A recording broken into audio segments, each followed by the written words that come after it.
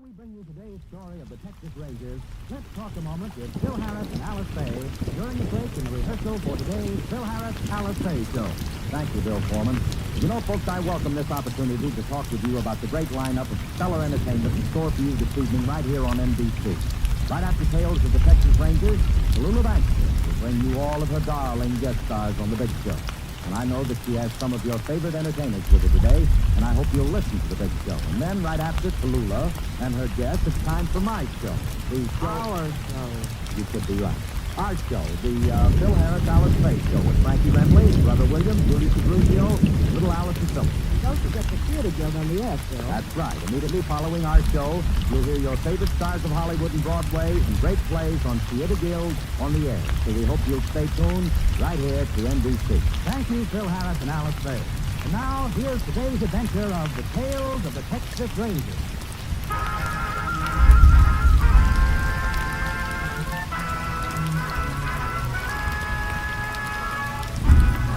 Tales of the Texas Rangers, starring Joel McCrea as Ranger Jake Pearson. Another authentic reenactment of a case transcribed from the files of the Texas Rangers.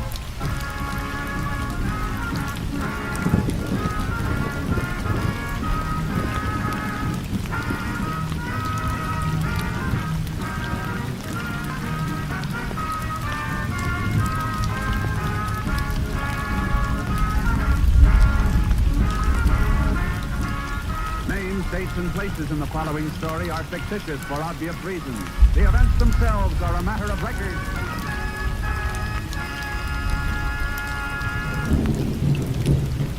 In just a moment, we return you to Tales of the Texas Rangers and today's thrilling episode starring Joel McCrea.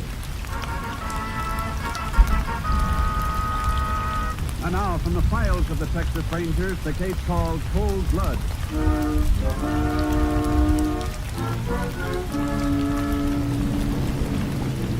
is 7:30 on the night of April 22nd, 1935. In a shack in a poor section of Lundy and East Texas town, a young widow sees her baby.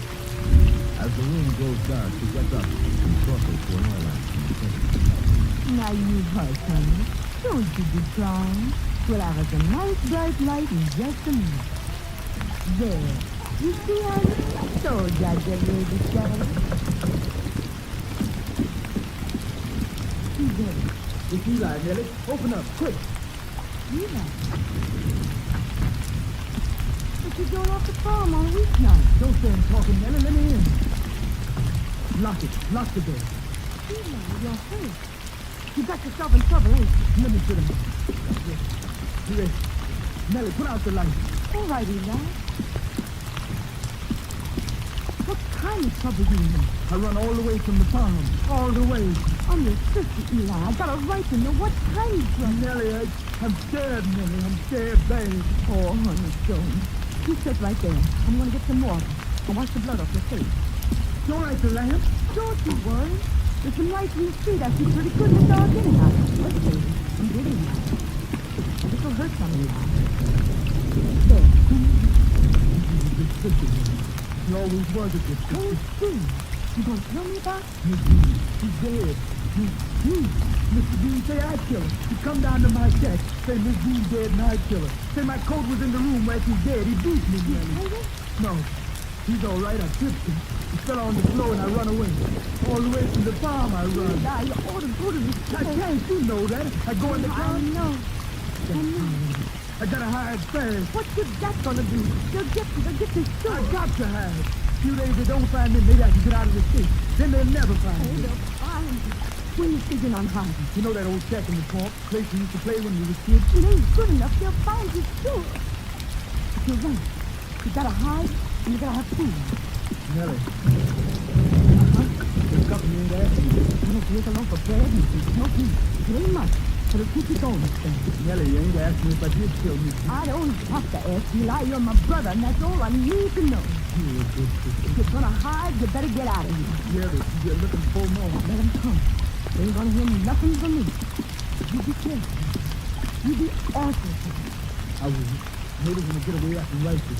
Let you know where I am. You don't write me nothing. You hear nothing. Don't look out, sir. Go ahead now. So long. God bless.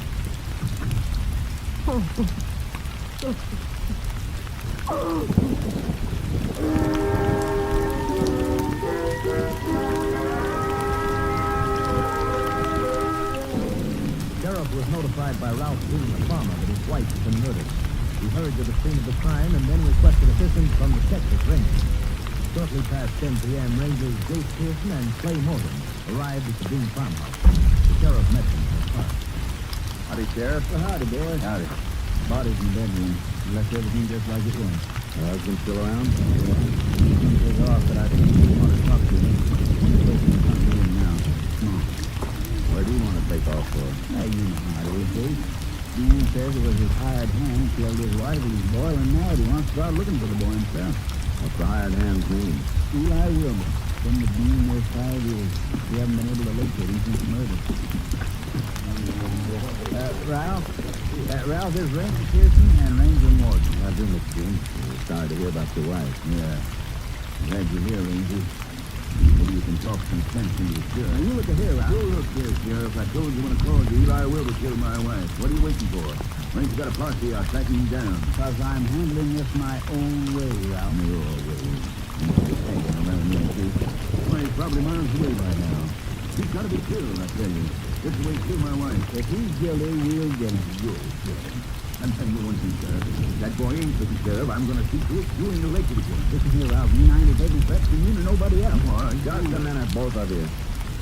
Sheriff, take Clay into the bedroom where he can have a look at the body. I want to ask Mr. Dean a few questions. All right, Jim. Right with you. What makes you think Eli killed your wife, Mr. Dean? I know. The coat's in there, isn't it? Listen, half pieces still in Nestle's hands. He was... Yes, He's dead. He's dead, isn't he? What time did you find your wife's body? About 6. They come in from the field and went out pulling stumps to them. Wasn't Eli with you? No. He played 6 today. But I don't really know him. Did Eli come into the house often? Of course not. Only when I called him. Thanks, Mr. Dean. That'll be all for now. You're going to get the sheriff to organize that posse? That won't be necessary. I'm going to organize one of my own. I've got these friends here. That boy ain't going to get away with it. We're going to catch him and... You let us handle this. We'll get the person who killed your wife. All right, Ranger. There's no law against taking a little trip into the swamp to hunt beauty, is there? Take my advice, Mr. Dean. Don't interfere with the law.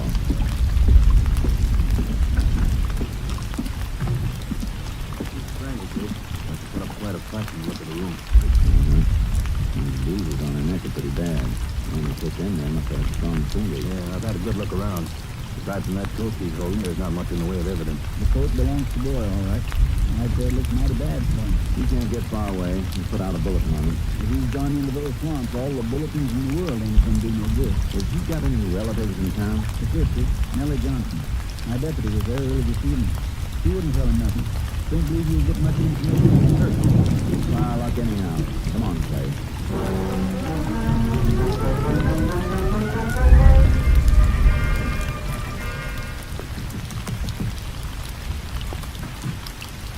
Yes, You Nellie Johnson? yes. We'd like to talk to you. Oh, come in, sir. You too, sir. We're looking for your brother, Nellie. Tell us where he is. You didn't do it, Miss Ranger. I know I didn't kill Miss Dean. The gentleman who worked for the sheriff. He come here early tonight looking for Eli. Saying Miss Dean was dead. I told him Eli didn't do it. Maybe he didn't. He shouldn't have run away. If he's run away, it's only because he's scared. Have you seen Eli tonight? No, sir. I haven't seen him for a full week. He said I'd Miss Dean found. You have any idea where he might be hiding? Oh, no, sir. Can't say every day. Nellie, if Eli killed Mr. Dean, we're going to catch him. He'll be punished for what he did. But if he's innocent, we're going to protect him. You understand that, don't you? Then you know we have to find him. We can't help him if we don't. Mr. Ranger, you've got to believe what I say. I don't know where Eli is. I just don't know. And you sure he wasn't here earlier this evening? Oh, yes, sir. I'm real sure. Nellie, these two spots over the table legs, you know what they are? Yes. I don't know. They're fresh bloodstains, man. You want to tell us how they got there? Well, sir. Oh, yes, sir. I remember now. When I took some supper, I cut my finger. Where'd you cut your finger? Show us. Oh, Mr. Ranger, please. If you didn't cut your finger, somebody else must have left those bloodstains.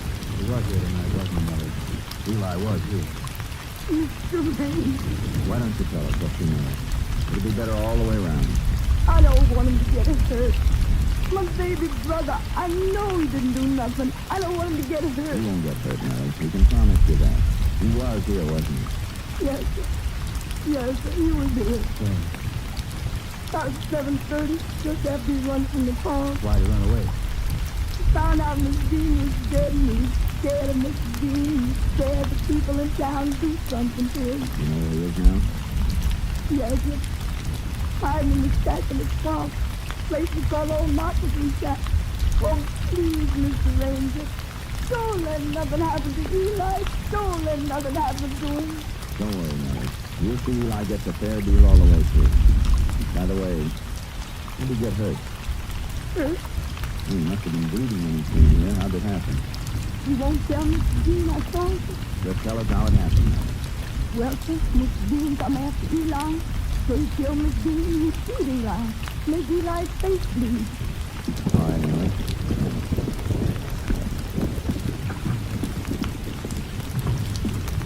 You know, Jake, you might have been telling the truth about how Eli got hurt. But it could be Mr. Dean scratched him while they were struggling. I don't think so. There would have been skin under the fingernails. There wasn't. But if Dean did beat up Eli, it means he saw him after the murder. If he did, it's something you forgot to tell me. So maybe you ought to have another talk with him. We will, after we pick up Eli. Find out how to get to Moccasin Shack.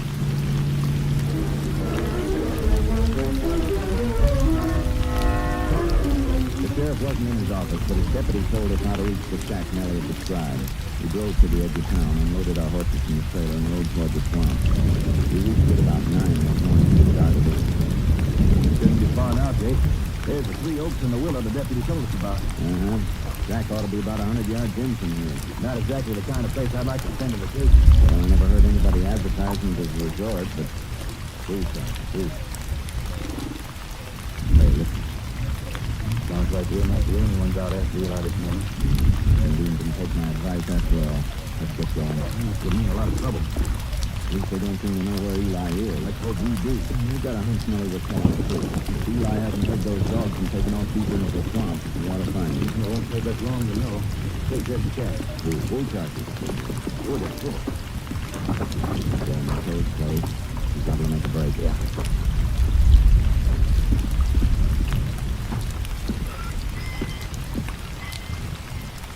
Looks empty, Jake. I thought it was at first, too. Huh? It's a rotten flooring. All right, Eli. Come up out of there. The Ranger. Heads to the full sides of the Under the floor. Please don't let them get me. Please. Nobody's going to get you, Eli. Coming back to town with us. They won't listen to nothing I got to say. I hear them the whole night with that dog. Roll up, Eli. Please don't let them hurt me. They want to kill me. I know they want to kill me. If anybody's going to get you, you have to get us first.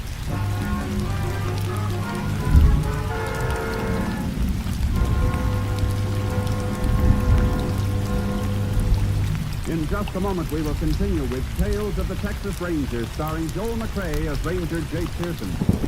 None of us would knowingly betray our country or endanger our loved ones and home. Yet each of us betrays all these when we are tolerant of or don't fight back against prejudice. When we stand to such hate, we're doing the very thing the communists want us to do. They'd like to see us divided. Christian against Jew, white neighbor against colored neighbor, or natives born against foreign-born.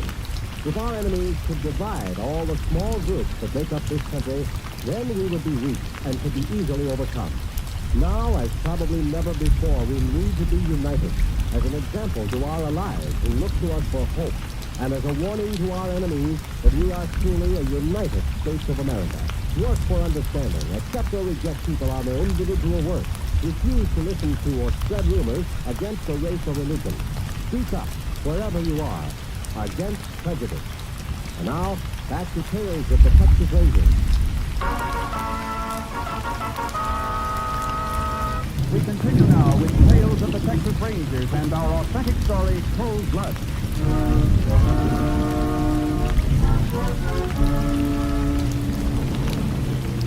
We got Eli out of the shack and onto my horse.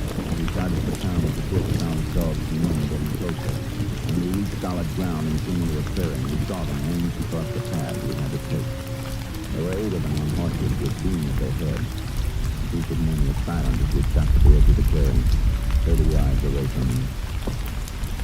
They look pretty mean, Jake. They're all armed. Take Take it easy, Eli. What do you say, Jake? We'll go through. Walk your horse slow and don't say anything unless they speak to us. Eli? There's a fight. Something happened to our horse. Stay close to me. You reckon they'll be crazy enough to try me? Won't be long till we find out. You got scratches.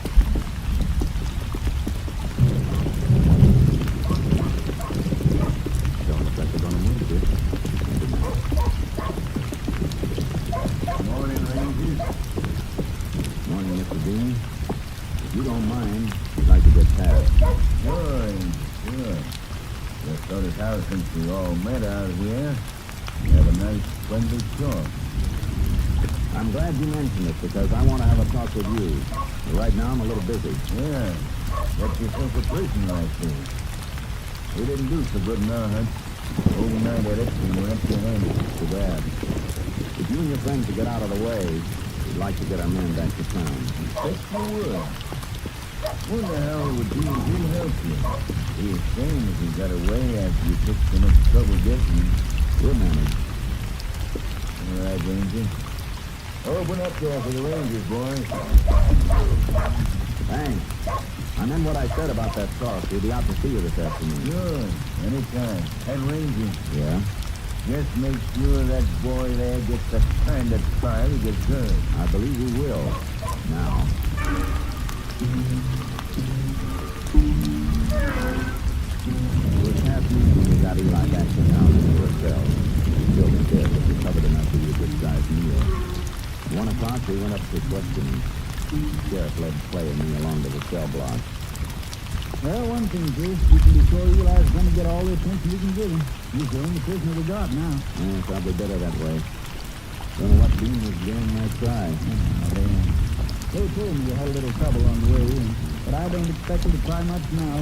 Things could blow hard. You know, the shame I wouldn't like to been Eli if they had caught him out in that swamp. Yeah, that's different. But here in the lockup, me and my deputies on this job. Yeah, I'll be down the corridor. Holler when you want. Thanks, Sheriff. Hello, Eli. You feel better now? Yes, sir. Yes, sir. Yes, sir. Good. I just want to ask you a few questions. Yes, sir. Eli, did you kill Mrs. Dean? You both have found it, huh? Mr. Ranger, I don't know how come the truth got in his room, but I didn't see it. Did you tell Mr. Dean you were sick yesterday afternoon?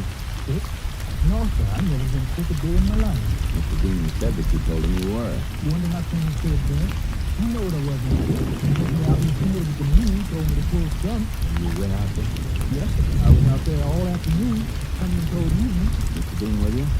No, sir, he stayed in to the house. Said Miss Dean, she don't feel so good. She didn't sound like she was sick, though. How do you mean?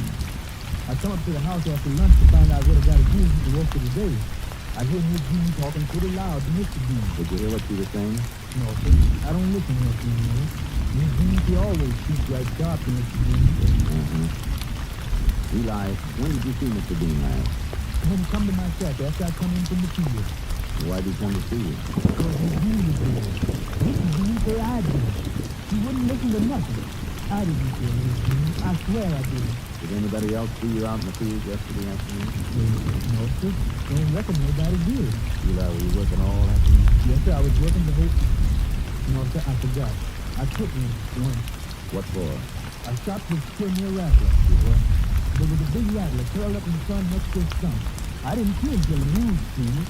Then I picked up a rock and let fly, killed him right off. Did you leave the snake line where you killed him? Yes, sir. I got no use for no rattler dead or alive. Eli, this is important. I want you to tell me exactly where you killed that rattlesnake. Well, sir, It was someplace in Mr. Green's North Field.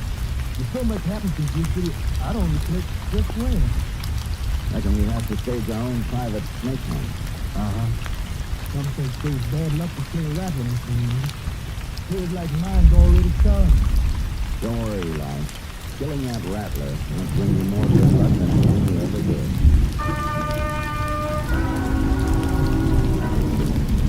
We found the dead rattler where Eli said he'd killed it, in Dean's North Field. We took the remains of the snake with us, figuring our labs could tell us approximately how long it had been dead. Then we decided to call our hand with Dean. He wasn't home. We headed for town. It was 5:20 when we pulled up in front of the sheriff's office. He was standing outside. I could tell something was wrong even before he reached the top. Hey, I was just going to call your headquarters and have them get you fellows on the radio. What's wrong? Somebody just broke in the jail. They took Eli away. Who was it, Sheriff? That's just it, Dick. I don't know. I'd swear it was Ralph Dean and his bunch, but I don't know. How'd it happen? Well, everything was quiet. There wasn't even nothing you could feel in town like the sometimes, huh? I went home for supper and left my deputy here. They broke in then? Yep. Got my deputy just as he was coming down from taking Eli's supper. Plugged him and got the keys. He didn't even look at it. Oh, I never could have left. The thing we've got to do now is get somebody awful excited about it. Why, it's in Matthew. Up in St. Cross. Well, what is it, Ernie? The boy had a gun. Yeah, what about him? They got him. Who? Got nothing but South Green arrested crowd. It's crazy, Sheriff. I'm crazy. Where were they heading? Don't know. Got cutting wood back in my place home riding past. Got the boys. It's crazy. They're going away from town past your place. Oh, yeah. Probably Graham Woods, too. Come on, Sheriff. Show us where it is. The sheriff drove ahead and we followed. When we got as far as we could by road, we unloaded the horses and the sheriff pointed out Graham Woods. Clay and I started out. 5 minutes later, we were entering the woods. Just getting dark as we picked up the trail. Track seemed to lead right into the woods here. Yeah, but we're not too late. At least we won't have any trouble getting the ones that did it. That's not enough. We gotta save that boy's life. Over there, to the left. Yeah. We ride in as close as we can and make the rest of it on foot. Wouldn't it be faster if we went all the way on horses? Yeah, if they hear us coming, they'll kill Eli and take off before we get there. They're probably too busy to hear anyway. They won't take the chance. We'll have to be close enough, too. Thanks, lad. Go easy, Charlie.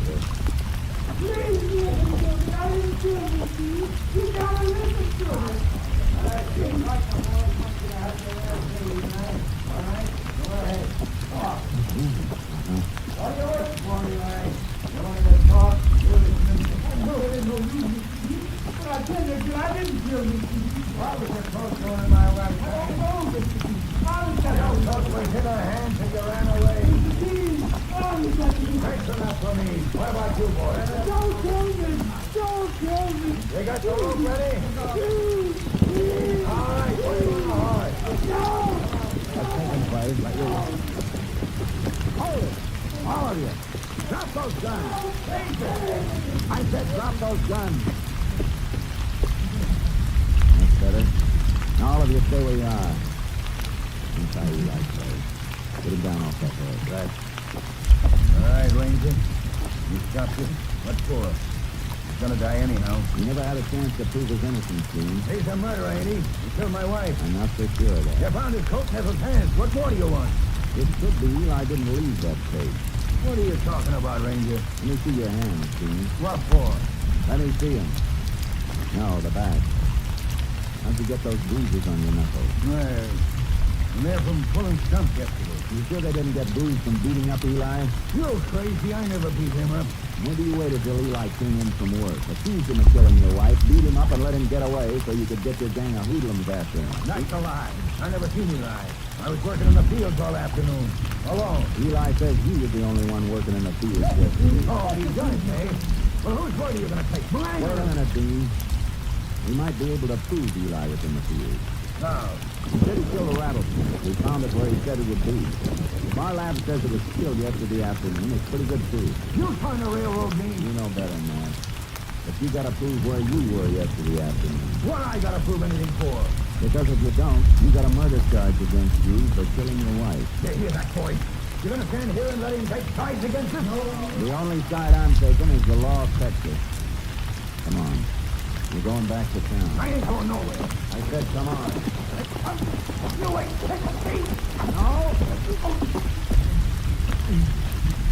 Get up, Dean. All right, the rest of you. Come on, start moving. Go. Get up. You're going to get something you tried to keep Eli from having. Fair trial. Go on. Eli, Yes, sir. you walk with me. Yes, sir.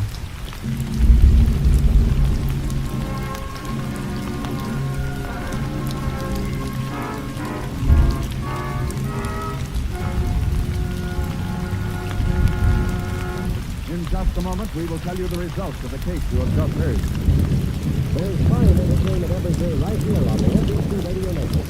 Monday through Friday, you'll find interesting daytime programs on this station, too. There's fun with Walter O'Keefe as he quizzes his contestants on Double or Nothing. Listen and you'll find this one of the funniest programs on the air. And make it a note to hear the program of the Heart, Strike It Rich. You'll hear people from all over the country on Strike It Rich and on Welcome Travelers, too. Maybe your neighbors will be the next guests on these fine programs, so keep listening every day, Monday through Friday on NBC.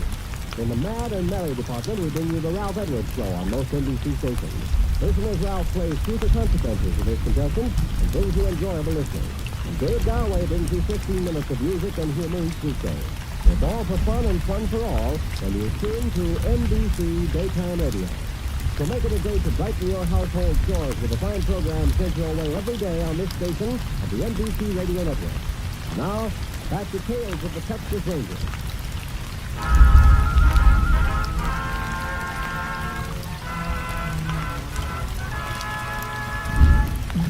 And now, here are the results of the case you have just heard. Laboratory investigation of the rapid state upheld Eli Wilder's story. Faced with this and other evidence, Ralph Dean confessed to killing his wife after a violent quarrel over money. The 7 men who assisted in the attempted sentence were tried before a jury of citizens of their own county and given prescribed jail terms. Dean, convicted of murder, was sentenced to life imprisonment at Huntsville. Next week, Joel McRae in another authentic reenactment of a case from the files of the Texas Rangers.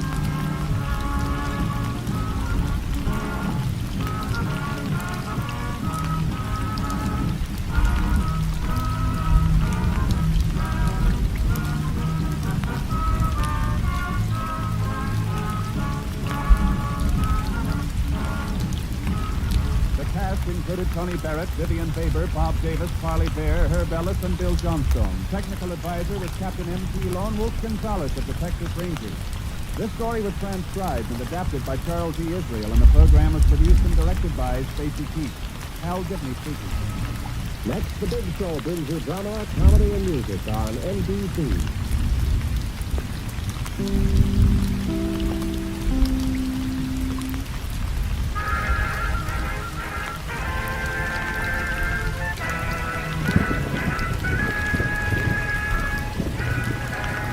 The Texas Rangers, starring Joel McRae as Ranger Jay Pearson. Another authentic reenactment of a case transcribed from the files of the Texas Rangers.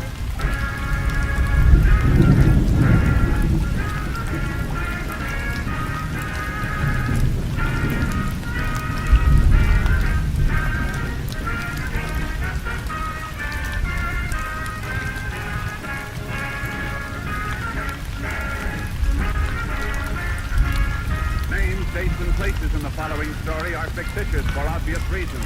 The events themselves are a matter of record.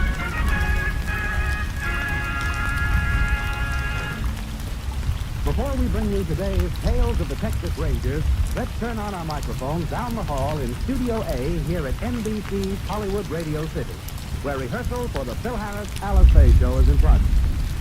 Yeah, now that's the way we'll do it on the show. Sounded great, fellas. Phil, would you like to talk to the listeners during this break in rehearsal? Yeah, Bill, I'd love to.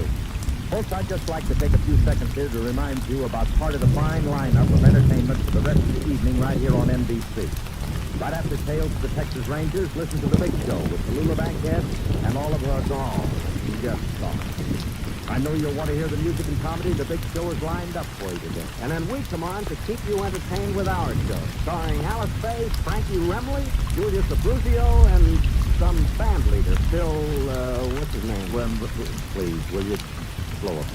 It's the Phil Harris Alice Faye show, right after The Big Show today, and I hope you'll listen, folks. And now, let's return to Tales of the Texas Rangers.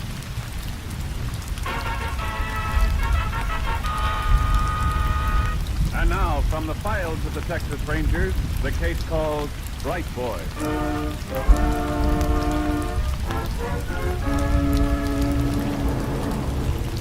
It is 7:45 p.m., June 19th, 1947. A man and a teenage boy are driving along the highway through Harding, Texas, about 30 miles from Corpus Christi. They've been following an expensive new sedan for the past 20 minutes. The driver watches the sedan ahead of him intently. Beside him, the teenage boy polishes his glasses. Sure that's the buggy you want?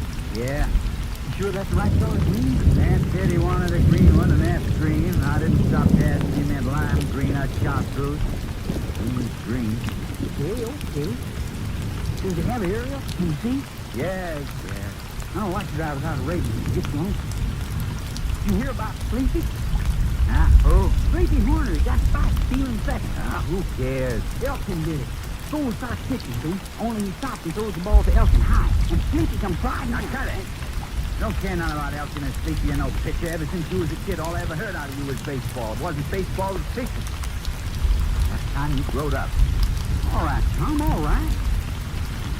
How fast you think you'll go? Oh, 100 maybe. Only don't you try it. I drove one once. It was marked on the speedometer for 110, but she couldn't make more than 90. If you drive that car up the head, no 90. You want some cop to stop you for speeding? Ain't no one stopped me yet. You get picked up, Larry, and I don't know you. You remember that. I ain't telling you how to drive this car. Well, I'm telling you, don't you take that car over 50. You're getting too smart for your own good lately. Think everything's a game, like those baseball players of yours. No kid, Tom. I won't succeed. You know, I wish I had one like you got. You get a gun, you be dumb enough to use it. What do you think you need one for? I don't know. I wish I had one. Hey, turn it. Yeah, he'll stop at the grocery store, always does. I still wish I had a gun. You getting scared? I can take care of myself. When you get down there, call your cousin Melvin, see if he wants to drive one of the cars across. Mr. Finn can't drive both of them. Yeah, sure. Slowing down. You know what to do now. Sure. I got the jumper wires already. Connected. Just like you seen me do the other times, on the coil. Try to open that hood quiet like.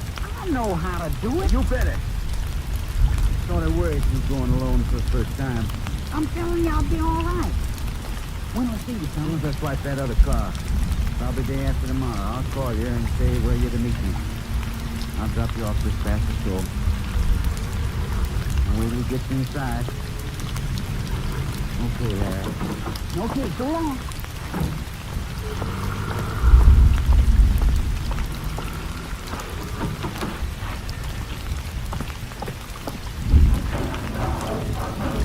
Hey, what are you doing to my car? Get away from that car. What do you think you're doing? Please hold me. Lousy little... Let me alone. No.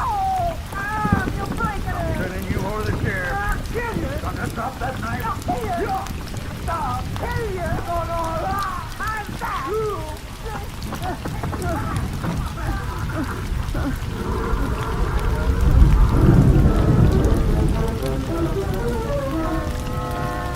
Captain Mavis of the Highway Patrol was summoned to meet as he in turn requested the help of the Texas Rangers. Ranger Jace Pearson was assigned, and at 10:30 p.m. met the captain in the hospital where the victim was being given emergency treatment. Howdy, Levi. Howdy, Chief. Glad you made it to bed. He's in there. How is he? Pretty bad. The boys tell me his arms and chest are all cut up, but he could be a lot worse. Expect he'll be scarred up some, huh? Let's see him. Yeah.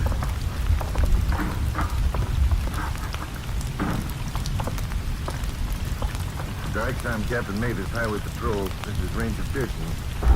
Well, this will just take a minute, Mr. Dyke. Did you get a good look at this fellow tonight, you? No, not much light. First on, he was looking under the hood and happened pretty fast. Well, how about his size? Was he a big man? Not likely a man at all. Just a kid. Kid, huh? Can you describe him, though? Oh, like I said, it was dark. I wouldn't know. I wouldn't know him if I saw him. If he had glasses, they got knocked off. I got him here, Jay. Picked him up on the street. Ordinary steel rim kind. Let's see. Lens is pretty thick and must have bad eyes. One lens broken. Yeah. How'd he start the car, Mr. Dyke? You leave the motor running when you got out? Oh, I know better than that, Ray. I turned it off and took the key. Still in my clothes. Kid must have used a coil jumper under the hood to start the ignition wires. That's what we figured, Jason.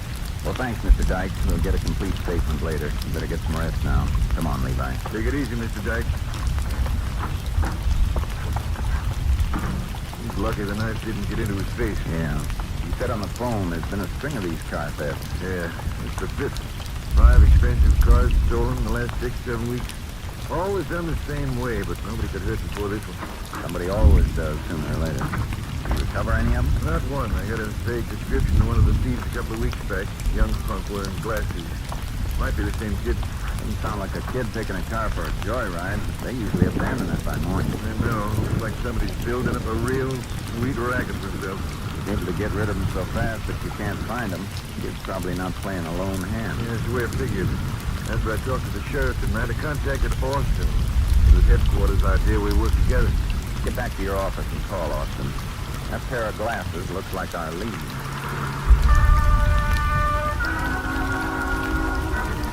At Captain Mavis' office, I put in a call to the Bureau of Identification and Records in Austin. I asked them for all pictures of teenage boys wearing glasses who might be possible subjects for investigation in this case. Pictures came down on the morning plane. Captain Mavis and I started calling on optometrists in Corpus Christi as there were none in hiding. It was almost noon when we found an optometrist who recognized one of the pictures. From his records, he definitely identified the glasses as the pair he'd made. The prescription of the unbroken lens was identical. The subject's name was Larry Vale, age 17. He'd been picked up in September of the previous year for investigation of car theft and was released for lack of evidence. Larry Vale lived 18 miles outside Corpus Christi in a rural area. We headed out there with a search warrant.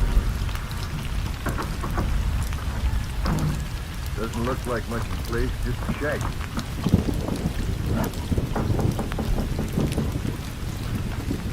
Think maybe he's in there? It's possible. What do you want to do? Take a look around back. They got chickens back there. Maybe somebody around. Might have left these parts out the last night. Ought to be someone here. Kids don't usually live alone. I could imagine we'd find his folks around. Look, Jason. Oh, that's food on the ground. Chickens haven't had time to eat it all. Should have been fed more than a few minutes ago. Who's that out back? There is somebody in the house. Come on. You been in here all the time, mister? Oh, a ranger. No, I just come in and been feeding the chickens. Did you hear us knocking on the front door? No, I didn't hear nothing. Come on in. I'm Tom Vale. I'm Ranger Pearson and Captain Mavis Highway Patrol. Howdy. You want to see me about something? Larry Vale live here? Why are you asking about Larry? We just want to talk to him. What about? Just tell the ranger where he is, mister. He ain't here. Was he here last night? Well, no, he went fishing. Does every once in a while. Stays away a few days at a time. Oh, excuse me. I better turn down the fire on those trees. You any kin to Larry? Yeah, I'm Larry's brother. Why?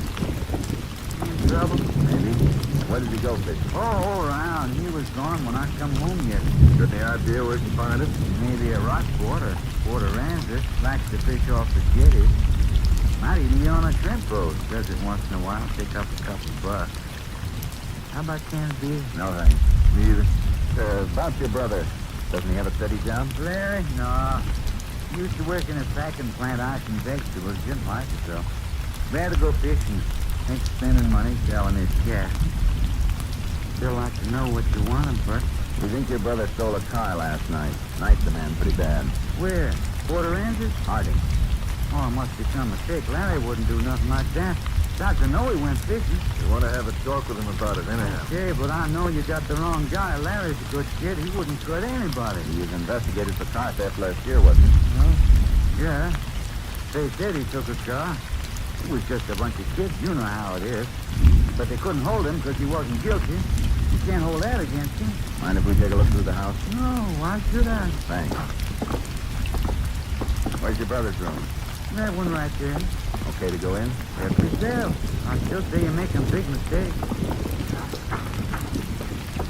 I'd say he likes baseball from all those pictures on the wall. Yeah, he's nuts about it. That's all he talks about, that and fishing. Want some coffee? Not for me. No, thanks. Well, if you don't mind, I gotta get that pot off the stove before it boils over. Sure, go ahead. I'll be right back. What do you think, Chief? Well, we know Larry didn't go fishing. I'll look through these drawers. How about checking that closet, Levi? Okay. Awful lot of junk in here. Saves everything, just like my boy. Levi, where's Howard Memorial Ballpark? Not around here. Why? Find something? Maybe. Or a baseball ticket. You must go there often.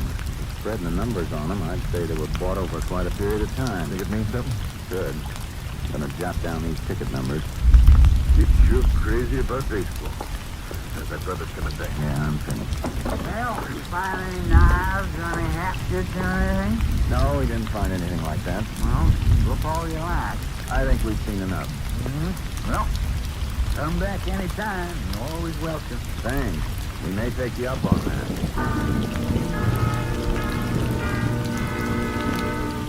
We went back to Highway Patrol office and put out an APB on Larry Vale.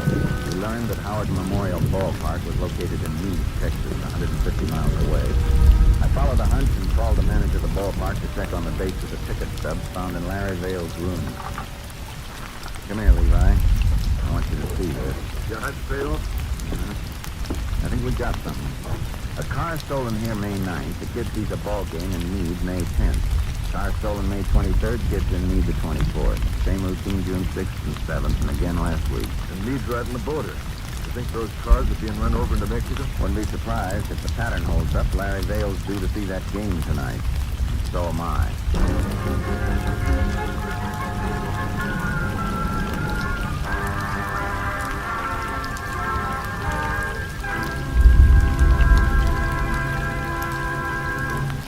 In just a moment, we will continue with Tales of the Texas Rangers, starring Joel McCrea as Ranger Jake Pearson.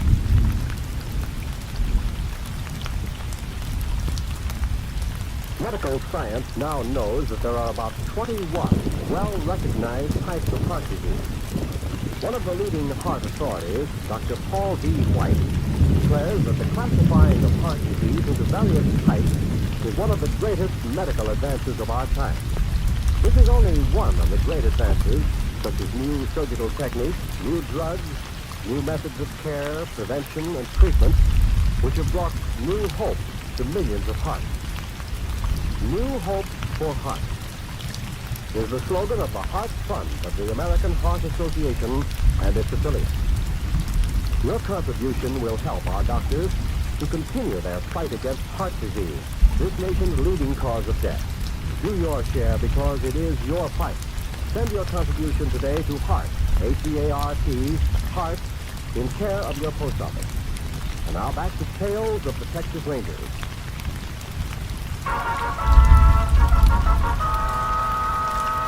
We continue now with Tales of the Texas Rangers and our authentic story, Bright Boy. I radioed Ranger Clay Morgan and asked him to meet me in Meade. I figured I could get there before the game started and we'd be able to spot Larry Vale entering or leaving the ballpark. It was 30 miles from Meade when it started to rain. By the time I pulled into town, it was coming down hard. Clay was waiting for me at the hotel coffee shop. Might as well sit down and have a cup of coffee, Jake. Why? What's up, Clay? Well, I hate to tell you, but the game's been called off. He's afraid of that. Could I have a cup of coffee, miss? Any other ideas where we can find him? There's better than 60,000 people in this town. Might run into quite a job picking him out. Thank you. Got a mug shot of him? Yeah, a couple. Here's his picture wearing glasses, taken last year. Just a punk, isn't he? Here he is again, without his face. He sure must need him the way he squints. Probably having a rough time now that he's lost them. Unless he had another pair made. I don't think he's had time for that yet. Many optometrists in town, Clay? Oh, 4 or 5. He could be having them made here. We better start making the rounds in the morning.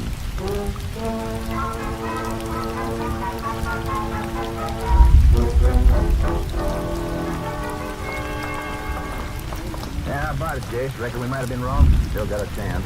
Another optometrist up ahead. If he's not getting his glasses in this town, we'll have a time finding him. Yeah.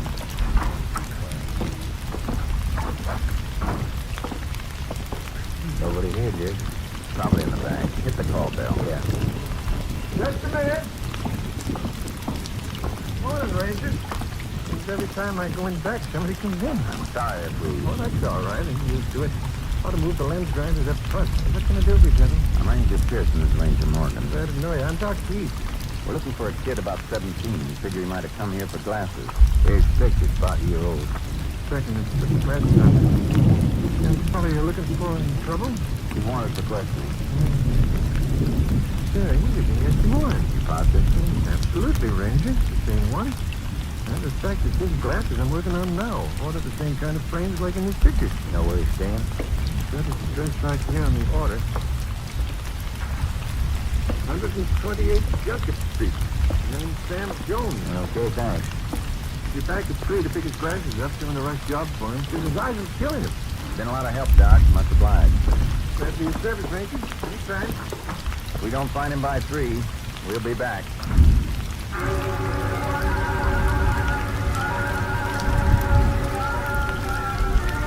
Ranger Morgan and I went to the address given us to the optometrist. Larry Vale, alias Sam Jones, wasn't there. He was an empty field. Thought for a minute that shack was it. No, he just pulled that address out of his hat. Happened to be this field. Yeah, well, we'll have to pick him up to the optometrist. Go on, get in, Jason. Maybe we shouldn't pick him up, Clay. What do you mean? I got an idea. Suppose you tail him and let him know he's being followed. What's your plan? We're going to try and get friendly with him. Look at it this way. Larry Vale's just a kid, 17 years old. He steals cars. 4 of them we're pretty sure of.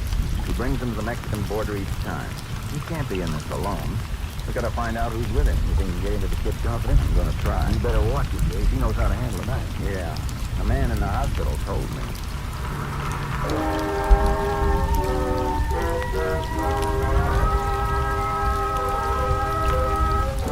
We drove to the local highway patrol office. They arranged for me to borrow a cheap suit that looked like somebody slept in for a week. I put it on and we drove back to the optometrist's office. We got there a few minutes after 2. Clay parked the car out of sight while I went in to see the optometrist. Hello, Doc. Howdy. Oh, didn't recognize him in them clothes. Boy been here yet for his glasses? There's no hazard. Expecting pretty soon now. We'll be outside watching. Now let him know we've been here. Well, I'm trying. Sure try, Ranger. What's the matter, Doc? Just a little edge here. And just keep calm. We'll do the rest.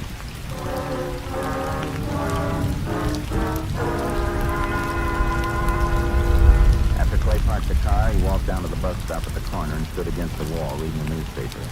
I picked a little hack house directly across the street from the optometrist and sat by the window. We waited. By 3 o'clock, I was on my 3rd cup of coffee. Larry Vale showed up 10 minutes later and went into the optometrist shop. 15 minutes after that, he came out wearing his new glasses. He walked east. Clay followed close behind him while I kept pace with him across the street. The next corner, I crossed over and fell in step beside Larry Vale. You want to spend the best $5 you ever spent in your life, bud? Huh? What do you mean? Take that ranger that's tailing you. What? Been on your tail the last half hour like a flea on a hound dog. Where? Back away. Don't look around. Oh, you're crazy. Why the ranger tail me? He's got no reason. Why don't you tell him to stop following you? You're not kidding me, are you? Stop by this window. You'll see his reflection. I don't see him. There he is. Back by the building. If anybody knows a tale I do, I had to learn it the hard way. Did you see him? Yeah. I don't know he's following me. Maybe he's after you. Yeah. Don't follow me long. I watch my back trail too close. He's been following you, and I've been following him. I'll tell you what. I'll show you how to shake him and include that in the price of $5. Come on, let's walk. Not so fast. Take it easy. You ain't a cop, are you? Yeah, that's a good one. I should walk along helping you duck a guy with a badge if I was a cop. Use your head, kid. Yeah, that's right. Just doing you a favor, because I can use the $5. Here, around this corner. He's still coming. I don't like this. Of course not. I wouldn't either if I was you. I'm getting out of here. Don't be a chump. Be caught before you get a block. This way. In this 10-cent store. Why'd you want to come in here? Just take it easy. Move you along towards the back. There he is. He's in behind. There's an alley behind these 10-cent stores where the trucks unload. There should be a back door here somewhere. Come on. Yeah. Hey, you where? All right, let's move.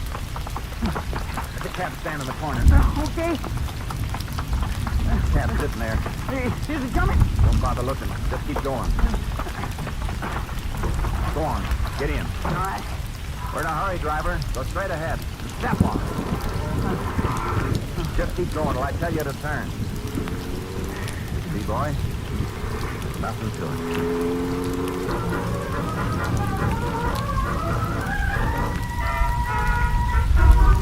An hour later, I was still with Larry Vale. He left the cab after a short ride and walked the last 3 blocks to the small hotel where he had a room. He insisted on buying some peanuts on the way. I told him my name was Steve Jarvis and let him do most of the talking. Good peanuts, Steve. Want some more? No, it'll spoil my appetite. No. Boy, I want to tell you I'm the luckiest guy in the world. Meeting up with you, and I did. How many times did something like this happen? It was good jewelry. Wish I'd bought some more. You know, when you run into somebody your age who already knows the store. Yeah, I guess that's right. You hot too, Steve? You don't think I'm bumming around because I like it, do you? Right now, I need a steak to get me on my feet. Oh, I owe you some money. Sure was worth it, what you did. No, I don't want your dough, kid. I need some real dough to find a good deal. Hey, Steve, I got an idea. Why don't you work with us? Who's Me and the boss. We need another guy. We're going to ask some cousins. As long as you need somebody, might as well be you. No reason why I wouldn't go for that, is there? Maybe. Depends. What's the deal? Hot cars. Cars, huh? Yeah? We lift them mostly around corporate.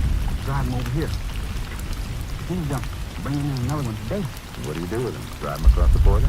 No, we don't. We got a Mexican comes up from. But now we're bringing 2 cars each time. Need another driver to take them across. Well, what do you say, Steve? Maybe you won't like the idea of taking in a stranger. That's what you did for me. You go first. Can I meet you, boss? No, anytime now. Supposed to meet him in a cafe. Come on, let's head down there. Okay, kid. Hey, wait. How about that ring? Yeah, don't worry about him. He's easy to shake.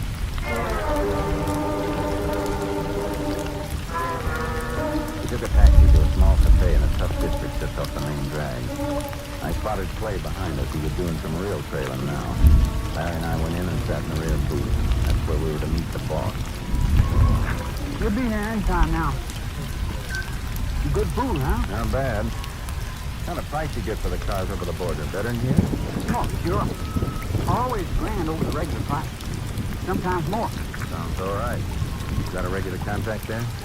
Yeah, Mexican. He's got a garage in Rio del Sur. Hey, waitress, how about some coffee, huh? This Mexican, he takes them down to Mexico City. Ever run into trouble on this end? Oh, I did this time. The guy almost caught me. Taught him a lesson, though. I cut him up real good. You should have seen the look on his face. I'll bet he almost died laughing. Hey, that's good. Hey, where's that coffee? You sure this boss is coming? Oh, don't worry, he'll be here. Tell you what, Steve. How about us going to the ball game next Saturday? You and me, huh? Sure. We'll get good seats right behind home plate. And then, here he comes now, Where? in the front door. Boy, when I tell him what you did for me, he'll sure be glad to meet you. I bet you will. Hi, Larry. Everything all right? Hi, Tom. Want you to meet Steve Jarvis. Howdy, Jeff. Beat it, Larry. What? Hold it, Vale. Beat it, Larry. Here's the Ranger. Ranger! Hey, grab the cat. Drop the gun. I'll break your wrist. Drop it. Please, let me go. Put out your hand, Vale. You okay, Jake? Yeah. I didn't mean to do it, honest. Got his knife? Yeah. Give it A. You stupid punk. I didn't know he was a ranger, Tom. How was I to know? A lot of things you don't know, son. Maybe someday you will.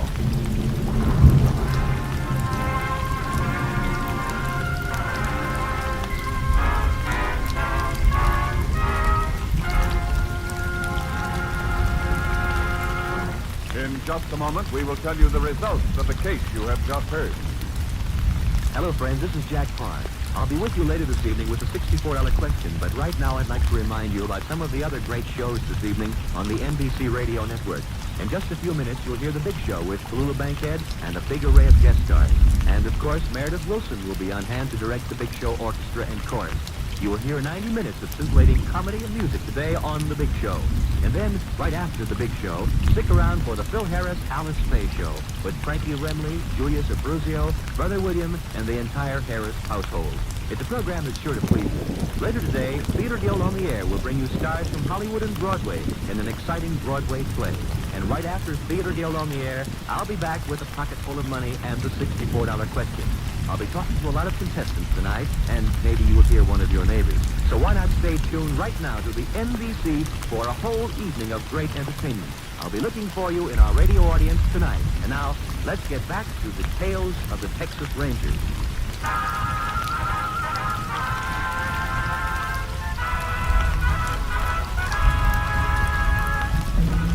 And now, here are the results of the case you have just heard. Larry Vale was found guilty on 4 counts of auto theft and 1 count of armed assault.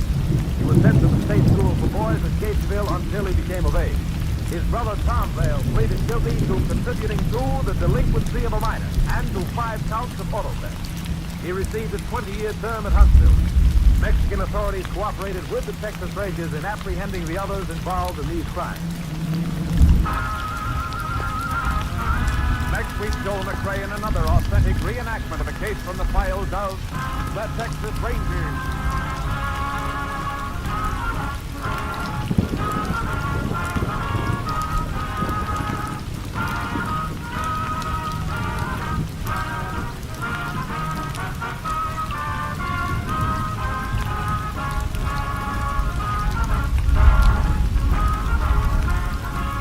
Joel McRae will soon be seen in San Francisco Story, a Warner Brothers release.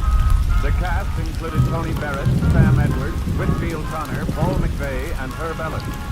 Technical advisor was Captain M.T. Lone Wolf Gonzalez of the Texas Rangers. This story was transcribed and adapted by Bernard Ederer and Robert A. White, and the program is produced and directed by Stacy Keith. Hal Gibney speaking.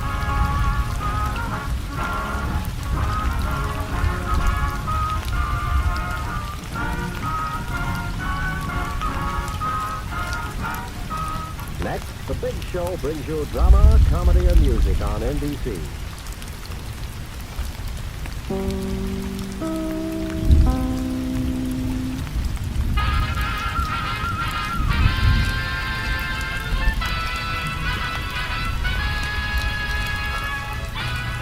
Tales of the Texas Rangers, starring Joel McRae as Ranger Jace Pearson.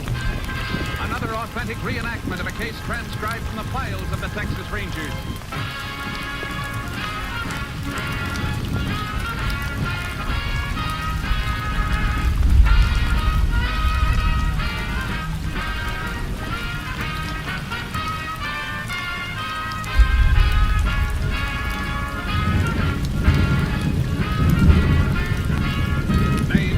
Places in the following story are fictitious for obvious reasons.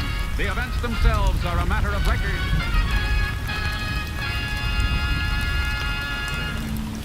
Before we bring you today's story of the Texas Rangers, let's talk a moment with Phil Harris and Alice Faye during a break in the rehearsal for today's Phil Harris Alice Faye Show. Thank you, Bill Foreman. You know, folks, I welcome this opportunity to talk with you about the great lineup of stellar entertainment in store for you this evening right here on NBC. Right after Tales of the Texas Rangers, Tallulah Bankhead will bring you all of her darling guest stars on The Big Show. And I know that she has some of your favorite entertainers with her today, and I hope you'll listen to The Big Show. And then right after Tallulah and her guests, it's time for my show.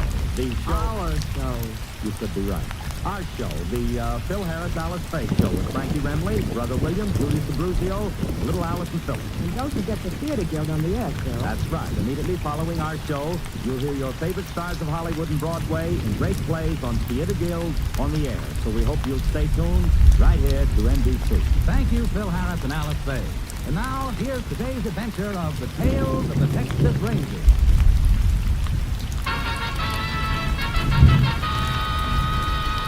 And now, from the files of the Texas Rangers, the case called The Iceman.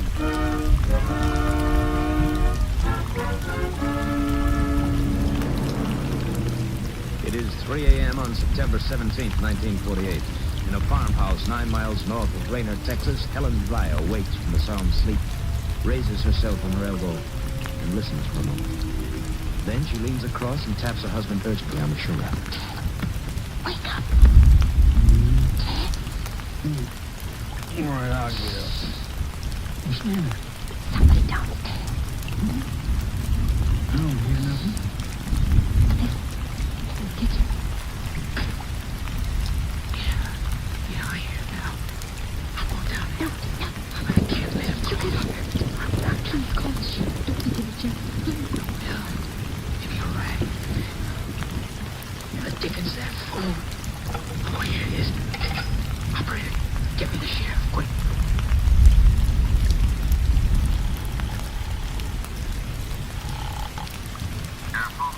Sheriff, this is Ted Dreyer.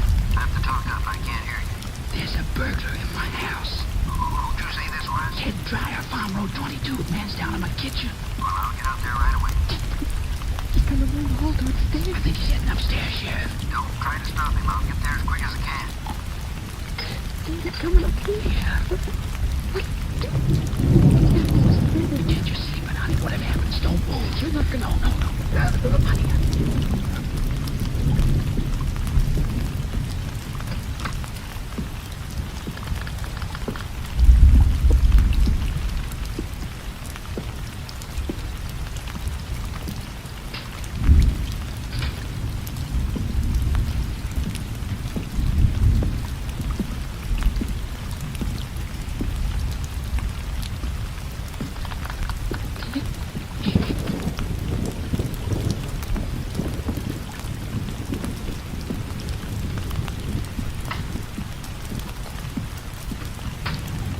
He's gone. Yeah, honey. He's gone. Did you see what it looked like? It was too dark.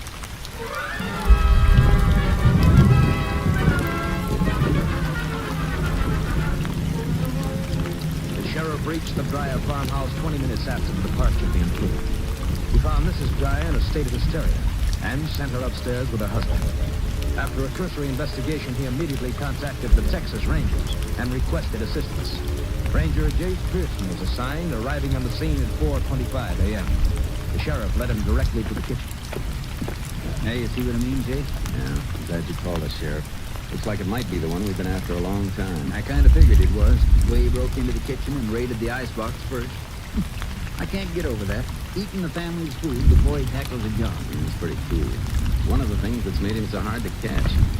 Let's see if he's left another one of his trademarks. You looking for anything special, Jake? I've found it. What is it? Method he uses to trip the latch on the screen door. Pushes an ice pick through the screen. Does he always carry that ice pick with him? As far as we know, he does. Cap Stinson over at headquarters calls him the Iceman. Well, Iceman or no, I sure don't relish having him in my county. Afraid you have him around town for one more night anyhow. Why would make you say that? It's part of his MO. Always hits 2 nights in a row in the same area. Pick's house is pretty far from town, and the second place is always on the opposite side of town from the one he worked the night before. Shouldn't be hard to nab him then. That's what we've thought for over a year now. We even know a couple of other interesting things about him.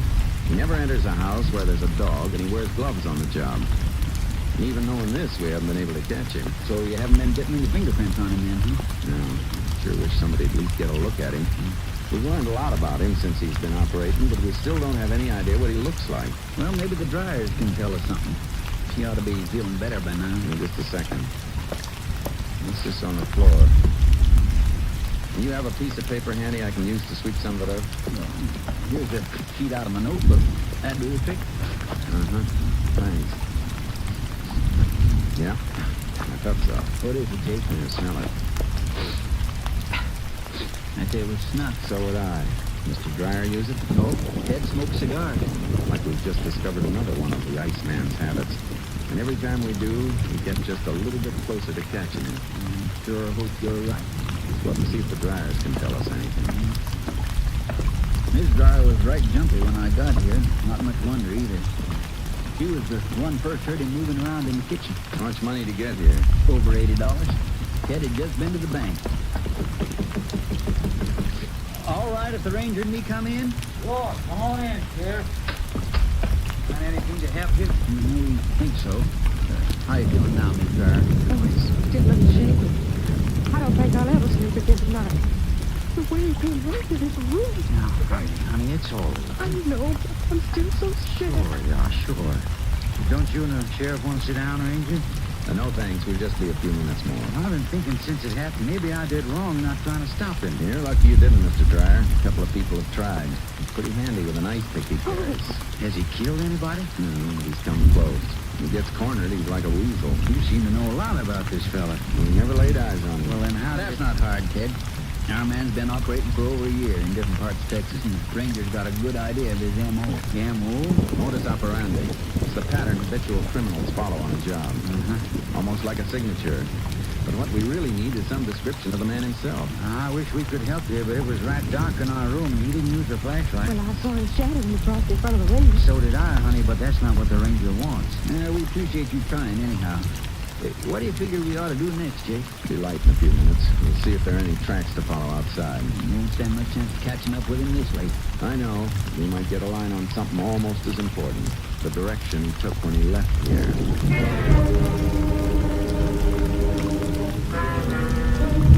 As soon as it was light enough for trailing, we went outside. Back of the house, we found a spot where the thief had rested on the ground prior to the burglary. Near the front door, we discovered tracks leading southeast across the fields. I unloaded charcoal from the trailer, and the sheriff borrowed a horse from Mr. Dryer. Tracks were easy to follow. After about 3 miles, we pulled up. Boy. Yeah. What do you think of that, Jake? It's like he stopped to rest again.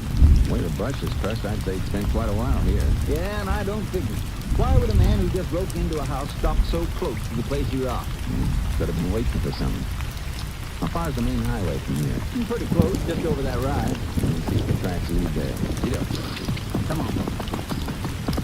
If you're right about his waiting for something, it could be he's got a partner with the car. Meets him on the highway at some special time. Maybe, but our Iceman strikes me more as the type who'd work alone.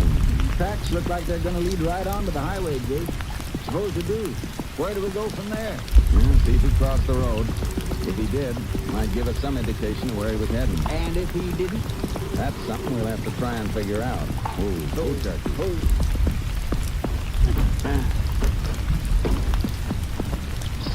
Yeah, tracks stop at the highway, all right. Take a look over here. But, Jake, it's a snuff box. Looks like it's been run over by a car. And something heavier. Sheriff, we just might have the answer to one of the biggest problems about our man. What's that? Transportation. How he gets back into town after a job. I don't follow you, Jake. Come on back here. And these marks in the gravel. Yeah? What do they look like to you? Well, they could be tire marks. From dual wheels. Double spurt of gravel where they started off. And up there where the snuff box was, you can see where the front wheels turned. You figure he might have been picked up by a truck? It's a little too long for a truck. Could have been one of those big trailer jobs. Well, then the rear wheels wouldn't have traction. No, I got a hunch it was a bus that picked our friend up. Well, there is a bus due in town from this direction at 4:50. And they could pass here around 4:30. Just right for the Iceman to make it. You mean he might plan his jobs around bus schedule? It's possible. I reckon we better try to locate the driver who brought in that bus. That shouldn't be too hard. Drivers all change at Rainy. And we're going to get into town. See if you remember picking up a passenger at this spot. Hey, Jake, we could really be on to something. We got a few other angles to check before we're sure. But if they pan out, we got just one more detail in the Iceman's M.O., and this might be the one that trips him up.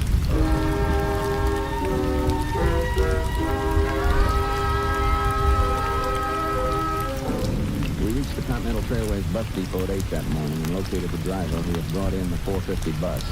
He remembered picking up a single passenger 8 miles from Rainer. I was unable to describe him. I left the sheriff in the depot restaurant and called Austin. 20 minutes later, I had the information I needed. I joined the sheriff at the restaurant counter. Grab a seat, Jason. I ordered you some eggs and coffee. Those girls keep them hopping you got here. Thanks. Hey, miss, you can bring the Ranger's order now. Find out anything from Austin? Plenty. Every job the Iceman has pulled has been at a time and place where he could have used a bus to get back to town. Hey, then we are onto something. Yeah, we're going to try to take advantage of it tonight. Thanks, miss. Hey, Jake, how'd you figure to work it? According to Iceman's M.O., he'll pick a house south of Rainer tonight. We can be sure to be somewhere not too far from the main highway into town. You reckon we can get him when he tries to board the inbound bus? We're going to try. Check the schedule. The early morning bus from the south gets to Rainer at 5:06. We'll be tailing it all the way in. How far out do you want to take it out? 15 miles ought to do it. But we'll make it 20 just to be safe. Never mind. We'll have to be out on the highway at 4. I reckon we ought to leave here about 3. Uh-huh. You better go catch a few hours sleep now, Sheriff. I don't think you'll get much tonight.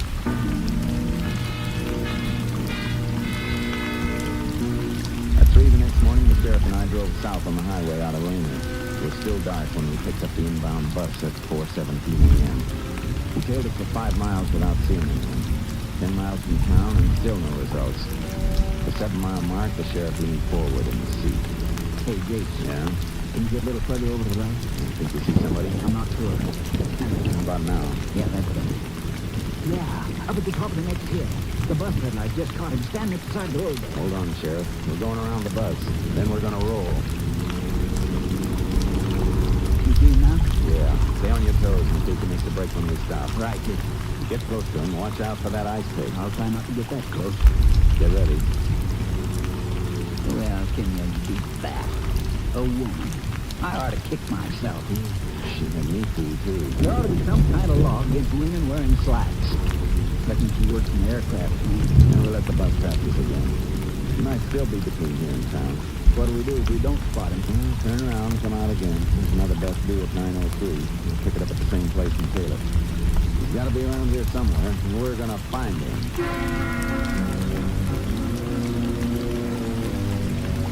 The bus we were following picked up no more passengers on the way to town.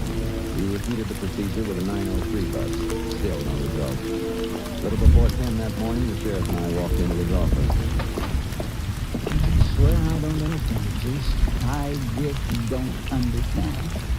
How come he didn't show up? Beats me, Sheriff. For a year or more, a man operates a certain way. Fits off 2 houses in 2 consecutive nights. I don't know. Maybe I was all wrong about that bus routine. No, I don't think so. Once you figure his pattern, it's laid out too clear. Couldn't be only coincidence about his robbing houses near the main highway just an hour or so before a bus passes. Guess not. But if taking a bus into town was part of his MO, where was he? Well, no robbery reported last night. Could be he decided to lay low for a night or 2. He doesn't figure either. He wasn't scared the night before. Made an $80 haul from the Briars and never even knew they were awake. Looks like he might have cleared out. What are your plans now, Jake? I reckon I better start back to headquarters. Cap says he's got enough work lined up to keep me busy a month. I'm sure sorry it didn't pan out. I sort of had my heart set on helping to haul in that little weasel. Well, keep in touch with us, Sheriff. If you hear anything, give us a yell. I sure will, Jason. Thanks for everything. So long, Sheriff. Sheriff home. Yeah? What? Yeah, but wait a minute. Jake! Oh, Jake! Call me, Sheriff. Yeah, come here. All right, now give me that again. I see. Sure. Okay, we'll handle it. Go on. What's up? Reckon Captain Simpson won't have to get along without you for another day. I don't think you'll want to leave now, anyhow. Why not? Our man did hit last night. Robbed an old fellow named Earl Sweezy, 10 miles south of town. Guess I was wrong about that bus routine after all. Maybe. But I got an idea last night of something new for your Iceman. He stole the old man's car, used it for his getaway. What made him break his MO like that? I reckon he had to get away fast. How do you mean? He stabbed old man Sweezy with his ice pick.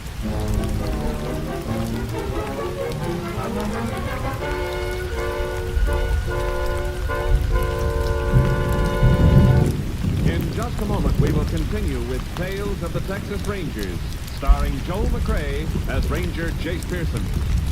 Have you ever stood on a western plain and watched the black funnel-like cloud of a tornado sweep across the countryside? Have you ever seen the destruction left in its wake? Whenever and wherever disaster strikes, your Red Cross must be prepared. Prepared to care for the injured, the homeless, the destitute. Following the sweep of a tornado, the raging waters of a flood, the blow of a hurricane, the need for help is immediate and urgent. If you are there on the scene, you will certainly do all you can to help. But even if you are hundreds of miles away, you can still answer the call of the victims through your Red Cross. For you, all of us are the Red Cross. Our Red Cross sets up shelters for the homeless, provides food and clothing and medical care. Then when the danger has passed, our Red Cross stays on for the long and expensive job of rehabilitation, rebuilding shattered lives and homes. Many people lack the resources to make a new start after disaster losses. Then they turn to you, and you answer their call through your Red Cross. Give and give generously to the 1952 Red Cross Fund Drive. And now the second act of Tales of the Texas Rangers. We continue now with Tales of the Texas Rangers and our authentic story, The Iceman.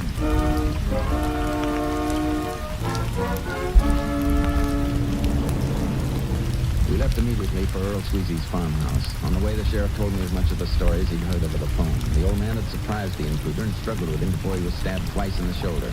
When we pulled up to the house, the doctor was just leaving. He informed us that Mr. Sweezy was not badly hurt and was waiting for us. Well, Sheriff, come in. You two, Ranger. Thanks, Mr. Sweezy. Hey, Earl, you shouldn't be walking around with that bad shoulder. Now, Sheriff, don't you be talking like that, Doctor. Tell me to stay in bed. I'd be bored to death staying in bed. The doc said you did lose some blood. And I've got a lot more. It's more than an ice pick to be letting all the blood out of old Earl Sweezy. We'd like to ask you a few questions about what happened last night. And I expect you to be wanting to hear the whole thing just the way it occurred. Well, come into the kitchen with me. I want to show you just the way things was when I surprised this. Oh, we can stay right here for now, Mr. Sweezy. I think you'd be more comfortable. Now, don't be spoiling the excitement for me, Ranger. I've been looking forward to telling you about this ever since you let me know you was on your way out. Will you be coming with me? You fought with the burglar in the kitchen? That I did. I was up in my bed, sleeping sound as you please, when I heard the rattling and shuffling down here. What time was this, Mr. Sweezy? Now, I wouldn't be knowing exactly, Ranger, but I had a feeling it was sometime after, 3 or 4 o'clock. Here we are. Now, I've left everything the way it was, except that I've cleaned up the little bit of blood there was on the floor there. You put up quite a fight at that, didn't you, Earl? I'm proud to say I did. And if it hadn't been for that ice pick he was so fond of wielding, it'd have been a different story altogether. What happened after you heard him down here, Mr. Sweezy? Yes, well, I come down the stairs easy like. When I got to the kitchen door, what do you suppose I seen this fella doing? He was probably eating. Somebody already told you about it. No, Mr. Sweezy. That's the way this man operates. Breaks into a house, eats, and then takes whatever money he can find. Is that so now? Well, I'll be quick about telling you the rest, stranger. I could just make out this fella sitting at the table eating. I give a good run and a jump, and before you know it, we was fighting like 2 wild cats, and then he put this ice pick on my shoulder. Next thing I remember, I come to, and it was bright daylight. I got up and I made it over to Hank Flowers' farm. Don't you have a phone here, Earl? Never felt the need of one till now, Sheriff. Did you get a look at the man while you were fighting? Well, now, Ranger, that's hard to say. I seen him, and I didn't. It was being so dark, and all. Well, could you describe him? Well, the most I could say is about the size of him. He was about my height, and quick. Oh, he was quick as a scared rat. There was something else I forgot. What's that, Mr. Sweezy? The eyes. I expect that was the only part of his face I really seen. Eyes. Looked at you the way a bobcat does when you get him cornered. You think you'd be able to identify him if you saw him? I said I seen him, and I didn't. But I'm thinking I could identify him. We heard in town he stole your car. Is that true? It is, and I'm glad you asked me, Ranger. I was almost forgetting to give you the license number yet. I got a bit of... Thanks. Well, that'll be all for now. You better take it easy for a while with that shoulder. Oh, don't be worrying about me. I'll be ready whenever you need me again. I hope that'll be soon, Mr. Sweezy.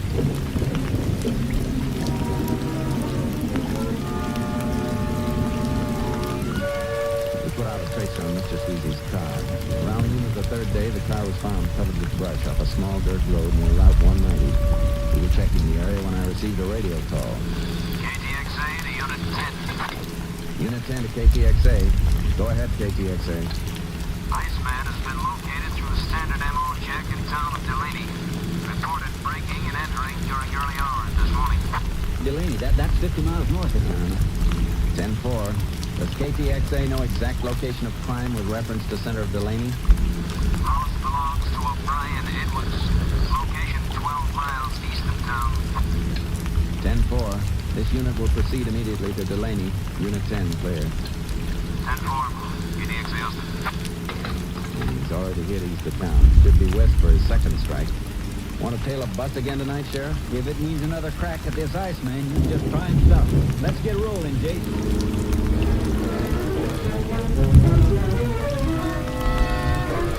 In Delaney, we checked the bus schedules and learned there was a Continental Fairways local inbound from the west at 4:57. By 4, we'd intercepted the bus and started tailing it towards town. At 4:25, we spotted a man standing at the side of the road a quarter mile ahead of the bus. We passed the bus and pulled up 10 yards from the man, keeping him in our headlights. We made no attempt to run as we got out of the car. I saw him throw something over the brush, Jake. Yeah. Stay where you are, mister. We want to talk to you. A bus is coming. I gotta get into town. Wave the bus on, Sheriff. Sure. Look, what you doing? I gotta get on that bus. We'll give you a ride into town. You got no right to do this. What's your name? Go, Tag. Where do you live? I don't have to tell you nothing. I asked you where you live. I want an answer. Got it. What are you doing out here tonight? Maybe I've been visiting a friend. Your friend have a name? Look, you got no business asking me questions like this. Listen, Sheriff. You keep your hands off me. Shut up. Yeah. Looks like the beginning of payday, Jake.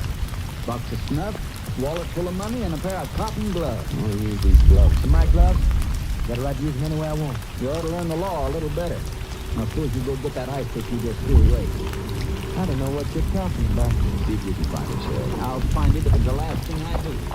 Now, look, how long are you going to stand out here asking me questions? Until we're finished? Where were you tonight? Told you before. Visit a friend. Who? Maybe I can't tell you. Maybe she got a husband. Jake? Find it? Yeah. Sharp and shiny. Yeah. How many houses you break into with this, Tiger? I never saw that before. I don't think I'd claim it either if I'd stabbed as many people with it as you have. You wasting your time. You promised me a ride into town, am I going to get it? Yeah, but not to the town you think. You're going to get a ride a long way back to a town called Rayner. We arrived in Rayner around 10 that morning. We locked Tiger in the county jail and contacted Mr. Sweezy. We told him we wanted him to make an identification and arranged to have a special show-up in the cell block. Tiger and 5 other men were to be presented to him in the hope that he could identify the man who'd entered his house. Come on in. Got the 6 of them over there in 1 7. Fine. This will be far enough, Mr. Sweezy. Wait here while the sheriff brings the men out. I'll have them out for you in a second. Ranger, if I'm not able to identify this man, do you have enough on him to send him away anyhow? Maybe. Without identification, a good lawyer could get him off. All right, Ollie, come on out of there. Come on and stop talking. Now form a straight line in front of the cell. Get moving, all of you. We'll get a little closer now, Mr. Sweezy. Any of these men look familiar to you? I'm not able to say for certain, maybe. Take your time. That one. How's Miller? Come up with him. You. No, the next man. Step out. How about it, Mr. Sweezy? Maybe he feels to talk. Anything special you want to hear him say? Maybe he feels to say, I'll get you. That's what he said when he was fighting. Let me hear you say, I'll get you. Look, what is it? Say it. I'll get you. Maybe he feels to whisper. So he says when I heard him. Whisper those same words. I don't know how. You heard the ranger whisper. I'll get you. Mr. Sweezy? I can't be sure. No, I just wouldn't want to do so. Yeah, thanks anyhow. Sheriff? Look, wait a minute. What is it? I was just remembering, in the fight the other night, just before he put the ice pick in my shoulder, I had a hold of him, and I scratched the back of his neck. Are you sure? And wasn't I almost forgetting? If that's the man that ever marked my fingernails across the scruff of his neck. All right, you. Turn around. Look, what you trying to do? Turn around. You can't make me do nothing out of one. Ranger, it is him. That look he got in his eyes just then. I know them eyes anything. It's a simple tour. Hey, now kill him! Come on. Just get out of here! Let's get back in that cell. I said in a cell. You can't put me in it! I lock it, Sheriff. I get out! I get out! Get out! Get out! Rat it all you want, Tiger. It's gonna take more than an ice pick to get through that door.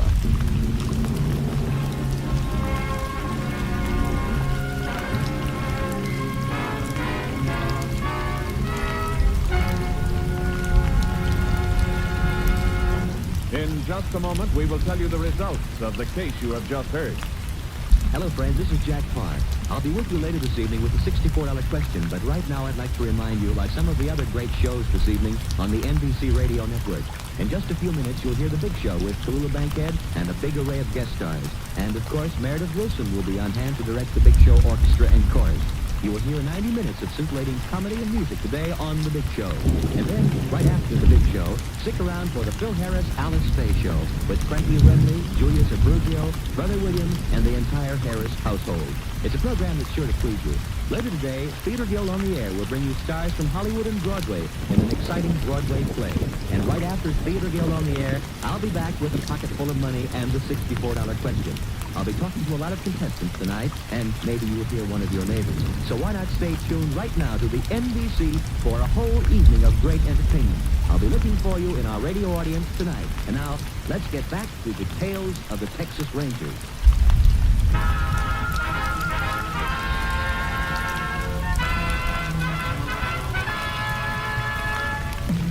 And now, here are the results of the case you have just heard. On November 17, 1948, George Taggart was tried in the Rayner County Court on 2 charges of felonious assault and burglary. He was convicted and sentenced to 23 years in Huntsville, Tennessee. Next week, Joel McCrea in another authentic reenactment of a case from the files of the Texas Rangers.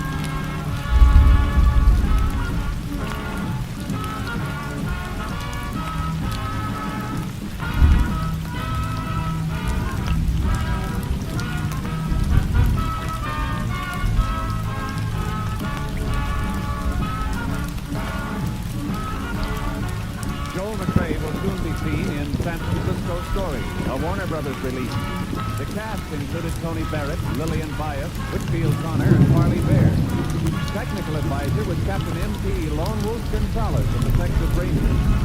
This story was transcribed and adapted by Charles E. Israel, and the program is produced and directed by Stacy Keach. Al Gibney speaking.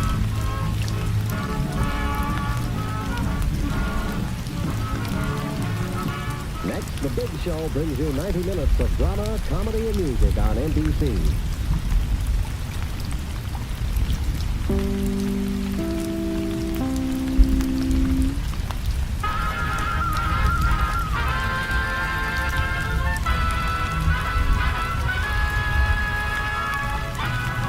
Tales of the Texas Rangers, starring Joel McCrea as Ranger Jace Pearson. Another authentic reenactment of a case transcribed from the files of the Texas Rangers.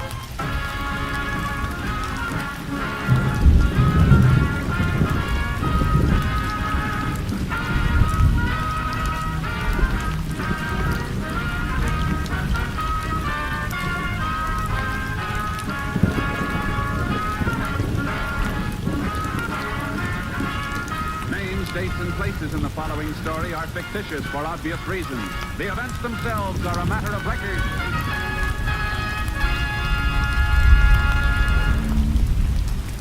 Before we bring you today's Tales of the Texas Rangers, let's turn on our microphones down the hall in Studio A here at NBC's Hollywood Radio City, where rehearsal for the Phil Harris Alice Faye Show is in progress. Yeah, now that's the way we'll do it on the show. It sounded great, fellas. Phil, would you like to talk to the listeners during this break in rehearsal? Yeah, Bill, I'd love to. Folks, I'd just like to take a few seconds here to remind you about part of the fine lineup of entertainment for the rest of the evening right here on NBC. Right after Tales of the Texas Rangers, listen to The Big Show with Tallulah Bankhead and all of her darling guest stars. I know you'll want to hear the music and comedy. The Big Show is lined up for you today. And then we come on to keep you entertained with our show, starring Alice Faye, Frankie Remley, Julius Abruzio, and some band leader, Phil, what's his name? Well, please, will you slow up a minute? It's the Phil Harris Alice Faye Show, right after The Big Show today, and I hope you'll listen, folks.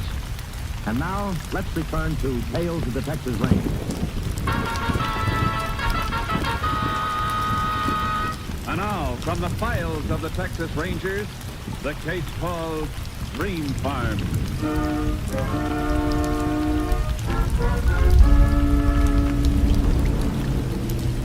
It is 7:40 p.m., June 12, 1941. On a deserted stretch of highway through a thinly populated area of Texas, a sedan pushes to the southwest, towing behind it a small, heavily loaded two-wheeled trailer. In the front seat of the car, there are 3 people, a man, his wife, and their 12-year-old son. Don't seem to be much in the way of people out here. Wide open country, all right. I think we're going to like it here, Ethel. Oh, I hope so. You just wait and see. Why, last month when I was out here to close the deal, I swear I just wanted to start plowing right off. I got a feeling this farm's going to be lucky for us. Well, I just hope we can make a go of it, that's all. Now, Ethel, we've been all through that. I know, John. You can't blame me for being a little worried. After all, we spent our lives in Iowa. Here we are, moving to a strange place where we don't know a soul. Well, we'll make friends soon enough. Texans are nice people, real friendly, you'll see. Oh, I'm hungry. Well, that's one thing that ain't changed much from Iowa to Texas. We ought to be coming to a town soon, don't you think? Yeah, a town called Coronaville, not too far from here. We'll find a restaurant pretty soon, Bobby. Just hold on a while longer. You gonna keep driving all night, Tom? Well, I figure it might be best. Rather get to the farm in the morning so we can move in by daylight. Might sleep on the back seat tonight? Sure you can. Hey, what's that? What? There's some fella signaling up ahead. Why, yes, there is someone. Now, what do you suppose? Looks like he's having car trouble. You're not gonna stop. Well, sure, why not? When you look at that rear wheel, Gee, that must have been some blowout. you need some help? Yeah. John, I just assume you kept going. Now, Ethel, where's your Texas hospitality? Sure, it's all right, Ma. How about a ride in the next gas station? Sure, glad to take you. Get in the back. Never mind that. Frank? Yeah. What you say? You heard me. Get out of the car. Haul it. Hey, that a real gun? Bobby, be quiet. Yeah, Bobby. Be quiet. You don't get hurt. All right, I can go. No. Get out on this side. You. Well, we're getting out. Be careful with that thing. Yeah, I'll be real careful. What are you gonna do? Shut up. You. Empty out your pocket. Me? I'm talking no one else. Well, I don't get you, mister. What are you going to do with it? Figured it out yet? Come on, Eddie. Give me a clue. Now you. Show everything you got in your pockets on the front seat. Hurry it up. John, do what he tells you. Well, Yeah. That's more like it. All right. Now back away from the car. you're just leaving us out here? What do you think? You ain't going nowhere with my car. John, be quiet. I won't. Everything we got in the world's in there. Be quiet, John, please. Yeah. Do what the lady tells you. I'll show you what I'll do. You can't get away with you. Crazy. I'm taking our car with you. Listen. He shot my pa. You shouldn't have shot him. You didn't have to kill him. You didn't have to kill him. I bet he should have left. I gotta kill you, too. No, please.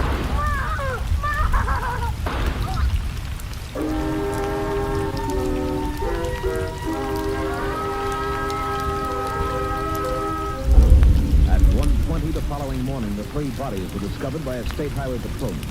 The two adults were dead, but the boy, although unconscious, was still alive. He was rushed to the hospital in Coronaville, and Sheriff King of Corona County was notified. The sheriff requested aid from Texas Rangers. Ranger Jason Pierce was assigned. That you, Jay? Yes, Sheriff. Oh, I don't mind telling you, I'm glad to see you. It's a bad one. Yeah, I heard. Where are they? Well, come on, I'll show you. JT been out yet? Yeah, you ought to be along soon. Well, there they are, Jay. Not very pretty. No, never is. Been over the area yet? Yeah, didn't find much. Went over the carpet fence. Looks like there might be a couple of good ones there. Well, our lab crew will be out pretty soon in a second. Hold your flash on the body, Sheriff. I want to have a look. How's that? Okay. Outer burns on the clothing. He was shot from pretty close up. Yeah, same with the woman, Jay. The boy, too. You talked to him yet? The boy? Last I heard, he was still unconscious. Is he going to be all right? That's hard to tell you. Doc says he may come through okay. That's great for the kid. These his folks? Yeah, I reckon they are. Aren't you sure? Not exactly. Hospital found his wallet in the boy's pocket, but these two had nothing on him. No papers, driver's license, nothing.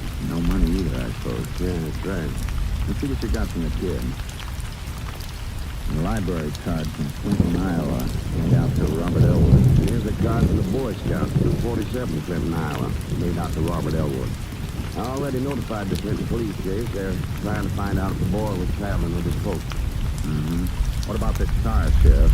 You know, it's got Texas plates. Yeah, it's on the hot car list. Stolen night before last in Rhineville. Killer could have taken their car when this one broke down. Rhineville, you said? Mm-hmm. Up north. Figured the killer's heading south, Jay? Up to this point, he was. I think I'll go into town, Sheriff. The boy's conscious. I want to talk to him. You could talk to him yourself. I'll go along.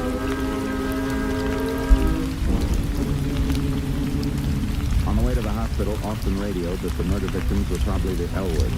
The Clinton police had learned from a former neighbor that the family was moving to Texas. The Iowa Division of Motor Vehicle Registration supplied the make and license number of the Elwood car and trailer. We relayed this information to all Texas law enforcement agencies. It was 3:40 a.m. when the sheriff and I arrived at the hospital. Robert Elwood was out of his coma, but was still very weak.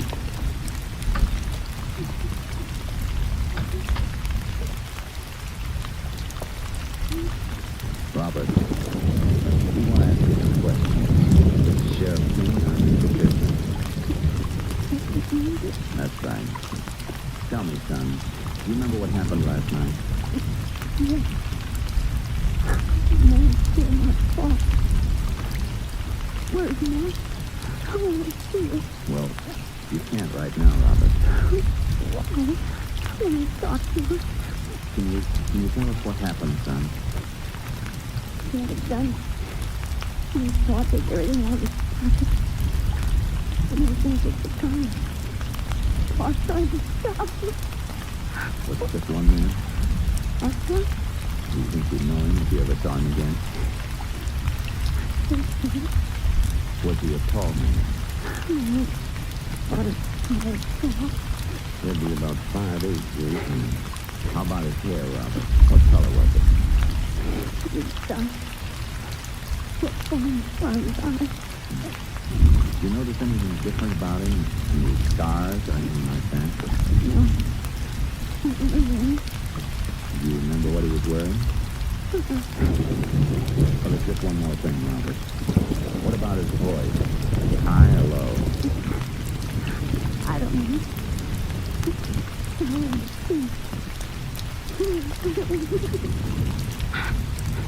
I want my mom.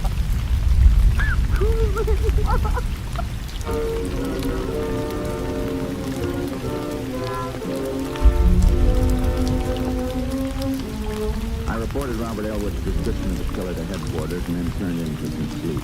2 hours later, a phone call from Austin woke me up.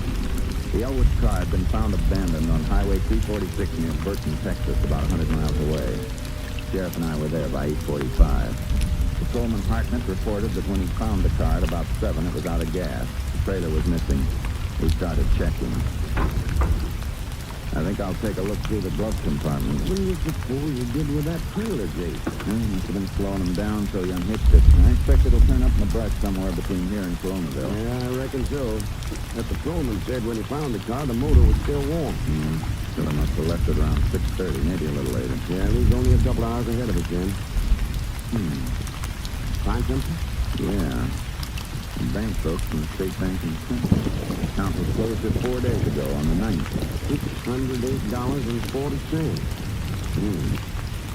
Figure Elwood had the money with him? I know he had it with him. The killer's probably got it. Look at this slip. It's stuck in the bank book. List the numbers. Serial numbers, record of traveler's checks. It's supposed to be filled out and kept in a safe place in case any checks are lost.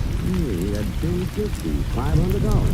Yeah, but you can see where he checked off the top 2 numbers. Elwood probably cashed those checks himself. And the killer still got $400 worth. Jake, you don't think he'd take a chance and try to catch him? He might. $400. It's enough to tempt a man who shoots 3 people in cold blood. But he'd have to sign Elwood's name when he takes him. Match the signatures already on the check. Oh, might even need identification. He's got identification. Don't forget the killer took Elwood's wallet. As for the signatures, well, a lot of people can be fooled. Yeah. One thing's certain. If he's going to catch him at all, he'll try to do it in a hurry. He's going to hang on to him any longer than he has to. So you reckon he's already got rid of him? I don't think so. He hasn't had much of a chance. Why not? He could have cashed him anywhere between here and Colonaville. You have a hard time cashing $400 worth of checks in an all-night restaurant. Bank's his best bet. But what bank? There'll be 50 of them in this county, opening in 5 minutes. He left here at about 6:30. He got into Burton around 7. He might just wait for the bank to open there. We better get to Burton. Fast.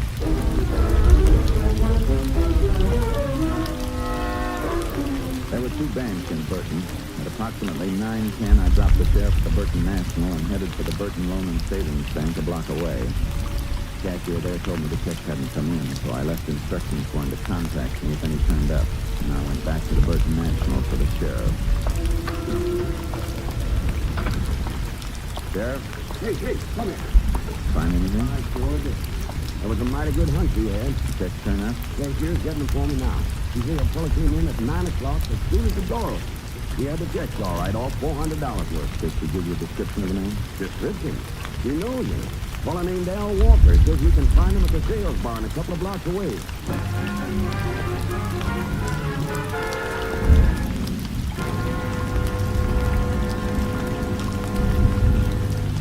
In just a moment, we will continue with Tales of the Texas Rangers, starring Joel McRae as Ranger Jake Pearson.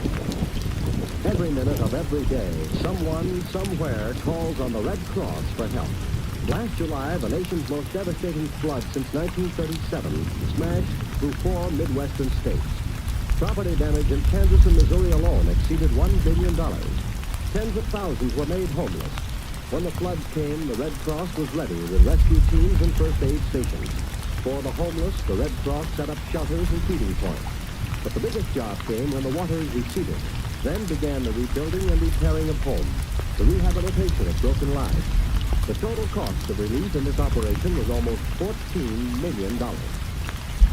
This was only one of the 300 domestic disasters in which the Red Cross gave aid last year. To answer the call when help is needed again this year, the Red Cross needs your support. Give and give generously to the 1952 Red Cross Fund campaign. And now back to tonight's adventure with the Texas Rangers. We continue now with Tales of the Texas Rangers and our authentic story, Green Farm.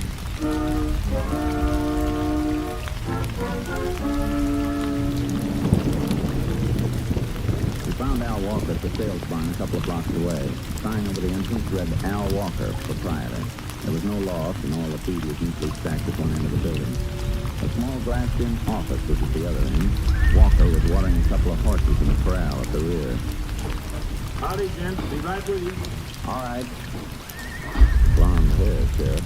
He doesn't fit the description Robert Elwood gave her, but he had the killer. Reason and all fired her to kill. Be best not to mention the killing, Sheriff. Well, that's what I think. Now then, gent. You're Al Walker? That's me, all right. Can I help you? You can answer some questions. All right. This is Sheriff King. I'm Ranger Pearson. Oh, right, pleased to meet you. Come on in the office, King. What kind of questions? You cashed some traveler's checks at the Burton National Bank a little while ago. Sure, that's right. $400 worth. Something wrong? Where'd you get them? Oh, a fellow brought him in this morning. He come in about 8 o'clock, just as I was opening up. Have a seat, Ranger. Sheriff. No, thanks. Did he say his name was John Elwood? Well, yeah, that's what he said. Will you describe the man, Mr. Walker? Well, I reckon so. He's a big fella. Big. About your height, anyway. He's kind of heavy, too. The color was his hair. Oh, he had a bit. Let me see now. He had light hair. Which you said was as light as yours? Yeah, come to think that it was. Mm-hmm. What time did you say he came in, Mr. Walker? Just about 8. You always open that early? Oh, I generally open at 6. Sell a lot of feed to farmers around here, and they do business pretty early. Went to a lodge meeting last night, so I was out of town. Stayed out late, so I kind of overslept this morning. What time did you leave here? Oh, it was 8:30 or so. Closed up about 20 minutes later, so I could go down to the bank and cash the check. You was here about a half an hour then. That's right. Did it take you that long to cash the checks for him? Well, he bought something. He come in here to buy a horse. Cheap little stock, you know. Sold him saddle and bridle, too. What did the bill come to? It was $150. You got a record of the sale, Mr. Walker? But, no, as a matter of fact, I didn't have time to enter it in my book. What about the rest of the checks? Well, after he paid me for the stuff he bought, he asked me to cash them other checks to give him $250 in cash. You had that much cash at 8 o'clock in the morning? No, I always keep $200 overnight. I'm not opening up before the bank gets. Mr. Walker, did you sign those checks in front of you? Well, sure, you signed them in front of me. You see the checks, Sheriff. Here you are, Jay. See the two signatures on those checks, Mr. Walker? Yeah? They don't match very well. They don't? What's wrong with them? Now take a look. You see the difference here? Yeah? It looks all right to me. I couldn't tell the difference. You know, it ain't his right signature? The check was stolen, Mr. Walker. This is John Elwood's signature to all. How tall did you say that fellow was? What? Oh, he was a big fella. How big? I don't know. He's 6 feet, maybe taller. You mean these checks are no good? I ain't gonna lose my $400, am I? I reckon you will unless we catch up to the fellow who's got it. What color hair did you say he had? Was light-colored, blonde. How was I to know they were stolen? You should have checked the signatures. He did sign them in front of you, you said. Yeah, sure he did. Oh, excuse me, Ranger. Hello, Walker. What? Oh, yeah, he's here. Just a minute. For you, Ranger. Pearson speaking. What time did they come in? All right, we'll be right over. Thanks. Mr. Walker, we'll have to pick up our conversation a little later. You stick around. Sure, I ain't going nowhere. Come on, Sheriff. What's up, Jake? The highway patrol. Austin identified a fingerprint from the car found at the scene of the killing. Yeah? Who's what? A fellow named Sam Bradley. He got his mug shot at the patrol office.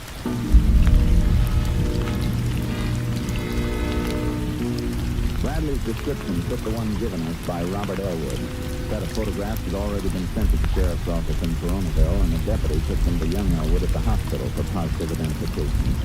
A short time later, at the highway patrol office, I telephoned the boy. Yeah, I got right in front. All right, Robert. You recognize any of the men in the picture? Yeah, this is the man. This is the man who killed Paul. Which one is it, Robert? The name on the back says Sam Bradley. Thanks, Robert. You've been a big help. What'd he say? Bradley, all right. The boy picked his picture out of half a dozen the deputy brought up to the hospital. Well, that settles it then, but what about Walker? The description he gave us sure doesn't fit Bradley. Jake, you know he was lying. Yeah, but I can't figure out why. His only stake in this is $400 worth of traveler's checks. He tried to cash them openly, so if since he figured they wouldn't bounce. I don't think he knew they were stolen. Maybe not, Jake, but he knew the man who gave him the check wasn't John Elwood. Now, why did he lie about that? You are. Come on. Yeah, where you going now, Jake? Out to Walker. I still want a written statement from him. You want to bring him back here? Uh-huh. Well, I reckon I'll move you around town in the meantime. Maybe I can find someone to saw Bradley go into Walker's barn. Good idea. I'll meet you back here. I want to see if Walker's going to stick to his story.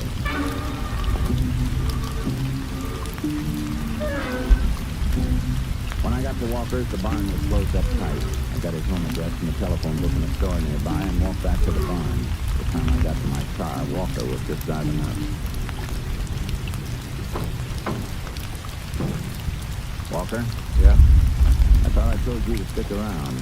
Where you been? There's no place, Ranger. I had to make a delivery. In your car? Not much room there to haul feed. Oh, just a sack of oats, that's all. I want you to come down to the patrol office with me. What for? Take your statement about the fellow who gave you those checks. Oh. Well, what about the barn? I mean, no finished customers come. They'll have to wait a while. You know where the highway patrol office is? Huh? You can take your car. I'll follow you.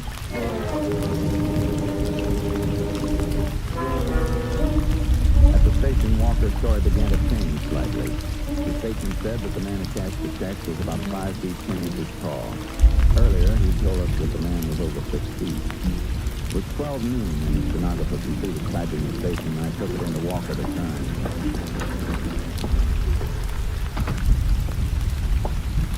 Here's the statement, Mr. Walker. You sure you don't want to make any changes before you sign it? Oh, no, I've been telling you the truth, Ranger. Mm-hmm. Oh, one more thing. Before you sign it, I'm going to show you some pictures. Pictures? Yeah, look at them carefully, Mr. Walker. Here are pictures of 3 men. Of one of these the man who cashed the check? No. No, it wasn't any of these fellas. How about this one? Could he be the man? No. The fellow who cashed the check was an altogether different kind of man. This ain't him. Mr. Walker, this man's already been identified by one person as the man who killed John Elwood and his wife. What's he killed? Elwood was the man the check belonged to. He was killed last night. Now, you didn't say nothing before about a murder. 2 murders. This man Bradley killed 2 people and wounded a 12-year-old boy. He sold 2 cars that we know of. Well, I didn't know about all them things. What about the picture? Is this the man who cashed the check? No, that ain't him. I'm sure it ain't. All right, Mr. Walker. Sign the statement.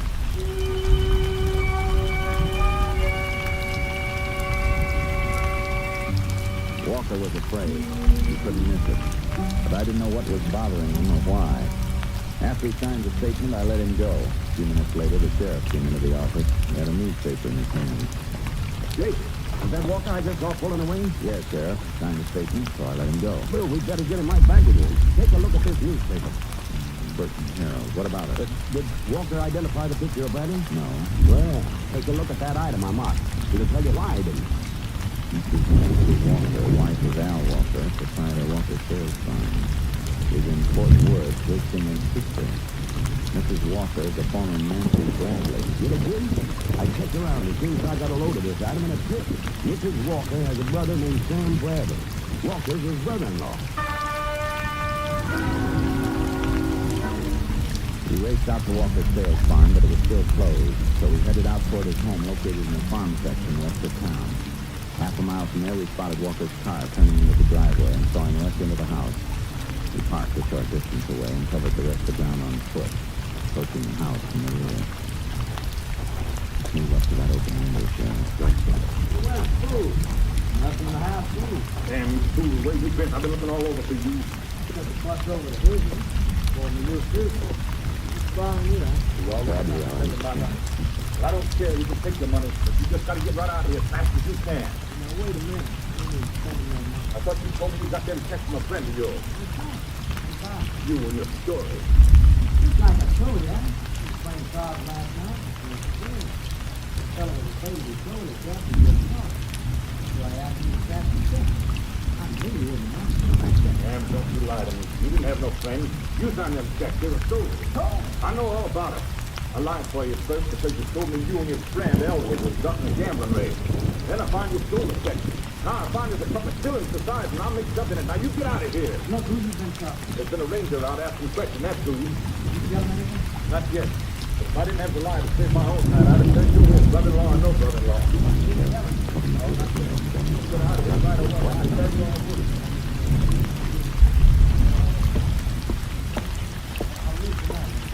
Get out of here right now. I'm not getting myself on for you. But you know I can't go now. All right, Bradley, don't move. Man, too late. You better know something. That's done, Bradley. Throw your gun over here. Okay, Ken? Yeah, I'm okay, Sheriff. Ranger, it ain't my fault. I swear I didn't know nothing about the killing. I swear I didn't. Save it, Walker. The jury will want to know why you didn't tell us where he was. Come on, get up, Bradley. Better have some of that $400 left for a good lawyer. You need one.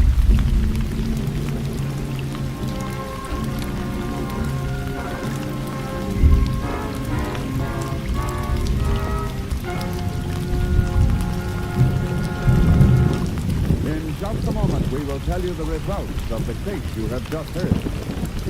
Looking for this reporting. I'm now in New Hampshire for NBC.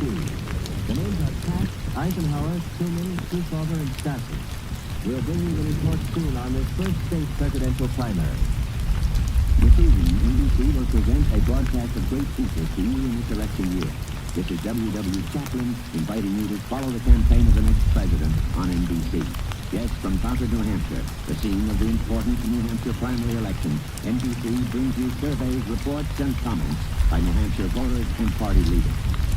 NBC is going to bring you full coverage of the New Hampshire primary.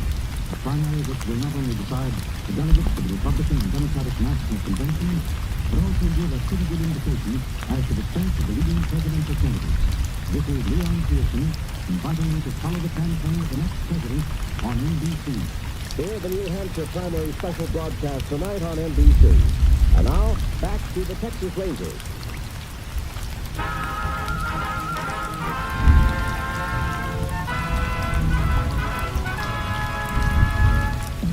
And now, here are the results of the case you have just heard. For harboring a fugitive from justice, Al Walker received a 5-year suspended sentence. Sam Bradley was identified by Robert Elwood as the man who shot and killed John and Ethel Elwood. Ballistics confirmed that Bradley's gun was a murder weapon. He was convicted of murder in the first degree. And on August 4th, 1942, was electrocuted at Huntsville, Tennessee.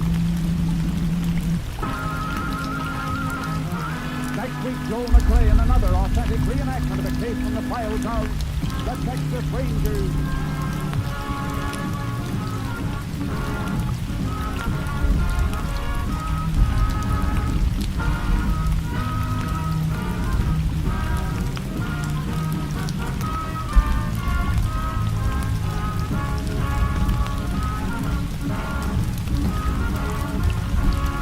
Joel McCrea will soon be seen in San Francisco Story, a Warner Brothers release. The part of Robert Elwood was played by Richard Beals. Ethel and John Elwood were Barbara Luddy and Tom Tully. Tony Barrett was Sam Bradley, and Barney Phillips was Al Walker. Ken Christie played the part of the sheriff. Technical advisor was Captain M.T. Lone Wolf Gonzalez of the Texas Rangers. This story was transcribed and adapted by Shelby Gordon, and the program was produced and directed by Stacy Keith. Hal Gibney speaking.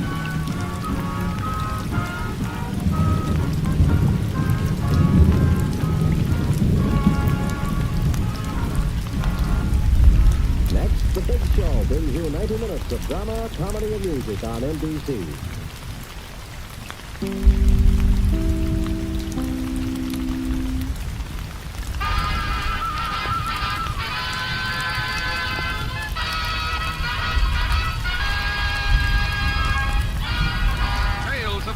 Rangers, starring Joel McCrea as Ranger Jace Pearson.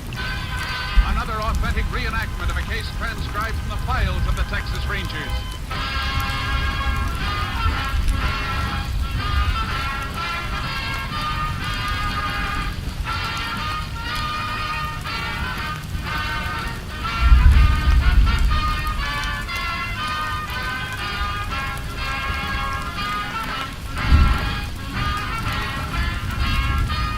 Dates and places in the following story are fictitious for obvious reasons.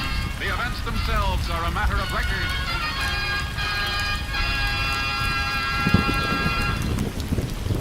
Before we bring you today's story of the Texas Rangers, let's talk a moment with Phil Harris and Alice Faye during a break in the rehearsal for today's Phil Harris, Alice Faye show. Thank you, Bill Foreman. You know, folks, I welcome this opportunity to talk with you about the great lineup of stellar entertainment in store for you this evening right here on NBC. Right after Tales of the Texas Rangers, Tallulah Bankhead will bring you all of her darling guest stars on The Big Show. And I know that she has some of your favorite entertainers with her today, and I hope you'll listen to The Big Show. And then, right after Tallulah and her guests, it's time for my show. The show... Our show. You could be right.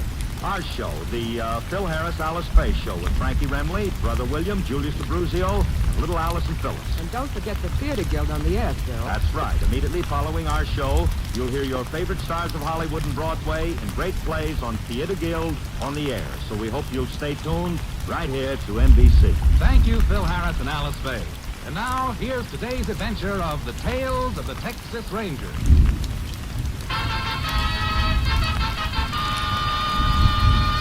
And now, from the files of the Texas Rangers, the case called Prelude to Felony.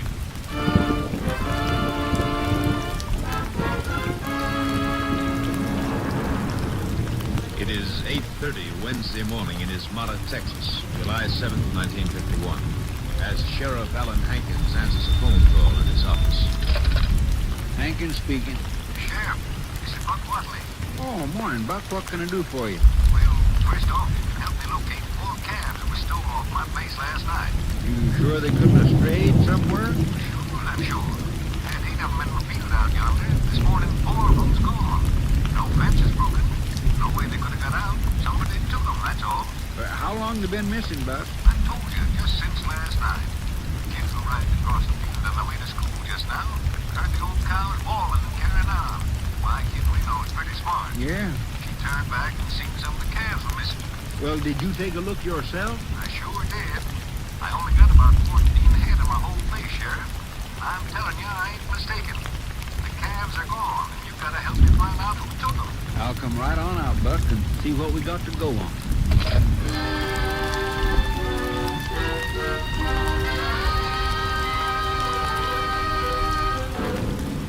The sheriff went out immediately to Buck Watley's ranch.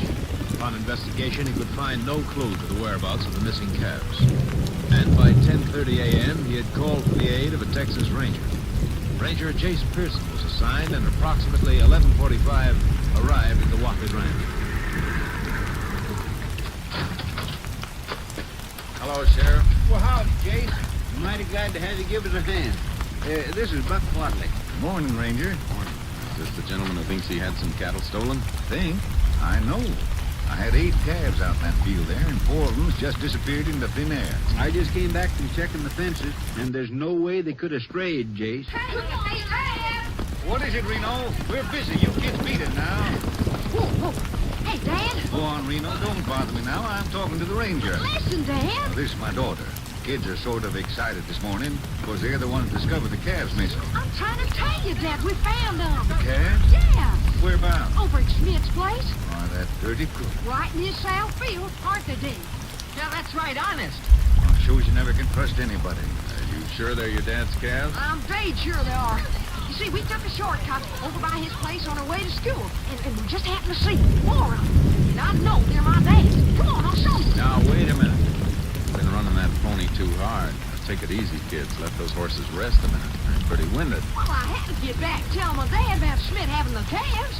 You gonna rescue him? We have to be sure he stole them first, don't we? Well, I just told you. We found them right over there at Schmidt's field. What do you know about this Schmidt, Sheriff? Oh, I've known him for a long time, Jace. Lives there with his little daughter. Always seemed like an honest, hard-working old fella to me. I tell you, Ranger, he stole our calves. Well, we'll look into it, Reno. Say, how come you kids aren't in school now? The ranger's right, Reno. You kids make tracks to school. Go on, beat it. Oh, but we want to see you arrested. You do like I said, Reno, or I'll tan you good. Oh, gee, Dad, couldn't we just wait until he's arrested? Maybe you better do what your dad says, Reno. We can take care of things all right. Get going, Reno. Oh, all right. Come on, Gabe. Get up there, Satan. Shouldn't let the kid run the horse that way, Mr. Watley. And she'll ruin his mouth yanking at it like that. You're right, but it ain't easy to tell Reno what to do, especially when her mother's away. Effie's up visiting her sister this week, and I got my hands full, I can tell you. Look at those kids ride, Jace. Shouldn't have a horse if they don't know how to take care of him.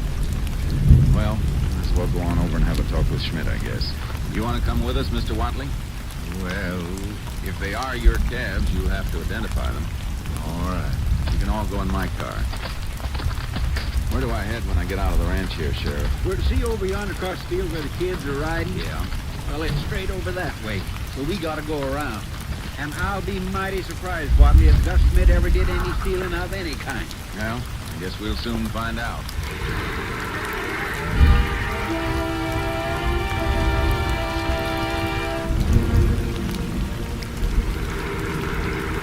Well, this is the place.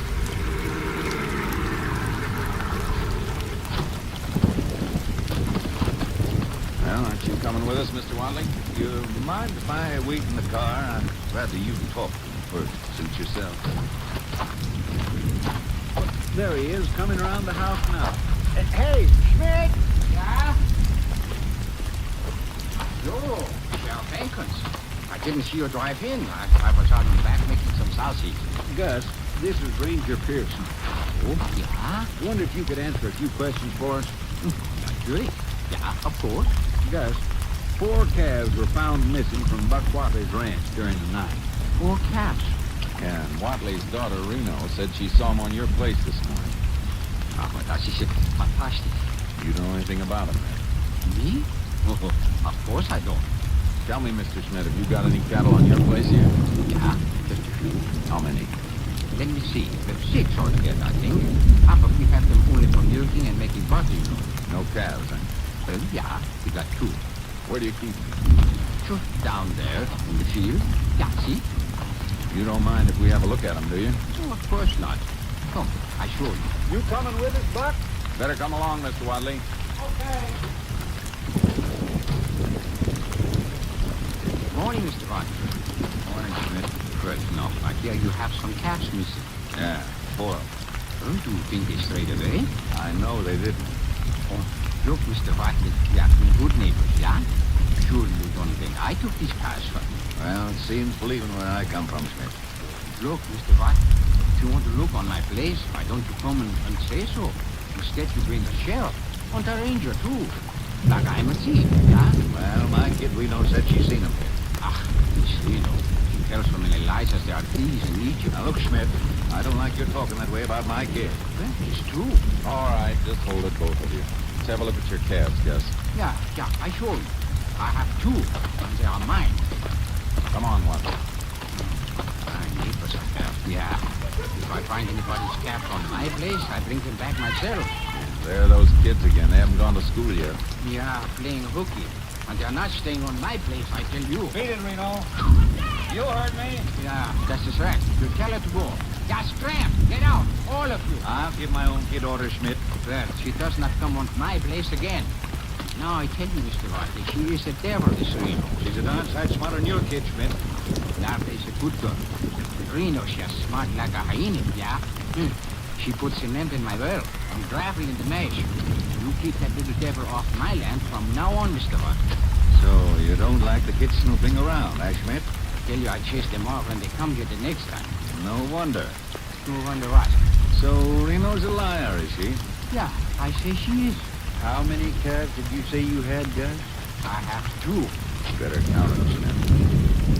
1, 2, Yeah. 3, 4, 5, 6. You got 6 here altogether.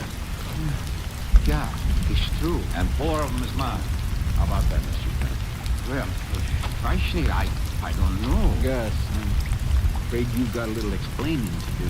But what am I explain? I got 2 calves, and here is 6. I don't know how they come to be on my place. Oh, yeah. Now, wait a minute, Watley. Mr. Schmidt, 4 of these aren't your calves, then? No.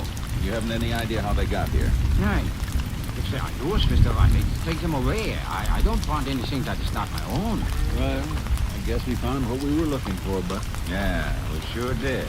So, Mr. Watley, I'm sorry they should be here on my place. How? I don't know. Well, I really ought to have the sheriff run you in, Schmidt, but now that I found them, I guess I'll just run them on home. Kids are still hanging on. Don't mind very well, do they, Watley? No. And I tell you, Mr. Watley, the next time that daughter of yours she come on my place, I send for a sheriff myself and have her arrested. Oh, you will, huh? Yeah, saying that I am a thief. She should have her mouth washed out with brown soap. Now, look here, Schmidt. If anybody's going to be arrested, it's going to be you. Now, I'm going to show you. I'm swearing out a complaint against Schmidt for cattle theft, Sheriff. Doc, go ahead. Swear that. It don't do you no good. Oh, now, wait a minute, Buck. No, I was going to let him off, but now I ain't going to. Let's get on down to your office, Sheriff. Come on, guys. What we got to take you in. Doc, no. Let go of me. Nobody's arresting me for something I did not do. Come on, Schmidt.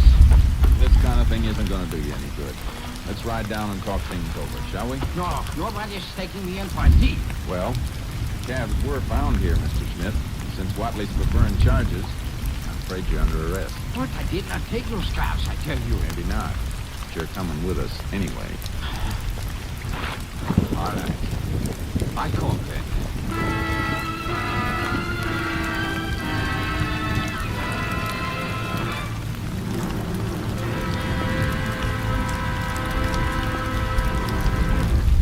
In just a moment, we will continue with Tales of the Texas Rangers, starring Joel McCrea as Ranger Jace Pearson.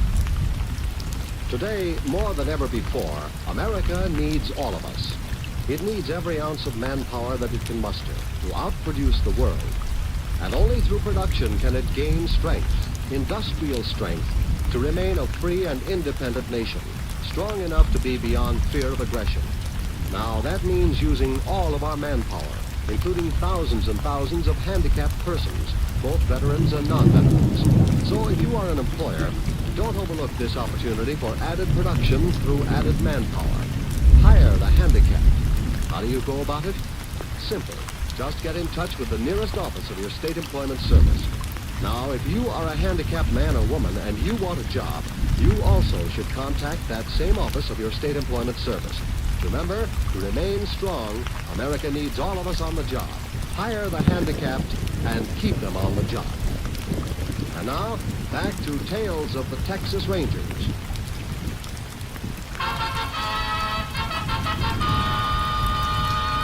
We continue now with Tales of the Texas Rangers and our authentic story, prelude to felony.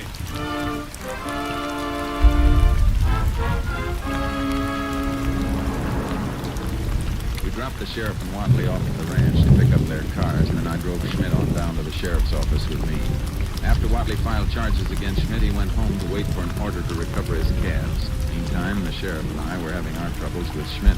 But, Gus, you've already told us the calves we found on your place were not yours. Yeah, it's true. But still, I did not steal them. Gus, listen, we're not asking you to say you did. All we want you to do is sign a statement that the calves don't belong to you. No, I'm not signing your statements that I am a thief. Gus, look, my secretary here has been taking down everything you've said in your own words. Just let her type up a statement and then sign it, and we'll let you go home.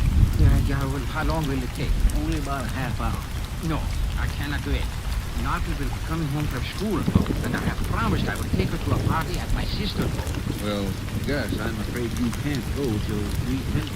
But Narkle, she will be frightened. It's getting late. I tell you what, Gus, I'd like to talk to Nalka about this anyway. So why don't I ride out and drive her over to the party while you sign those papers, huh? Would you do this? I'd be glad to. So, Narkle will show you where Ollie lives. And would you see that she has her little sweater? She takes cold very easy, Narkle does. I sure will, Gus. Yeah, and Mr. Ranger. Yes? Please, could you say as little as possible to Narkle about this?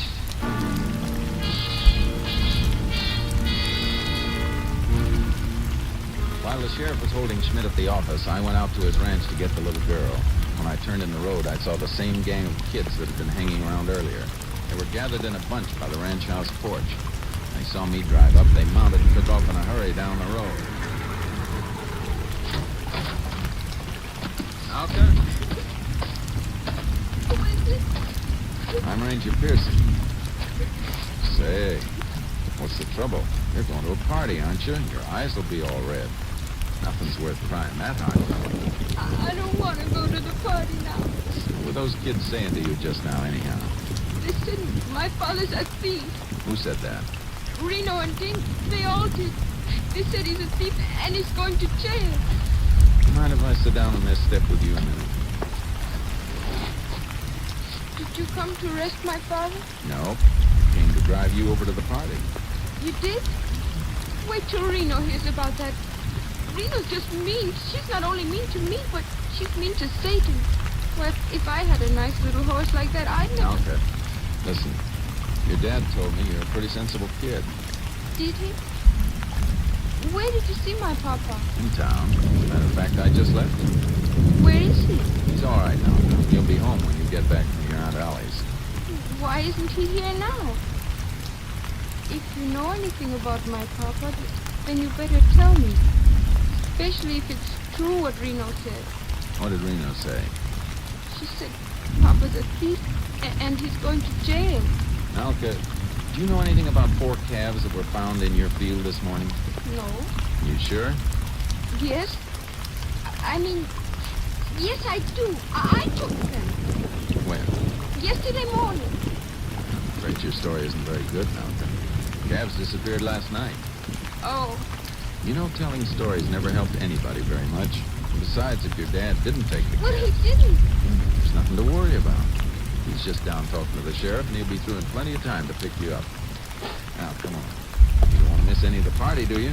No. Oh, by the way, I promised your dad I wouldn't let you forget your sweater. Where is it? It's on the fence. Well, why don't you run back and get it? All right. Oh. Oh. What's the matter, Nalka? I can't find it. It isn't here.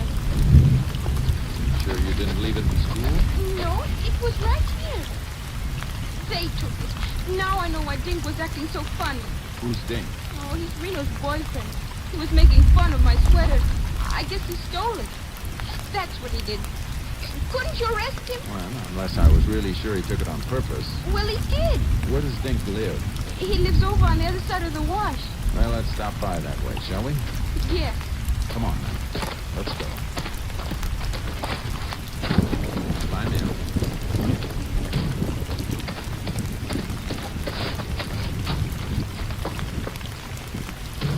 Your dad tells me you walk to school every day, Nelka. Yes. Well, maybe that's what gives you those rosy cheeks. You ever thought of that? Oh, I don't mind walking so much. But I wish I had a horse. Any kind of a horse. Do the other kids tease you for walking? Uh-huh. Now, you'll have a horse someday, Nelka. I bet you. There he is. There's him. Hey, pull up there, son. Me? Yes, you. Yes, sir. You stay here, Nelka. I'll handle this. All right. You want me, Ranger? Yes, I want to talk to you. Yes, sir. Did you take a red sweater from Schmidt's place just now? No, sir, I didn't. Are you sure? Yes, sir. And what's this piece of yarn doing in the catch of your saddlebag? Huh? Right here, this little piece of wool. Let's see what you got in here.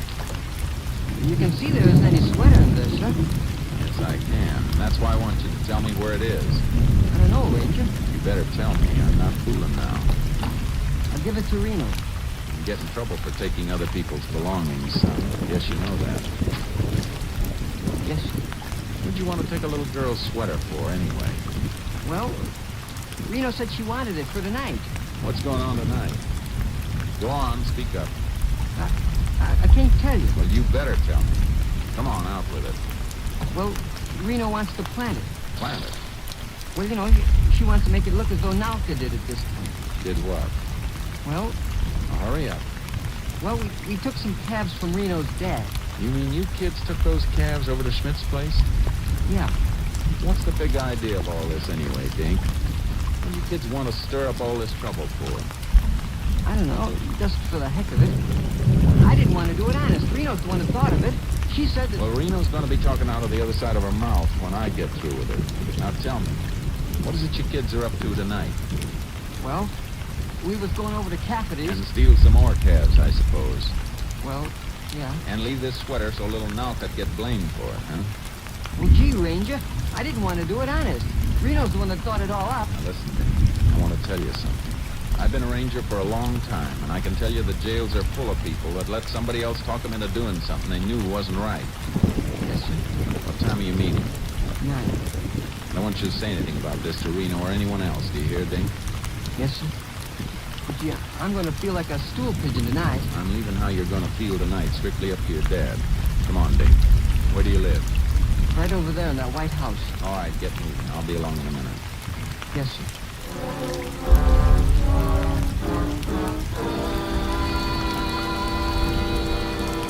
I told Dink's parents to go easy on him because I didn't think he'd be getting into any more trouble for a while. But I asked them to see that he didn't leave the house or use the telephone at all that evening. Then I took the little Schmidt girl over to her aunt's. By this time, I was pretty sure the best person I could get to help me was Reno Watley's father. So about 8:30, I went out to call on him at his ranch.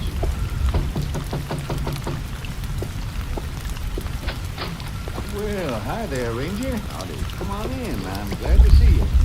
You know, I've been feeling pretty bad about turning old Schmidt in today. We've been neighbors for a long time. I ain't going to let anyone talk about my kid like that. Sit down. Can I fix you something? No, thanks, Mr. Watley. Where is Reno tonight? Oh, she's gone to that young people's party at the church. You know, they have square dancing and games. Try to give the kids a nice wholesome time. It's a good idea, don't you think? Yeah, would be if the kids ever went. What do you mean? I mean, I don't think Reno's over there tonight, Mr. Watley. You got a telephone at the church? Oh, sure. Well, then I think you better find out. Okay.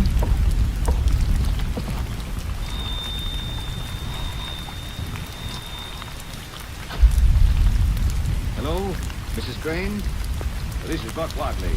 Can I speak to Reno, please? Huh? Well, if she does come in, tell her to call her dad, pronto. Well, Mr. Watley? Look, Ranger, would you mind telling me what this is all about? If you know where my kid is, I'd like to know. Is she in some kind of trouble? I'm afraid she is, and she's heading for more. That's why I came out to see you tonight, about a little matter of cattle theft. Cattle theft? It was your own kid stole those calves and drove them over to Schmidt's place. Huh? What are you talking about? Simply this. Reno and her friends thought they could put the bee on old Gus. But what in blazes would make Reno want to do a thing like that? The whole gang of them out here seem to get some kind of excitement out of making mischief for people. I'm afraid Reno's at the root of it. Are you sure about this, Ranger? I'm pretty well convinced. And the worst of it is, tonight they're planning to steal some calves from the Caffertys and pin the blame on Malcolm. Schmidt's little goon? But why? They've got it in for her because she's shy and doesn't have a horse of her own like the rest of them. You mean those little whippersnappers would do that just because the kid don't have a horse to ride? Yeah, I guess without one, she couldn't be one of the gang. Reno's just a kid, but I never thought she was mean. And I just can't believe she'd take anything that didn't belong to her. Well, I heard you tell Schmidt this morning that seeing's believing. Yes? Well, then I think you better come along with me tonight. What do you say? Yeah. I think maybe I'd better.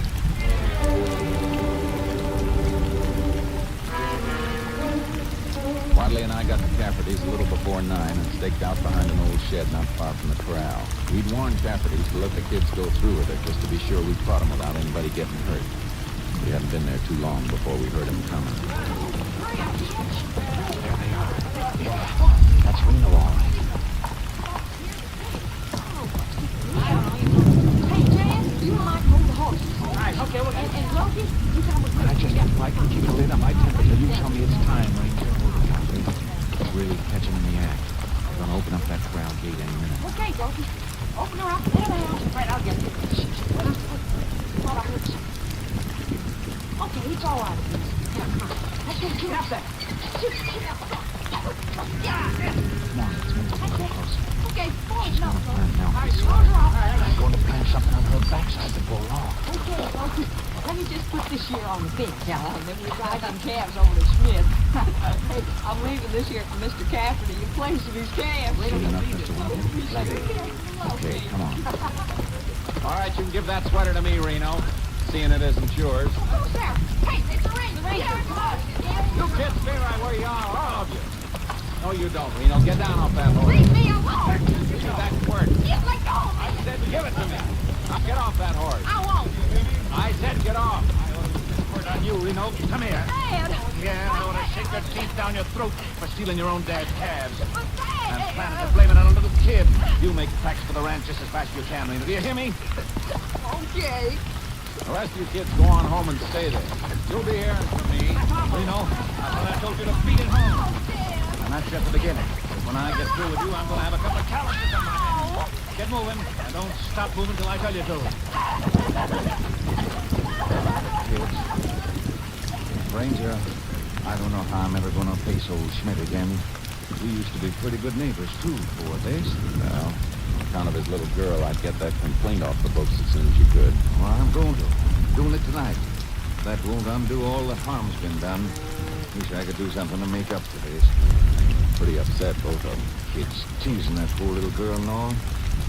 Ranger, I want you to do something. I want you to go down by the prettiest little paint you can find and charge it to me. Take it over to Nopper, will you?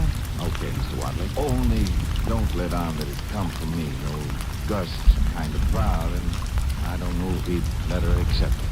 I thought you wanted to make up for things, Wadley. I do. Go on over. Give it to her yourself.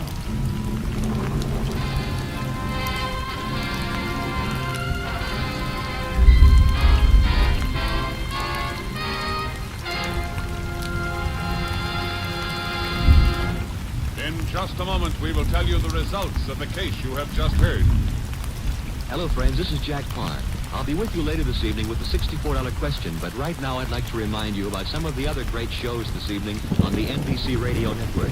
In just a few minutes, you'll hear The Big Show with Tallulah Bankhead and a big array of guest stars. And, of course, Meredith Wilson will be on hand to direct The Big Show Orchestra and Chorus. You will hear 90 minutes of scintillating comedy and music today on The Big Show. And then, right after The Big Show, stick around for the Phil Harris Alice Faye Show with Frankie Remley, Julius Abruzio, Brother William, and the entire Harris household. It's a program that's sure to please you. Later today, Theater Guild on the Air will bring you stars from Hollywood and Broadway in an exciting Broadway play. And right after Theater Guild on the Air, I'll be back with a pocket full of money and the $64 question. I'll be talking to a lot of contestants tonight, and maybe you will hear one of your neighbors. So why not stay tuned right now to the NBC for a whole evening of great entertainment. I'll be looking for you in our radio audience tonight. And now, let's get back to the tales of the Texas Rangers.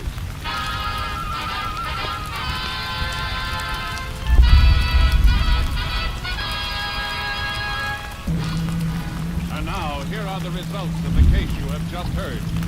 By 11 that night, Buck Watley had withdrawn his charge against Gustav Schmidt. No further complaint was filed. But the juveniles involved admitted to various acts of vandalism and petty theft, and were warned that further occurrences would bring about disciplinary action of the court. They were placed in the custody of their respective parents. Next week, Joel McRae in another authentic reenactment of a case from the files of the Texas Rangers.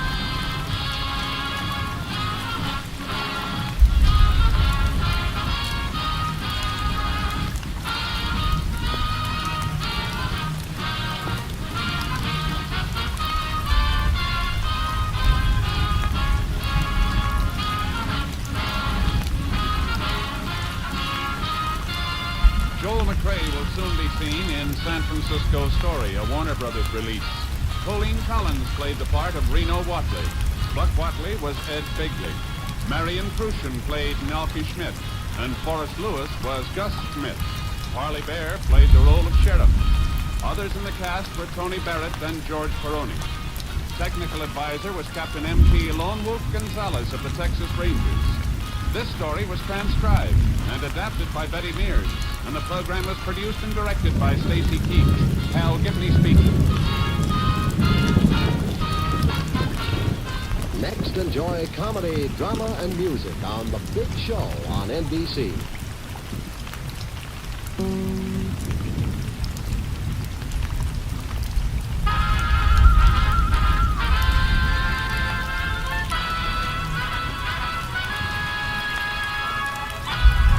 Tales of the Texas Rangers, starring Joel McRae as Ranger Jace Pearson. Another authentic reenactment of a case transcribed from the files of the Texas Rangers.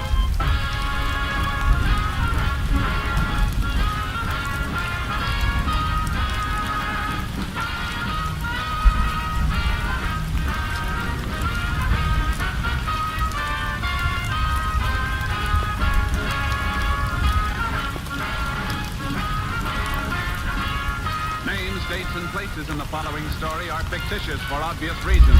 The events themselves are a matter of record.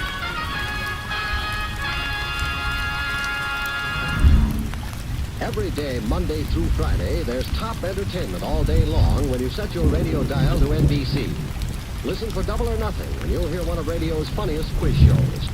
Yes, Walter O'Keefe consistently comes up with great comedy entertainment Monday through Friday on Double or Nothing. Listen, and you'll agree. And then there's the program of the heart, Strike It Rich. The grand entertainment that Warren Hull brings you every day on Strike It Rich is just what the doctor ordered if you suffer from the housework blues. From Chicago, Tommy Bartlett brings you Welcome Travelers and interviews with the many interesting guests who each day pass through the Windy City. And then for more fun, listen for Bob and Ray, those two zany comics. Then there's Music and Charm with Dial Dave Garraway. So remember, every day, Monday through Friday, chase your blues away with the wonderful daytime programs on this station of the NBC Radio Network. And now, here's today's adventure with the Tales of the Texas Rangers.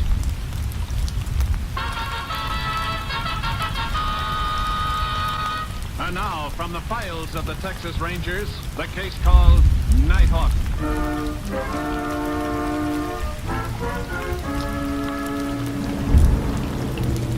It is 12:30 on a Friday night early in June 1948. In the town of Tipton, Texas, the graduation dance at Carroll College has been over for half an hour. 2 miles outside town, a car drives toward a small airfield, used during the day as a landing place for a few private planes. The field and the single hangar are dark as the car rolls to a stop on the road bordering the field. You're not tired, are you, Jim? My feet are. That's Will Appleton. It's your fraternity, Brother Todd. Why haven't you taught him today?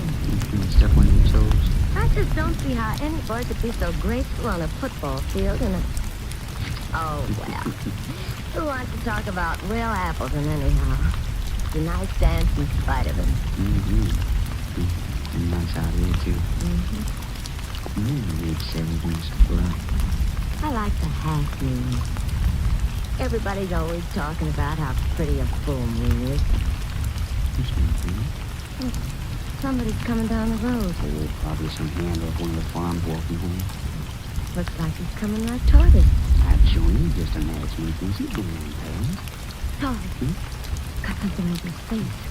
Like some kind of mask. He looks like his son with a hose cutter. He's got a gun, Todd. Get out. Hey, what is this? Shut up. I don't want to hear nothing out of you. This is a stick-up. Oh. Get out of the car. Come on. Now, you too, sister. Not that way. Slide over and get out this side. What do you want? Give me your pocketbook. No money in it? Give it to me. Now, look here. You can't do it. I told you to shut up. Now, give me your wallet. It's better. It's better with you, sister. Nothing to cry about. All right. Now, both of you start walking down that road and don't look back. Oh, Joey. Don't be... Wait a minute. You, start walking down the road alone. You're gonna stay with me, sister. No, you can't do... Start walking or I'll blow your head off. Faster. No, I get moving. Okay, sister. Now you and me can think no war. You and me. Oh, baby, that word, baby. You and me. No. Shut up. Get away. Shut up. You I gotta get out. Johnny! Oh, Johnny. He's all right, Johnny. He's gone. Here, let me help. Let me help. Take me home. Johnny.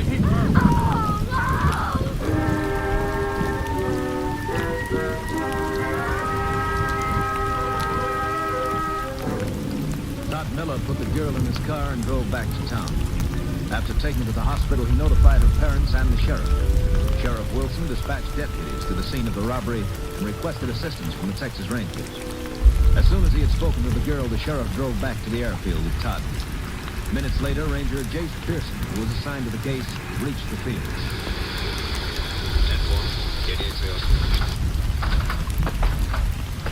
Howdy, Sheriff. Oh, this is Todd Miller, Jace. Howdy, Ranger. He's the boy who was held up. Report said you weren't able to identify the man who robbed you, is that right? Yes, sir. He had a black stocking over his head. I could only see his eyes. Where's the car you were driving, Todd? I left it in town. Sheriff brought me back here. If you're thinking about Prince, Jace, I reckon we're out of luck. Todd here says the fella had on blood. How about the girl? She hurt bad? She'll be all right. Shaken up quite a bit, though. And he must have hit her an awful whack. Doc thinks her jaw might be broken. I shouldn't have done what he said. I should have stayed with Judy. You did just what you had to do, son. I don't reckon you had much choice. Todd, could you see which way he headed after he left the girl? Well, I'm not sure, but I thought I saw him running across the field toward the hangar. And then after I got Joni into my car, I saw a car drive out from behind the hangar and start off down the road. Any idea what kind of a car it was? Well, it looked like an old jalopy. I was too far away to see what kind. It was going pretty fast, though.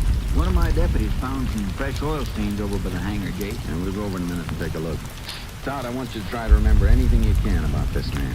Anything. It all happened so fast that there's not much about him I remember. Well, how tall was he? Well, I'd say about my height. Can you describe his voice? Well, he never talked out loud, just whispered, a real hoarse whisper. Anything else? Well, the way he walked right up to the car, like he'd been waiting for us. Just walked up and made us get out. All right, Todd. I think that'll be all. Ranger, you think I could get back to town soon? I'm kind of worried about Joni. It's all right with the sheriff. He can send you back in his car with one of the deputies. You can come along with me, Sheriff. Sure, Jake. We'll drive over to the hangar and have a look at those oil spots first. Just let me tell my deputy. Charlie, you take Todd back to town in my car. I'll be with the Rangers. Thank you, Sheriff. He sure looks like a tough one, Jason. Yeah, but I got a hunch we can narrow it down to one of your local boys. How do you figure that? Well, for one thing, the way he was so particular about keeping his face hidden and whispering to disguise his voice. It does sound like he wanted to make sure he wouldn't be recognized. But it might have been some stranger who just didn't want to take chances on getting his description broadcast. Could be a stranger, except for one thing. The fact that he was well enough acquainted with the town to know where couples might be likely to park after a dance. More like a local dog. Unit 10 to KTXA. Go ahead, KTXA. Sheriff's office has received call that man in stocking mask has just held up couple at Carroll College football field. Man shot, possibly dead. Request this information be relayed to Sheriff. Football field straight along this road on the outskirts of town, Jake. Yeah. 10-4. Sheriff is with this unit. Unit 10 proceeding to scene at once.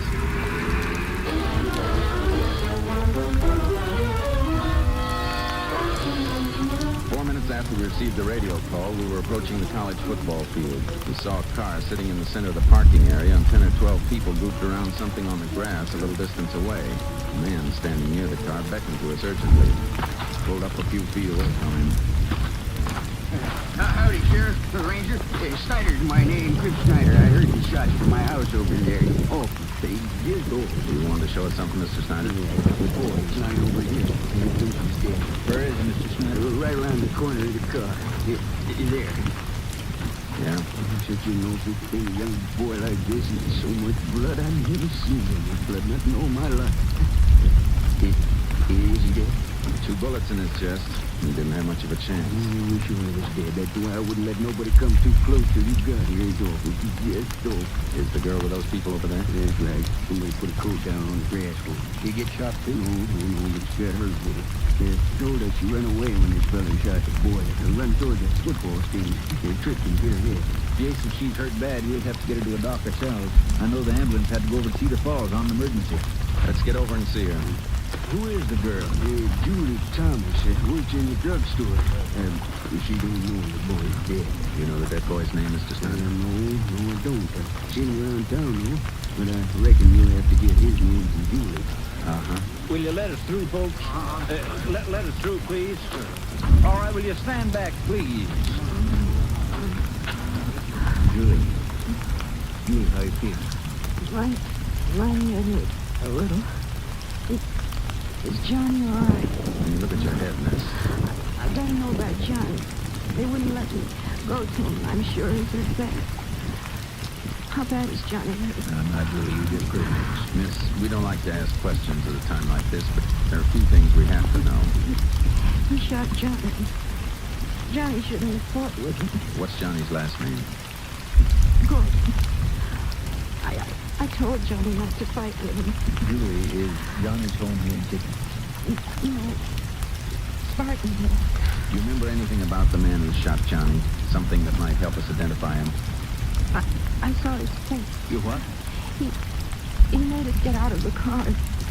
Then he took my pocketbook and Johnny's wallet. Johnny started to fight with him. He pulled the mask off the man's face. You know the man? Not his name, but I've seen him around the drugstore. He looked at the door, I think. Would you recognize him if you saw him again? I'll never forget him. We'd like you to come to the sheriff's office in the morning and make a written statement. We may need you to identify the man if we find him. I'll identify him. What's the matter? I just remembered. This man who shot Johnny. Around the drugstore, I heard people calling Lee. Does he have red hair? Yes, he does. Kind of a crooked nose. Thanks, miss. That could help a lot. Do you have to go to Johnny now? Julie. Johnny. Dead. I'm sorry, miss.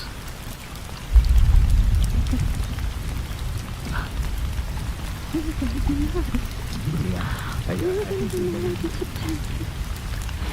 We're going to have a big wedding. I wanted a big wedding. Come on, Julie. We'll take you to the doctor. You've got a pretty bad burn on your head. No, I want to go home. Is anybody there who can take care of you? My father's on the road. He's a salesman. How about your mother? She died a long time ago. Well, then maybe... Please. Please, I want to go home. I don't want to see any people now. If I need anybody, I'll call the lady next door. We'll take you home. The sheriff's right. You should see a doctor first. All right. Thank you. Yes. You sure Johnny's dead? You sure? Yes, miss. I'm afraid so. Oh, Johnny.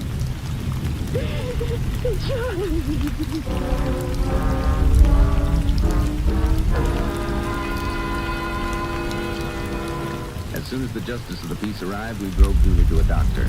He said she'd be all right, so we took her home and told her we'd phone her when we needed her. Sheriff and I spent the rest of the night checking on the lead Julie had given us. We learned that a man named Ernest Crockett, sometimes called Red, had worked for the dairy until a week before when he was fired. At 7 that morning, we found out that Crockett lived in a room above a feed store. We got a search warrant and went there. I sure hope Julie got the right man. She gave pretty positive identification. Yeah, but she was excited. She might have seen a man with a broken nose and thought it was this Red. It shouldn't take us long to find out if she's right. As soon as we get Red down to your office, we'll call Julie and have her try to identify him. We need to find Red. We could have trouble doing that. This is as good a place as any to start. That should be the room. Try it.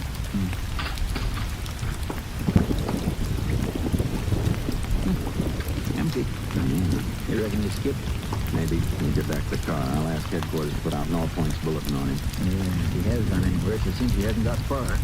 Murder took place at 2:30. That'd only leave him. Hold it, Sheriff. Somebody coming upstairs. Yeah, that could be Crockett. Stay on your toes. He might try something. He's on almost over there. Careful.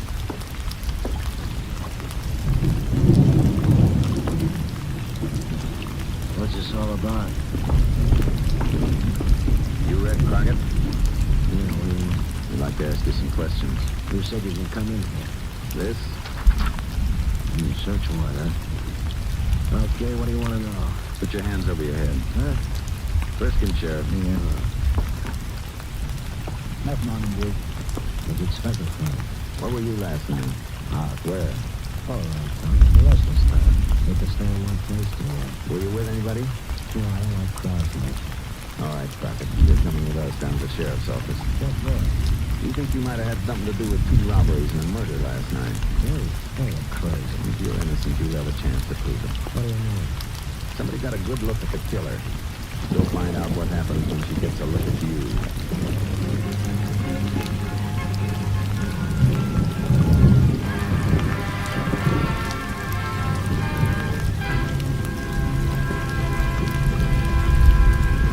In just a moment, we will continue with Tales of the Texas Rangers, starring Joel McCrea as Ranger Jace Pearson. Friends, permit me a serious word. Think now of those families, more than 2,000 families, who were made homeless by tornadoes.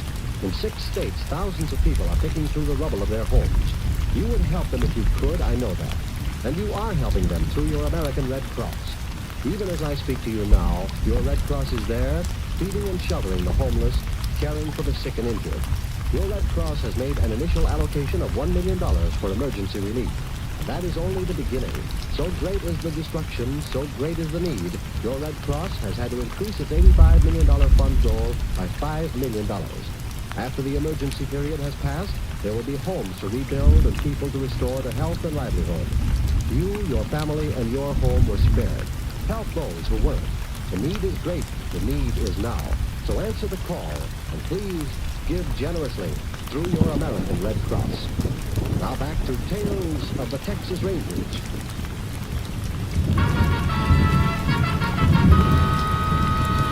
We continue now with Tales of the Texas Rangers and our authentic story, Nighthawk.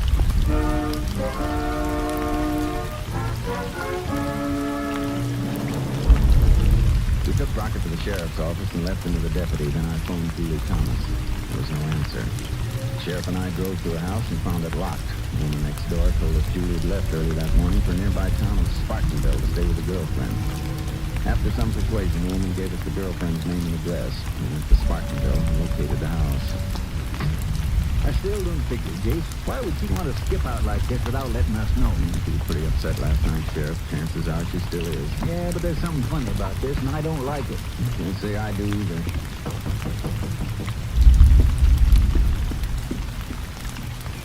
Who's there? Ranger Pearson. Sheriff and I'd like to talk to you, Julie. Why'd you come after me? Why don't you leave me alone? Can we come in? All right. Your girlfriend around? She has to go out. She have coffee on the table, Julie?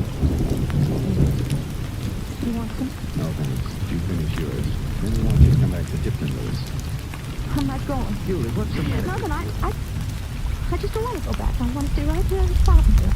We think we found the man we're looking for. We'd like you to identify him. I don't believe I could. But you told us last night you'd recognize him anywhere. I know it, but I can't remember anymore. But didn't you see the man who shot Johnny? Thought I did, but I guess I was wrong. All right, Julie. If there's anything we can do for you, just let us know. You're not going to make me come? Can't make you do anything if you don't want to do it. What are you going to do with the man you caught? Nothing we'll have to let him go. Nothing else we can do. Come on, Sheriff. Ranger? Uh-huh. Ranger, Oh, I'm scared. I'm so scared. Here, now, Julie, just sit right over there. Don't let him get me. Please don't let him get me. Let who get you? The man who shot Johnny. He told me if I said anything about him, he'd kill me. When was this? This morning, right after I got home. You mean he was at your house? No, he called me. He said if I told, he'd kill me, no matter how long it took. And I'm so scared. Your pocketbook that was taken. Was there any identification in it? My driver's license. I can still hear his voice.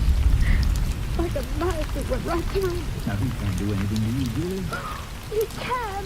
I know he can. Not if he's in jail. He'll break out of here. He'll find me and kill me. Let me ask you something. You want to spend the rest of your life knowing that the man who killed Johnny is free? Ranger, please. You can be sure he won't stop with Johnny. He'll rob again, even kill again.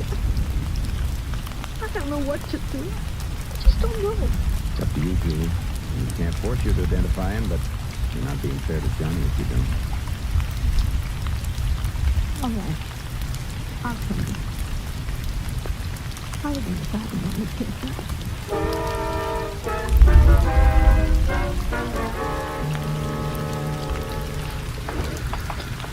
Ranger, I won't have to stay long in the same room with him, will I? Only a couple of minutes, Julie, just so we can be sure you'll have time to recognize him. I'm afraid of him. His eyes and that red hair that stands up all over his head. I could see him so clear even when he was talking to me on the phone. You won't have to be scared of him. You just identify him, and we'll make sure he's behind bars for a long time. When you get the electric chair? That'll be up to the judge. Go ahead, Izzy. Is he in there? No, he's in the next office. Yep. I'll just go on through and see if everything's ready, Jake. Sit down, Julie. No, thank you. You don't have to be frightened about a thing.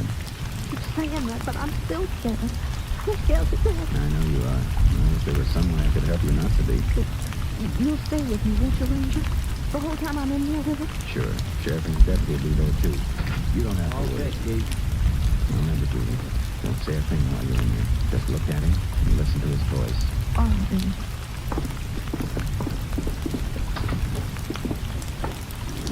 Stand up, Crockett. What's your full name? You know my name when you ask me. What's your full name? Dennis Crockett. Where do you live? Arthur. Out here. 345 is going to street. You own a gun? Of course not. I've never owned a gun in my life. That's enough, Sheriff. Come on, Julie. Take over, Charlie.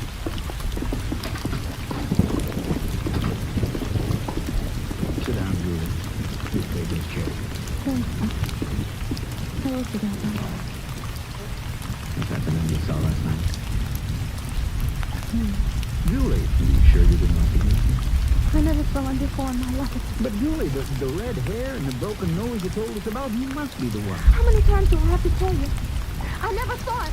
I never saw him. You know what I think, Julie? Well, I don't care. He's not the man. I think you're not telling us the truth. You're going to prove it? You're going to make me say something I don't want to? Julie, I told you before we can't force you to say anything. But sooner or later we'll find other evidence against this man. When he comes to trial, you'll be put on the stand under oath. I'll swear I never saw him before. If the judge finds out you're lying, you could go to jail. Then I'll go to jail. Julie, I declare I wish I could talk some sense into you.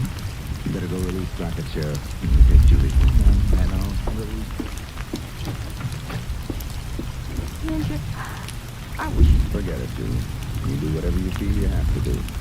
But even without your help, we're going to keep after this man till we get enough evidence to convict him. I want to do the right thing, but when I looked at his eyes, I've got to go away. I've got to leave here today. Well, if that's the way you want it. Where you figure on going? I don't know yet. Somewhere out of the state. I'll go up to Dallas first. Tell my father what's happened. All right. We'll stay with you for train time.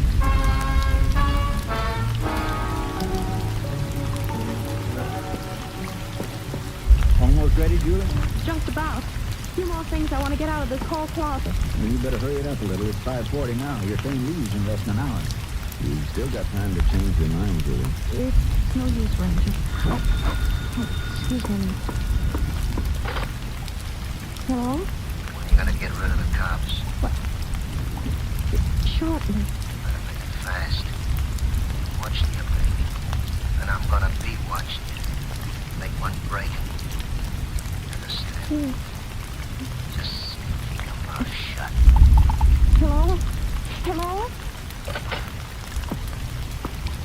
What's the matter, Julie?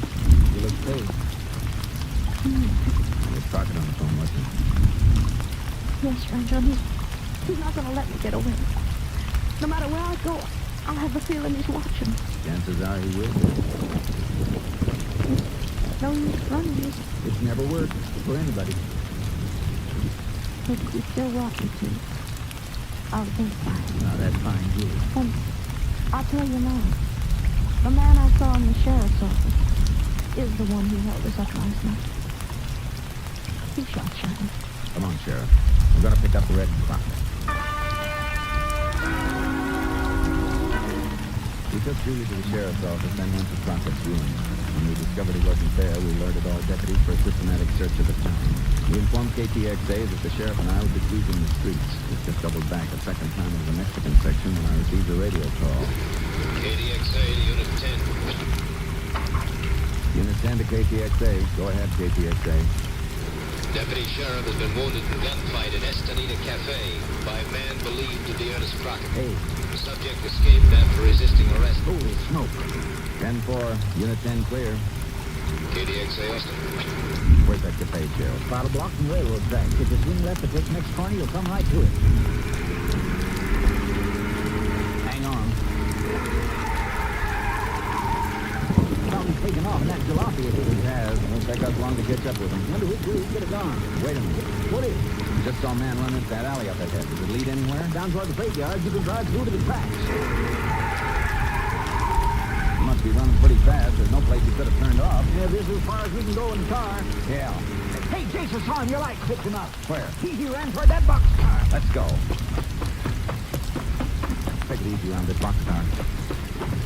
There he goes, Chase, climbing into that empty over there. Hold it, Crockett.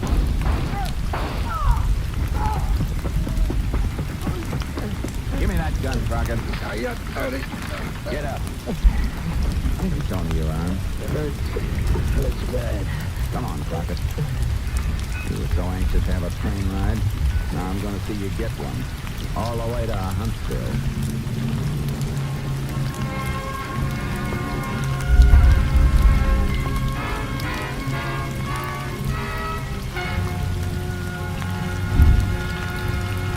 In just a moment, we will tell you the results of the case you have just heard.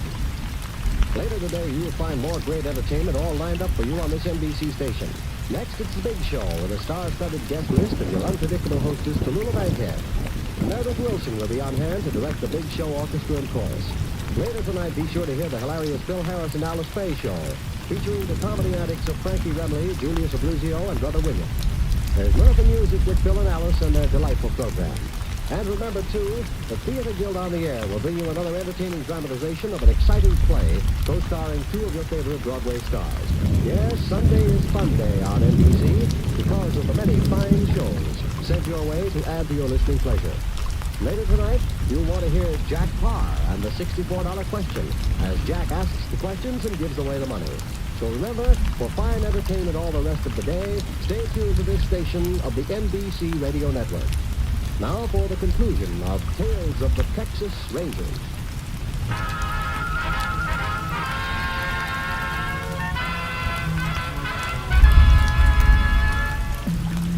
And now, here are the results of the case you have just heard. Julie Thomas made a positive identification of Ernest Crockett, and ballistics evidence proved that Crockett's gun had killed Johnny Gordon.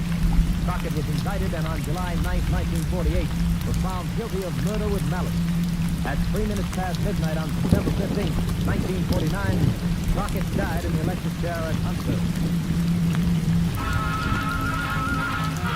Next week, Joel McCrea in another authentic reenactment of a case from the files of the Texas Rangers.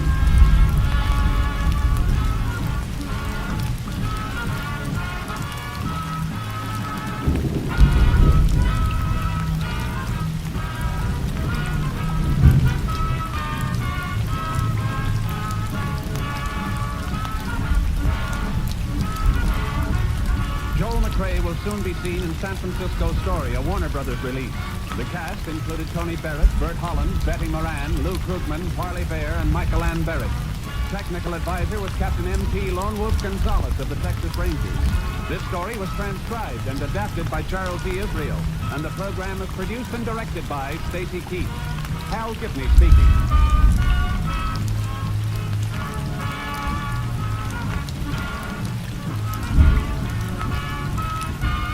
Next, enjoy comedy, drama, and music on The Big Show on NBC.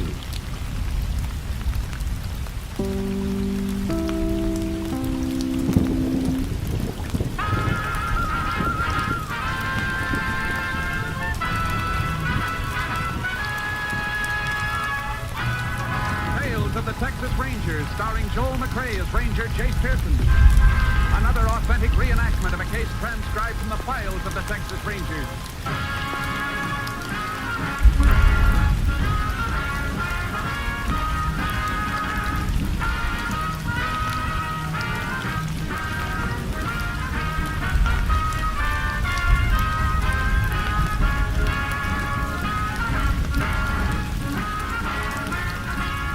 Names, dates, and places in the following story are fictitious for obvious reasons. The events themselves are a matter of record.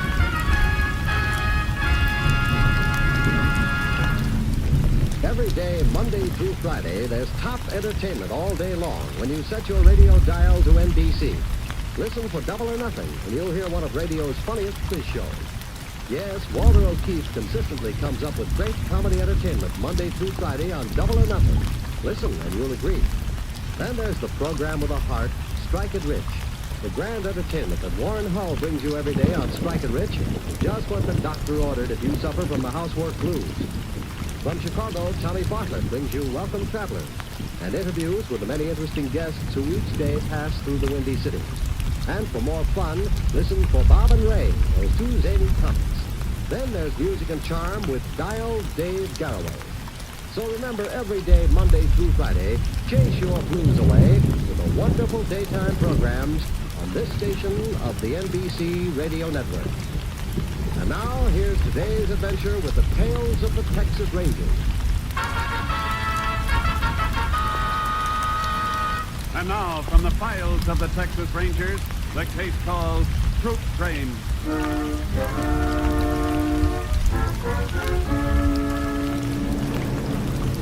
It is 4:30 a.m. on the morning of January 6, 1943.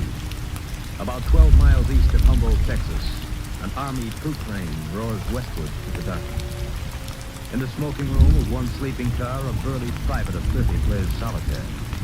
His lone companion, a 19-year-old PFC, stares out of the window. What do you see out there in the dark, anyway? Texas? Take a good look. It'll be a long time. You live around here, don't you? About 40 miles south, Tinker, Texas. My mother had an operation a couple days ago. Sure wished I could see her. Oh, you got it bad, kid. Never can beat this game. Ever been away from home before? We used to go to Beaumont to visit my grandmother. Never been out of Texas my whole life. Yeah, you ain't missed nothing. I've been as far as New Jersey. You can have it, and this stinking army with it. Why, you always sound off about the army. Maybe you found a home in it. Well, it's the only one we'll have for a mighty long time. Not me. I'm saying adios any minute now. Like I told you back at camp, I'm getting off this train before we get to that fort. You've been thinking about what I was telling you? Well, yeah, I guess I have. But I ain't skipping out there. Well, I am. No Jap's gonna shove a bayonet in my belly. How you gonna get off the train? Well, we're starting up at Cap Rock. I can jump off easy anytime the train slows down on one of these upgrades. Who's big talk? I expect to be sooner or later. Don't you see it, kid? They catch me, give me a court-martial, I get 6 months or a year. That's better than a Jap bullet, ain't it? I don't know. You could go home and see your mother and wait for the MPs to bring you back, so you get 6 months. Or maybe you can volunteer for overseas duty and they forget the court-martial. Well, suppose they're waiting here before I even see my mother. They won't even know we're gone until they get to the POE. What do you say, Dorsey? If I could get back to the outfit, Jim. Better make up your mind. I'm taking off. You coming? What? It's taking a big chance. Now just say yes or no. All right, I'm coming.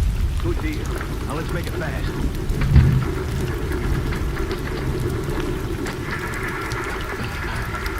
Go on down the steps. Go on. Get up. Hey, don't push.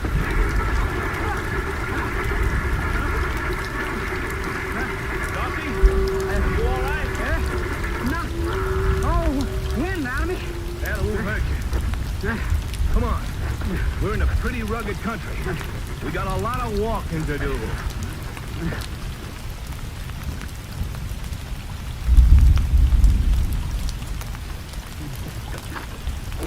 Sun's coming up.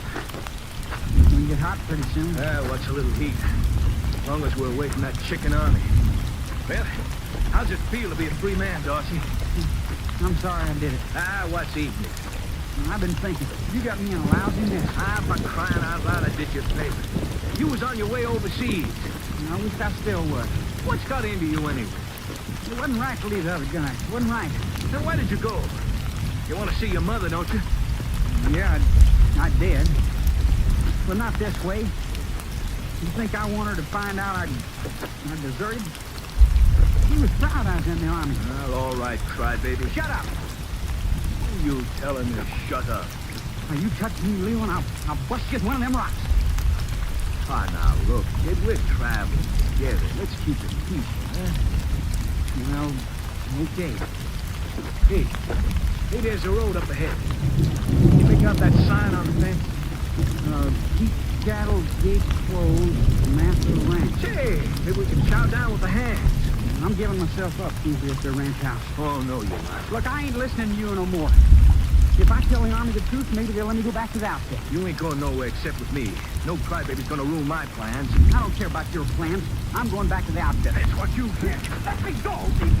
You can't stop me! I'll show you what I can do. No! You dirty little...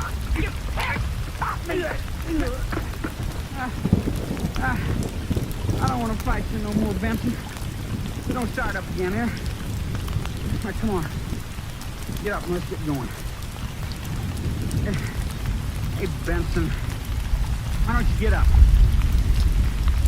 Benson. Benson, what's wrong with you? Oh, now.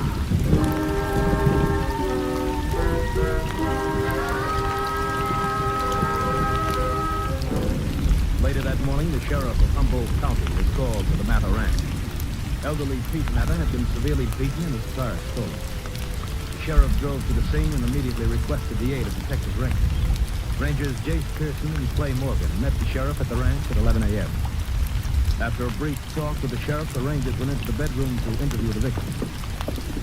Sounds like somebody really worked the old man over. Yeah, hope he can give us a lead on who did it. Mr. Mather? I'm Ranger Pearson. This is Ranger Morgan. You feel up to answering a few questions? Go ahead. Could you tell us exactly what happened? Well, I went to the barn and took some harness and heard something around back and went around to look. What was it, Mr. Mather?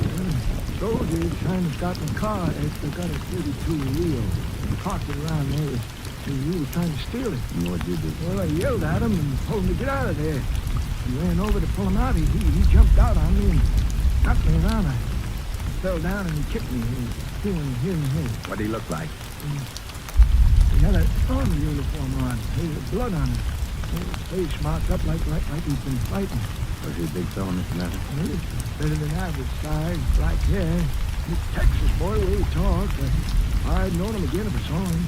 Remember anything about his uniform, shoulder patch, anything like that? Yeah, usually wear them just off the left shoulder. It tells what outfit he's with. Oh, yeah, I do remember the kind of a bell and the firecracker going crossways in front of it. That's the 903rd Infantry Division, Jake. Their camp's located over in the east part of the state. There at the downtown. Yeah, could be any one of 15,000 men.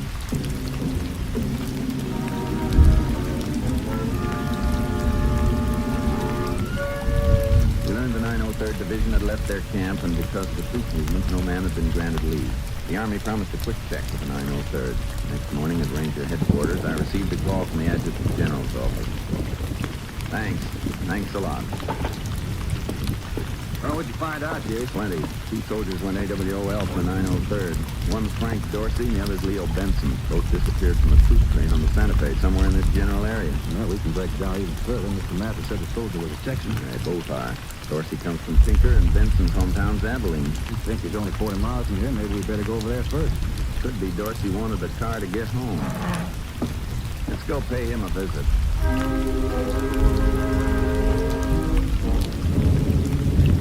We drove over to Tinker, Texas, and went to Dorsey's address. Turned out to be a small farmhouse about 5 miles north of town. No one seemed to be at home. Think he's in there playing possum? Could be. Let's go around. Hey, wait a minute. Car's slowing down to turn in here. Yeah. Looks like a girl driving. She's alone. Dorsey could have ducked down the seat. No, I guess she's alone, all right. You live here, miss? Yes, I do. Frank Dorsey ain't akin to you? He's my brother. I'm Norma Dorsey. I'm Ranger Pearson. This Ranger Morgan. Can you tell us where your brother is? He's on his way overseas. You've heard from him lately? Well, Miss Dorsey, has your brother been here? oh, please, Ranger, give the kid a break. He's in trouble, you know. If he'd help us, he'd make it easier all the way around. Frank was here. Came home yesterday. Poor kid looked terrible. Tired and uniform all messed up. He told me all about jumping off the train. Is he here now? No. I want you to know why he did it, Kate.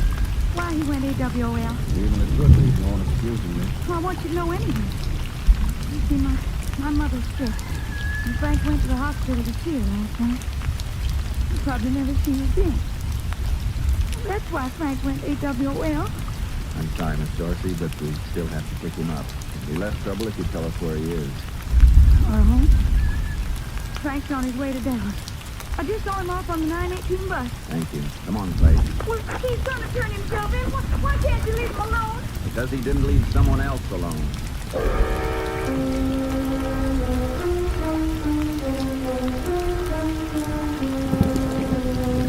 The lady selling tickets at the bus station in Tinker told us Frank Dorsey got on a Continental bus to Dallas and took off down the highway after it. 30 minutes later, we spotted the bus. That's it, Jay's up ahead. Flag him down when I pull alongside. Right. Hey, driver, pull over and stop. The driver sure looks surprised. Probably thinks he's getting a ticket. Wonder what Dorsey did with the rancher's car. Abandoned it somewhere, I guess. We'll find out. You go on in, Jay. We got a passenger on here we want to talk to, driver. Only take a minute. About a half a dozen soldiers back there, Jay. Just look for the 903rd shoulder pass. Right. Okay, that must be him. You Frank Dorsey? Yes, sir. You better come with us. What for? We'll talk about that outside. Got any luggage with you, son? No. Let's go. Thanks, driver. You can go now. I was trying to get back to the outfit. Honest. You're going the wrong way, son. Your outfit isn't in Dallas. Come on, get in. Yes. I was going there to catch a plane to San Francisco. That's where the division is. I'm willing to go back to the outfit and face charges. We didn't pick you up for going AWOL. You know that. What for? Beating an old rancher half to death? An old rancher? No, I didn't. Where were you yesterday morning? You were near the Mather Ranch? Well, yes, sir, I was. That's when Pete Mather was beaten up. How about it? Pete Mather? Look, Rangers, I jumped off the train and went home, but I didn't beat up any old man. No? How'd you get those bruises then? He was jumping off the train. And you didn't steal Mather's car, I suppose? No. You know another soldier, a fellow named Leo Benson? Yes, sir, I know him. Did he jump off the train with you? No, sir, I was alone. You're the one soldier from the 903rd who was close enough to the Mather ranch to have done it. But I didn't. We think you did. Let's see what these Mather think.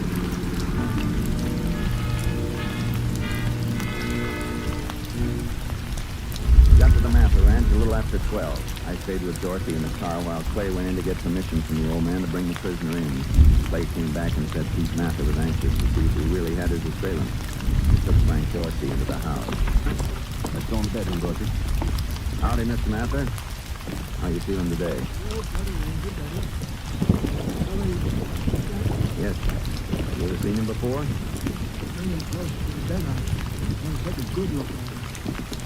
That's enough, Dorsey. Mister, you don't know me. Tell him you don't. How about it, Mr. Mather? Is this the soldier who beat you up? Looks like you made a mistake, Ranger. I've never seen this boy before in my whole life.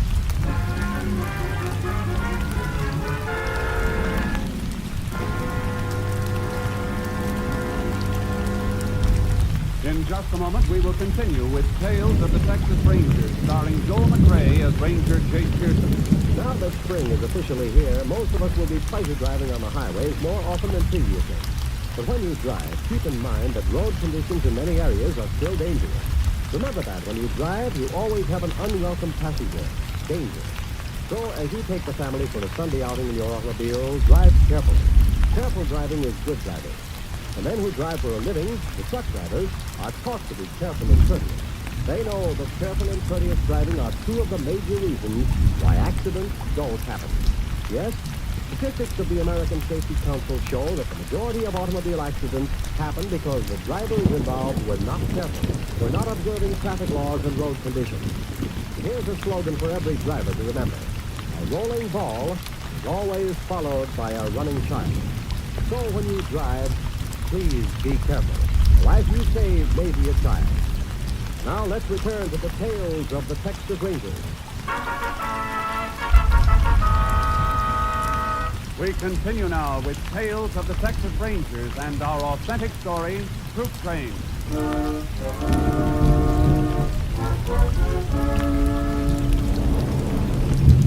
Pete Mather insisted Frank Dorsey was not the man who'd attacked him. He left a few minutes later to drive Dorsey into town. He planned to leave him with the sheriff, who would hold him for the Army authorities. Sorry we brought you up here, Dorsey, but we thought it was you. It's the only way to find out. Yes, Yeah, Jace, where do you leave us? Only one way I can see it. The other GI who jumped the train, Leo Benson. Must have been him. why do you say that? The soldier who beat up Pete Mather was from your division. You and Benson, the only ones missing from the 903rd. He must have jumped right after you did. Oh, yeah, I see. Benson's home address is Abilene, wasn't it, Jace? We'll head down there, huh? Yeah. We hand Dorsey over to the sheriff. Listen, I gotta tell you. What is it, Dorsey? I gotta tell someone. I couldn't sleep last night. I kept seeing him all night. Kept seeing him the way it happened. Seeing who? It wasn't Benson who beat up that old man. And you won't find him in Abilene. How do you know? I killed him. You did what? You say you killed Benson? It was an accident. He talked him into jumping off the train with him. And after I did, I figured I would have big mistake with him. I wanted to turn himself in. He wouldn't let me, and, we got into a fight. He fell and hit his head on a rock. There was blood all over him. Where was this? Back of that old man's ranch, just off a little dirt road. Suppose you show us where.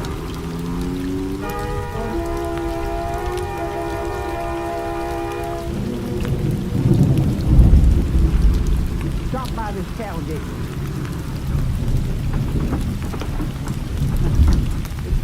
Through this gate and over that way. He's right over there on the other side of that brush. Pretty isolated place.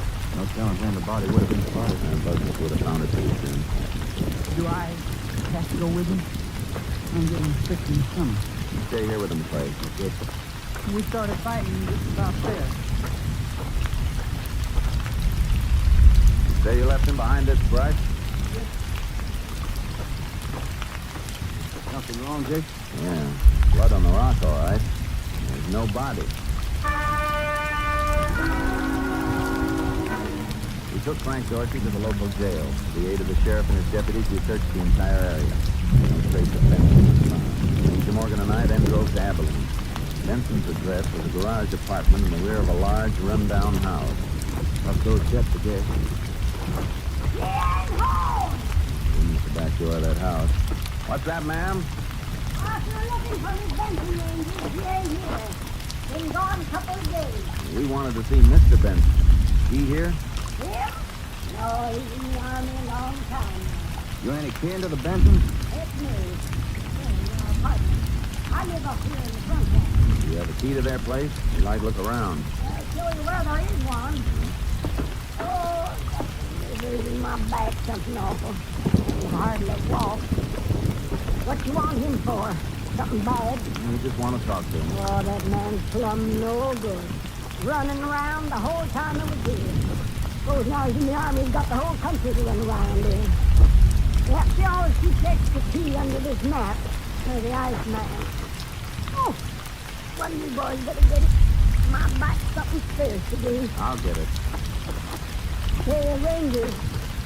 No, I don't like to get in the way of the law or nothing like that, but you sure it's all right for me to let you in up fire?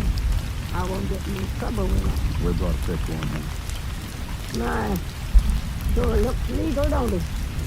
Hey, you boys better go on ahead. Took me some time to get up downstairs. All right, ma'am. Come on, Clay. He isn't dead. He could have come home yesterday and taken off with his wife. Or else you might have gone out to pick him up somewhere. There's still a chance he's up here right now. Yeah. Try again. I told you she wasn't home. Use the key. Yes, ma'am. Take a look in that bedroom, Clay. I'll see what's in this closet here. Right. Hey, come here. What is it, Clay? Over here, but take a look at this. Quite a bit of blood on it. It was real alive, anyway. You ought to be glad to hear that. Like they cleaned the place out. You check the closet? No, I'll get it now. Some clothes still in here. Hey, can I come in now? Sure, ma'am. Well, I'm sorry to be getting you. I ain't nearly as surprised. My bedding. Why'd you take my bedding? Did she send it to laundry? No, linen belongs to me. I give her clean ones every Monday. Blankets are gone, too. Why she took them? Well, A lot of clothes left in the closet, Jay. Didn't take everything. I'll check the kitchen. Okay. I want to look in this bureau. my, she sure keeps a sloppy house, don't she? That wind of ours ain't been washed in a couple, 3 years, I bet. Plenty of stuff in here. Photo album. Oh, Did you pick Benson's picture out for me, ma'am? glad to. Yeah, right here. And that wedding picture. Oh, here's another one of them. Looking at the cabin where they used to go.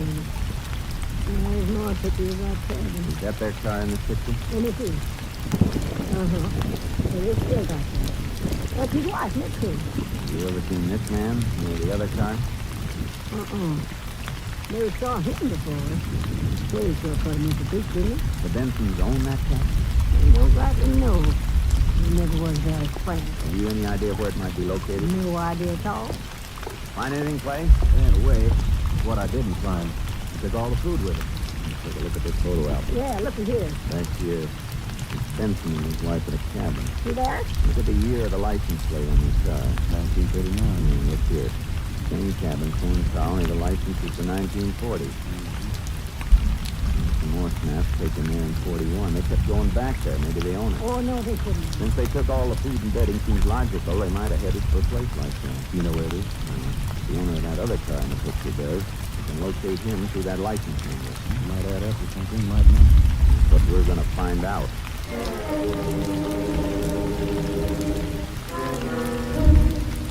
We checked the license number of the car in the picture. It belongs to a man named Harry Steelman. Steelman worked at a cotton outfit on the edge of town. We went there. All right, you finished that line. We're moving on those bales about end. Mr. Steelman? Yeah, hold on a minute, will you? Hey, Charlie, we haven't got all day. Get the letter out. What do you want, Ranger? We'd like to talk to you. All right, let's go back to the office. Come on, keep them bales moving now.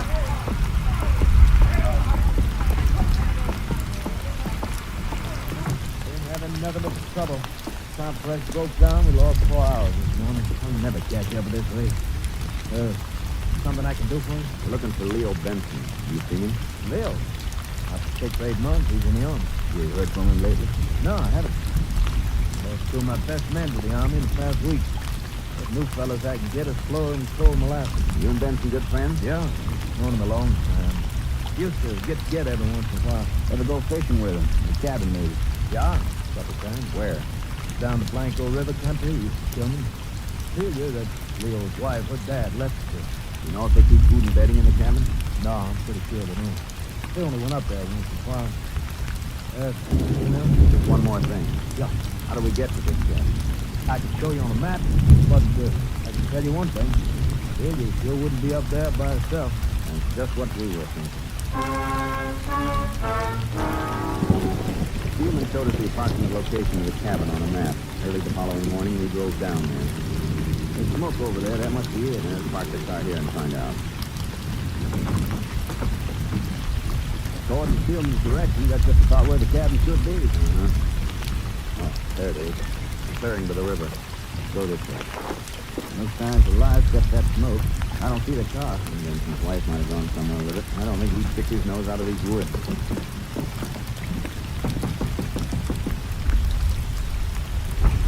Open up, Benson. Now, let's take a look in that window. They've been here all right. This is still on the table. We see what's outside. Great sense is bad. I wouldn't mind it. Hold it, Jake. What is this place? But I saw someone move over there. Hey, down by the river. Where? Well, that big boulder. You see? To the right of it. Oh, man, now. Well, let's take a look. It was right about here. There's a couple of stones scooped over here. Still damp where they were. They must have been somewhere. I'll take a look around back at the boulder. Right. Jake, bring the fish here, still wet. There he goes behind you, Dave. Cross the river. I'll get him. Hey, stop. Get away from me. Let me stop. You okay, Jake? Yeah. All right, then. On your feet. You went to a lot of trouble for nothing, Ranger. I was going to give myself up anyhow. You were, huh? Sure I was. I'd rather spend a couple of years in jail than go overseas. That's better than getting my head shot off, ain't it? In your case, Benson, I'm not so sure.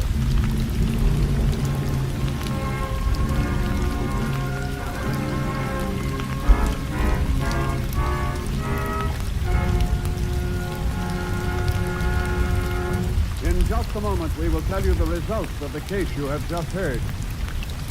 Later today, you'll find more great entertainment all lined up for you on this NBC station. Next, it's The Big Show with a star-studded guest list, your unpredictable hostess, Tallulah Bankhead. And Meredith Wilson will be on hand to direct The Big Show Orchestra and Chorus. Later tonight, be sure to hear the hilarious Bill Harris and Alice Faye Show, featuring the comedy antics of Frankie Redley, Julius Adruzio, and Brother William. There's further music with Bill and Alice and their delightful program. Remember, too, that Theater Guild on the Air will bring you another entertaining dramatization of an exciting play co-starring 2 of your favorite Broadway stars. Yes, Sunday is Fun Day on NBC because of the many fine shows sent your way to add to your listening pleasure. Later tonight, a special broadcast featuring a speech by Benjamin Stanley. Remember, for fine entertainment all the rest of the day, stay tuned to this station of the NBC Radio Network. And now for the conclusion of Tales of the Texas Rangers.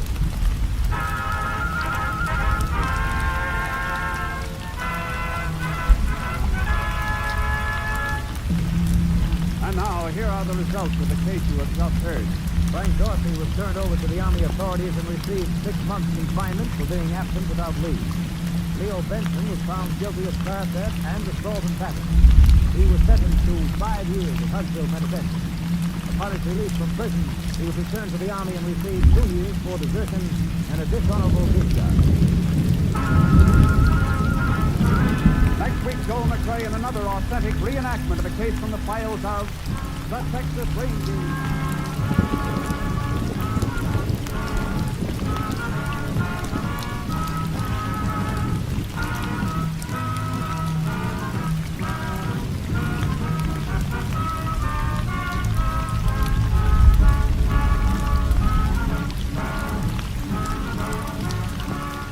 Joel McRae will soon be seen in San Francisco Story, a Warner Brothers release. The cast included Tony Barrett, Peter Leeds, Sam Edwards, Herb Ellis, Viva Jansen, and Janet Nolan. Technical advisor was Captain M.T. Lone Wolf Gonzalez of the Texas Rangers. This story was transcribed and adapted by Bernard Ederer and Robert A. White, and the program is produced and directed by Stacy Keith. Hal Gibney speaking. Next, enjoy 90 minutes of comedy and music on The Big Show on NBC.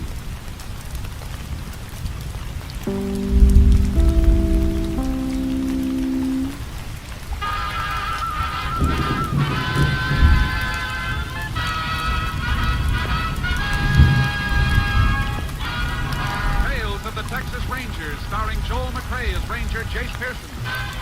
Another authentic reenactment of a case transcribed from the files of the Texas Rangers.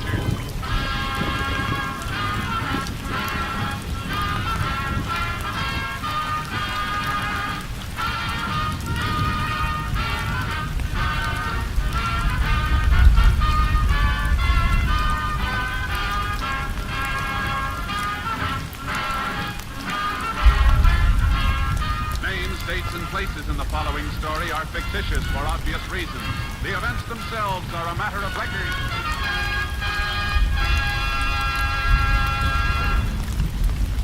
Every day, Monday through Friday, there's top entertainment all day long when you set your radio dial to NBC. Listen for Double or Nothing, and you'll hear one of radio's funniest quiz shows. Yes, Walter O'Keefe consistently comes up with great comedy entertainment Monday through Friday on Double or Nothing. Listen and you'll agree. And then there's the program of the heart, Strike It Rich.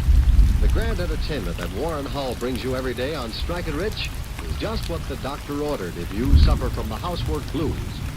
From Chicago, Tommy Bartlett brings you Welcome Travelers and interviews with the many interesting guests who each day pass through the Windy City. And for more fun, listen for Bob and Ray, those two zany comics. Then there's Music and Charm with Dave Garroway. So remember, every day, Monday through Friday, chase your blues away with the wonderful daytime programs on this station of the NBC Radio Network. And now, here's today's adventure with the Tales of the Texas Rangers.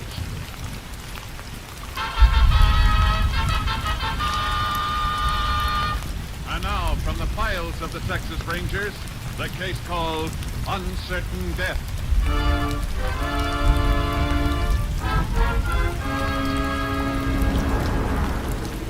It is shortly past 10 o'clock on a Wednesday night in July 1936.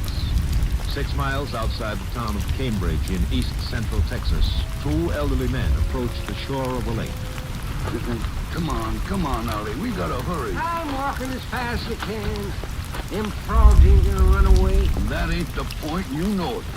Frogs for bass fishing gotta be caught and put in a bait bucket 12 hours before they come to you. Oh, that superstition, George Warner. Ain't gonna help it none going way over the other side of the lake, neither. There's plenty of frogs right here. Nah, you know these frogs ain't good for bass. Only frogs them bass will eat gotta be caught on the other side where the tails is. Oh, superstition is nothing but... Ollie. Huh? Shine a light over there. Ain't that the game warden's car? It don't look nothing like. Just two. I wonder what he's doing out here this time of night. Let's go see. Yeah, don't you go poking your nose in other people's business. There ain't nobody in it. And it ain't the game warden's car. There's two. But wait a minute. Shine the light down toward the shore. What do you want? Yeah, there now, you see. The car belongs to that young couple sitting on the bank. Sorry we disturbed you, folks. That's okay. Didn't mean to be shining that light on you. We thought you was a game warden. Yeah, How about that, Ollie? Young couple sparking on a summer night. Puts me in mind of when we was young and used to bring our gals out here. Well, here's the boat. You get in first and I'll shove off. I'll roll. No, you won't. Neither. You start rolling, it won't be 5 minutes before you're complaining about it. Well, head for that patch of reeds near the cove. Best frogs in the lake. come there nights. I still don't see no sense in going all the way over there to the other side. You'll see. Wait till we catch us some of them big mouth bass tomorrow. Oh, I sure hope we get some. Ain't nothing like big mouth bass for good eating. What's that? Sounds like them young people having some kind of squabble. Come back here. You better come back. That's shooting. We better get in the shore. Hey, George, if we go in there, he's liable to shoot us up too. Come on up here alongside of me. You better help row. All right. But I still think... You quit thinking and row. Yeah. He's leaving, George. He's driving away. Keep rowing. You reckon he killed that girl? We don't even know it was him doing the shooting. He was the one yelling at her to come back. Wasn't he? Here, come on, Ellie. Pull on that oar.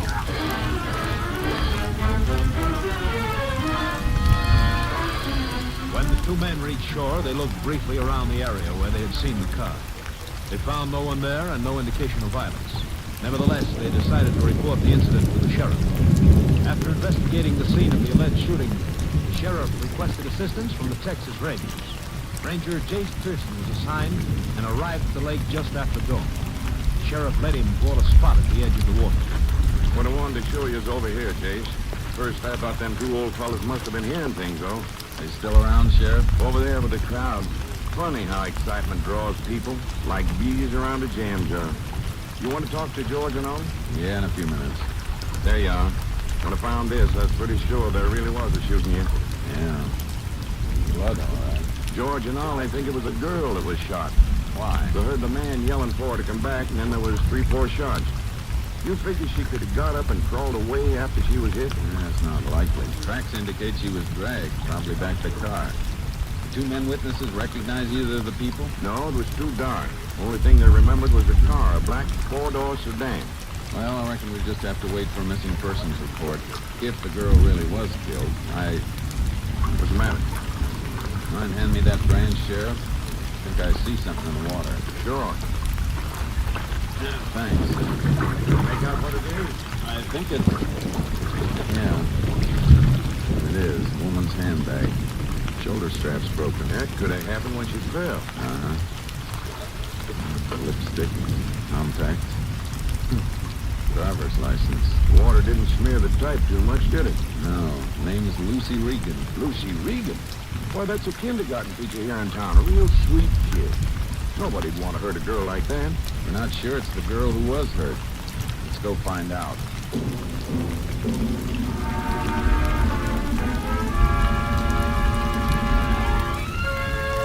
drove back to town and went to Lucy Regan's rooming house. She wasn't there. Her landlady said she'd left at 7 the night before and had not returned. She was fairly sure Lucy'd been out with Kim Bowman, a young cowhand from a nearby ranch. Sheriff and I went out to the ranch, arriving there about 10 that morning. We learned that Bowman was with a crew setting up new fence posts about 4 miles from the ranch house. We took horses and started looking for them. There they are now, down at the bottom of the slope. Uh-huh. What's all the construction work over there by the next hill, Sheriff? That's a new county road. We've been waiting for it quite a spell. You'll be glad when they get it finished. Looks like they're cutting through part of this ranch. Just a corner. Reckon that's why they're setting up new fence posts. Which one of you fellas is Ken Bowman? You're over here. Whoa, Sergeant. Hold on. What's the matter? Ranger and I'd like to talk to you. Well, sure. Anything wrong? I want to ask you some questions about Lucy Regan. What about? You out with her last night? Yeah? Why? Her landlady says she hasn't been back to the house since she left with you. That ain't true. I brought her back myself. What time was this? Early? About 9 o'clock. She said she had a headache. She was lying, though. How do you mean? I've taken her out 5, 6 times in the past few months. She always makes some kind of excuse to get back to her. What's the matter? Didn't you two get along? We'll get along all right. Except when she starts acting like a school teacher, telling me how I should talk. When you brought her home, did you take her up to the house? No. She got out of the car in front of the house. Said she didn't want me to come in. Probably had another date waiting for her inside. Last time I'm taking her out. Where'd you go after you took Lucy home? No place special. Evening was already ruined. I drove around a while, and I come back to the ranch. Did you go out to the lake? Been near the lake in weeks. Look, Ranger, why are you asking all these questions? We're afraid Lucy might have been murdered. Murdered? Just because she don't show up one morning? Goes over to the library in Bingham a lot. Maybe that's where she's gone. See some of them college fellas. Maybe so, but you were the last person she was seen with. Oh, look, Ranger, like I say, I took the girl out 5 or 6 times. I hardly even know her. Why'd you pick on someone else? What color's your car? My car? It's black. What's that got? 4-door sedan? Yeah. What? Where is it now? Back at the range house. Suppose you stop work for a while. We'd like to see your car.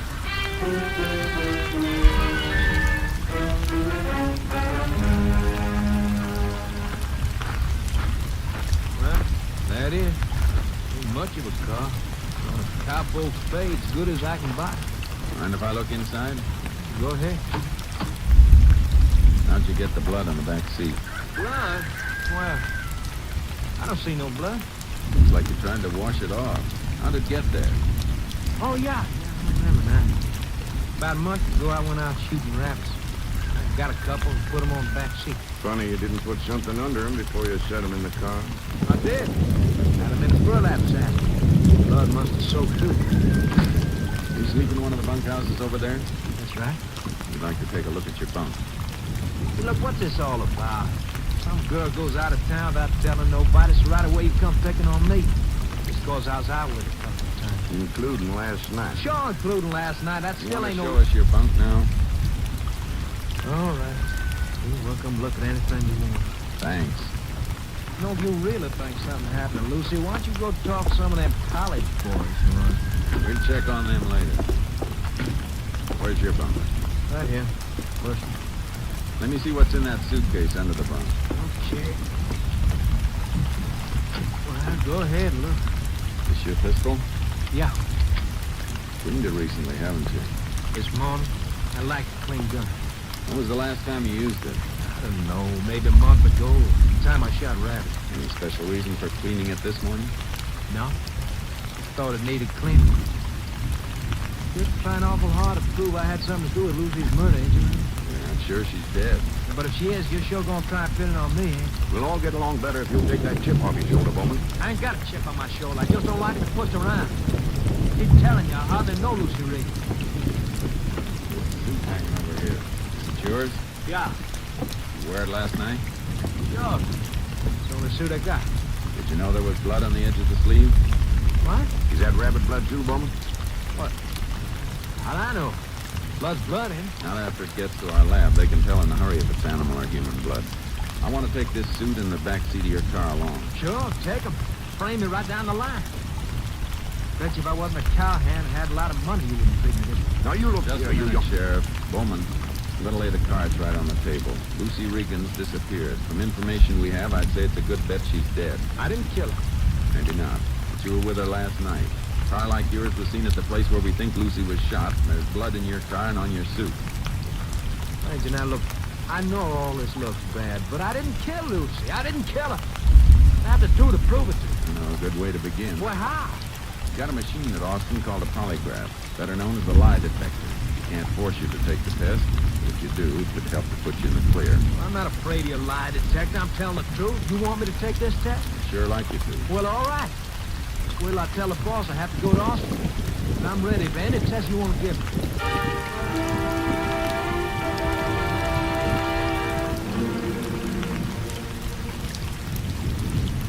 When I start the machine again, I'm going to ask you some more questions.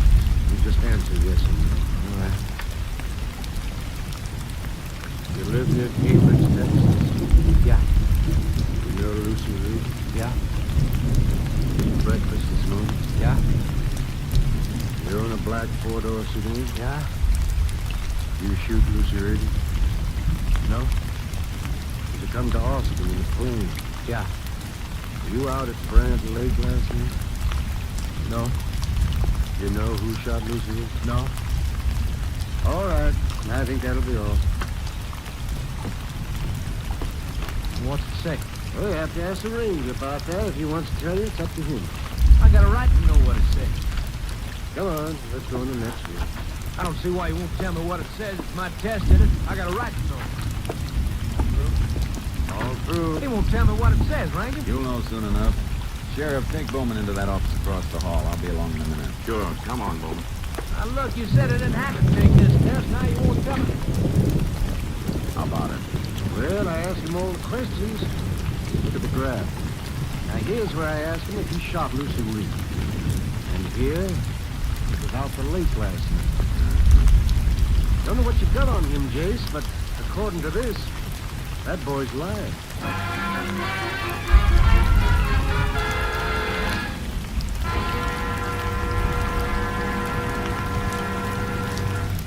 In just a moment, we will continue with Tales of the Texas Rangers, starring Joel McCrea as Ranger Jace Pearson.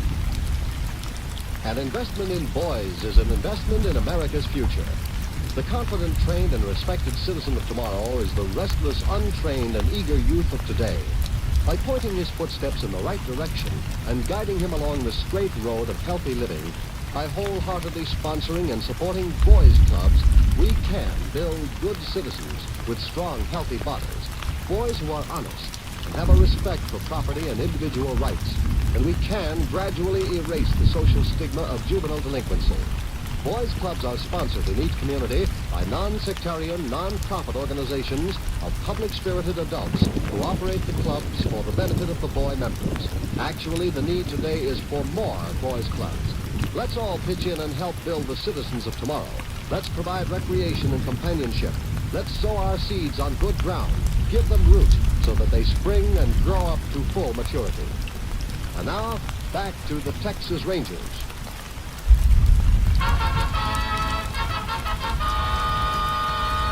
We continue now with Tales of the Texas Rangers and our authentic story, Uncertain Death.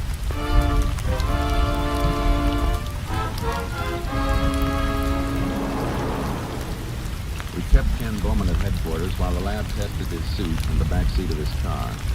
A little after 4 that afternoon, the lab called and said the blood on both the upholstery and the sleeve of his suit was human blood. Bowman hardly batted an eye when we told him the news. There's one thing for sure. You or somebody else is sure trying to frame me. You know better than that. What about the lie detector, Bowman? That shows you weren't telling the truth. Oh, it's a lot of hogwash. You sure can't make me believe that thing never misses. There was human blood in your car and on your sleeve. Where'd it come from? How do I know? Maybe I cut myself. You sure it wasn't Lucy's blood? You sure you didn't shoot her? Keep on asking that, Range, and I keep telling you. I wasn't the only one who went out with her. Now I want to go back to King. As soon as the pilot calls and says the plane's ready. You had no right bringing me here in the first place. You didn't have to come along. I told you that. And while we're waiting, suppose you answer a few more questions. But I told you everything I know. How many times you gonna make... Probably the pilot. You want me to get it, Jay? Uh-huh. Why'd you lie to us about the blood in your car? I didn't lie. Why do you keep on asking? It was human blood. How'd it get there? You got no one else to pick on. That's why you keep asking me questions. That was the lab, Jay. What'd they say? Said they found different kinds of dust and soil particles in Bowman's suit. They'll do a detailed analysis if you want it. That depends on you, Bowman. What do you mean? Why does it depend on me? Because we think you buried Lucy Regan's body somewhere. And when you did, you got soil particles on your clothes. What? What can you prove from this? It could lead us to where Lucy's body's buried. Oh, how? The lab has samples of soil from every part of Texas, thousands of samples. They'll compare them with the particles found in your suit. It'll take time, but we're not going to stop until we find that body. Now, how about it, Bowman? All right. Save you the trouble. I killed her. I shot her last night. Where was this? At the lake. In a fight, she was running away. I shot her. Then I put her body in the car. Where'd you bury her? Didn't bury her. Drove down to the lake Narrows. You know, Sheriff, where the bridge is. I weighted the body down with rocks and threw her off the bridge. Can you show us where it is? Yeah. I can show you. Sheriff, will you go across the hall and tell them we want 2 witnesses ready to take down Ken Bowman's confession? Bowman repeated in front of 2 witnesses and the stenographer what he'd already told us. I requested headquarters to supply us with a diver to help locate Lucy Regan's body in the lake. We returned to Cambridge, arriving after midnight. By 5 the next morning, we'd set up a diving raft. At daylight, the diver was lowered into the water at the spot Bowman indicated. I stayed on the raft with the telephone. What's taking him so long? Why can't he find her? How about it, Joe? See anything? Nothing here, Chase. I'm on as far as I can go. You sure this is the place you threw the body, Bowman? Of course I'm sure. What do you say, James? Hold it a second, Joe. Bowman, where'd you get the rocks to weight down the body? I reckon it was from over there. You carried them all the way over here? I don't know, Ranger, was dark. Maybe it... That's right. I remember now, I was down the other end of the bridge. Stand by to come up, Joe. We're gonna try another spot.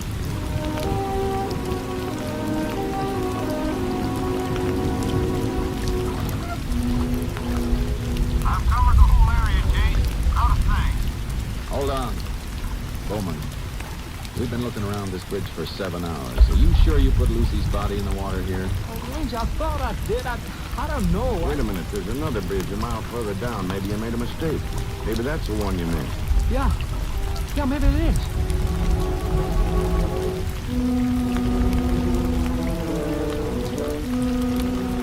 It'll be dark soon, Jace. Looks like we'll have to give it up for today. But it must be here, Ranger. I remember that. Yes, I do. I was right on the corner of that bridge, right up there. Can you hear me, James? Go ahead. Nothing in this area. If we're going on, we'll have to get some light. Stand by to come up, Joe. That's all for today. Sheriff, put Bowman in the boat. We're going back to the car.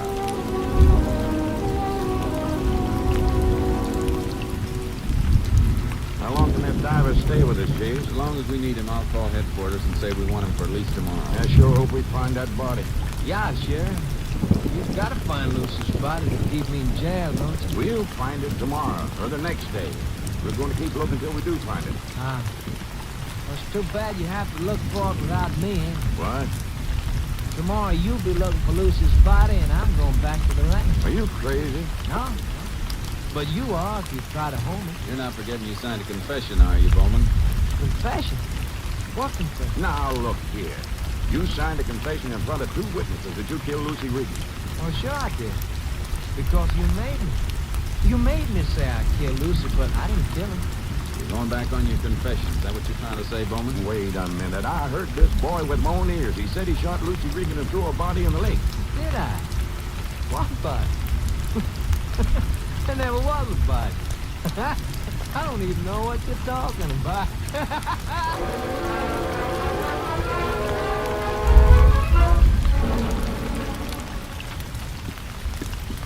Put Bowman back in his cell, Jay. Good. We let him stay there tonight anyhow. Yeah, we don't want to stay there at all. He started howling like a coyote when I told him now we were holding him for obstructing justice.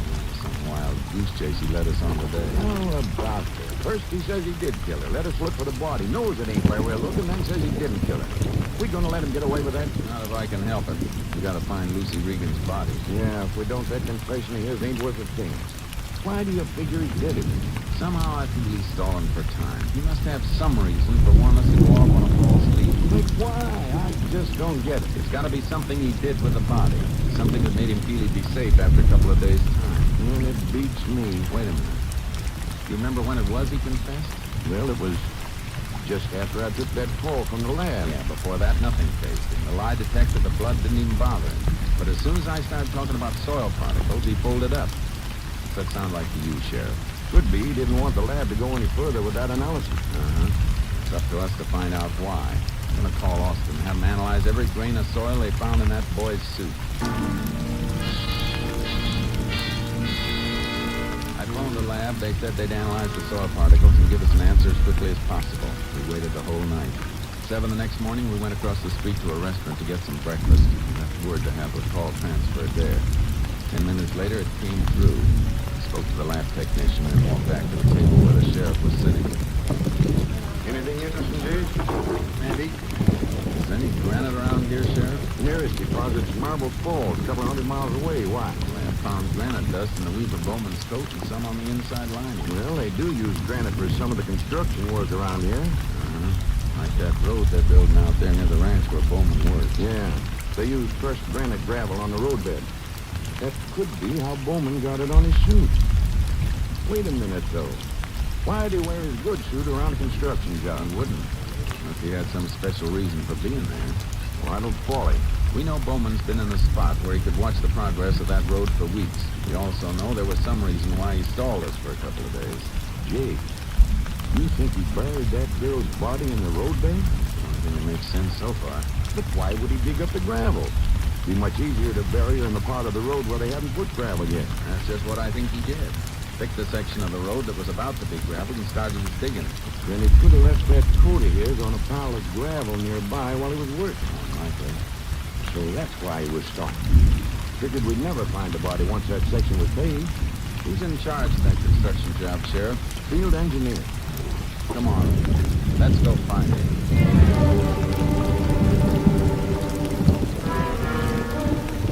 When we spoke to the field engineer out at the job, we got our first break.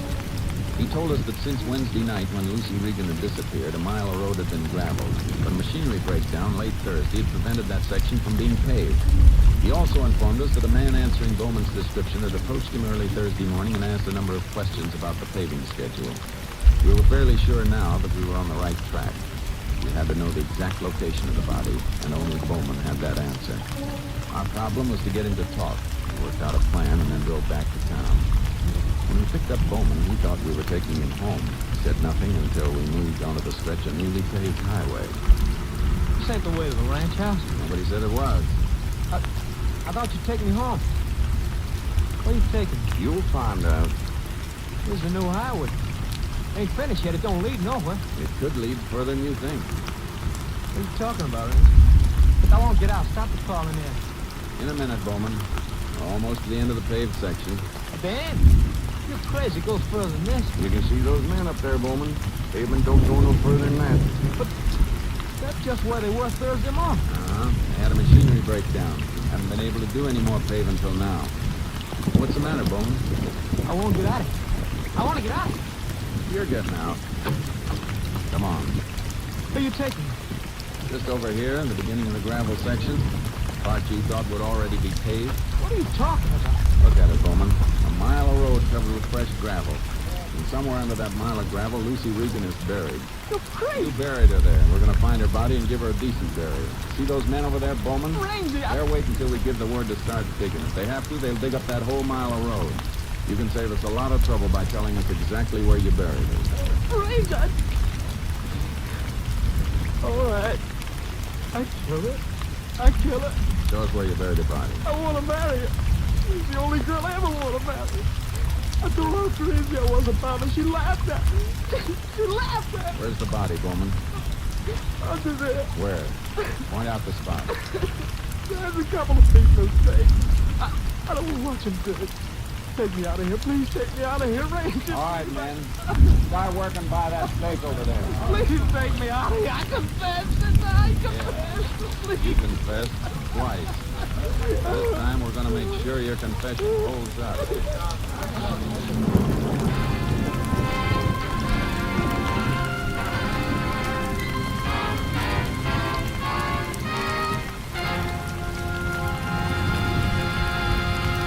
In just a moment, we will tell you the results of the case you have just heard. Later today, you'll find more great entertainment all lined up for you on this NBC station. Next, it's The Big Show, with a star-studded guest list and your unpredictable hostess, Tallulah Bankhead. And Meredith Wilson will be on hand to direct The Big Show orchestra and chorus. And be sure to hear the hilarious Phil Harris and Alice Faye show, featuring the comedy antics of Frankie Remley, Julius Abruzio, and Brother William. There's mirth and music with Phil and Alice and their delightful program. And remember, too, the Theater Guild on the Air will bring you another entertaining dramatization of an exciting play co-starring two of your favorite Broadway stars. Yes, Sunday is Fun Day on NBC because of the many fine shows sent your way to add to your listening pleasure. Later tonight, you'll want to hear Jack Parr on the $64 question, as Jack asks the questions and gives away the money. So remember, for fine entertainment all the rest of the day, stay tuned to this station of the NBC Radio Network. Now back to the conclusion of Tales of the Texas Ranger.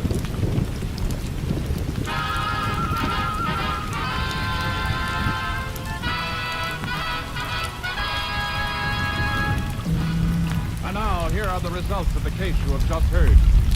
Lucy Regan's body was discovered at the place Bowman had indicated. A ballistics check of 3 bullets found in her body proved they came from Ken Bowman's gun.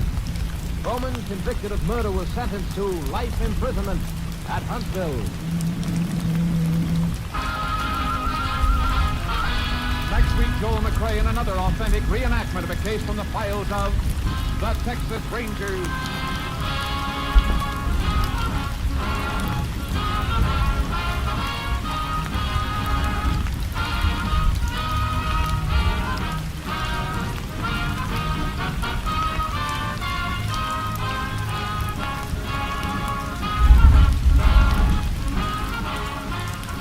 Joel McRae will soon be seen in San Francisco Story, a Warner Brothers release.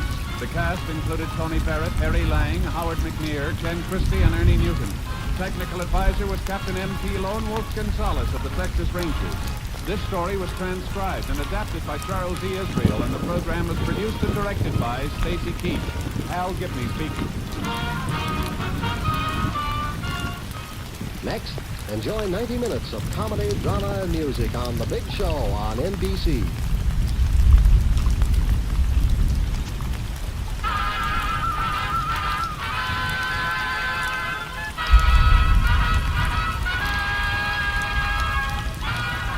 Tales of the Texas Rangers, starring Joel McRae as Ranger Jace Pearson. Another authentic reenactment of a case transcribed from the files of the Texas Rangers.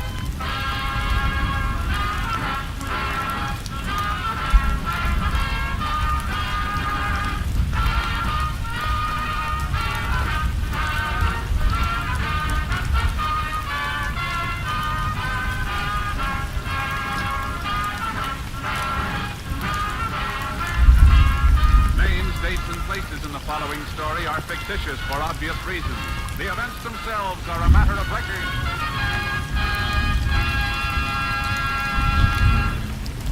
Every day, Monday through Friday, there's top entertainment all day long when you set your radio dial to NBC. Listen for Double or Nothing. You'll hear one of radio's funniest quiz shows. Yes, Walter O'Keefe consistently comes up with great comedy entertainment Monday through Friday on Double or Nothing. Listen and you'll agree. And then there's the program with a heart, Strike It Rich. The grand entertainment that Warren Hull brings you every day on Strike It Rich is just what the doctor ordered if you suffer from the housework blues. From Chicago, Tommy Bartlett brings you Welcome Travelers and interviews with the many interesting guests who each day pass through the Windy City. And for more fun, listen for Bob and Ray, those two zany comics. Then there's Music and Charm with Dave Garroway. So remember, every day, Monday through Friday, chase your blues away with the wonderful daytime programs on this station of the NBC Radio Network. And now, here's today's adventure with the tales of the Texas Rangers.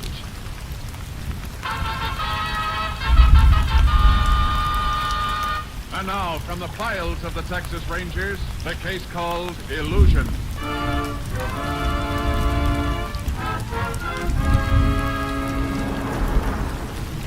It is 3 a.m. on October 3rd, 1945.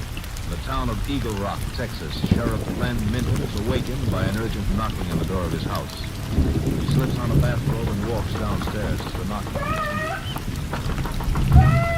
Just a minute, I'm coming. All right. Now, who is it? Amy West!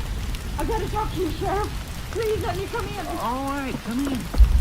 Oh, Sheriff, I'm so scared. Now, whatever it is, it can't be that bad. You don't know, Sheriff. You don't know. You can't. Here, now, you just sit down and relax. No, please don't leave me. Sheriff has tried it again. Tried what? They tried to kill me. Who? I don't know. Somebody wants me dead. Now, look here, Amy. I've known you since you were a kid, and I've been talking to you like a father. I know what you're going to say. You think I'm imagining things. Well, it kind of looks that way. This is the third time in the past 2 months you thought somebody was trying to kill you. They are. I know it. Amy, the other times we proved to you it was either accident or imagination. You never believed me. When the brakes went out of my car, when that man came into the house to kill me, you didn't believe it. Amy, you said that Tower was still in the house when I got there, and you know I didn't find nobody. He was there. I know he wasn't tonight. He came back. He tried to blow me up. What? I woke up and smelled gas. Before I could get out of there, there was an explosion. Where? The bathroom, I think. Part of my bedroom blew up. I don't know how I wasn't killed. Well, why didn't you phone instead of driving all the way in The here? phone wouldn't work. Oh, it was awful. Why do they want me dead? Why? What kind of gas fixtures do you have in the bathroom? Well, there's a little stove and the hot water heater. Where's your husband, Amy? Mark's away by the camp. He'll be back in a minute. Sheriff, somebody came in and turned the gas on. I know it. Think hard now. Could you have left that gas on yourself? No, I couldn't. Sheriff, you can go to me. Somebody is trying to kill me. Somebody wants me dead. All right. Compose yourself. We'll go out to your house and have a look.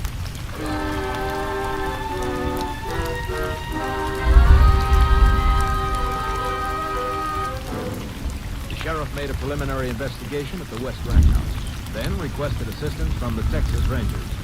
Ranger Jace Pearson was assigned and reached the ranch at 10 that morning. Mark West, Amy's husband, had arrived home in the meantime. The two officers left Mr. West downstairs with his rifle and went up to investigate the scene of the explosion. Pretty much of a mess, ain't it, Jace? Uh-huh. Mrs. West was lucky to have some gas heater explosions when there wasn't a thing left of the house. What do you mean, Doug? You figure somebody could have come in here and turned the gas on like Amy said? It could be. The heater valve was open. Yeah, but Amy could have left it open herself.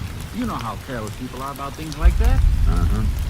You say Mrs. West thinks somebody tried to kill her a couple of times before. That's right.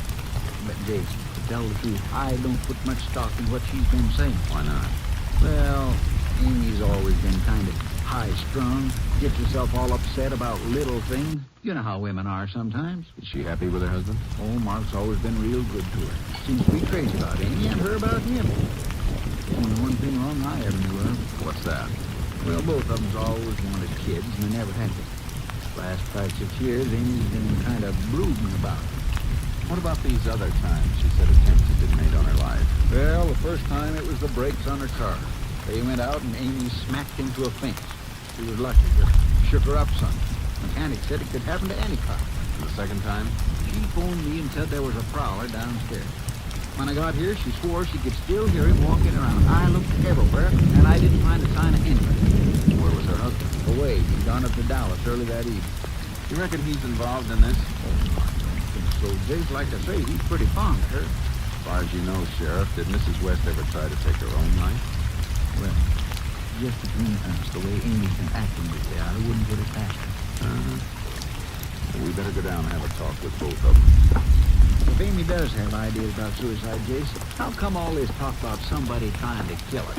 The human mind's a funny thing. Sometimes that's the way it works. You mean she could have done all these things herself, and yet she really believes somebody else has been doing them? Something like that. You know, that crossed my mind when I was talking with Amy. Living indoors with her. Yeah. What'd you find, Ranger?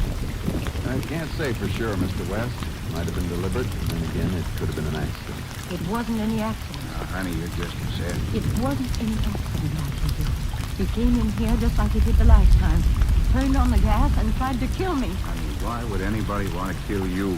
I don't know, but he wants you dead. Amy, you've got to stop this. I don't know of a person in the world who wants you dead. Everybody loves you. That's the truth, Amy. I've never heard a soul in town speak a harsh word about it. It's no use trying to cover it up, Sheriff. Somebody wants to kill me. And when it's too late, you'll be sorry you didn't believe me. Honey, don't talk like that, please. Mrs. West, we'd like a statement from you about what happened last night. Do you mind coming in town with the sheriff and me? All right, I'll come. But I want Mark with me. I won't go unless he comes along. Sure, honey. I'll be glad to. Sheriff, you take Mrs. West out to the car. We'll be along in a minute. Right. Come on, Amy.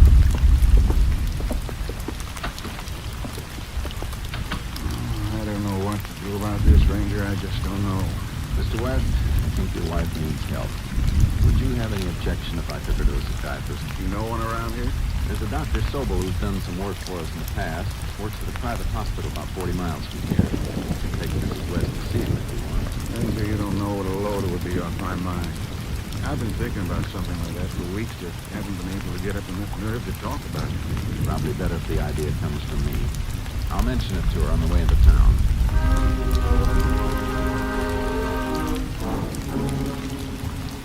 I talked to Mrs. West. At first, she was reluctant to see the psychiatrist. By the time we reached the sheriff's office, she consented. After the sheriff took her statement about the explosion, I drove Mrs. West and her husband to the hospital. While she was talking to Dr. Sobel, Mark West and I waited in the outer office. 2 hours later, the doctor opened the door between the offices. Sorry I kept you waiting so long, gentlemen. Mrs. West, you can go into the other room with your husband now. How you feeling, honey? All right. I've given your wife some capsules, Mr. West. Just a mild sedative. She takes one every night before she goes to bed. Sure, Doctor. Won't help. It will if you make up your mind to let it. Nothing's gonna help. Somebody wants me dead. Sooner or later, he'll kill me. Well, we'll talk more about it, Mrs. West, sometime soon. Now, if you and your husband don't mind waiting, I'd like to speak to the ranger for a second. What do you think, Doctor? Well, it's only a preliminary examination. I want to spend much more time with her. But there doesn't seem to be any clinical psychosis present. You mean there's no definite insanity? I'm almost sure of it. What about this idea she's got that she's going to be killed? She's an extremely unstable woman, Ranger. And she's under some kind of severe emotional strain. What it is, I don't know yet. Well, the sheriff and I'd like to help her any way we can. Is there anything we can do? In a case like this, Ranger, nothing. Nothing at all.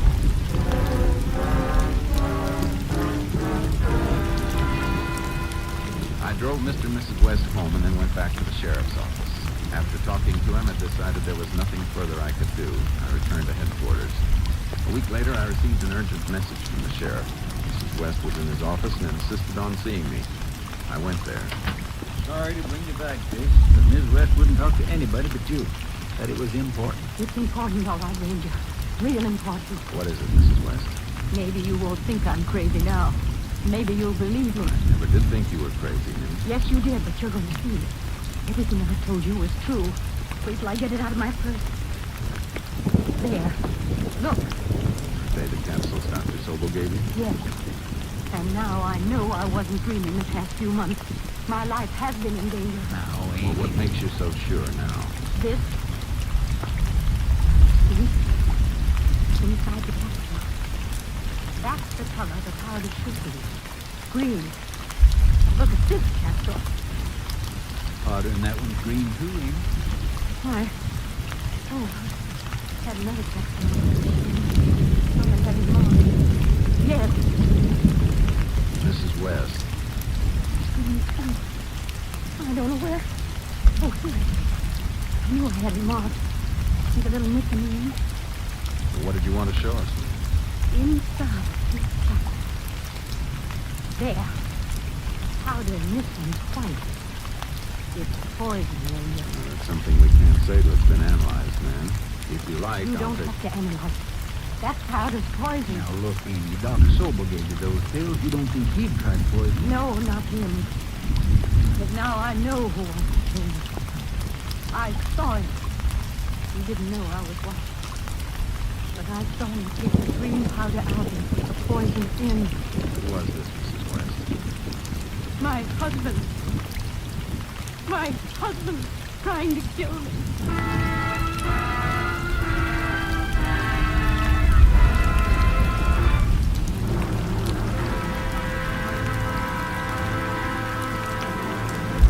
In just a moment, we will continue with Tales of the Texas Rangers, starring Joel McCrea as Ranger Jace Pearson. The cruel nature of cancer is well known. It strikes young and old, rich and poor alike. Men as well as women fall victim to this dread disease. And because anyone can develop cancer, everyone must join in the fight to conquer cancer. Every American shares in the hope that soon cancer will be conquered. But we cannot just hope for complete cancer control. We must take positive action. Do your part. Take positive action. Strike back against cancer by joining the American Cancer Society's 1952 crusade. Your dollars will help support the Society's 3 essential programs of research, education, and service to the cancer patient. It is estimated that 22 million Americans now living will die of cancer. Fortunately, however, this is not an unchangeable figure. By striking back together, we can reduce it substantially. So give generously to your unit of the American Cancer Society. Simply mail your contribution to Cancer, care of your local post office. Now, back to Tales of the Texas Rangers.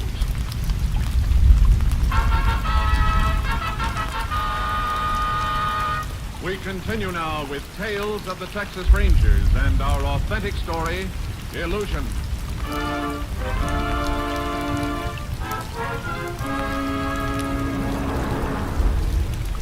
We had the white powder that Mrs. West had taken out of the capsule analyzed.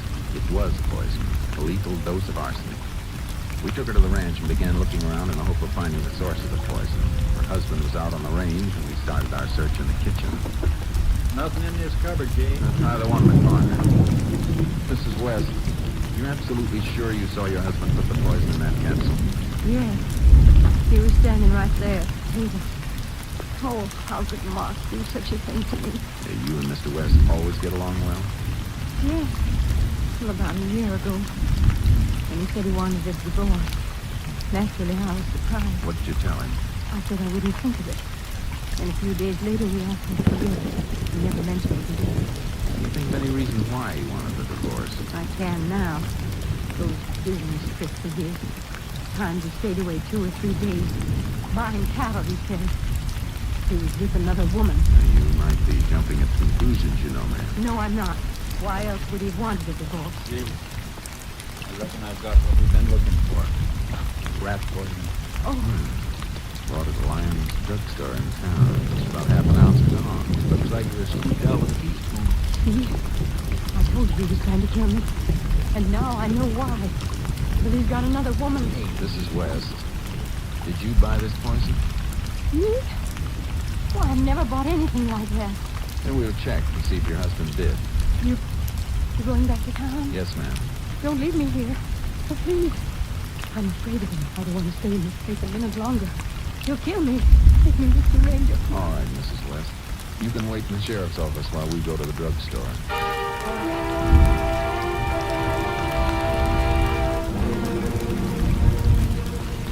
Now, where'd I put that poison register? Yeah, here we are. Any idea when this poison was bought? No, I'm afraid not. All right, we'll just start turning pages till we come to it. West. That ain't luck. Hit it on the 3rd page. Yep, it was rat poison, all right. What day did he buy it? It was on June 25th. Did you say he? That's right. Well, then there's some kind of mistake, Ranger. It wasn't him bought that poison. It was her. See? Amy West.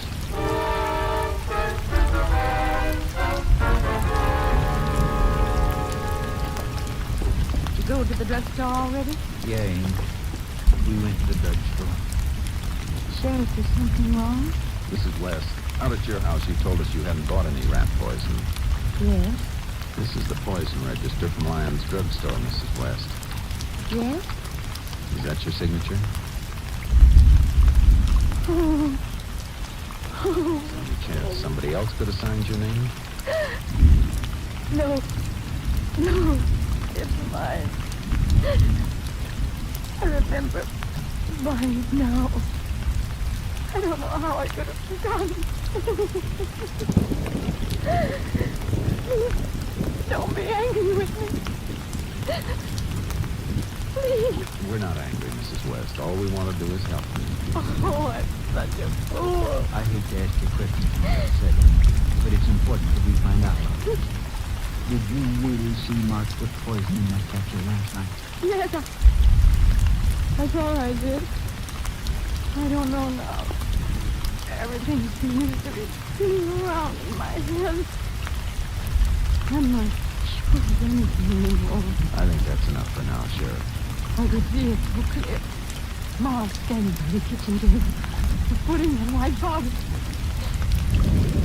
Maybe I've been imagining things all along. Maybe I'm crazy. Oh, Ranger, please help me. I think we better take you over to see Dr. Sobel again, ma'am.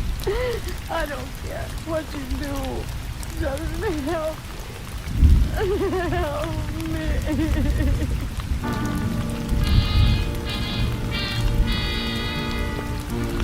I called Dr. Sobel, and he said he'd get a room ready for Mrs. West. While the sheriff took her to the hospital, I headed out to the ranch to see her husband.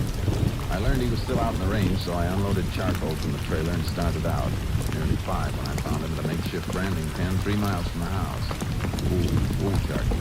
Ooh, boy. Mr. West? Oh, howdy, Ranger. Be right with you. Hurry up with the rest of them, kids. Want to wind it up before sundown. What can I do for you, Ranger? Afraid I have some unpleasant news for you. Is about Amy? Sheriff just took her over to the hospital. What's happened to her? Nothing serious. She's just a little bit upset. Oh, I thought you were going to say something, Mr. West? I get so worried about the way she's been acting lately. Can't sleep nights thinking about it. No, Dr. Sobel's one of the best in Texas. If anybody can help her, he can. Sometimes I think she's better, and then, well, it's like a curtain dropped in front of her eyes. She looks at me like she's never seen me before. It's pretty awful, Ranger. Yes, it is. I'd like to go see Amy as soon as I can. Well, you'd better call Dr. Sobel first, but I don't think there'll be any objection. She take her medicine along with her? I couldn't say. I better bring it to her. She'll be needing it. Oh, I don't think you'll have to do that, Mr. West. If she needs medicine, they'll give it to her at the hospital. Oh, yeah. Yeah, I suppose you would have there. Well, I'll be along to see her tonight.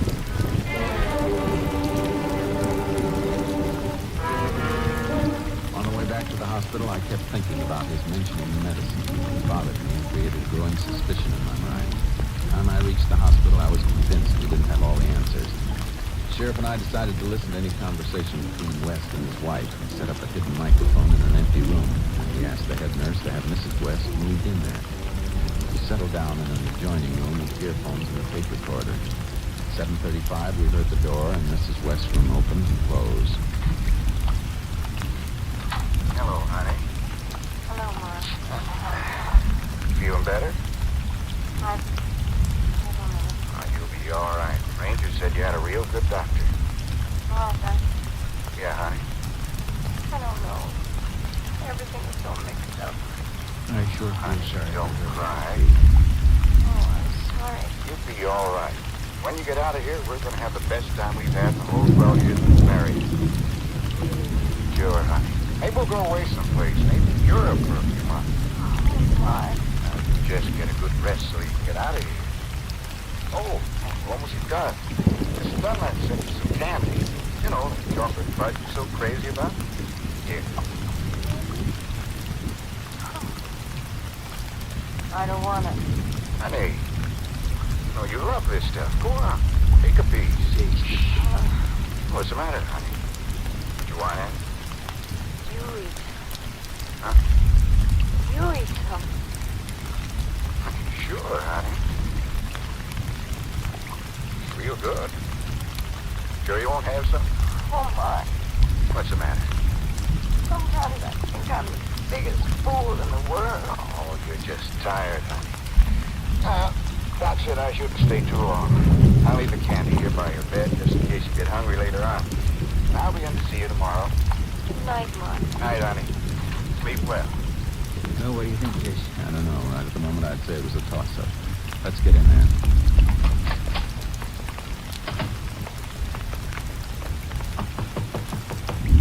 Amy?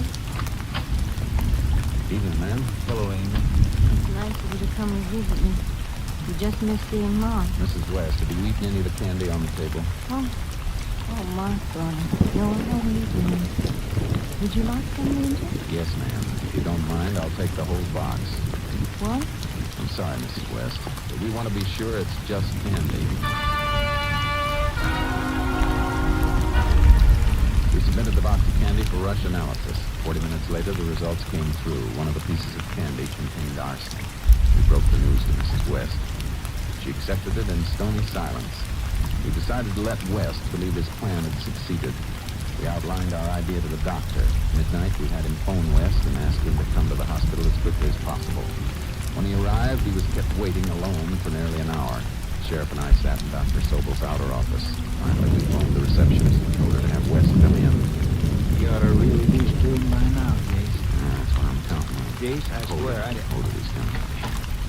Oh, Doc in his office. He's upstairs. Come on in, Mr. West. He told me to get down here as quick as I could. I've been waiting for an hour. What's it all about? I don't know. We got a call, too. How long you been here? About an hour. What's happening, Amy? We don't know, Mr. I West. went down to her room. She wasn't there. Yeah, we were down there, too. Where's that doctor? I'm going to make him tell me something. Well, Dr. Sobel's up in the lab. He said he couldn't be disturbed. Lab? What's he doing up there? The nurse said he was making some tests. On Amy? I don't know. I'm not going to stand for this. That doctor's got no right to keep me waiting like this. Not when my wife might be dead. Dead? What makes you think that? Oh, I'm sure that's it. Amy didn't want to live. She wanted to kill herself. I never got that idea about Amy. You didn't know her the way I did. She was always talking about killing herself. Last night I caught her filling those capsules the doctor gave her with rat poison. Saw her put them in her purse. You did? Yeah. Put them away from her. Reckon maybe I didn't find them all. Reckon Amy had some more. Why didn't you tell us this before? Should have told you all about this. I didn't. Because I was ashamed. Now you're going to blame me. You're going to think it was my fault Amy committed suicide. Well, go ahead, say it. Mr. West, You're liable to be getting excited for nothing. Nobody said anything about your wife being dead. She is, I know it. She's not in her room, and the doc's up making some kind of test, ain't he? She's dead. She committed suicide. She's dead. Take it easy, Mark. Can't understand it. I tried to make Amy happy. Why she would have taken her own life? We don't think she did, Mr. West. Huh? We think you tried to poison your wife with arsenic in the candy you brought her tonight. I didn't bring her any candy. We know you did. It's a lie. Amy died from eating poison candy. She had it with her all the time. I didn't bring it to her. I'm afraid you did, Mr. West. You've got a witness to prove it. Witness? Bring Mrs. West in. All right, Amy. You can come in now. What's the matter, Ma? Aren't you glad to see me? Amy, Maybe you can understand how I felt all these weeks, hoping I was seeing things and knowing I wasn't. Now you know. Oh, it's no mistake on your big mistake. No, it isn't. You wanted me good, so you could be with your other woman. Who is she, Ma?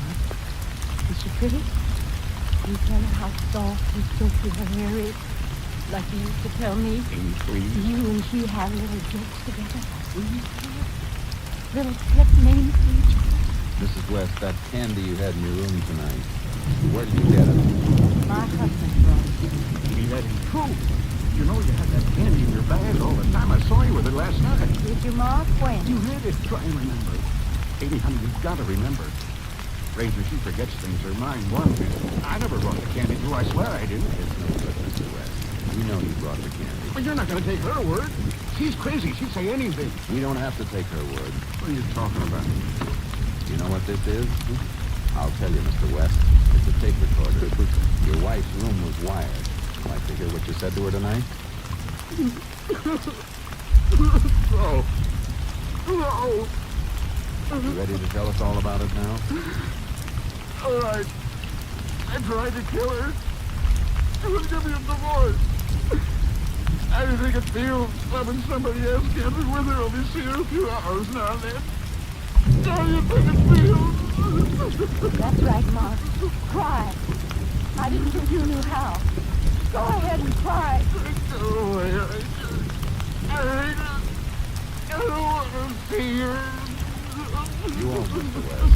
Her or any other woman. Not for a long time. Come on.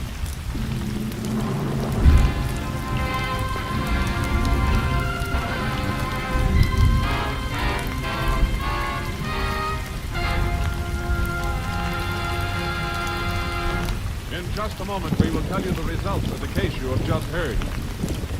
Later today, you'll find more great entertainment all lined up for you on this NBC station. Next, it's The Big Show, with a star-studded guest list and your unpredictable hostess, Tallulah Bankhead. Meredith Wilson will be on hand to direct The Big Show Orchestra and Chorus. And be sure to hear the hilarious Phil Harris and Alice Faye Show, featuring the comedy antics of Frankie Renly, Julius Abruzio, and Brother William. There's mirth and music with Phil and Alice and their delightful program. And remember, too, that Theater Guild on the Air will bring you another entertaining dramatization of an exciting play, co-starring two of your favorite Broadway stars. Yes, Sunday is Fun Day on NBC because of the many fine shows sent your way to add to your listening pleasure. Later tonight, you'll want to hear Jack Parr and the $64 question, as Jack asks the questions and gives away the money. So remember, for fine entertainment all the rest of the day, stay tuned to this station of the NBC Radio Network. And now, back to the Texas Rangers.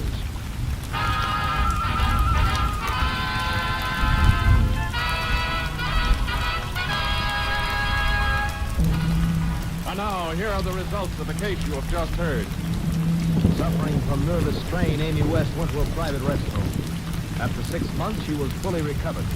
Mark West, having confessed to the attempted murder of his wife, was sentenced to 10 years in Huntsville Penitentiary. Next week, Joel McRae in another authentic reenactment of a case from the files of the Texas Rangers.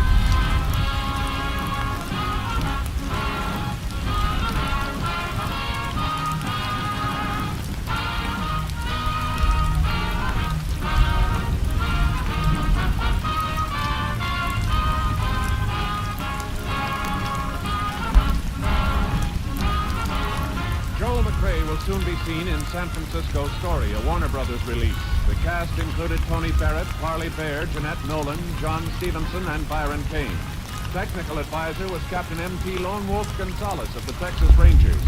This story was transcribed and adapted by Charles E. Israel, and the program was produced and directed by Stacy Keach.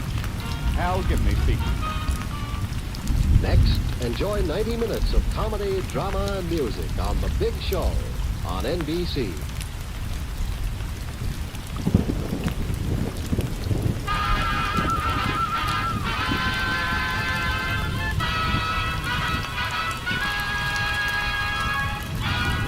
Tales of the Texas Rangers, starring Joel McRae as Ranger Jace Pearson. Another authentic reenactment of a case transcribed from the files of the Texas Rangers.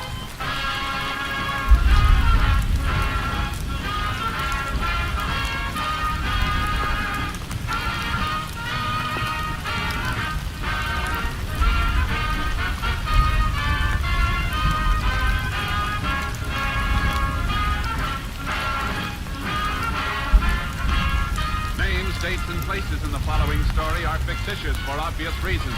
The events themselves are a matter of record.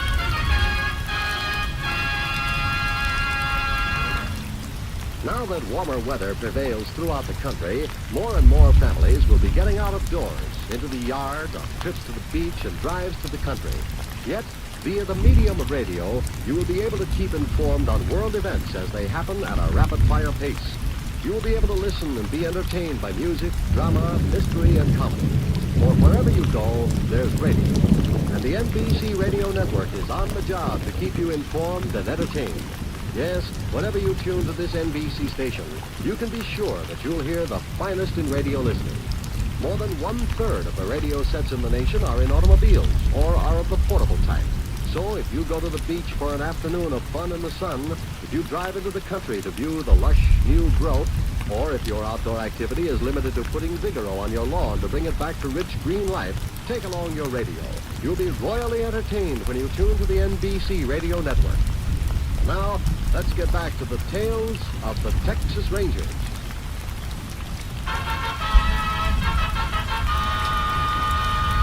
And now, from the files of the Texas Rangers, the case called Address Unknown.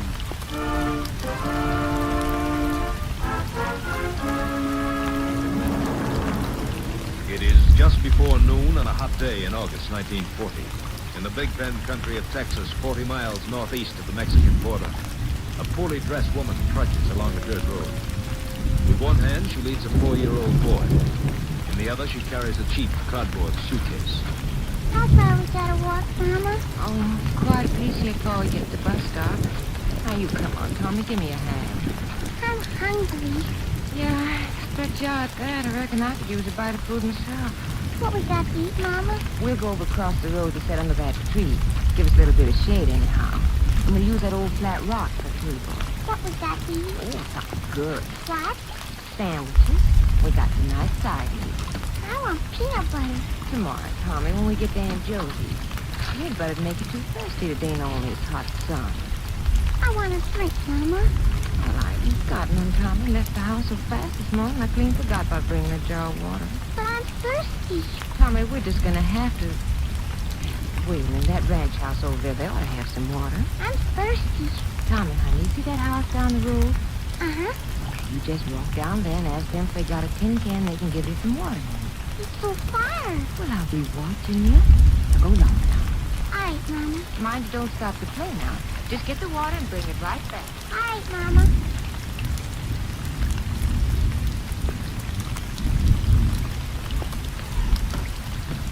Can I have some water?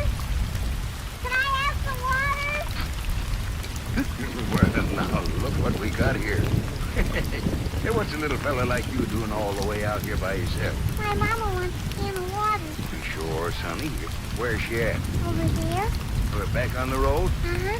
We're going to Aunt Josie's. Is that so? Now, what's your name, son? Tommy? Well, Tommy, you come right on out back and see what we can do about getting you some water. We got chickens and a horse. Yeah, now, what kind of horse is it? His name's Robin. Robin and Tommy, huh? Yeah, bet you make quite a pair. And here's a cup full of water for you. There. Now, I reckon we can put the water for your ma in this pail. You and your ma live around here, Tommy, do you? We live home. Huh? Uh-huh. There you are now. There. You want some more water? Yeah, maybe I better ride you back to your ma in my car. Too hot for a little fella like you to be walking. Come on now, Tommy. Mom and me rode in the car this morning. Is that so? Hey, did you come first? I don't know. In you go, Tommy. And now slide all the way across. Now, we just put this pail in the middle here. This your car? Yeah. Had it a long time, too. Now, where'd you leave your mama? Over there. We got Siamese sandwiches. I bet they're good, too. Your face looks funny. Huh? Oh, you mean my whiskers, huh? Well, that's what happens when you don't shave for a couple of days. I don't got no whispers. And you'll get whispers soon enough, Tommy. And when you do, you'll wish you didn't have them. Yeah, is this where you left your mom? Uh-huh. All right. Come on, Tommy, come on. There we are. My mama ain't here. Where's my mama? Oh, she's around there somewhere. Suitcase and lunch sitting there. Where's my mama? Now. She'll probably be right back in a minute. I'll give her a call and let her know that we're here. Lady! Oh, lady! I want my mama. Lady! Where are you, lady? Mama! Mama! Lady! Lady, I got your little boy here. Mama! I want my mama! I want my mama!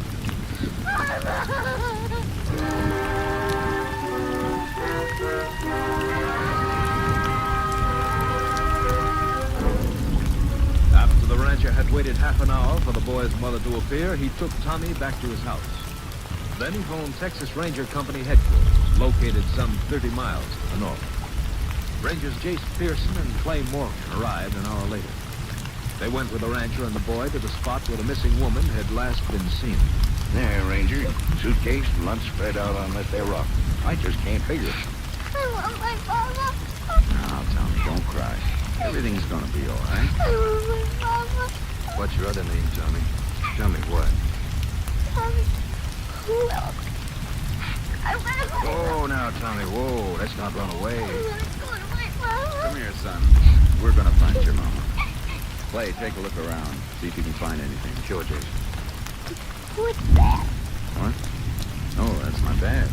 What's it for? Well, where? Tommy, where's your daddy? Did he come with you? My daddy needs help. I see. Where do you live, Tommy? Home. I don't know if it'll help any, Ranger. But he said they lived in a place where there were chickens and they have a horse named Robin. Uh-huh. Well, did you walk over here from your house, Tommy? Yeah. We got thirsty. He said they rode in a car this morning. Might have got a lift part way. Where were you going, Tommy? Last Rosie. Jay, Now, what is it, Clay? come on over here a second. Can I go with you? No, you stay here, Tommy. I'll be right back. Yeah, Tommy, you stay here with me, and if you're really good, I'll let you ride one of my horses. What'd you find? Tracks here lead into the brush. Yeah, let's see where they go. Figure the woman could have run off and left the kid. Maybe. Doesn't seem likely she'd take off into the brush like this. Yeah, you're probably right. Left the suitcase, too, or she... Hey, Jason. Look at that. Yeah, another set of tracks. Coming in at an angle. Much heavier than the ones we've been following. Could have been a man. Like he was moving pretty fast, too. Come on. Tracks are starting to overlap. Maybe the second set was made by somebody coming along after the woman already passed. No path going through here. Doubt if anybody'd come this way unless he had some special reason. Yeah, I wonder why... Clay. Huh? Over there to the left. All that torn brush piled up. Looks like it's covering something. Let's go have a look. Pull the brush aside. Yeah. Here she is, Jace. Dead? Yeah, strangled. Beaten up first. Pretty powerful man. Look at those marks on her face and throat. A little purse in the pocket of her dress. Anything in it? $12 and a comb. Reckon we can rule out robbery. Mm-hmm. Nice poor little boy. Times like this when I wish I'd never seen a badge. We're going to tell him about this. I can't for a while. All we have to do is keep his mind off his mother until we find out more about him. I guess you're right. Why, it looks, Jace, the killer didn't go any further into the brush. No, he probably headed back for the road. Let's see if we can pick up his trail.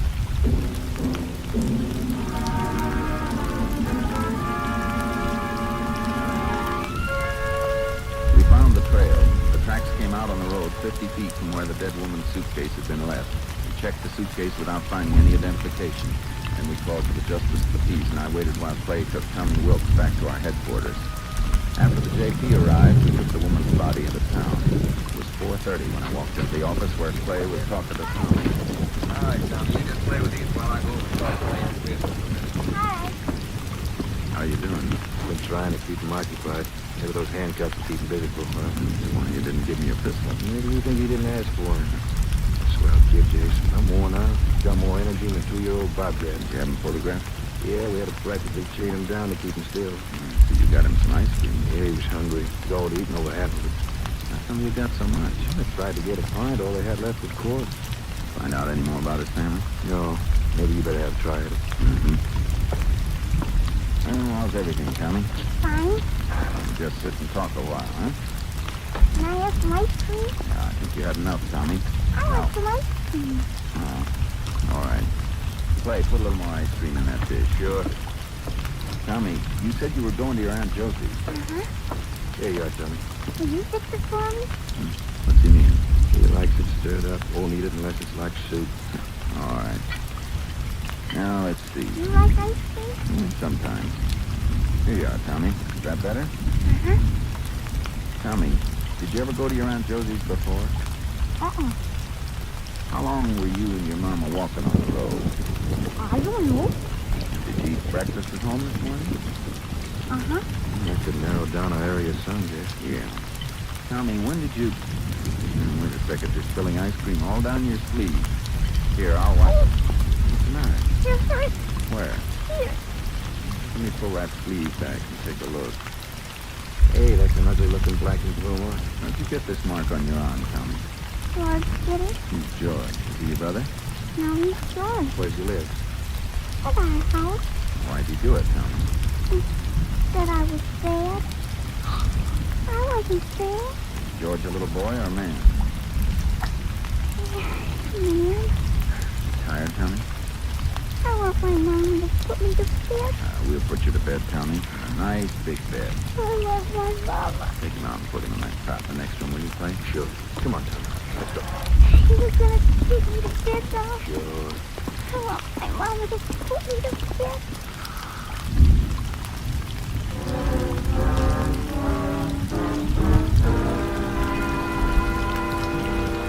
While Clay was putting Tommy to bed, I checked by phone with the 2 post offices within a 30-mile radius of the spot where Tommy's mother had been killed. Nobody by the name of Wilkes was listed in the entire area.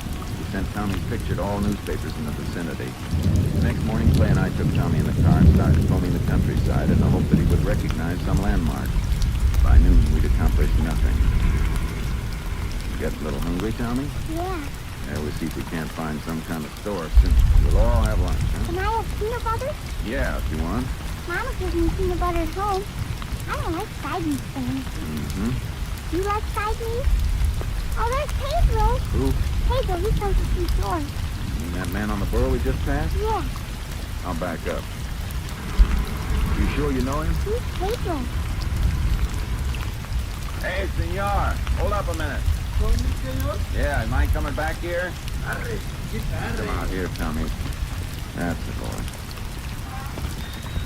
That donkey sounds funny. What is it you want? Your name Pedro? Si, Pedro Sanchez. You ever see this little boy before? Oh, I never seen him before. Pedro? Just a minute.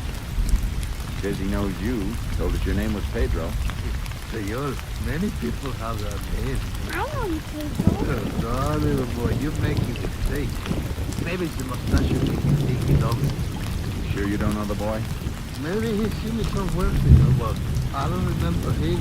Tommy here says you've been to his house. Says you visited somebody there by the name of George. George? No, senor, this little boy, he's making a mistake. You know how it is with the small ones. Sometimes they have a large imagination. You live near here, Pedro? Hey, 7-8 miles by the river. On the border? All right. Sorry we troubled you. Well, anytime, senor. Anytime at all. Oh, by the way, is that general store down the road still open? Maria store? Oh, sí, it's open. Thanks. De nada. Adiós, señores. Arre, Conchita, arre. Bye, Pedro. Tell me, you sure that's the man who come to see George? Because I hasn't put the baby inside the door. I don't know. How do you make it appear? Could be a mistake or Tommy's imagination. Then again, it's just possible our friend Pedro is lying.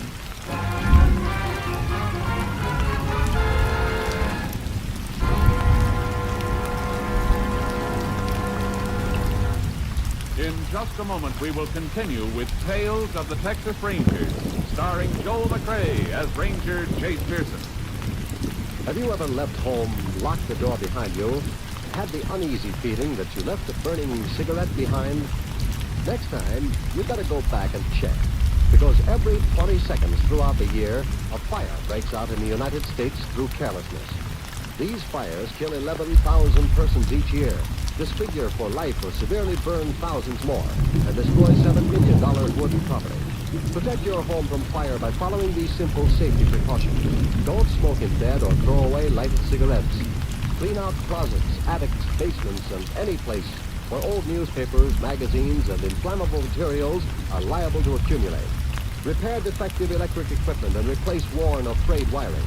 Use cleaning fluids that won't burn, and be careful with matches. Keep them out of the reach of children. Fires in the home, your home, can and must be prevented. Remember, don't gamble with fire. The odds are against you. And now back to the Tales of the Texas Rangers.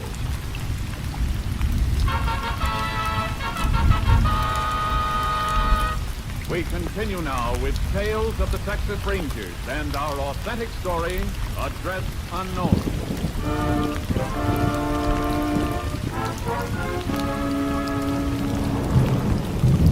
After we left Pedro, we drove down to Maria's general store. We took Tommy inside with us. One corner, two men sat playing checkers and arguing in low voices. A large woman sat behind the counter, swatting as many flies as she could reach from where she was sitting. Buenos dias, señores.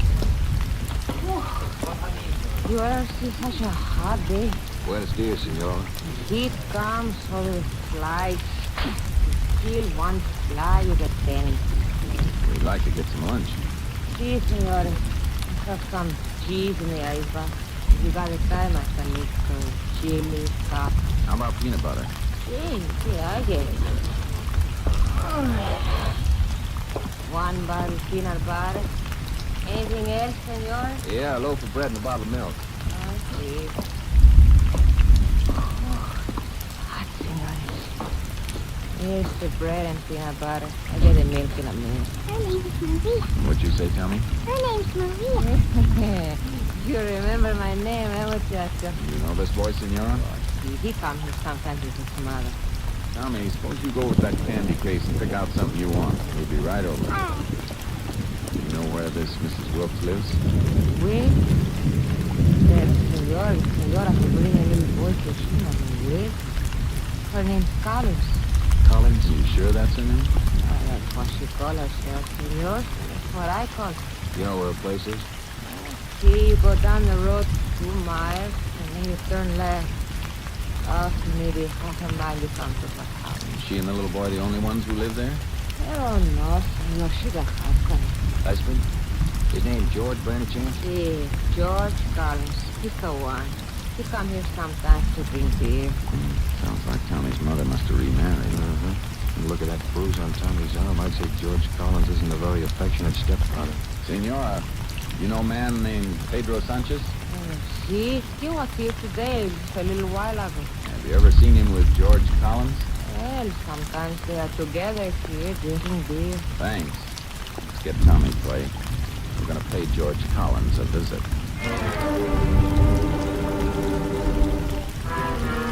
We went to the Collins house. It was empty.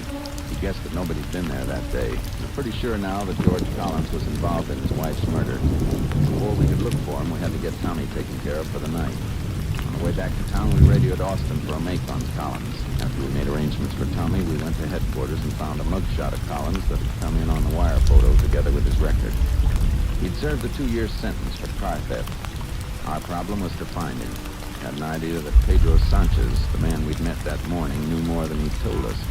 After getting directions to his place in the general store, we took horses and started out. It was nearly 11 that night. We rode along the bank of the river and started up a rocky slope.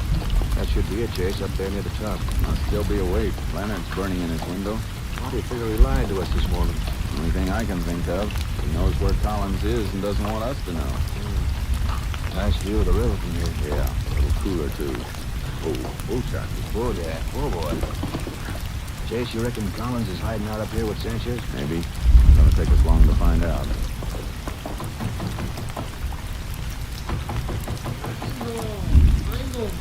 You want to have the hope? Oh. Can we come in, Pedro? Sí, coming, señores. Will we wake you up? Sí, I'm sleepy. Your lantern lit? I'm hoping we got to put it out. Maybe if I move it put it on the table with the cigarette. Are you expecting somebody? Me? Oh, senor, why did give you that idea? I kind of thought that lantern in the window might be some sort of signal. Signal? Oh, senor, you make a mistake. Over here by the light, Pedro. Look. You recognize the man in this picture? Oh, senor. You should. We understand he's a good friend of yours. His name's George Collins. Collins? I don't know such a man. I've never seen before in my life. Why you look so at me, senor? I tell the truth. You always tell the truth, David? Yeah, always. This morning you said you didn't know the little boy we had with us. He's George Collins' stepson. It's the truth, senor. You make a mistake. I don't know him, and I never see this George Collins. Maria up at the general store says you have. You believe this fat woman? She lies. If anybody's lying, it's you, Pedro. Senor, I You sure that lantern in the window wasn't a signal for Collins? No, senor. Then put it back in the window, Pedro. Pero... All right, senor. Go out and move the horses to play. Collins is going to show up. Don't want him to know he's got a reception today.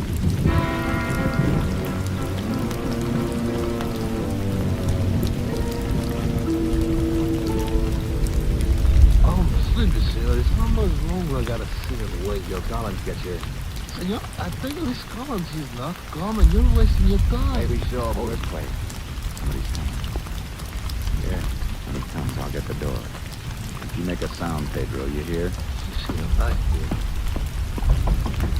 I kill you! Watch him, Jake! Put down that chair, Pedro! Please! This will hold you. Come on. There he goes, down the slope. Hold it, Collins! He's heading for the river. I'll hit him up. Punch it! Last one got him, Jake! Careful. Maybe trying some kind of trick. Yeah. Ain't got his shoulder. Still breathing, though. Must have just knocked him out. Turn him over. Yeah. Case. Yeah. It's not Collins. Well, then who is? Wait a minute. He must have been carrying this package. Harold. Pretty good-sized batch of it. So that's Pedro's racket. Narcotics. Where's Collins fit into this deal? Why'd Pedro lie about him? I don't know. But I think Pedro's going to give us the answer. We took Pedro and the man we'd shot back to town. After we put the wounded man in the hospital, we drove Pedro to headquarters and began asking him questions. His calmness had us puzzled. We want to know why you lied to us about Collins, Pedro. I have nothing to say. Collins mixed up in this narcotics racket with you? Why you ask me questions, senor? Send me to jail. I stayed there 5 years. How do you know it's only 5 years? Got a friend. First time he get caught, he go to jail. 5 years. Where's Collins, Pedro?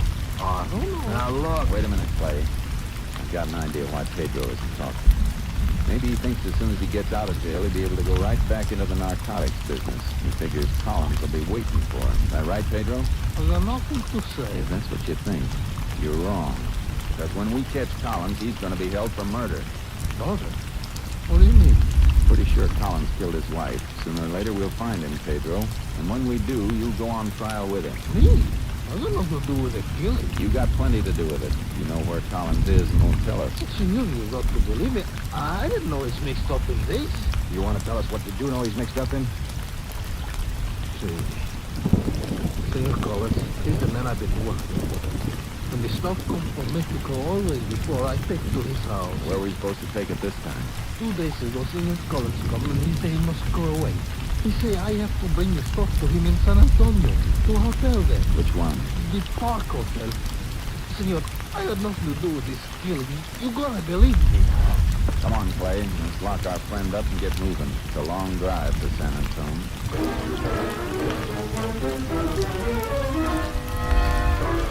We reached San Antonio at 10 that morning. The Park Hotel was a run-down establishment but advertised rooms from $1 up. The desk clerk told us Collins had left word that if anyone came for him, he could be found in a barber shop down the street. We left the hotel and started looking for it. That must be it down there, Jace. The only barber shop in this lot. Yeah. How do you want to work it? We go in and get him? Probably better wait till Clay. A man coming out of the barber shop. It's Collins, all right. Jace, he sees us. He's running. Come on.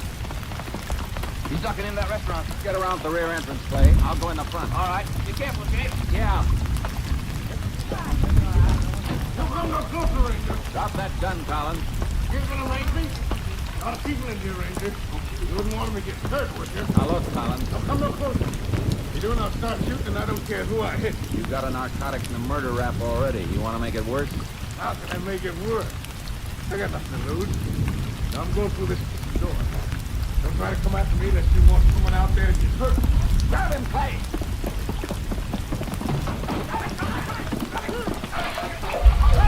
I got him, Jake! Hold still, Collins! You loud, shut up. Come on, Collins. You were going on out the back. Let's keep right on going. Oh, her fault. You shouldn't have poked your nose in my business. Pick up your feet. Come on. Afraid that little brat son of hers was going to learn something bad from me. Said she was going to the cop. Is that why you killed her, Collins? I'd have caught her before she ran away. Had to be some sense in her head. Crazy woman. Come on, keep moving. Quit pushing. Biggest mistake I ever made was marrying her. I never should have married her. That's one thing we agree on, Collins. If you hadn't, a little kid would still have his mother.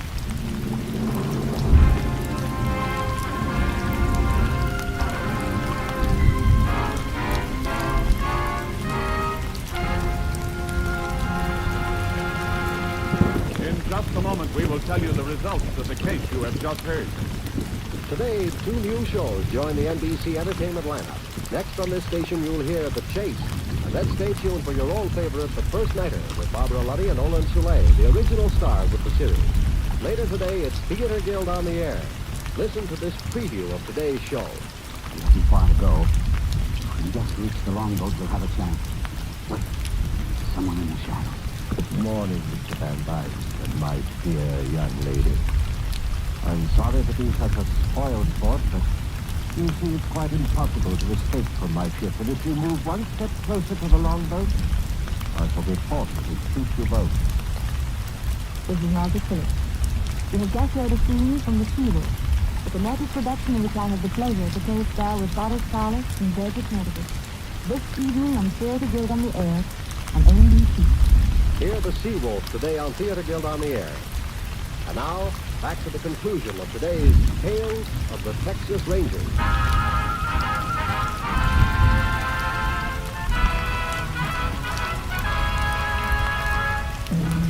And now, here are the results of the case you have just heard. Tommy Wilkes was taken to the home of his aunt, who identified him through a newspaper clipping. George Collins revealed the 2 other men who completed the narcotics ring. They were picked up by Texas Rangers, and all 4 men involved were given prescribed jail terms. George Collins was found guilty of murder with malice and was sentenced to life imprisonment at Huntsville. Next week, Joel McRae in another authentic reenactment of a case from the files of the Texas Rangers.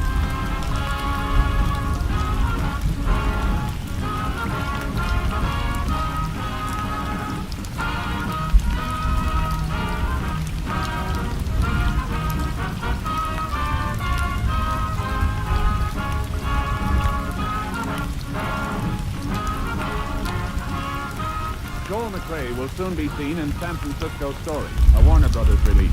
The cast included Tony Barrett, Lillian Bias, Dick Beals, Leo Curley, Herb Ellis, and Don Diamond. Technical advisor was Captain M.T. Lone Wolf Gonzalez of the Texas Rangers. This story was transcribed and adapted by Charles E. Israel, and the program was produced and directed by Stacy Keith. Hal Gibson speaking.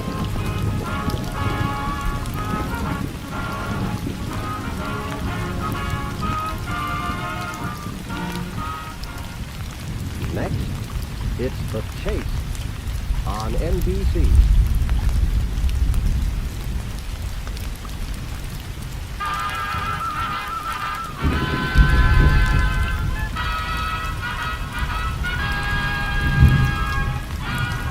Tales of the Texas Rangers, starring Joel McRae as Ranger Jace Pearson.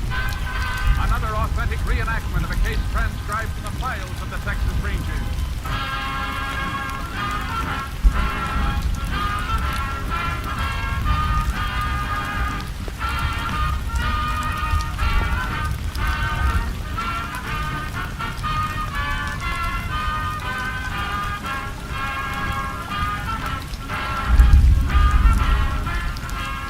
Names, dates, and places in the following story are fictitious for obvious reasons.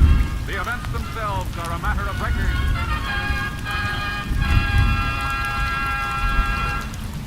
Every day, Monday through Friday, there's top entertainment all day long when you set your radio dial to NBC. Listen for Double or Nothing, and you'll hear one of radio's funniest quiz shows. Yes, Walter O'Keefe consistently comes up with great comedy entertainment Monday through Friday on Double or Nothing. Listen and you'll agree. And then there's the program with the heart, Strike It Rich. The grand entertainment that Warren Hull brings you every day on Strike It Rich is just what the doctor ordered if you suffer from the housework blues. From Chicago, Tommy Bartlett brings you Welcome Travelers and interviews with the many interesting guests who each day pass through the Windy City. And for more fun, listen for Bob and Ray, those two zany comics. Then there's Music and Charm with Dave Garland. So remember, every day, Monday through Friday, chase your blues away with the wonderful daytime programs on this station of the NBC Radio Network. And now, here's today's adventure with the tales of the Texas Rangers.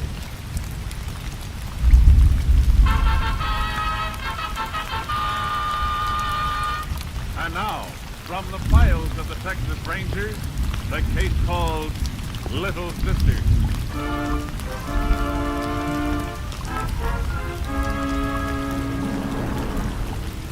It is a Thursday afternoon in September 1947. 4 miles east of Winston, Texas, a 17-year-old girl gets off a bus. She wears a cheap red satin dress, spike-heeled patent leather shoes, and carries an imitation alligator suitcase. She trudges up a dirt road to a ramshackle house. In the yard, a younger girl is pouring slops from a bucket into a pig trough. Hi, Dylan. Who are you? How come you know my name? How do you like that? The kids don't even know her own sister. Huh? Billy Sue. Yeah. Only it ain't Billy Sue now. That's a hick name. You just call me Billy. You changed. Your hair used to be brown. I fixed it up a little. You like it, baby? Yeah, real pretty. I ain't the only one to change. When I left here 3 years ago, you was a scrawny little kid. You sure filled out. I'm 15 now. You could pass for 18. Yeah. Bet they'd even think you was 19. Where's Pa? I drunk somewhere, I reckon. He ain't been home in near a week. Yeah. This one ain't changed none. Where you get them pigs? Pa steal them? Stole a sow. She had a litter. Billy Sue? Billy. Billy, that dress you got on. Nice, ain't it? Sure looks pretty. You reckon I could touch it just once? Sure, baby. You touch it all you want. Feels so smooth. I bought it in Oklahoma City. You been all the way up there? I've been lots of places. Since I left here, I got myself married, too. Married? Where's your husband? Him. I walked out on him. He was a no-good bum, just like Paul. Oh. Sure is a pretty dress you got. Yeah. Phew.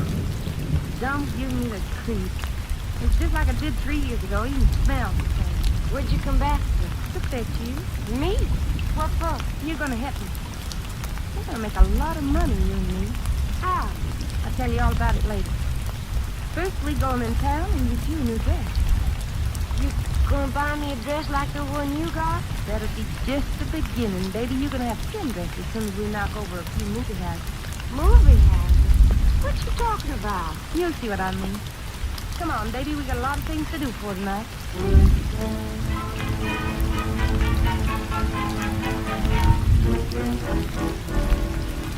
How you feeling, Fiona? Listen, it's summer. Reckon I'm scared some. Sure. I was scared too first time I pulled a job. You'll get over it. Don't post them. I can't walk good in these high heels. You'll get used to them, baby, and that dress sure makes you look great. You passed for 19 easy. You remember everything I told you? I reckon so. Billy Sue, you quit calling me Billy Sue. Billy, oh, somebody sees me that knows spaghetti. You're 40 miles away from Winston.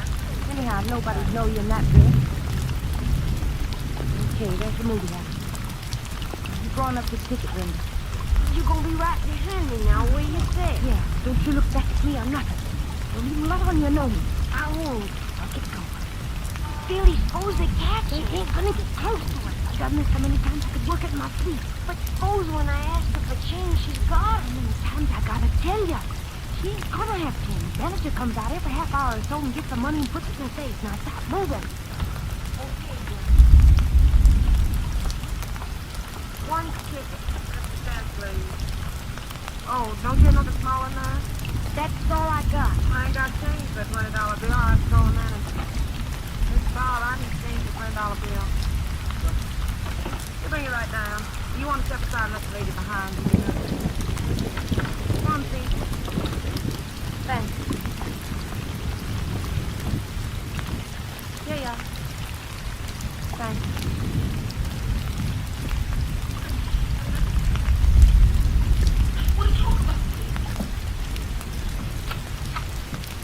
Something I do for you, man? Yeah, leave that safe open and put your hands up. Well, this is a stick-up, Buster. Look, you can't get Shut away up! with Give me the money out of that safe and don't try nothing funny. I'll blow your head off. Now, look, Get moving. All right. Yeah. You get over in that corner and turn your back. What do you want to do? That's right. I'm gonna do it. And one more. That'll keep your mouth shut for a while.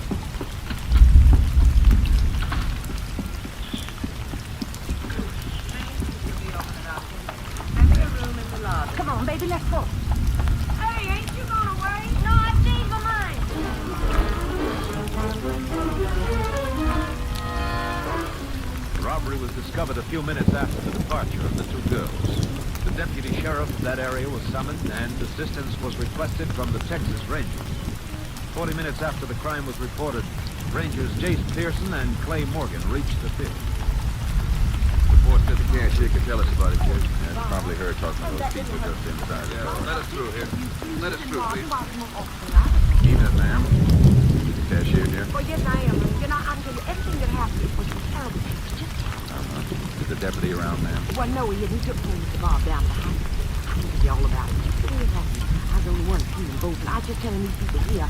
I was in the ticket booth, and If you don't mind, maybe we'd better go someplace a little more private. Oh, well, we could go up to Mr. Bob's office. No reckon he's mine. That'll be fine. We'd like to see the office anyhow. It was just awful, Ranger. The nerve of them two little hussies. How'd you know it was two of them? Oh, I seen them. The one went in, and when she come out, the two of them went off together. Well, I might have been killed. Yes, ma'am. Everything in this office been left just as it was? Well, there was a few people in here before the deputy come. We had to get poor Mr. Bob out here. Uh-huh. Take a look around, Clay, see if you can find anything. Okay. You get a good look at both these girls, ma'am? I sure did, Ranger. I'd know on anything. Suppose you tell me what they look like. Well, the little one, she was the one to come up to the window first and give me the $10 bill. She had on a wide green dress, and she's all painted up like a... Well, you know what I mean. Yes. Well, how old would you say she was? Not very old, 16, 17 at the most. I remember wondering how she come to have a $20 bill. The other one was older? I reckon she was. She was real hard looking, and she had blonde hair. Sort of unnatural. Tell that right away. Anything else you could remember about them? Well, no, except they looked a little bit alike, not counting the older one's dyed hair. Not much around, Jay. Some bloodstains over the corner. Manager must have taken quite a rap on the head. Oh, he did. Poor Mr. Bob. When he come to, he looked so awful, like a walk-in ghost. Of course, he wasn't walking, but that's what he was. Do you remember which direction the girls took when they left the theater? Indeed, I do. They went down to a grocery drugstore. Thanks. You have a key to this office, ma'am? Why, yeah, it's downstairs in the first. You mind getting it? We'd like to lock the room up till we get a lab crew here. All right, Ranger. You sure there ain't nothing else you want to ask me? Not right now, ma'am. Oh, well, I'll be right back in just a minute. She'll sure have something to talk about for a while. Yeah. What do you want to do after we close off the room, Jay? Check the area around the theater? Uh-huh. Somebody might have seen the girls when they left here. Maybe they haven't had a chance to get too far away yet.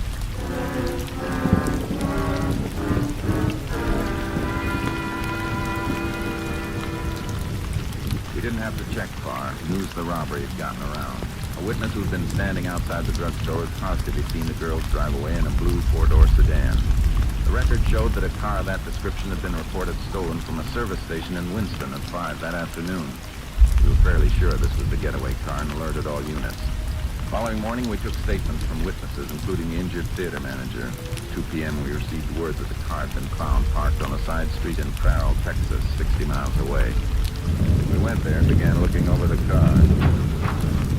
Clay, come here and take a look. What's the find, Jay? Lubrication sticker on the door frame. Car was greased yesterday in Winston. Speedometer read 3250 then. They only put 102 miles on the car after they stole it. It's just 100 miles back to Winston. Didn't make any side trips. I reckon not. See what you can find here in front, Clay. I'll go over the back seat. Right. Blonde hair stuck in this 4th Street. Here's a cigarette butt on the floor. Enough lipstick on it to start a cosmetics factory. No doubt about it now. This was their getaway car, all right? Young punks. That cashier at the theater was right. They did have a lot of nerve. Probably more nerve than brains. I don't know. Pretty slick timing to catch the manager while he had the safe open. Well, there's not much back here. You nearly finished? Yeah, just about. As soon as I checked it. Hey, Jace. Here's some string. Let's see it. The way it's knotted looks like it was around the box. Yeah, could have been something these kids were carrying when they got into the car. Yeah. Well, let's get over to the hotel and start asking questions. You figure they might have stayed here in town last night? I don't know, but that's something we're going to find out.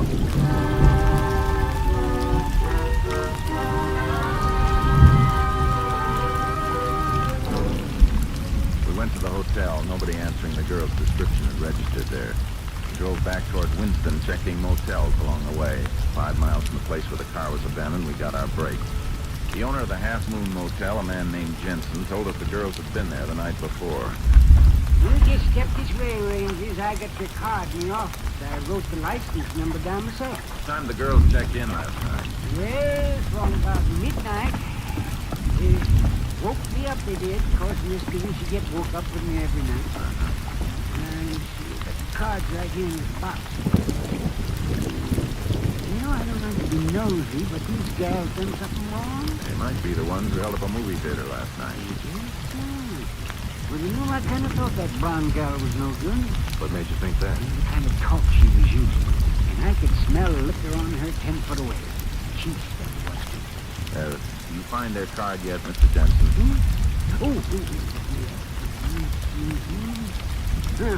Here it is. Helen and Agnes Wilson. Probably you should phone me. Yeah, but the license number on this card's the same as the one on the stolen car. Can you show us the room where the girls slept last night, Mr. Jensen? Yeah, I'd be glad to, Ranger. You just come along. They had cabin 3. It's right across the way. You know that blonde, she talked like she's been around. But the little one, why, shoot, I wouldn't think she didn't know. Why do you say that? Well, the way she was gawking and fidgeting around in that flashy green dress she was wearing. When I took him to the cabin, she run right to the mirror. Started looking at herself, just like she hadn't had the dress long. Uh-oh. What's the matter, Ranger? Clean the room up. Oh, gotta keep them clean. The fellow had the business for me wasn't so particular. Had to have the exterminators out here 3 times. Where'd you put the trash you took out of this room, Mr. Jensen? Well, there's one box out here. There, it's down at the corner of the next cabin. The other one's back by the incinerator. My wife is fixing to burn it. I'll see if I can stop it. Thanks. Come on, Clay. We'll go through this box. Won't be but a minute, Ranger. I'll empty it, Jake. Boy, the things people throw away. Toothbrushes, combs. Here, look at this. Cardboard box with an old shirt and pair of jeans inside. Wait a minute. Let me see that. Remember the wrapping string you found in the car? It was knotted just about right to fit around this box. Yeah, and these old clothes, about the size a kid might wear. Something else under this tissue paper. Price tag. Size 12, $6.95. Might have been a dress. Close the box a second, Chase. There's a name printed on the outside. Mm-hmm. Morrison's Department Store, Winston. Well, the car was stolen in Winston. If this box did belong to the girl, seems like they spent a little bit of time there. Yeah, reckon we better get over there ourselves. Sorry, Rangers. My wife's already burned that other box tag. That's all right, Mr. Jensen. I think we found what we want. In fact, it might be just what we want.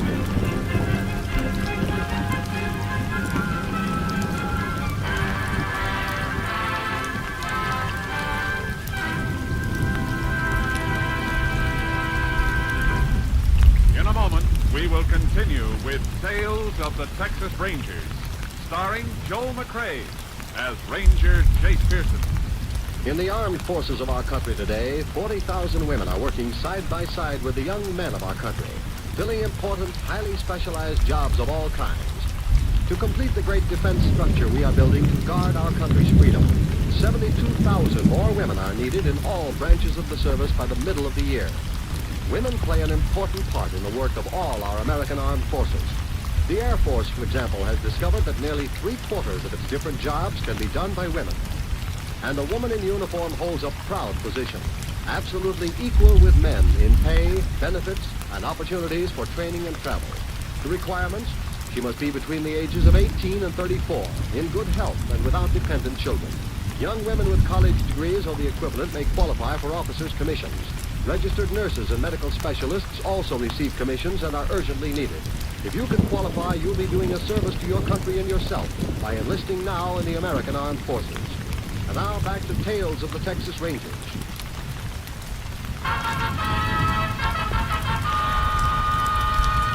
We continue now with Tales of the Texas Rangers and our authentic story, Little Sister.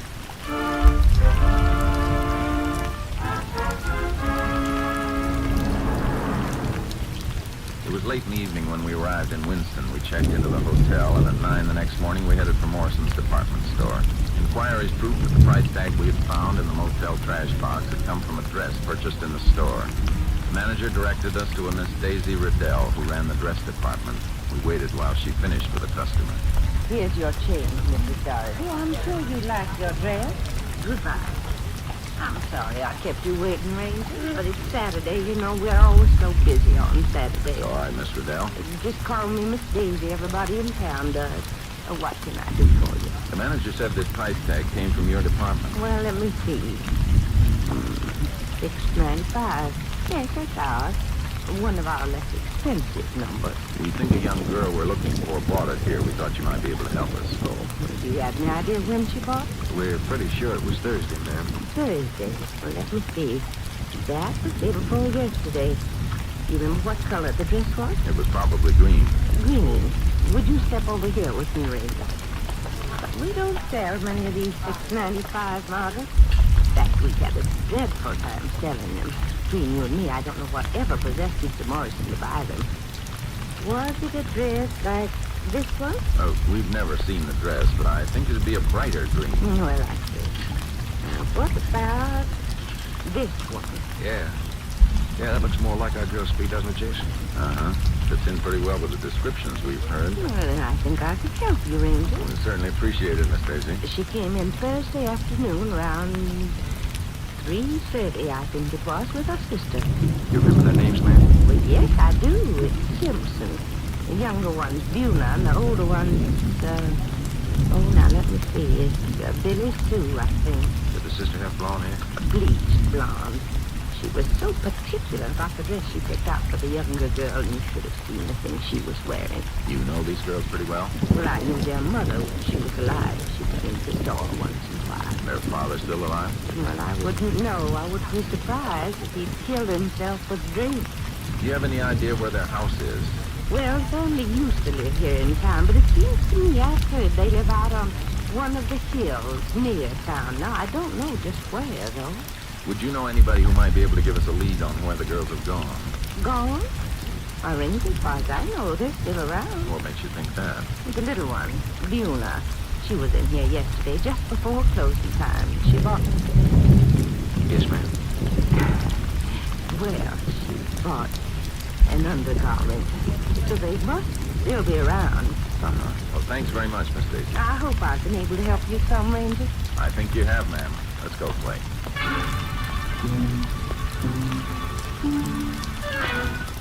We checked with the sheriff's office and learned that the Simpsons lived on a hill overlooking the main highway, 4 miles east of Winston. We drove there and went up to the door.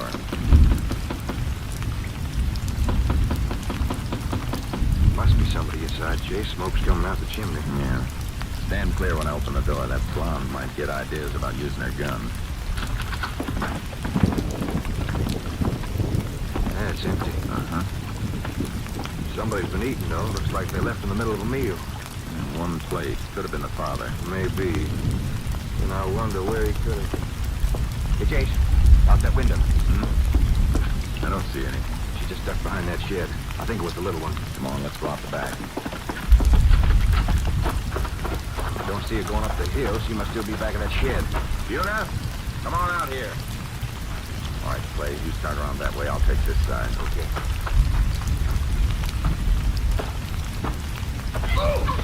Clay? Yeah. Stab me with a pitchfork. Get away from me. I'll stick you too. Did you get your bad? No, it's just me off. Go on back to the car. I'll take care of her. You stay away from me. Sure you don't want me to stick around? No, you better get something on that arm. I'll manage. All right.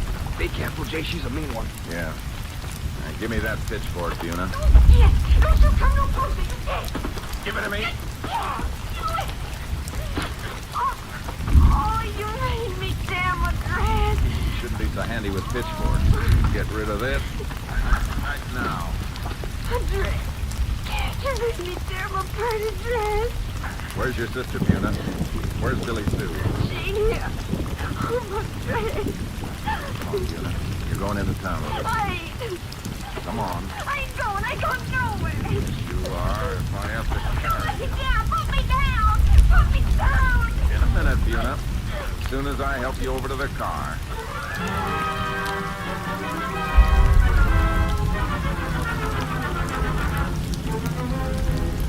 We drove Fiona back to town and sent a man to cover the Simpson house in case Billy Sue showed up. As soon as Clay had his arm checked by a doctor, we took Fiona to a quiet office in the county courthouse and began questioning her. We convinced her we knew she and her sister had held up the movie theater. When she realized that her sister was free and she alone would be punished, her resentment toward Billy Sue began growing. Dirty Billy Sue, she got me into this. Where is she, Fiona? I don't know. Dirty Billy Sue went out and left me. When'd she run out on you? Morning after we stole the money from the movie house. Told me I was going to have 10 dresses just like this one. And then run out on me. Why'd she do that? On account of that dirty Tim. And then for him, we'd still be together. Not have my new dress. Who's Tim? Some friend of Billy Sue's husband. We see him in Farrell right after we got rid of the car with him. Did you plan to meet him there? No, she just run into him. Went off a nut about him. He got half drunk and Billy Sue told Tim she wanted him to work with her. He said he wasn't going to work with no kid like me. And he drove me back to Winston. And Billy Sue made me get out. Are they around Winston now? I don't know. Reckon he took off someplace. He was still half drunk.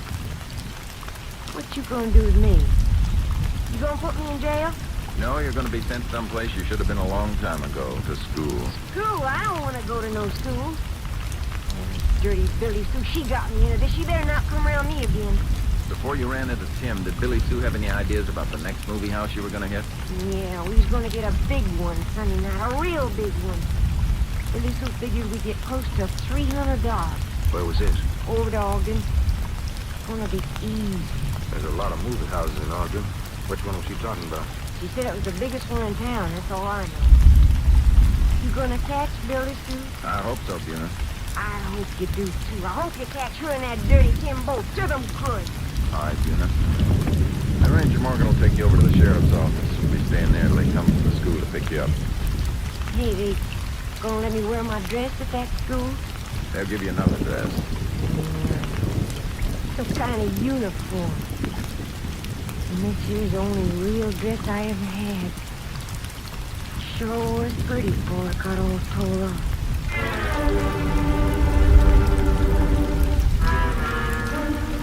We put out an all-points bulletin on Billy Sue and her male companion, then we drove to Ogden and checked the movie theaters. The largest was the Rio. The next day, Sunday, as soon as the theater opened at 1 p.m., we began to set our trap. We stationed the deputy sheriff outside the theater and instructed the cashier on what to do and asked the manager to stay away from the entrance and out of sight. Clay and I sat alone in the manager's office and waited. Nothing happened all afternoon. A few minutes before the last show started that evening, we were still waiting. It's 10:15, Jace. Cashier due to close the ticket booth in 20 minutes. Still time for Billy Sue and her boyfriend to turn up. You sure you got that safe fixed so you can open it easy? Yeah. You know, Jace, I've been thinking. Maybe we shouldn't have let the cashier in on this deal. She might tip him off by acting kind of nervous. The deputy will grab them before they get away. Kind of hope they go through with the job, though. I might get a good, clear case against this girl. Still not sure she's going to show. No, but could be it. I'll get it. Yeah? Hold on a second. This man is taking me, though, Jace. Gave the cashier a $100 bill. Tell her to say the manager be down with the change. Tell him the manager will come right down. Looks like we might see Billy Sue any second now. You ready with the safe? Yeah. You better grab her quick when she comes in. I'm going to feel like a shooting gallery with my back facing that gun of hers. I'll give you the word when to open the safe. Be sure you make plenty of noise doing it. She's coming. Open the safe. Put your hands up, my friend. Don't touch what? Give me that gun. Give it to me. All right, Billy Sue. Now let's go downstairs. I want to meet your boyfriend. My name ain't Billy Sue, it's Billy. Well, whatever it is, let's get going. How'd you know I was going to hit this place? We had an idea you would. I know. It was that no-good sister of mine, Buna. She come and told you, didn't she? Never mind who told us. I shouldn't have fooled with her, a kid like that. I must have been crazy. You were crazy, all right, the day you started robbing movie houses. Yeah? Well, you ain't got me yet. Yeah. I think maybe you better put on these bracelets. That no-good little Buna. She done this. I should have known better than taking a chance with her. Yeah. Next time you have a chance, let's hope you really know better.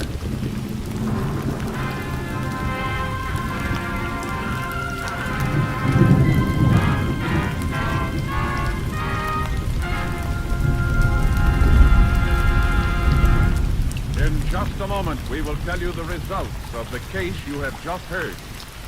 Later today, you'll find more great entertainment all lined up for you on this NBC station. Be sure to hear The First Nighter, starring Barbara Luddy and Olin Soule in a light comedy drama. Then it stars in Khaki and Blue, featuring talented members of the armed forces with a well-known guest MC. And be sure to hear the hilarious Phil Harris and Alice Faye show, featuring the comedy antics of Frankie Remley, Julius Abruzio, and Brother William. Remember, too, the Theater Guild on the Air will bring you Dear Brutus, starring Madeline Carroll, David Niven, and Angela Lansbury. Today's Theater Guild on the Air play is a delightful fantasy that's sure to please you.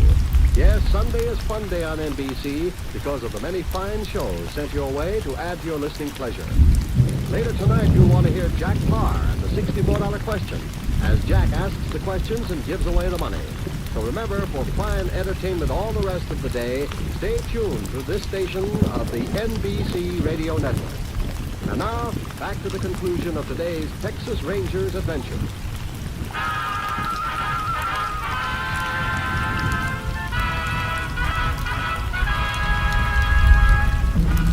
And now, here are the results of the case you have just heard. Buna and Billy Sue Simpson were sent to the state school for girls. On Billy Sue's 18th birthday, she was transferred to Goree Women's Prison to begin a 7-year term for armed robbery and assault. Tim Walsh, the man who assisted in the attempted holdup of the Rio Theater, received a prescribed jail term. The father of the two girls was located and received a sentence for child abandonment and negligence. Next week, Joel McCrea in another authentic reenactment of a case from the files of the Texas Rangers.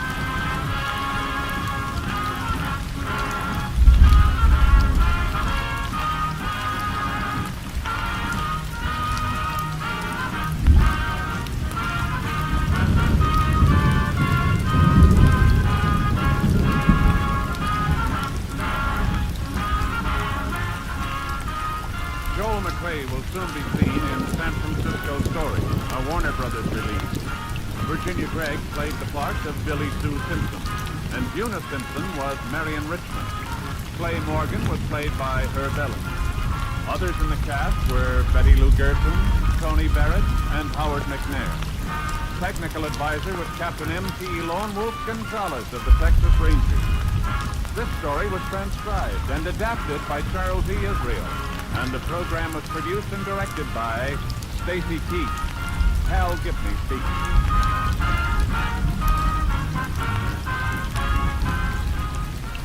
Next, it's The Chase on NBC.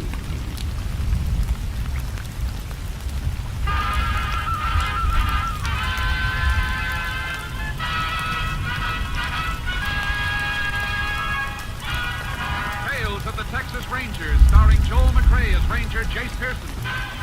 Another authentic reenactment of a case transcribed from the files of the Texas Rangers.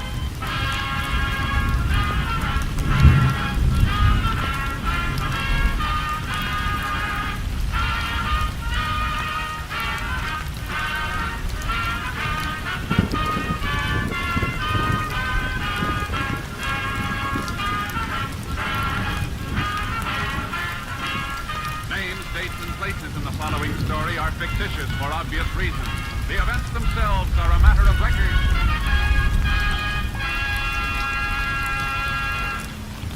Every day, Monday through Friday, there's top entertainment all day long when you set your radio dial to NBC. Listen for Double or Nothing, and you'll hear one of radio's funniest quiz shows. Yes, Walter O'Keefe consistently comes up with great comedy entertainment Monday through Friday on Double or Nothing. Listen and you'll agree. And then there's the program with a heart, Strike It Rich. The grand entertainment that Warren Hull brings you every day on Strike It Rich is just what the doctor ordered if you suffer from the housework blues. From Chicago, Tommy Bartlett brings you Welcome Travelers and interviews with the many interesting guests who each day pass through the Windy City.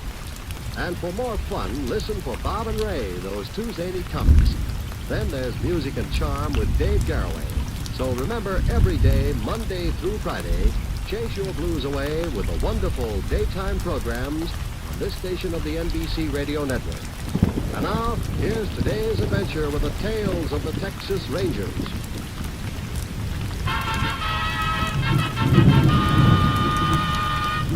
And now, from the files of the Texas Rangers, the case called Unleashed Fury.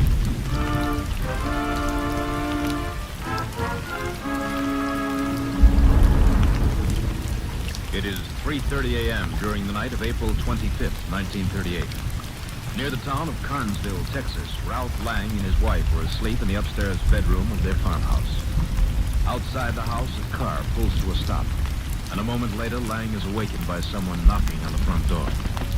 He gets up and goes downstairs. All right. Who is it? Ranger Morgan, Texas Rangers. Oh. Sorry to wake you up, sir. That's all right. What is it? You hear anyone prowling around your house tonight? No. Why? Well, I don't want to scare you, but we're looking for one of the inmates from the state hospital. You mean somebody escaped from the asylum? Yes, sir, about 1 this morning. We're checking all the houses in the area. Your door's locked? Yeah, always keep them locked at night. This man, is he dangerous? Yes, sir. He's a killer. I see. I'll have to move on now. Just make sure you keep your doors and windows locked. Let us know if you see or hear anything. I will. Thanks for warning us. Who is it, Ralph? Nobody, honey. You go back to bed. Good night, sir. Good night, Ranger. Who was that? Texas Ranger. What do you want? Nothing, honey. That ain't so. What's a ranger doing around here this time of night? Now, Jimmy. What is it, Ralph? What's happened? Nothing, I tell you. It's just some fella got out of the hospital. Rangers looking for him. Why'd they come here? They're checking all the houses around here. Just wanted to know if we'd seen him. Well, I'm scared. Now, honey, there's nothing to worry about. Just go back to bed. I think you ought to look around the house first. Where we keep our doors and windows locked, he can't. Please, Ralph. All right, honey, all right. There ain't no way he could have got in. Besides, if he did, we'd have heard him by now. All the same, I'd feel better if you had a look. Ralph, I'm scared. Now, honey, you don't have to be scared. Here, I'll switch on the living room light. There. See, not a soul. You better look in the kitchen.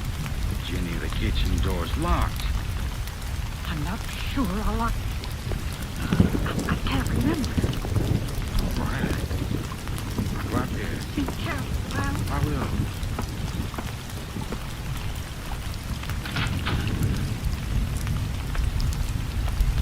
Nobody out here.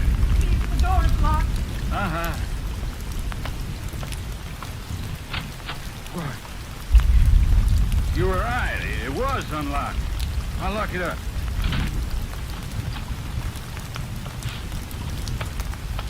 Now, I've looked. What do you say we go back upstairs and get some sleep? Jenny, you gotta get hold of yourself. Now, there's nothing to be scared about. I'll just get this locked, maybe. I owe you nothing.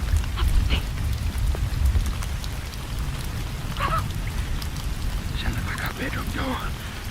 Let me make sure. Don't leave me. No, honey, come on, come on.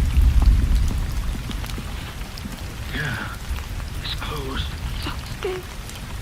I've been hiding in the hall. No. I better phone them. No, he'll hear you. Let's go. All right, come on. I take you this flame alarm.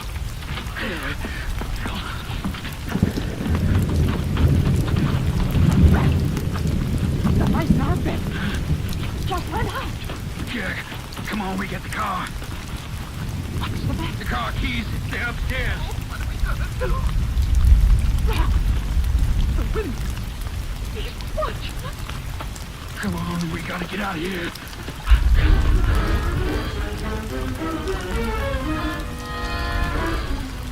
When the couple reached the nearest house half a mile away, they called the police. Radio word was flashed to Texas Rangers Jace Pearson and Clay Morgan, who were covering that area in separate cars. Ranger Pearson had just arrived at the Lang farmhouse when Ranger Morgan pulled up. Hey, over here, Clay. I checked this place just 30 minutes ago. House is dark. Could still be in there. Go find out. Sure hope we're getting fast. Let's think of a guy like this Charlie Brock wandering around the countryside. Yeah. Try the door. Yeah. It's unlocked. There's the light. I'll get it. Doesn't look like he's down here anyhow. Get upstairs. Stay on your toes. Gets cornered, he probably put up a fight. Bedroom door's closed. You hear anything, Jason? No. Let's go in.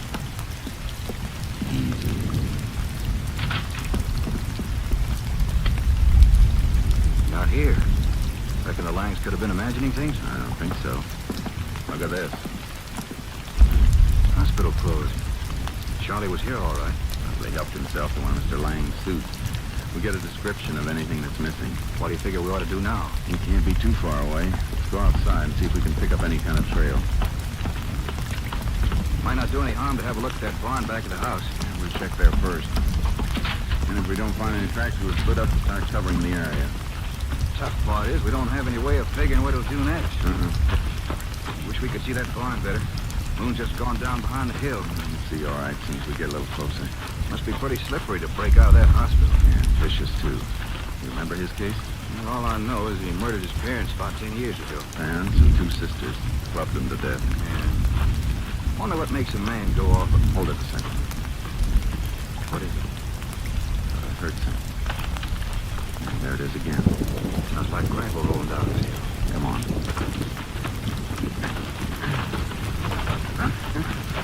Jason, there he is. Stand on that ridge. You can see his silhouette. Hold it, Charlie! No use, Clay. Just went over the rise. How about that? They're the whole time watching us. He sure got nerve. More than that. Watch yourself when we get to the top. Yeah. And I'll be. Where'd he go? There's not a sign of him. He's gotta be around somewhere. Let's keep moving.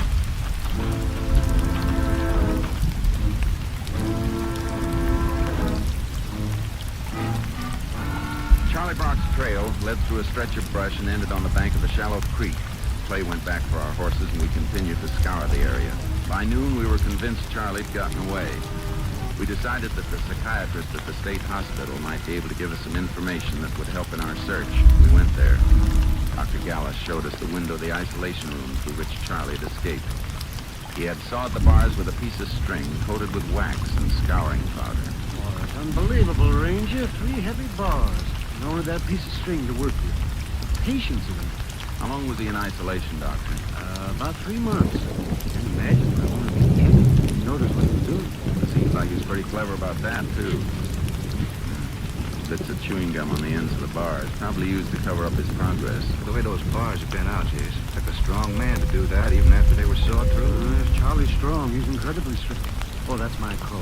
You want to wait here, Rangers? I shouldn't know. Well, we'll come along with you. We're anxious to get going as soon as we ask you a few more questions. Certainly.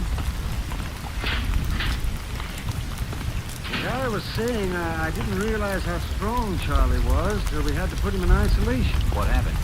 Well, we just admitted a young man to the hospital, a school teacher. One day he was talking to Charlie. Something he said must have made Charlie angry. Did Charlie attack him? Yes, he did. It took 6 attempts to get Charlie under control. He almost killed the school teacher. Was that the first time you had trouble with him? Yes, he's always been very quiet, too quiet. We weren't able to do much with him in the way of therapy.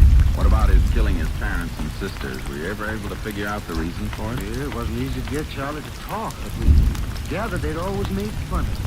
He'd been taken out of school when he was 16 and still in 4th grade. And his family didn't let him forget it. He was older than 16 when he killed them, wasn't he? Yes?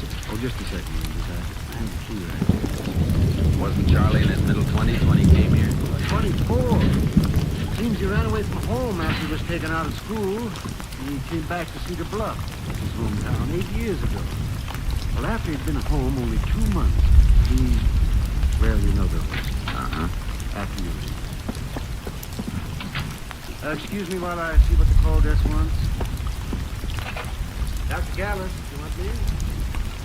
Oh, just you. Desk has a message for either one of you. I'll take it, Jace. Ranger Morgan. Yeah, hold on. I certainly hope you catch up with Charlie soon, Ranger. So do we. Oh, he's dangerous. Extremely dangerous. He's completely unpredictable. No telling when he'll try to kill again. But you think he will try to kill? I wish I could say no. Sorry, Doctor. We better get going, Jace. Who was it? Town Marshal's office over at Rockville. Somebody spotted Charlie Brock at a schoolyard there.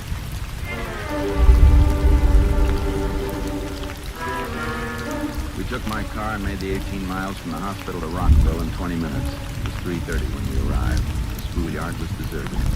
We began looking for the town marshal. We found his car parked 2 blocks from the school. As we pulled up, we saw the marshal just leaving a house. We got out of our car and walked toward him.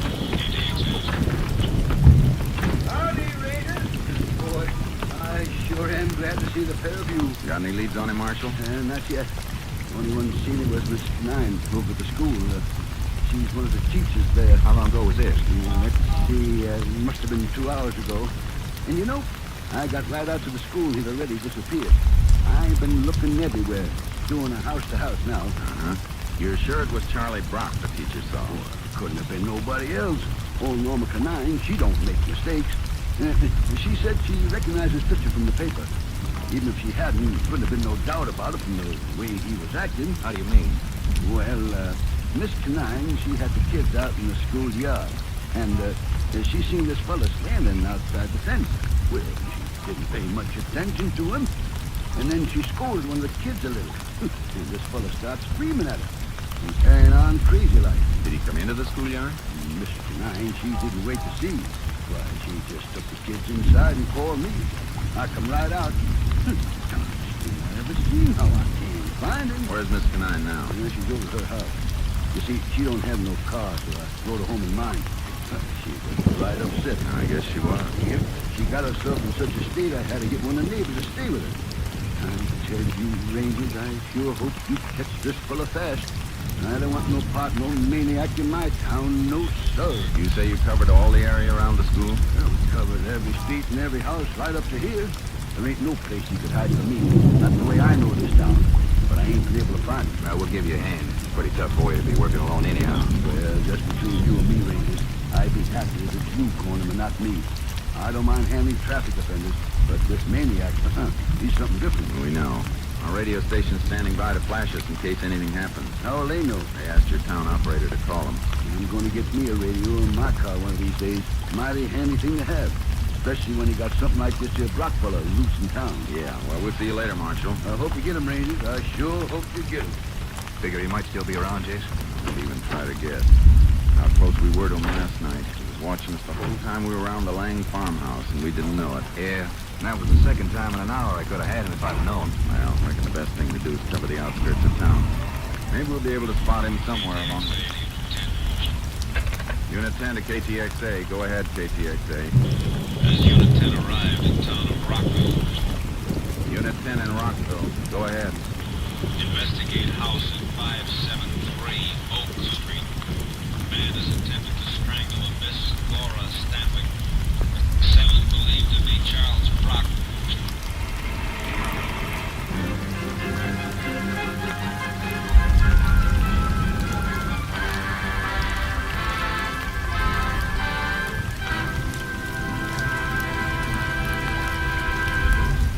In just a moment, we will continue with Tales of the Texas Rangers, starring Joel McRae as Ranger Jace Pearson. You've seen it happen time and time again.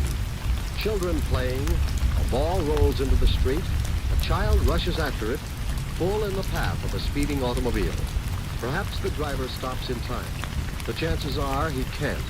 And another tragedy, another accident due to carelessness is chalked up to become a figure on next year's traffic accident statistical chart. Let's all keep this year's traffic accident rate as low as possible. Stay within the speed limit. Don't endanger your life by trying to get somewhere too quickly. Better late than never may be a tired old saying. It's also good common sense. Be alert and careful every moment you're behind the wheel. Never drive after drinking. Stick to your side of the road and watch for warnings at grade crossings. Remember, it's your life that's at stake. You can't afford to be careless. The life you save may be your own. And now let's get back to Tales of the Texas Rangers and our story for this week.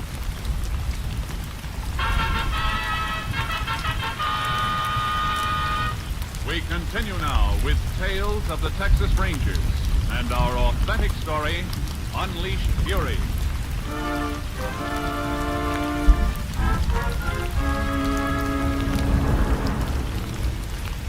We drove to the address indicated in the radio call. It was a small bungalow set a little apart from the rest of the houses on the street. When we arrived, a number of neighbors were already in the house and stood in little groups in the living room and kitchen. 2 or 3 people were comforting Laura Stanwyck, a girl in her early 20s. She was sitting at the kitchen table. Excuse us. Let us through here, please. Folks, if you don't mind, we'd like to ask Miss Stanwyck a few questions. We won't be long. Miss Stanwyck, we're sorry to bother you, but there are a few things we have to know. We're so awful. Awful. Did you get a good look at the man? Yes. His eyes. And the way his mouth. Had you ever seen him before? Only his picture in the paper. He was the man who... Oh, I'm sorry. The man who escaped from the hospital last night. Yes. Can you tell us how it happened? Oh, I was standing here at the table peeling potatoes. I heard the kitchen door open and I looked around. Oh, it was so awful. I'm sure it was. He jumped at me. Made the most horrible sound. I could answer. I felt him put his hand around my throat. Yes, ma'am. I think I jabbed his shoulder with a knife. I'm not sure. After that, I must have fainted. Is this the knife you were using to peel potatoes? Yes. Little speck of blood on the tip, Jace. She might have nicked him. Uh-huh. Anyhow, it was enough to scare him away. Miss Stanwyck, you say you only saw this man's picture in the papers. You never actually saw him until he came into your kitchen. No. Were you home the whole day? Oh, no. I just gotten home from school a few minutes before I came here. School? I'm a teacher at the grammar school. Uh-huh. How'd you get home from school, Miss Stanwyck? Walk? I drove. Is that your coupe out in front, the blue one? Yes. Where was it parked? Right outside the school building, where I always leave it. When you got into the car, do you remember if you looked in the back seat? What? No, I don't think I did. Miss Blow, she's the 4th grade teacher. She was standing with the car when I got in. I remember we talked a few minutes about report cards. No, I'm sure I didn't look in the back. If you had, it would have been tough to see anybody if he was lying on the floor. You mean he was in my car the whole time I was driving home? It sounds that way, ma'am. Oh. That's probably why the marshal didn't spot Charlie. Picked himself a good place to hide. Ranger, you don't think that man will come back? I don't know. You better have one of your neighbors stay with you till he's picked up. Awful man. I know I won't sleep till you get it. Please, Rangers, you've got to get it.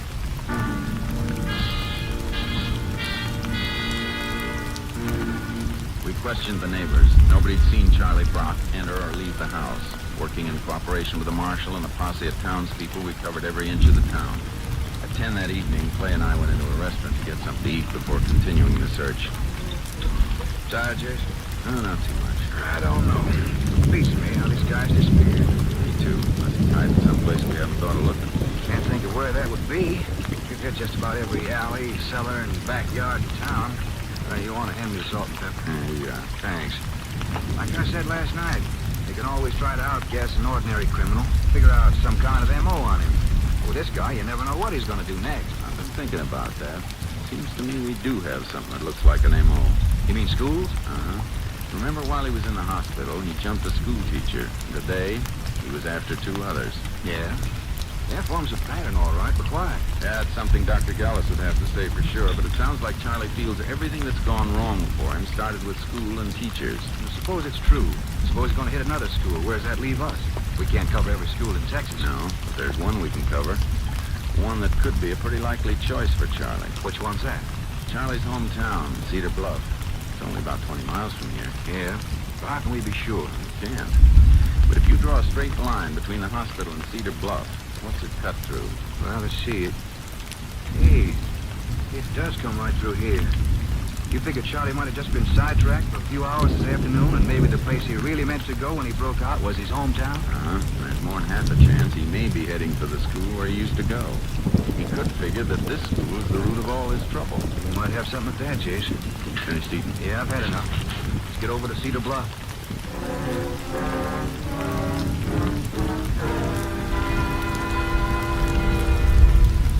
We arrived in Cedar Bluff a little before midnight and awakened the principal of the grammar school, a man named Dunn. He'd been one of Charlie Brock's teachers and twice the victim of Brock's violence. Mr. Dunn admitted that he'd been more than uneasy since reading of Charlie's escape. He also felt the strong possibility of Charlie showing up at the school. The following morning, Clay and I arrived at the school before it opened. By 8:30, the children began arriving. 15 minutes later, Mr. Dunn walked toward where we stood, just outside the school building. Good morning. Good morning, Ranger. Morning, Mr. Dunn. Well, I've got to confess it. After you left me last night, I hardly slept a wink. I'm sorry if we bothered you, but we thought it was necessary. Well, of course it was. Good morning, Miss Hoffman. Good morning. I kept thinking about Charlie Brock and the trouble he gave us when he went to school here. I expect he was a real problem. Yes, he was, and it's so strange. In most ways, he was a completely backward boy. But sometimes, when it came to covering up something he'd done, he was actually brilliant. And we've seen some examples of his brilliance, like the way he broke out of the hospital. Well, once you've been close to him, you never forget him. He was like some vicious animal. I can still remember the way he looked. And that was over 15 years ago. Uh-huh. And I certainly hope he doesn't show up here with all these children now. We'll be watching for him, Mr. Dunn, just in case. Don't you want to come into my office where you can make yourselves comfortable? Thanks, but we better stay in our car. There might be some radio calls. Besides, we'll have a better view of the school from there. Your car? I'm afraid I don't see it. Oh, behind those trees, Mr. Dunn. We got out of the way, especially for Charlie's benefit. Oh, yeah. You can call us if you want us. Well, thank you, but I hope I don't have to. We'll see you later, Mr. Dunn. Come on, Clay. Yeah. That Mr. Dunn reminds me of a teacher I had when I was going to school in Wichita Falls. Hey, you hear that, Jason? Remember how there were days when you'd hear that bell while you're still 2 blocks away from school? Yeah. You started worrying because you were late and there was nothing you could do about it. Yeah, except start thinking of a good excuse. I wonder what goes on in Charlie Brock's mind when he hears a school bell ring. Yeah, probably thinks it's the end of the world. Could be you're not far wrong. Well, we better get in and settle down. We're liable to be here all day.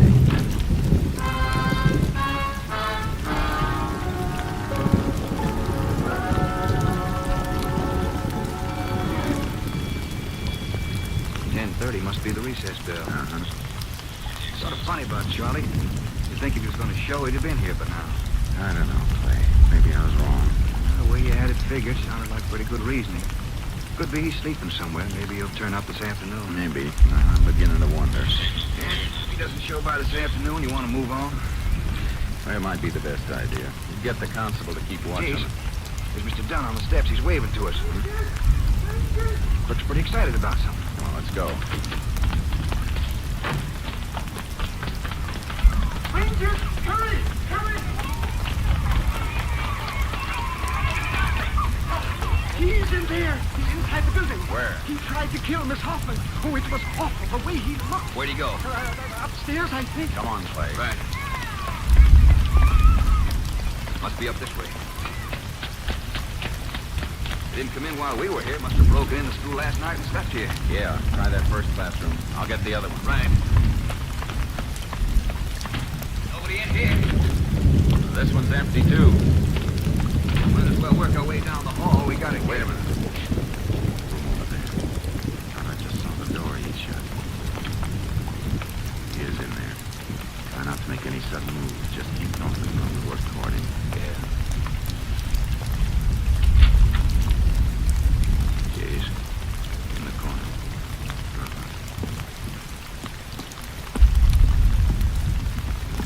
All right, Charlie.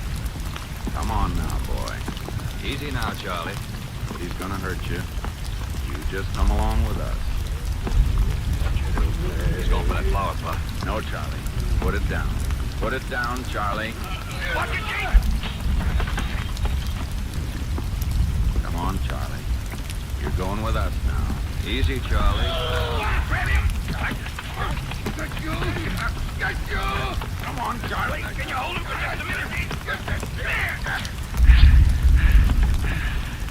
Let's go, Charlie. Everything's gonna be all right now. That's the boy now. Easy does it. Down this way, Charlie. Everything all right, Ranger? Mr. Dunn, you think you better get back in one of the class cars so we get Charlie downstairs? Surely, Ranger. Surely. All right, Charlie. All right, let's go.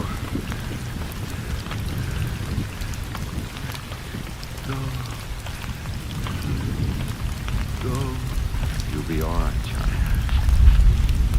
I don't belong in there. They do. They do. They do. They do. Come on, boy.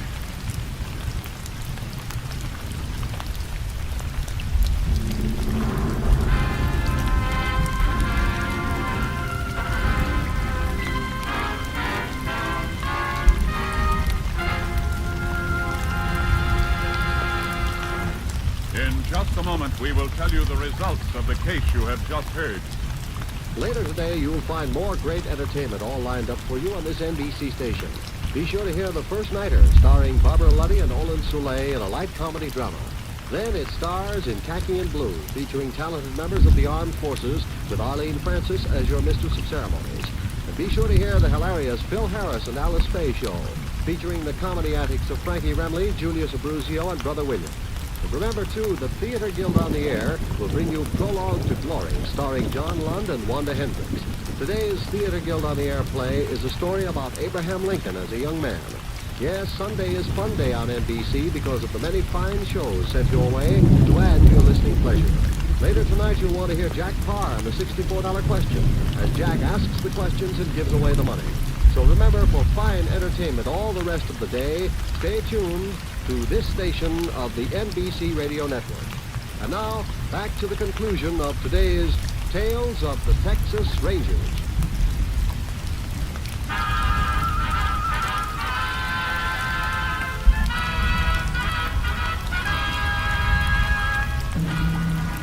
And now, here are the results of the case you have just heard. Charlie Brock was returned to the hospital where he was placed in a special isolation room. Despite continued efforts at therapy by the psychiatrist, Brock's condition grew steadily worse. On November 10th, 1940, Charlie Brock died quietly in his sleep. Next week, Joel McRae in another authentic reenactment of a case from the files of the Texas Rangers.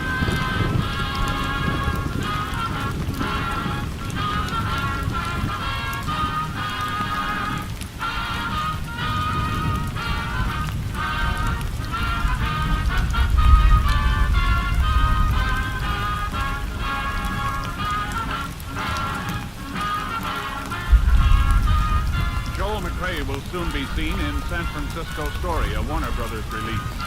In the cast, you heard Herb Ellis as Clay Morgan. The role of Charlie Brock was portrayed by Harry Lang. Whitfield Connor was Ralph Lang, and Hope Summers was Ginny Lang. Howard McNear played Mr. Dunn, and Kay Stewart was heard as Laura Stanwyck. Technical advisor was Captain M.T. Lone Wolf Gonzalez of the Texas Rangers. This story was transcribed and adapted by Charles E. Israel, and the program was produced and directed by Stacy Keach. Hal Gibney speaking.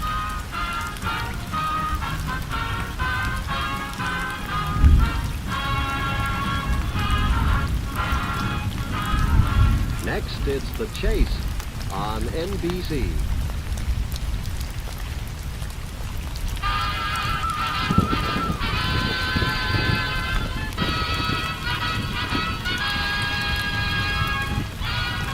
Tales of the Texas Rangers, starring Joel McRae as Ranger Jace Pearson.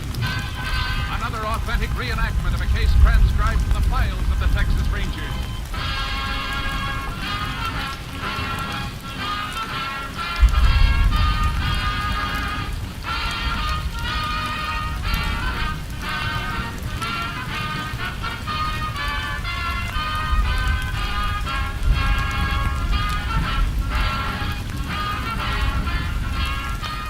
Dates and places in the following story are fictitious for obvious reasons.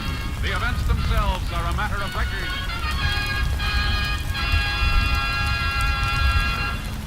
Every day, Monday through Friday, there's top entertainment all day long when you set your radio dial to NBC. Listen for Double or Nothing, and you'll hear one of radio's funniest quiz shows. Yes, Walter O'Keefe consistently comes up with great comedy entertainment Monday through Friday on Double or Nothing. Listen and you'll agree. Then there's the program with a heart, Strike It Rich. The grand entertainment that Warren Hull brings you every day on Strike It Rich is just what the doctor ordered if you suffer from the housework blues. From Chicago, Tommy Bartlett brings you Welcome Travelers and interviews with the many interesting guests who each day pass through the Windy City. And for more fun, listen for Bob and Ray, those two zany comets. Then there's Music and Charm with Dave Garroway. So remember, every day, Monday through Friday, chase your blues away with the wonderful daytime programs on this station of the NBC Radio Network. And now, here's today's Tales of the Texas Rangers.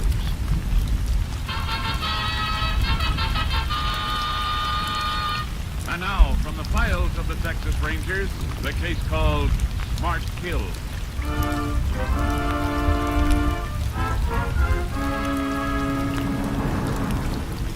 It is approximately 11 o'clock on the evening of May 14th, 1939.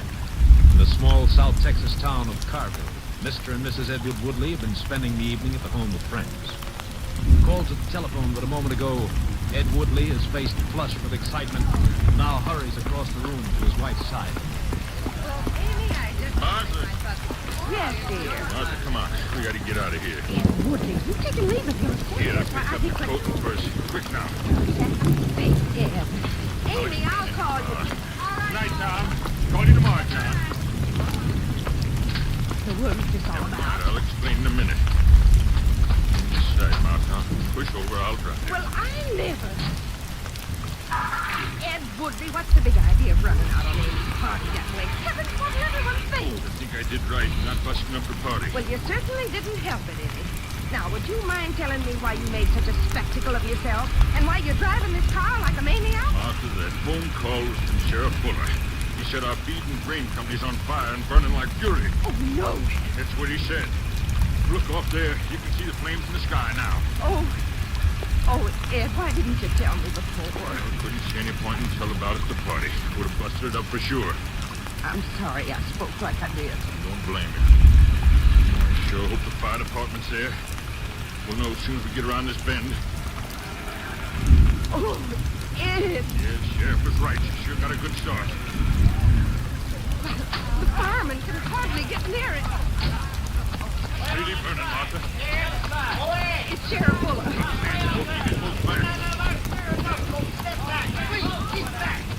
Oh, I'm glad you got here, Ed. I'm afraid she's pretty much on the way. It's bound to go up like ginger, Sheriff. She's piled high with feed, grain, and cotton. Oh, I sure wish I could get in there for just about 2 minutes, though. Don't you dare try to get near there. I said I wish, Martha. All my ledgers in there. Don't know how I'll ever get straight on paperwork. Firemen are having a terrible time getting close. You can feel that heat all the way over here. Thank the Lord. It happened when someone was in there. That your office right where that window is, isn't it, Ed? Yeah, it might just... Martha, no, what is it? The window. I saw a face, a man's face. Calm down, Martha. the way the flames jump around. You just imagine it. Yeah, there's nothing there now, Miss Woodley. You're so face at that window. Billy seemed to fall back inside. Oh, please. Could anyone have gotten in there tonight, Ed? Of course not. There is. Look now. Sheriff, she's right. Yeah. There's someone in there. I know. I saw him just before he fell back. Gotta try to get him, Sheriff. How, Ed? You froze before you got anywhere near. We can't just stand here. There must be something we can do. Just one thing, man. Pray for it. It's too late for anything else.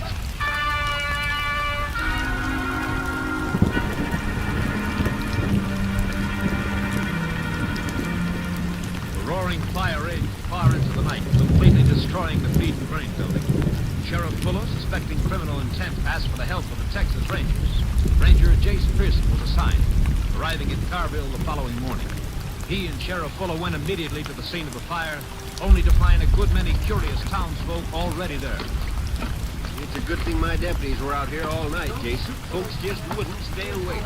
Morbid curiosity, Sheriff. According to what you told me, the body should be right around here someplace. Yeah, just about. Well, let's just... Over there, Sheriff. What is it, Jason? What we're looking for? Or what's left of it. Good Lord. That's awful. Fire's a pretty awful thing. Hey, watch where you kneel, Jason. Hard to tell what's burned through and what's still solid. Yeah, I know. Fire did a real thorough job. It's not going to be easy getting an identification on him. He's too far gone. I was afraid of that. Fire like this didn't just roar up in a minute, Sheriff. It took time. This fella, whoever he is, wasn't drunk or hurt. Why didn't he get out? I never thought of that. I want to see the front and back doors, Sheriff. Sure thing. This way, Jason. Here's the back door right here. Sure not much left of it. This helps. Padlock, huh? Big one. It locks from the outside. Still locked. Let's get to that front door. Over this way. Be careful, Sheriff. A lot of these spots still hold their heat. Yeah, I know it. The front door should be about here someplace. This is it. Look at it, Sheriff. Another padlock. This one locks from the outside, too. I guess that answers your question of why he didn't get out. It sure does. It couldn't have been an accident. He was put in here. And that makes it murder with malice, Sheriff. That figures. Well, what's the next move? Right now, there's only one important thing. Identification of the body. As soon as the JP's through with him, we'll have an autopsy performed. Sure not much left of him to work with. I know. Maybe his teeth will tell us something. Yeah, but that'll take some time, Jace. Won't be just standing idle in the meantime, Sheriff. There's a lot of work to be done. A lot of work.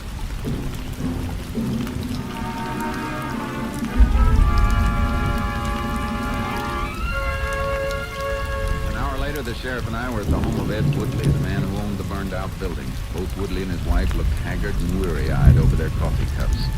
It was easy to believe they'd been at the fire all night. Once the sheriff introduced us, Woodley lost no time getting to the point. What'd you find out, Ranger? Know who that man is yet? No, Mr. Woodley, we don't. Well, I'll be in the kitchen if anybody wants anything. The body was pretty well burned, Mr. Woodley. It's going to be hard to identify. We can use your help. Have you got any idea who he could be or how he got in there? Not the least idea in the world. Was the building always kept locked at night? Always, Ranger. From what I could see, there are just 2 doors. How many windows? 2. They look burglar-proof to me. They were, but not fireproof. You own the feed and grain business by yourself, Mr. Woodley? No, Sam Taylor's my partner in the business. Got that farm of the joint mine. I see. Mr. Woodley, who else besides yourself has a key to the building? Why, there's only 2 keys, Ranger. Sam's got one and I got the other. Yeah, this is mine right here.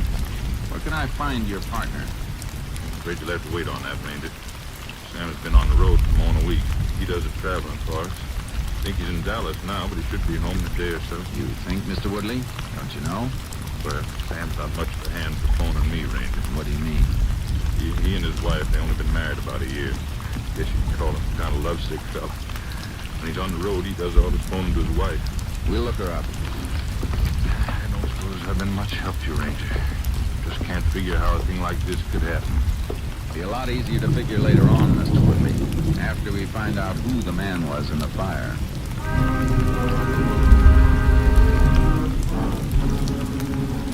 Sheriff and I got in the car and drove to the farm of Sam Taylor, Ed Woodley's partner. Though the two partners' farms adjoined each other, they were both big spreads, and the drive took a good 15 minutes.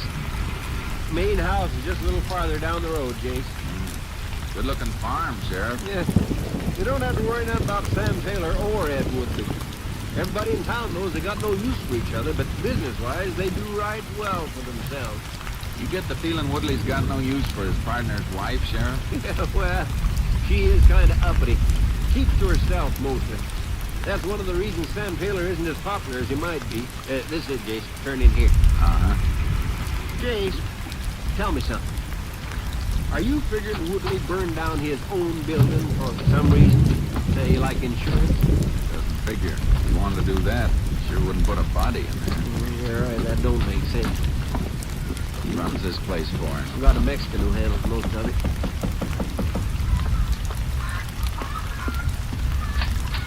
Yes? Oh, Sheriff Fuller. Oh, morning, Miss Taylor.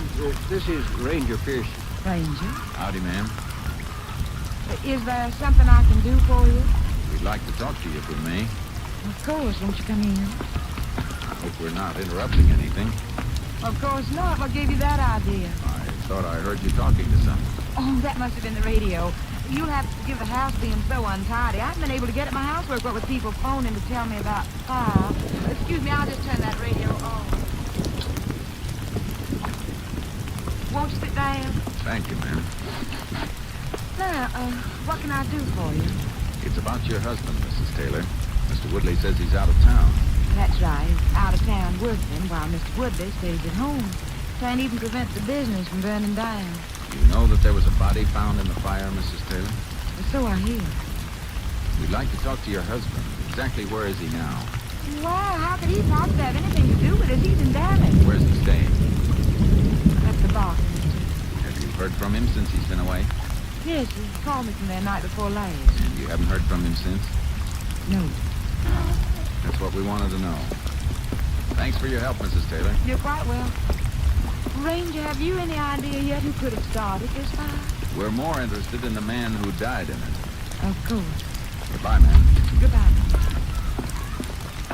Hey, Jace. Where do we get my car? What were you going to say, Sheriff? When she first opened the front door, did you hear a door in the back slam? Did better than that. From where I was, through the window, I could see a man hightailing it away from the house. Looked like a Mexican. Tall, good-looking fella? Yeah. Arturo Ramirez. He's the foreman I was telling you about. Oh, wonder what he was doing in the house this time of day. That's what I was thinking. Well, what do we do now, Jake? Run up to Dallas and hear what Sam Taylor has to say.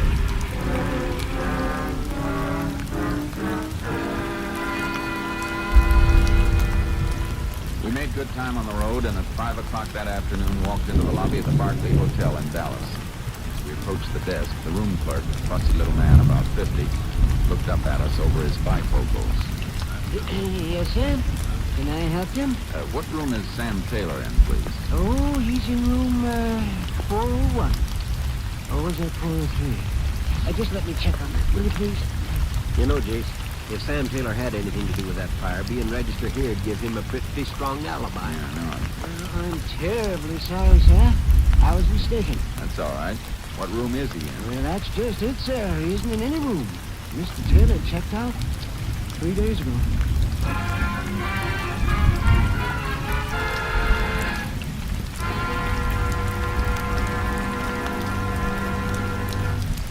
In just a moment, we will continue with Tales of the Texas Rangers, starring Joel McCrea as Ranger Jace Pearson.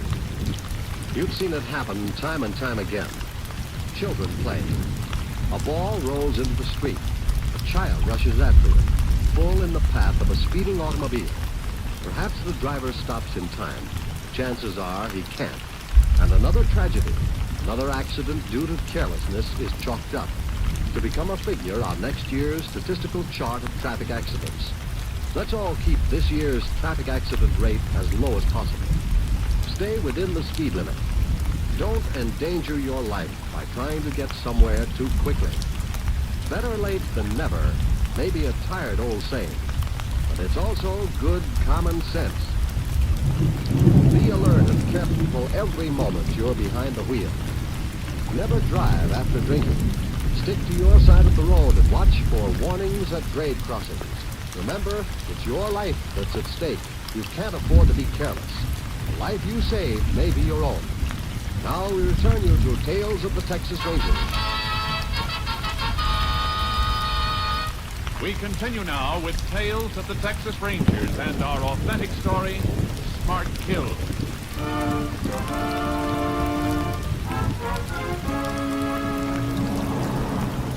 We were fairly sure that Mrs. Taylor had lied about receiving her husband's call from the Dallas hotel, since the record showed he had left there 3 days before.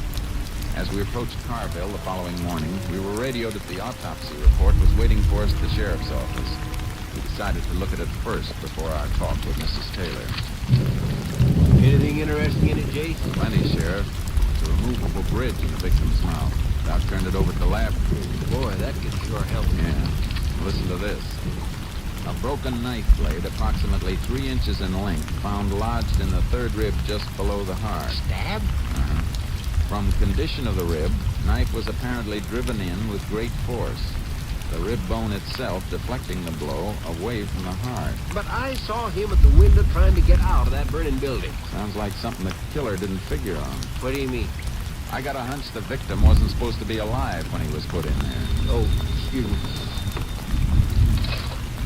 Sheriff Fuller. Oh, yeah, Johnny, we just got in. Yeah, we just been looking over the autopsy report. Well, good. We figured you would. Let us know if you hear anything, huh? Fine. That was your lab man, Jace. He just wanted you to know he sent out pictures of the victim's bridge work to all the dentists in the county. Let's hope we get a quick identification on those teeth. We won't be working only on theories. Jace, you're thinking that body could be Sam Taylor, aren't you? What else can I think, Sheriff? He left Dallas more than 3 days ago. Mrs. Taylor lied to us about that phone call. I think that body in the fire stands a pretty good chance of being Taylor. Come on. Let's get out to Mrs. Taylor's and see what she's got to say.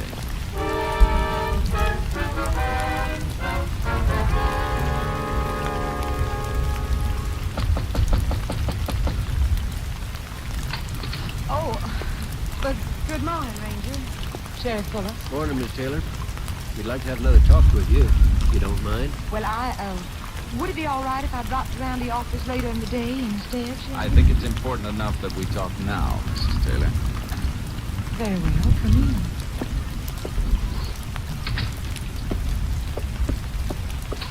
Hey, Becky, where you keep the cayenne pepper? Oh, I'm sorry, I didn't know that you had visitors. Well, that's all right, Arturo. This is Ranger Pearson and Sheriff Fuller. Arturo Ramirez, our foreman. Ramirez? Senor, glad to know you. Arturo's not only our foreman, he also cooks the best Mexican food in the state. He's making enchiladas for lunch. Now, if you gentlemen would care to stay... Oh, thanks just the same, Mrs. Taylor. It's a little early for lunch. Well, of course you won't be ready for a while here. Sí, senor. Good Mexican cooking takes a lot of time, you know. It must be started early in the day. Well, if you have no further need of me, I return to the kitchen. Buenas tardes. Mrs. Taylor, why did you tell us your husband called from Dallas 2 days ago? Because he did. Why? We went to Dallas after we left here yesterday. Your husband checked out of the Barclay Hotel 3 days ago. Oh, but that's impossible. Excuse me a minute. Hello? Yes, who's here? Just a minute. It's for you, Ranger. Thanks. Hello, Pearson. They did. Good. Who? That definite? I see. Thanks a lot. That was the lab man, Sheriff. The deputy told him we'd be here. Dentist about 15 miles from here identified that bridge work. Who was the dead man, Jace? Who we thought it was? Yeah. It's not easy to say this, Mrs. Taylor. What is it? They've identified the man in the fire. It was your husband. Oh, no! Oh, no! I'm afraid so, ma'am. Would you rather we came back at another time, Mrs. Taylor? I'll be all right in a minute. I hate to ask questions at a time like this, but there's some things we have to know. Look, what is it you want? Who's your husband's beneficiary, Mrs. Taylor? Well, I am, of course. Who else would be? I know what you're thinking, that I had something to do with his death. Well, you're crazy, do you hear me? This is our job, Mrs. Taylor. I'll give you something to think about. I'll show you. You want a suspect, do you? You just wait till I show you this insurance policy. There. Read it. Well, go on, read it. There's a policy on my husband's life of $50,000. And who's the beneficiary on that one? Who is it, Jason? Edward Woodley.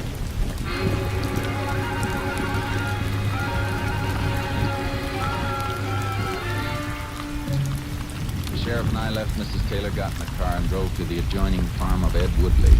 I wanted to know about that policy I'd just been shown. Why, sure, Ranger. That policy's been in effect for about 3 years. One of the personal policies. Why was it taken out? Well, it's pretty common practice when two partners are important to a business. Ask any insurance man. If Sam dies, I collect. If I die, he collects. Why didn't you mention it when we were here before? Didn't see any reason to. I still don't. Why are you so interested in that policy anyway? Because you're about to collect on it. The dead man in the fire was your partner. Sam? But how did he... Are you sure, Ranger? We're sure. I think you better come down with us to the sheriff's office, Mr. Woodley. What for? Why? Because you profit by your partner's death. That could be a pretty good motive for murder.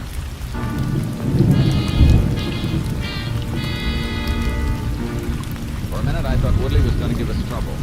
Then, without a word, he got his hat and came along with us. When we got to the sheriff's office, we left Woodley with a deputy and went into the inner office to see Johnny Blanche, our lab man. He was packing the dead man's effects in a cardboard box as we entered. About finished up, Johnny?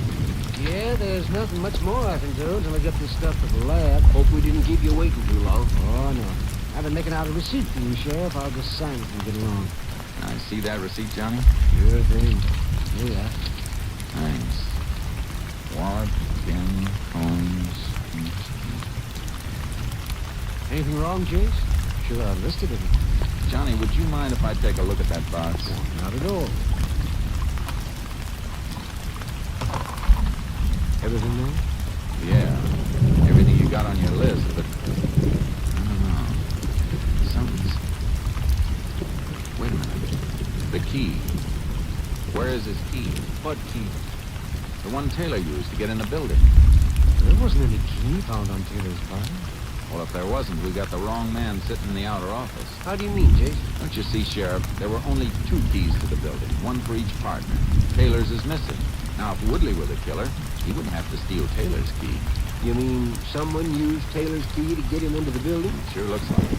But, Jace, Mrs. Taylor would be the only other one who could profit by her husband's death, and she wouldn't have the strength to get him in there. Unless she had some help. Yeah, but who? That Mexican foreman of hers, he seemed obliging in a lot of ways. Maybe the motive wasn't money after all. Yeah, they were pretty friendly. Sheriff, let's you and I pay another visit to the lady who was so broken up by her husband's death.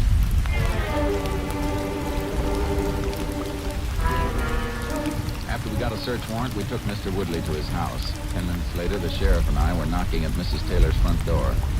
There was no one home. We decided to wait till she showed up. 30 yards from the house was Ramirez's shack. The door was unlocked, so we went in and looked. Jace, this drawer here is just crammed full of expensive shirts. Something interesting here, too. What do you got?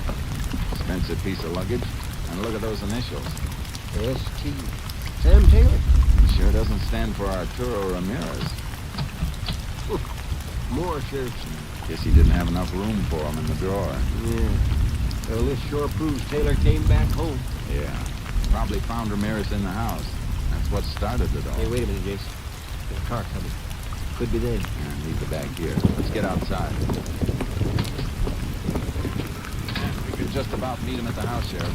I want to hear him explain what we found in that shack. They'll try.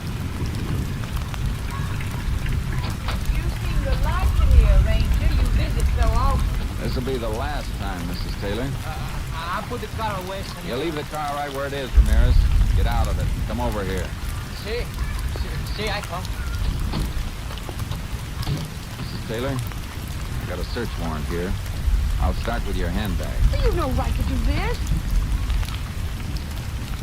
Here's the key, Sheriff. Same kind Woodley has. That's my husband's keys. That's the first time you've told the truth, Mrs. Taylor. What about you, Ramirez? Me, senor? Yes, you. You got an idea where we can find half a knife? Knife? What knife? The one Mr. Taylor was stabbed with. You're crazy. Here's my knife. Yeah, shiny and new. But how you gonna explain Taylor's shirts and luggage in your shack, Ramirez?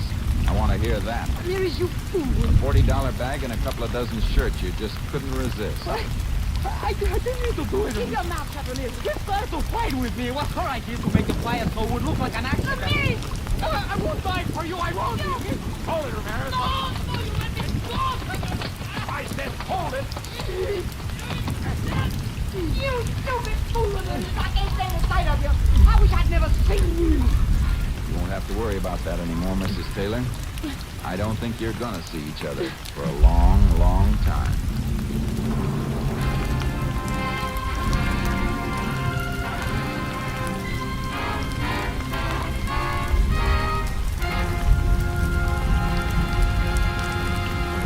In just a moment, we will tell you the results of the case you have just heard. Throughout the remainder of the day, you'll find more great entertainment awaiting you on this NBC station. Be sure to hear The First Nighter, starring Barbara Luddy and Olin Soule, in a drama entitled Found One Mother. Then it stars in Khaki and Blue, featuring talented members of the armed forces, with Meredith Wilson as guest master of ceremonies. And be sure to hear the hilarious Phil Harris Alice Faye Show, featuring the comedy antics of Frankie Renly, Julius Abruzio, and Brother William.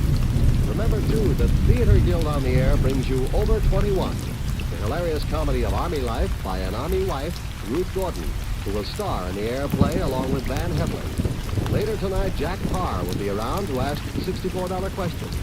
Sunday is fun day on NBC because of the many fine shows sent your way to add to your listening pleasure. So remember, for fine entertainment all the rest of the day, keep tuned to this station of the NBC Radio Network. At home or away, at work or at play, wherever you go, there's radio. And now back to the conclusion of today's Tales of the Texas Rangers.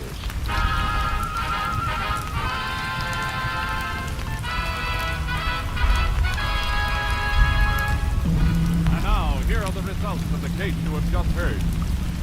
On July 11, 1939, Peggy Taylor and Arturo Ramirez were tried for the murder of Samuel Taylor. They were found guilty. Peggy Taylor was sentenced to the women's prison at Goree for 40 years, and Arturo Ramirez was sent to Huntsville Penitentiary for the rest of his life. And here again is the star of our show, Joel McCrea. Folks, I want to take this opportunity to thank you again for the many wonderful letters that we've received from you listeners. Hearing from you brings us just a little closer to our family of friends who listen to Tales of the Texas Rangers each week. I want to tell you a little story about our good friend and technical advisor, Captain M.T. Lone Wolf Gonzalez. Several years ago, Kilgore, Texas, found an oil field at its front door. In 8 weeks, the dusty, sleepy little village of 900 population became a sprawling, brawling city of 25,000. Strangers streamed into the thousands, and with the good people came the motley horde of confidence men, gamblers, and professional thugs. Soon the honest, hard-working people of the community found themselves at the mercy of these racketeers. Gonzalez was ordered to go in and clean up the community. In his first offensive, he rounded up 500 persons whom he considered undesirable, and clapped them in jail. When I asked him how he could tell the good people from the bad, he said, "Well, in those days it wasn't hard at all. I just looked at their hands. If they had working man's hands with calluses on them, I figured they were trying to make an honest dollar. But if their hands were smooth and lily white, I reckoned they weren't up to too much good. Into the who's gal they'd go. Wasn't wrong very often either. So long, folks. See you next week." Next week, Joel McCrea in another authentic reenactment of a case from the files of the Texas Rangers.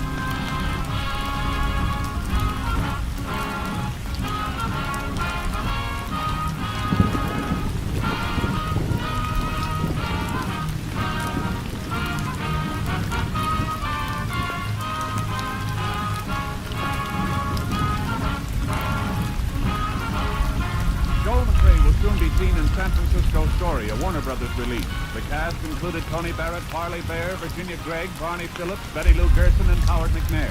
Technical advisor was Captain M.T. Lone Wolf Gonzalez of the Texas Rangers. This story was transcribed and adapted by Anthony Barrett, and the program was produced and directed by Stacy Keith. Hal Gibney speaking.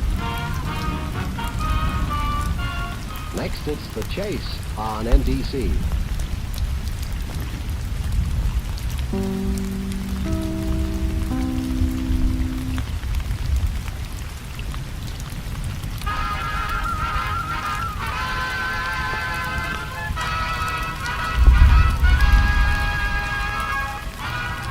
Tales of the Texas Rangers, starring Joel McRae as Ranger Chase Pearson. Another authentic reenactment of a case transcribed from the files of the Texas Rangers.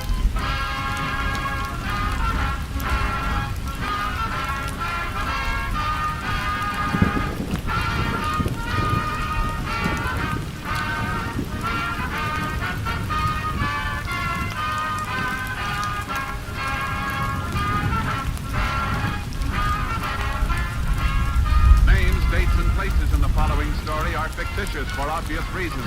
The events themselves are a matter of record.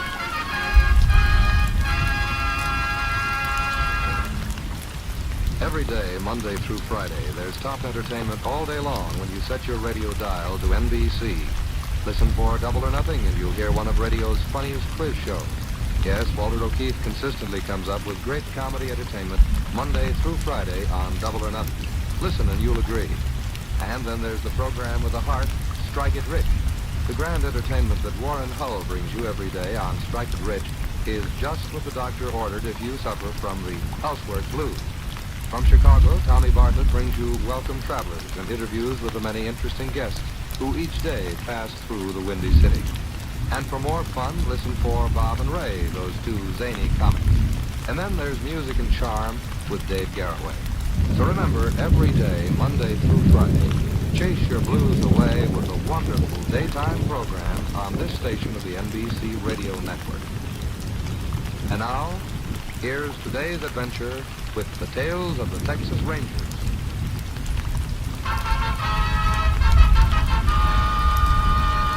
And now, from the files of the Texas Rangers, the case called Jailbird.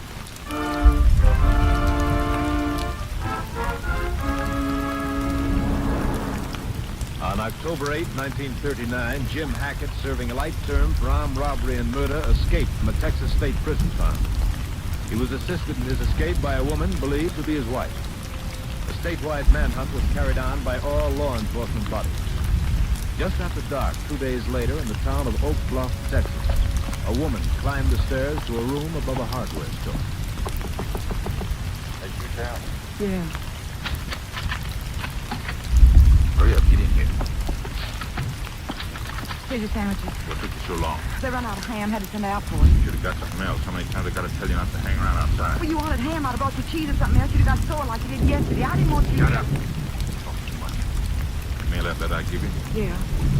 Jim. What's the matter with you? Nothing. You're shaking all over. What's the matter with you? I think somebody's seen you. What are you talking about? When I was in the cafe waiting for your sandwiches, this man, he kept looking at me. I don't know. He didn't have no badge or nothing. Could have been one of them big constables. Did he tail you? I don't know. I came back. He was quick as I could. Turn out the light. What, sir? Turn it out. What you gonna do? Pull this shade. Take a look. There's a man out there. Standing across the street. Come on over here. Either one.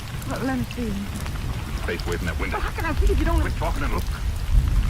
He's the one that was in that cafe? Yeah. He's a cop. You I couldn't help Shut up. it. You and that blonde hair of yours. Maybe I would have died. I could die back real quick. Too late now. You saw that before. What are we gonna do? I don't know yet. I got to figure. Jim, coming down the street from 2 men. Yeah, ain't no doubt about them being cops either. Sheriff and one of his boys. Well, maybe they ain't after us. Maybe they don't Will you know. shut up? Gotta get out of here. Come on. Come on, will you? Think we're gonna take our stuff along? You crazy. Come on. Now, wait a minute. Huh? All right, let's go. Not that way. We're going out the back. There ain't no way out the Don't back. talk so loud. Make it down the fire escape. Look, you don't push. Now, don't leave me in here. You're talking so loud. Come on, give me your hand. Come on. Wait a minute. Close the window. All right, keep going. I'm right behind you. All right. Well, move. Still on. Okay. Now let's see. Huh? Around the corner. What are you doing? Why, you did it! Come on. You killed him. You killed a cop. One less after us. Pick up your feet. Come on.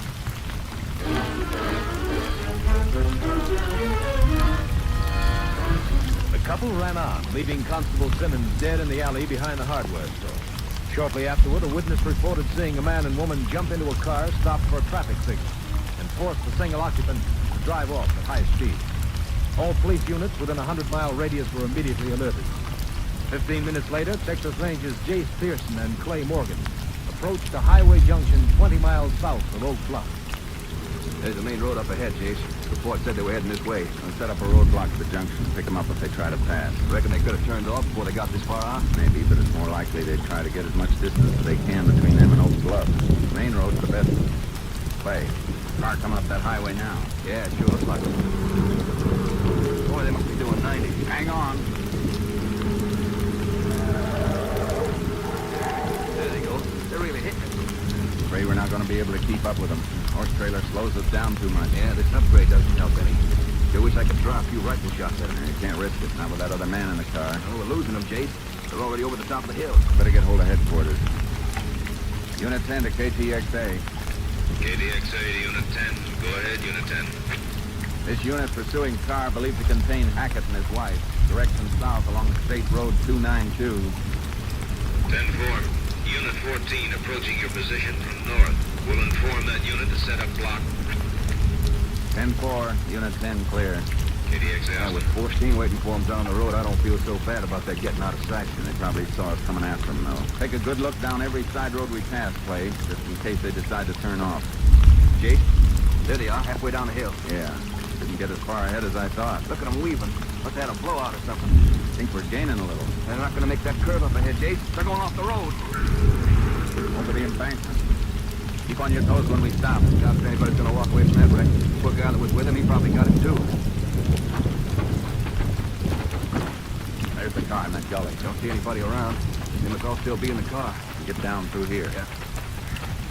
Over there, Clay. Huh? By that mesquite, partway down. Man, it's a man. It's been thrown clear when the car turned over. It's not Hackett. I reckon it's the fellow that owned the car. He dead? Yeah. Hey, Jace. What's the matter? This fellow didn't get killed in the wreck. He's been shot. Get over to that car. Watch it. Anybody inside, can't be much left of them. You better be sure. Careful of the broken glass. Uh-huh.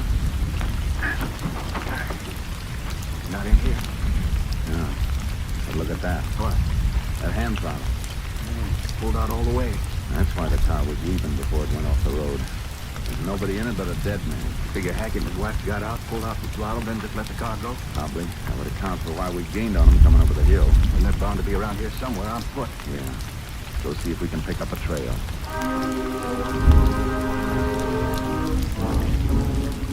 We went back to our car and notified headquarters of what had happened. Then we unloaded our horses and began combing the area. At noon the next day, a rancher 5 miles west of the scene of the wreck informed us that 2 of his horses had been stolen the night before. We figured that Hackett and his wife had gotten away. We drove to the lab at Austin and started going over the articles taken from the room in Oak Bluff where the fugitives had been hiding. Our first break was a crumpled sheet of paper which had been removed from the wastebasket. It was the beginning of a letter in Hackett's handwriting to a man named Lynn. It had been discarded because of an ink blot. The gist of the letter was for Lynn to meet Hackett, but it didn't say when or where. We felt this could be a lead, so Clay phoned the warden at the pen to find out about Hackett's prison associates. Uh-huh. Yeah. Spell that last name again, will you? Okay, I've got it now. Thank you. So long, Warden. Any luck? Yeah, maybe. A man named Len Jeter was Hackett's cellmate for another 2 years. He's still in the pen? No, finished his full term about 6 months ago. Let's see what the files say about him. It's a pretty long chance, Jay. Hackett might not have rewritten that letter, and could be he didn't send it. Men like Hackett don't write letters too often. When they do, it's usually for some special purpose. I'd say it's fairly likely he sent the letter. Yeah, it's worth a try anyhow. Let's see, Jeter's file ought to be down a little further. Sure hope we turn up something that gives us a lead to Hackett. Uh-huh. Here we are. Pull his file, Clay. Yeager, Jeansville. Here it is, Jeter, Lamb. Let's take it over to the table. Yeah. A nice fat folder. Whoever he is, this boy's no beginner. Neither's Hackett. Probably got a lot in common. It's a mug shot of him, Jason. Looks like he wanted to chew up the camera. Yeah, turn the page. See what kind of a record he had. 16 arrests, 5 convictions. Let me see it a second. This should be some help. What's that? He's lived at the same place for the past 20 years when he wasn't in jail. Just outside Fuller. See, if he doesn't know anything about Hackett, we might have trouble making him talk. Here, look at this under remarks. Refuse to talk. Refuse to talk. No voluntary statement. If he's still at home, maybe we shouldn't try to make him talk. Well, what do you figure to do? Watch Len Jeter's place without his knowing we're there. If he is taken off to meet Hackett, we want to be right after him.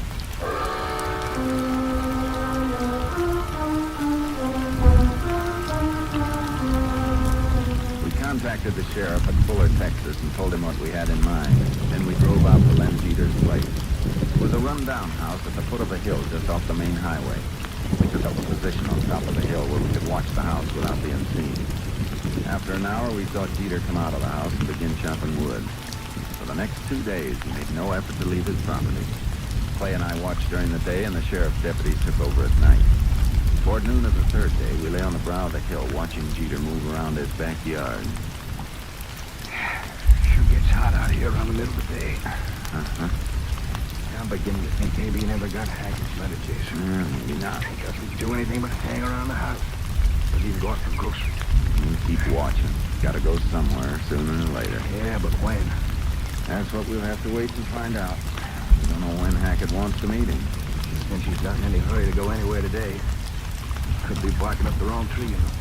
Jeter's our only lead to Hackett. One way or another, we gotta stay close to him. Yeah, I reckon you're right. Hey, this is Sheriff. Howdy, Jase. Clay? Better keep low, Sheriff. Oh, yeah. Still nothing, huh? Yeah, not yet. Your deputy take over again tonight, Sheriff? Well, sure, Jase. I just don't... Hey, what's that? Jeter. Usually got some target practice about this time of day. Oh. And like I was saying, I can't see why you don't let me go down there and pick him up. I've had him in town before. I reckon between the three of us, we could make him talk. You didn't seem to have too much luck making him talk the last few times you took him in. Could be, with three of us, he'd be even more close-mouthed. Oh, I admit he's cussed, and he don't do much talking. But you fellows could sit out here a month without getting any place. The sheriff's right, Jason. Maybe we should take him in. Okay. Sure wish there was some way to save this lead in case he doesn't talk. So do I. But I don't know what it'd be. Wait a minute. I've got an idea. Clay, suppose you take Len Jeter in alone. I don't get you, Jason. Sheriff, can you fix me up with an old suit back in town? Well, sure, Jase, but what for? We're gonna do a little play action. All of us. When I change clothes, I want you to lock me up. I'm gonna be one of the toughest gunmen in Texas. And you and Clay are gonna treat me just that way. What do you got in mind? You bring Len Jeter in and put him in a cell with me. Maybe after we've been together a while, he and I'll have a nice, friendly little talk. I don't know, Jason. If he ever finds out you're a ranger, we're finished. It's a chance we'll have to take. Give the sheriff and me an hour, Clay, and go pick up Len Jeter.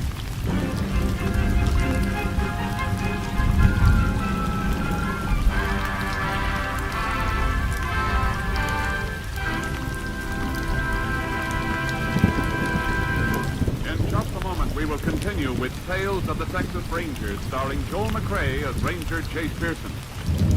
If you want your child to have the best elementary schooling you can get him, won't you get a pencil and paper and take down the address I'm going to give you at the end of this message? Unless we start preparing now, in a few years our public schools will be as far behind times as the Little Red Schoolhouse. Because of the huge increase in our birth rate during and after the last war, it's estimated that by 1956 there will be some 7 million more children in elementary schools than there are now. Now we must start preparing at once. More equipment will be needed, textbooks, playgrounds, and above all, more elementary school teachers.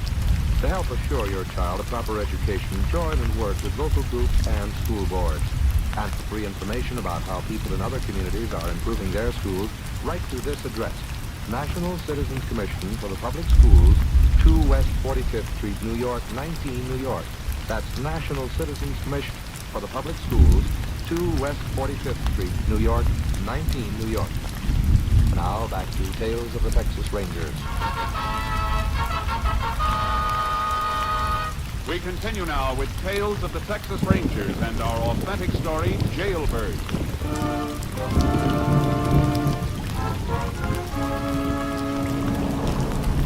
After I changed clothes, the sheriff locked me in an empty cell at the county jail. 2 hours later, I was still there, alone. It was pretty evident Lynn Jeter hadn't talked. Then I heard the outer door open and close. Clay and the sheriff came along the corridor with Jeter. I stood close to the cell door and waited. Look, I tell you, you got no right putting me in here. I ain't done nothing. Come on, Jeter, now keep moving. You got no right to lock me up. We're not through talking to you yet. I have to tell you something, copper. Even if I knew where Jim Hackett was, you wouldn't get nothing out of me. Maybe you'll change your mind. Lock him up, Jeff. You, Finnerty, get back to the cell door. What for? Now look, Finnerty, we don't want no more trouble out of you. Move back. I ain't going no cell with nobody. You put me in a cell alone. The house is full. You'll take what you get. Don't worry, Jeter. You'll get along with Finnerty here. He's just like you, only worse. I don't want to be in a cell with nobody. I don't want you in here with me, neither. Get in there, Jeter. And you, Finnerty, you're coming with us. You gonna let me out now? Not yet. We found somebody who might have seen you rob that liquor store. But he's seen me rob nothing. Come on, Finnerty. Why don't you come get me? Why, you want? Hold it, Sheriff. Now look, Finnerty. You've already given us a lot of trouble. Don't make it worse for yourself. You gonna come quiet? All right. Hey, wait a minute. Hey, you in there. Keep off that bottom bunk. It belongs to me. You paid for it? Just stay off it. Find you only when I come back. Come on. Take your hands off me. All right, Finnerty, come on. Let's said take your hands off him. Put the cuffs on him, Sheriff. That'll keep you from getting too risky, dirty. Come on, get moving. You're gonna make me talk. You better start thinking again. Yeah, we don't need no talk now. We got a witness. Witness? Who you trying to kid? Keep your mouth shut, Finnerty. I've heard just about enough out of you. You haven't heard nothing yet. Get moving. I told you before, keep your hands off me. Keep moving.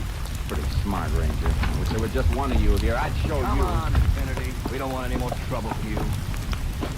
I reckon you can relax now, Clay. Yeah. Forgot myself for a second. Boy, you tough. You almost had me fooled. I still have to convince Jeter. You get anything out of him? Not a word, Jake. You were right about that. You search his place? No, nothing. So what's the next move? I'll stay in the sheriff's office for half an hour, and you can take me back to Jeter.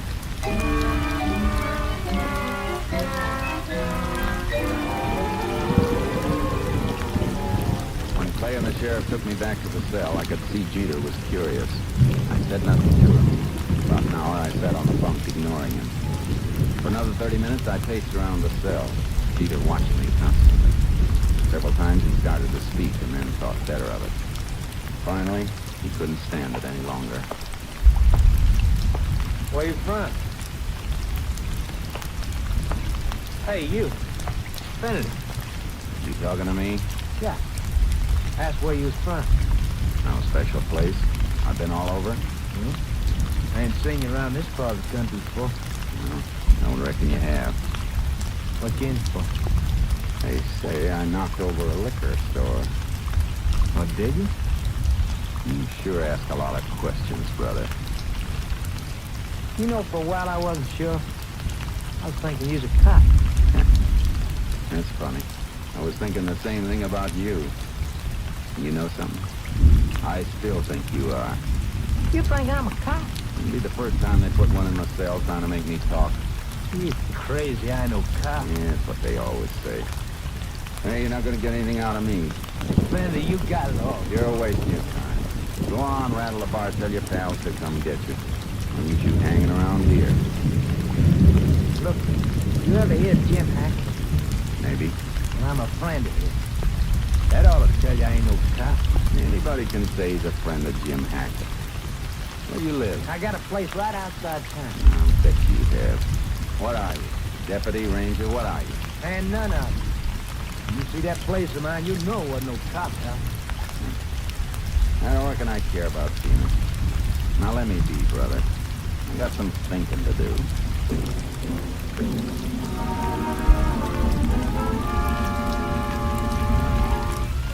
We sat in silence for the rest of the afternoon. A little before 6, the sheriff took me out of my cell. Jeter was to be released an hour later and taken to the bus station. I went over there ahead of time, bought a newspaper, and sat on a bench in full view of the entrance and waited. At 7:15, Jeter came in. I pretended not to see him. He walked over to where I was sitting and stood looking at me. Oh, Finley, see the sprung you. Huh? Oh, it's you. What are you doing, tailing me? I'm telling you or nobody else to let me out. I'm going home. Is that right? Go on, beat it, Chopper. Finley, for the last time, I ain't no cop. Did they let you out? Yeah. How come they didn't take you home? They didn't have no car hand to give me bus fare instead. Ah, you ought to get a better story than that, Chopper. Now beat it. I want to read my paper. Look, Finley, where you headed? You'd like to know, wouldn't you? Okay, Chopper, I'll tell you. I'm going to Oklahoma City. You gonna make something out of that? Bus for the north don't leave till 8 tomorrow morning. I just found that out. Reckon I can kill time till then. I'd just as soon do it alone. I want to show you something, Finley. What? Just want to prove I ain't no cop. How about you coming out to my place? I'll feed you, give you flops tonight. I'm okay right here. Besides, I gotta go to Oklahoma City in the morning. Bus comes in here long for 8. You can catch you near my place. How about it? Well, okay, I got nothing to lose. I reckon if you're gonna keep tailing me, you might as well feed me.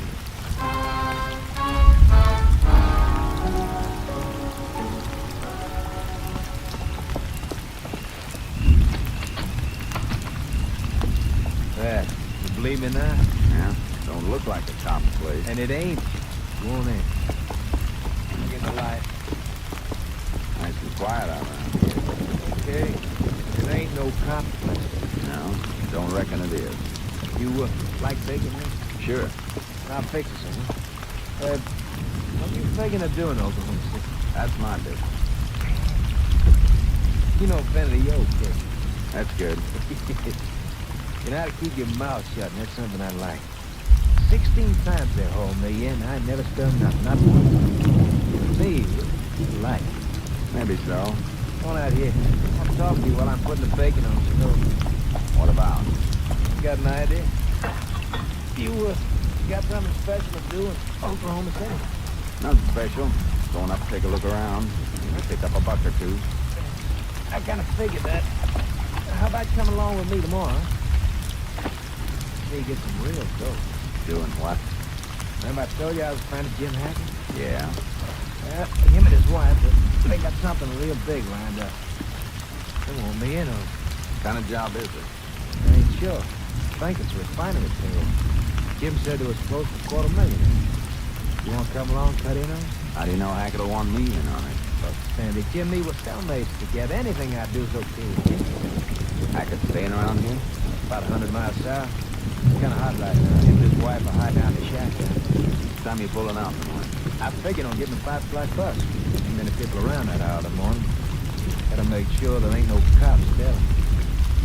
Now, how about it, Finley? Well, let me think it over. I'll let you know before morning. Before we turned in for the night, I agreed to go with Jeter and work on the job with Jim Hackett. We got up at 4 the next morning and took the 5 o'clock bus south. Jeter kept a sharp lookout for police who might be following us. I knew Clay would be on our trail and hoped he'd stay far enough behind to avoid being seen by Jeter. He did. Toward noon, Jeter's suspicions relaxed. After an hour layover in a place called Snake River, we got on a local bus which took us 10 miles out of town. We walked another 3 miles along a dirt road. A little before 2 o'clock, sighted a shack halfway up a hill. Well, there she is. That shack up ahead? Yeah. Don't look like anybody's there. Nobody's there, all right. Jim's good at covering his tracks. Probably got the car hid away. How'd you know where this place was? Jim wrote me a letter. Gave me a map on how to find it. Told me to burn it as soon as I knew how to get it. When did he send you this letter? 2-3 days ago. Seems I read something about him being in the scrape the past couple of days. You sure he hasn't changed his plans? Nah, not again. Make up his mind to do something, he does it. All the cops in the world can't stop him. Well, we'll be glad to see him. I reckon he'll be pretty glad to see him. Put your hands up. Huh? Jim, put the gun away. It's me. Oh, yeah. You're lucky I didn't plug you. And 2 guys come up the hill and thought you was cops. Who's it? Friend of mine. I didn't tell you to bring no friends. How about letting us come in, Jim? Oh, come on. West south. He went for grub. That kind of dangerous, pretty easy to spot. She dyed her hair. And you let me worry about her being seen. Sure, Jim. Who are you, mister? I told you, he's a friend of mine. My name's Finity. Well, I don't care what your name is. What are you doing here? Well, Jim, don't be that way. I brought Finley here because I figured you could use extra men. If I'd have needed a man, I'd have told you. Me and Sal and you can handle this job easy. We don't need nobody else. That's the way you feel about it. Reckon I'll be moving along. Never stay where I'm not wanted. You ain't going no place. Not till I tell you to. Now, look. Shut up! How do you know this guy's all right? Yeah, he was in a clank with us. How long you known him? Since yesterday, but... Yesterday? You crazy, man? Look, if you can use me, I'll be glad to stay. If you don't want me, I'm moving along. You can use him, Jim. He's okay. You should have heard him talk to them cops over the county lockup. You don't take nothing from nobody. Now, how about you? We ain't using them. And I ain't letting them leave here and spill it all over the country where I'm hiding out. You don't have to worry about that, mister. I'm not the talking kind. That's right, Jimmy ain't. You don't have to worry about that. You gotta get rid of him. Now, wait a minute. Shut up! You. Get over in that corner while I figure out what I'm gonna do. Sure. Now wait. Come here. What do you want? You got a gun? No. Put your hands over your head. I want to make sure. I told you I didn't have a gun. Give me that gun. There we are. You two, Peter. Finity, what's this all about? My name's not Finity. You're both under arrest. A cop. I knew it. But he can't be a You cop. stupid. Turn around and keep your hands up. Keep them up. You've got no sense, Peter. $250,000 right in our hands, and you gotta bring a cop here. How'd I know about him? You ought to watch who you take up with. Somebody should have told him that before he took up with you, Hackett. All right. Get moving.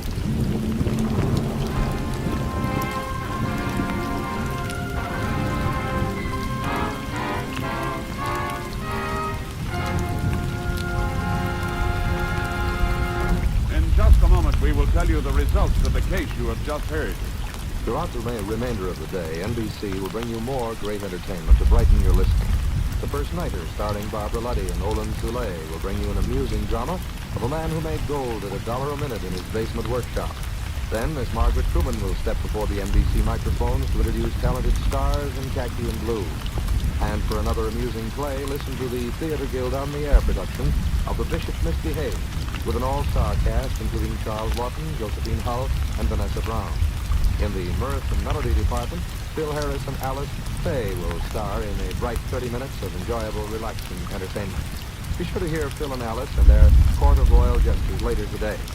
Remember, too, that Jack Parr will come a-calling tonight with the $64 question and a program packed with question marks and laughs. So, for fine entertainment, always tune to the free, familiar NBC chime. Your invitation to the best in radio listening. Now back to the conclusion of today's Tales of the Texas Rangers.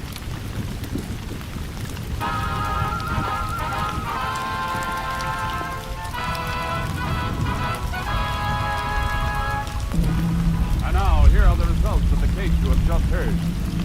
Ranger Clay Morgan apprehended Sal Hackett on her way back to the shack where she and her husband had been hiding. He was sentenced to 20 years at the women's prison at Goree. Len Jeter received a 30-year term for obstructing justice and conspiring to commit armed robbery. Jim Hackett was found guilty of murder with malice and died in the electric chair at Huntsville. This is Joel McCrae. There are a good many stories that the Rangers tell about some of the so-called bad men they've picked up over the years. They tell about one in particular whose bark was truly worse than his bite. The story goes that this so-called bad man came into a saloon one night flourishing a pair of pistols and ordered all the people over in a corner, saying that he was the roughest, toughest man in the whole state of Texas. He then sat down, still pointing his guns at the frightened customers, and ordered the bartender to bring him a drink. "What do you have, sir?" asked the bartender. "Bring me a glass of milk," he replied. "Milk?" said the bartender. "For the roughest, toughest man in the state of Texas." "Well, then," answered the bad man, "put it in a dirty glass." So long, folks. See you next week. Next week, Joel McCrae in another authentic reenactment of a case from the files of the Texas Rangers.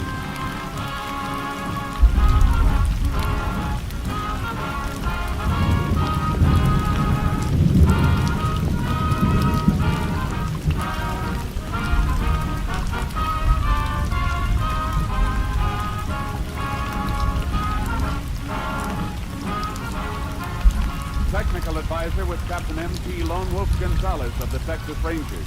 This story was transcribed and adapted by Charles E. Israel, and the program is produced and directed by Stacy Keith. Hal Gibney speaking.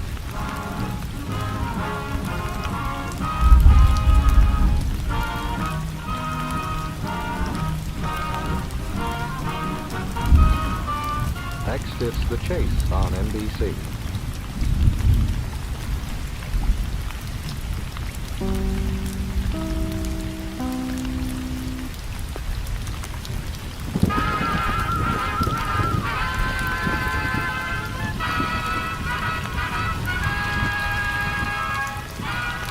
Tales of the Texas Rangers, starring Joel McRae as Ranger Chase Pearson.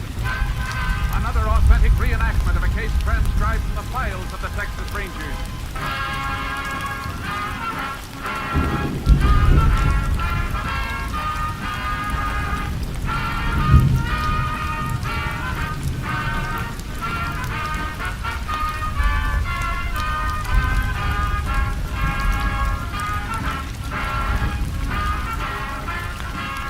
Names, dates, and places in the following story are fictitious for obvious reasons. The events themselves are a matter of record.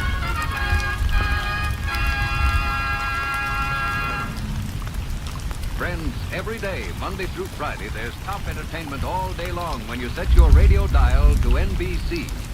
Listen for Double or Nothing and you'll hear one of radio's funniest quiz shows. Yes, Walter O'Keefe consistently comes up with great comedy entertainment Monday through Friday on Double or Nothing. Listen and you'll agree. And then there's the program with a heart, Strike It Rich. The grand entertainment that Warren Hull brings you every day on Strike It Rich is just what the doctor ordered if you suffer from housework blues. From Chicago, Tommy Bartlett brings you Welcome Travelers and interviews with the many interesting guests who each day pass through the Windy City. And for more fun, listen for Bob and Ray, those two zany comics. Then there's Music and Charm with Dave Garroway. So remember, every day, Monday through Friday, chase your blues away with the wonderful daytime programs on this station of the NBC Radio Network. And now here's today's adventure with the tales of the Texas Rangers.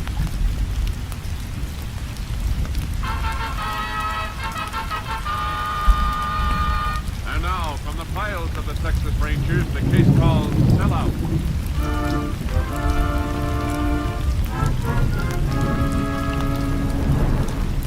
It is 6:30 p.m. Friday, September 15th, 1949, in Corvell, Texas.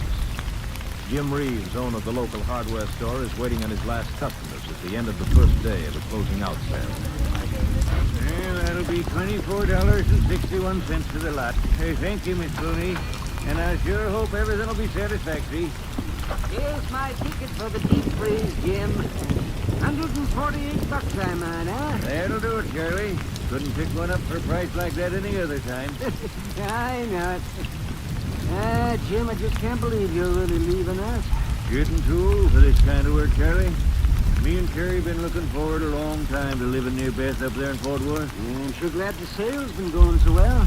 Been such a flock of people in and out of here all day. It looks like they tease you on bingo night. Yeah, it's going real good. Think we'll be sold out tomorrow. Well, I ain't going to say goodbye now, Jim, because I'll be seeing you tomorrow anyway when I pick up that deep freeze. Of course you will. Night, Charlie, and thank you. Nancy. Yeah, I'm gonna lock up now. Reckon you're about as tired as I am. I'm sure sorry I got the ticket on that pressure cooker mixed up, Mr. Reed. Don't you fret about a little thing like that, Nancy. You've been doing a good job. Don't know how I'd have got along without you. Better get what you want back there, mister, because I'm gonna lock up now. I guess he didn't hear me. Sorry, mister, but we're closing up for tonight. They'll still be on tomorrow. What are you doing with that bandana on your face? Shut up and do like I said. This gun ain't no toy. What do you want? I want you to get moving and open up that cash. Well, go on, get going unless you want a load of lead in your belly. What is it, Mr. Richard? It's all right, Nancy. Just stay where you are. Come on, open up that register and put the loot in this paper bag. Oh, Mr. Reed. Keep your trap shut, mister. Stay back. Don't get scared, Nancy. Mister, the money in this cash register is everything I got in the world. I'm not going to give it up to a sneaking thief. Don't put it in here, I'll put you. You like to tell us, or else you might get hurt. All right. Come on, hurry up. I'm hurt. Put the change in the bag, too. That all of it? Yeah. Okay, then. Now move over to that wall and turn your back. Go on, you too, Jim. Go on. Hurry up, I said. Okay. Now, don't either one of you make a move for 5 minutes if you know what's good for you. Dirty sneaky. I'm not going to let him get away with it. Do like you told me. You know I ain't. I'm going to get his license number anyway. Please don't go out there. Stop that man! Stop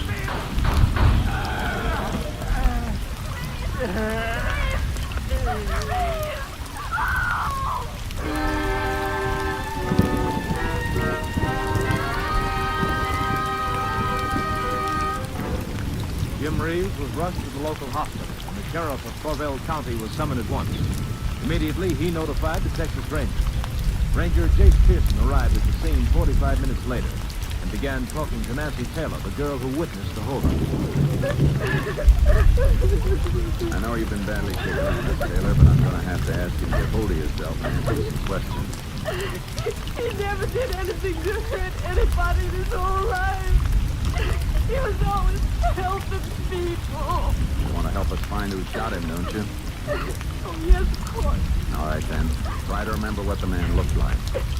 I told you, he had a bandana on. I couldn't see his face. How tall was he? I don't rightly know, Ranger, but he was a big fella. How big? About as tall as you are, I reckon. Oh, Mr. Reeves was always so good to everybody. You know what kind of a car the man was driving? It was black. Are you sure? Yeah, I'm certain. It was a black sedan. Yes, Sheriff. Hospital telephone. Jim Reeves just regained consciousness. We better get over there as fast as we can. Okay. I'll talk to you later, Miss Taylor. Is he going to be all right, Sheriff? Tired up pitch anymore, but I'm afraid not, Nancy. Doctor says it's only a matter of time. No use to operate now. I told him not to run out there. I tried to make him stay inside. You get some rest if you can, Miss Taylor. We'll see you later. Poor kid. Yeah, very nice experience for a girl. Get anything, Jake? Not much. She says she's sure the car was black. Charlie Pratt thinks the last 4 digits on the license were 2144. He isn't sure. Who's he, Sheriff? He's the druggist down the corner. Did he see the shooting? No, but he heard the shots and ran out in the street just as the car was driving off. 2144, huh? Yeah. We better send that out just on the chance he was right. I guess it wouldn't hurt. Unit 10 to KTXA. Unit 10 to KTXA. KTXA to Unit 10. Go ahead. Subject wanted for holdup and shooting in Corvell County this evening, believed to be about 6'2", said to be driving black sedan. One witness reports last 4 digits of license may be 2144. 2144. Alert all units and have license division check records of cars this description with matching digits. Unit 10 now proceeding to County Hospital with Sheriff to interrogate victim. 10-4. Will alert all units. 10-4, if no other traffic, Unit 10 clear. No other traffic. KTXA Houston. I guess just about everybody in Corvell is going to feel as bad about this as Nancy does. I'm feeling kind of shook up myself. Known him a long time? Oh, yeah, and I'm nice. The fellow never lived in Jim Reeves. Carrie, that's his wife, so it'll be just like killing her, too. Have you locate her yet? Nope. Neighbor says she's taking a bunch of things she didn't need over to her family on some ranch out yonder. Just like Carrie, thinking of other folks even when she's moving and all. Where were they moving? Fort Worth, and they were both looking forward to going up there. Daughter's got a little cottage in the back of her place.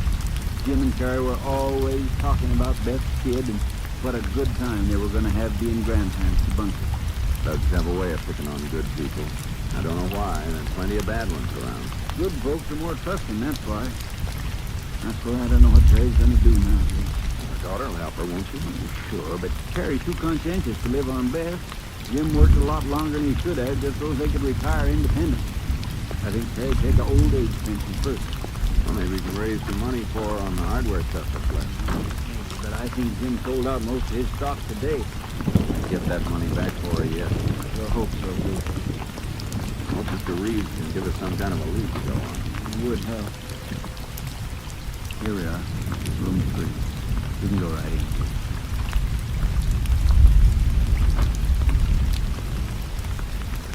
Carrie? She's coming through as fast as she can. Sheriff? You got that, Billy, yet? No, but we're going to. This is Ranger Pearson here. Howdy. Hey, Sheriff. Money off the glass. Don't you worry about anything. No, don't give me that, Sheriff. I heard the doctor. I heard him talking. He's so tired. Mr. Reed, have you any idea who the man was who helped you up? No. But he's getting old.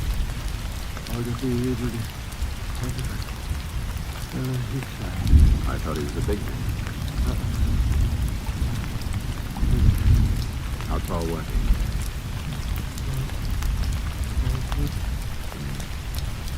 Yes. Yeah.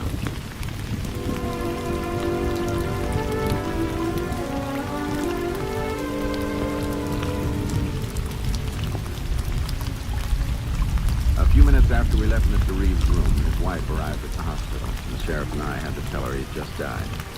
She took it even harder than we thought she would. We didn't want Mrs. Reeves to stay alone that night, so we drove her to a neighbor's house. By the time we left her, it was too late to talk to the druggist, Charlie Pratt, so we went down to his drugstore the next morning. Morning, Charlie.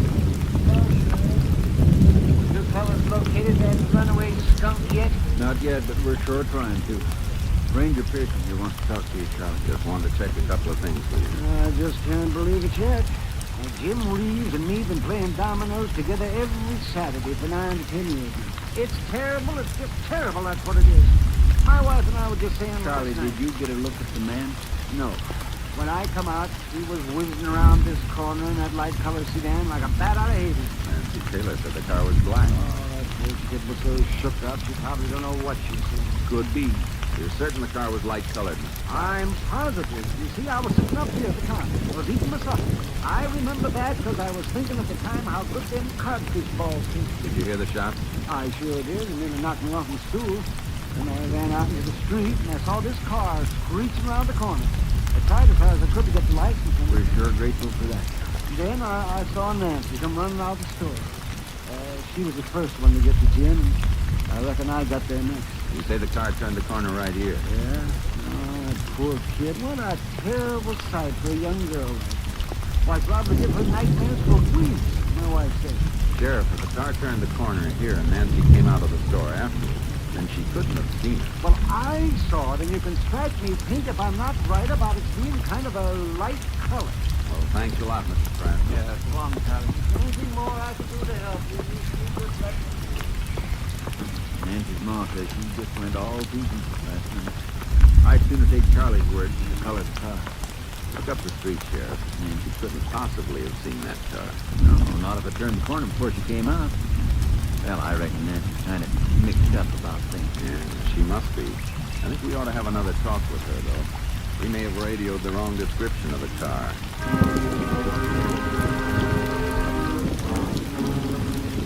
We headed for Nancy Taylor's house. When we got there about 11, her mother told us she'd gone over to pay her respects to Mrs. Reeves. We drove over to the neighbor's where Mrs. Reeves was staying and waited in the car till Nancy came out. She was with her boyfriend, and we asked him to drive her down to the sheriff's office. We'd just gotten out of our car when they drove up behind us. I'll wait out here for you, honey. Will it take long, Sheriff? I can't tell. Why don't you come inside and wait, Bob? We'll be all right when we get. Sure. Okay. Oh, try not to keep her any longer than you have to, please, Sheriff.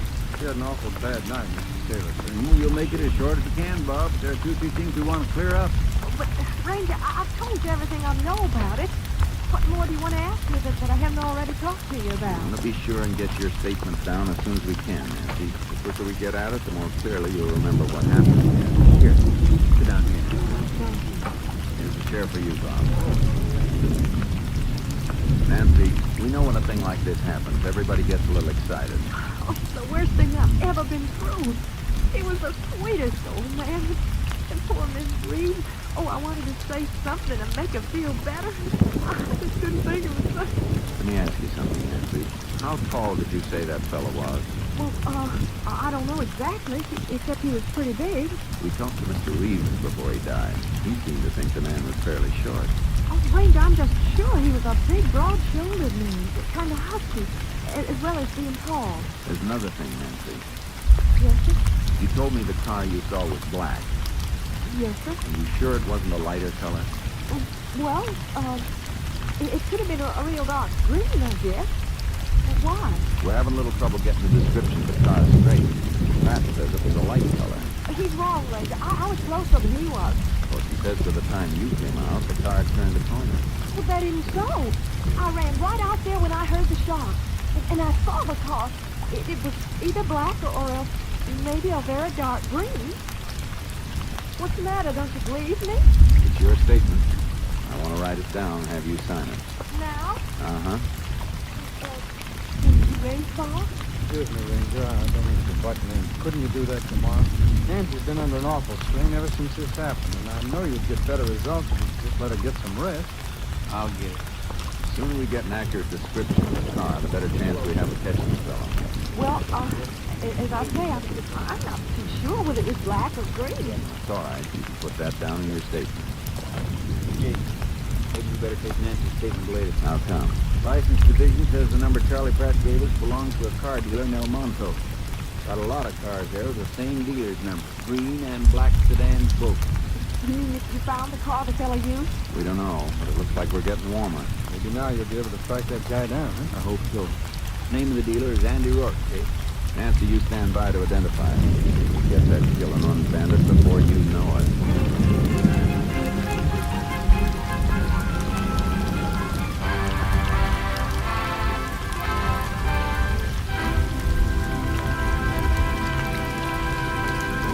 In just a moment, we will continue with Tales of the Texas Rangers, starring Joel McCrea as Ranger Jake Pearson. Friends, at this moment throughout the country, millions of motorists are beginning to wend their way home along crowded highways from a long Memorial Day weekend. It is at times such as these when accidents happen more frequently, when death and driving draw closer together. You can help to decrease the accident and death rate on our nation's highways. Excessive speed for driving conditions is a major cause of many motor accidents. Control your speed at all times to keep within the safe speed, not just the legal limit. America's professional truck drivers are taught to drive ahead of themselves to avoid accidents by seeing them threatened before they can happen. They know that careful driving keeps them from having accidents which may take lives. Speed is the #1 killer on the highway. So drive carefully today on your way home from an enjoyable weekend and tomorrow wherever you go in your car. Exercise caution, courtesy, and the golden rule, for the life you save may be your own. Now the second act of Tales of the Texas Rangers. We continue now with Tales of the Texas Rangers and our authentic story, Sellout.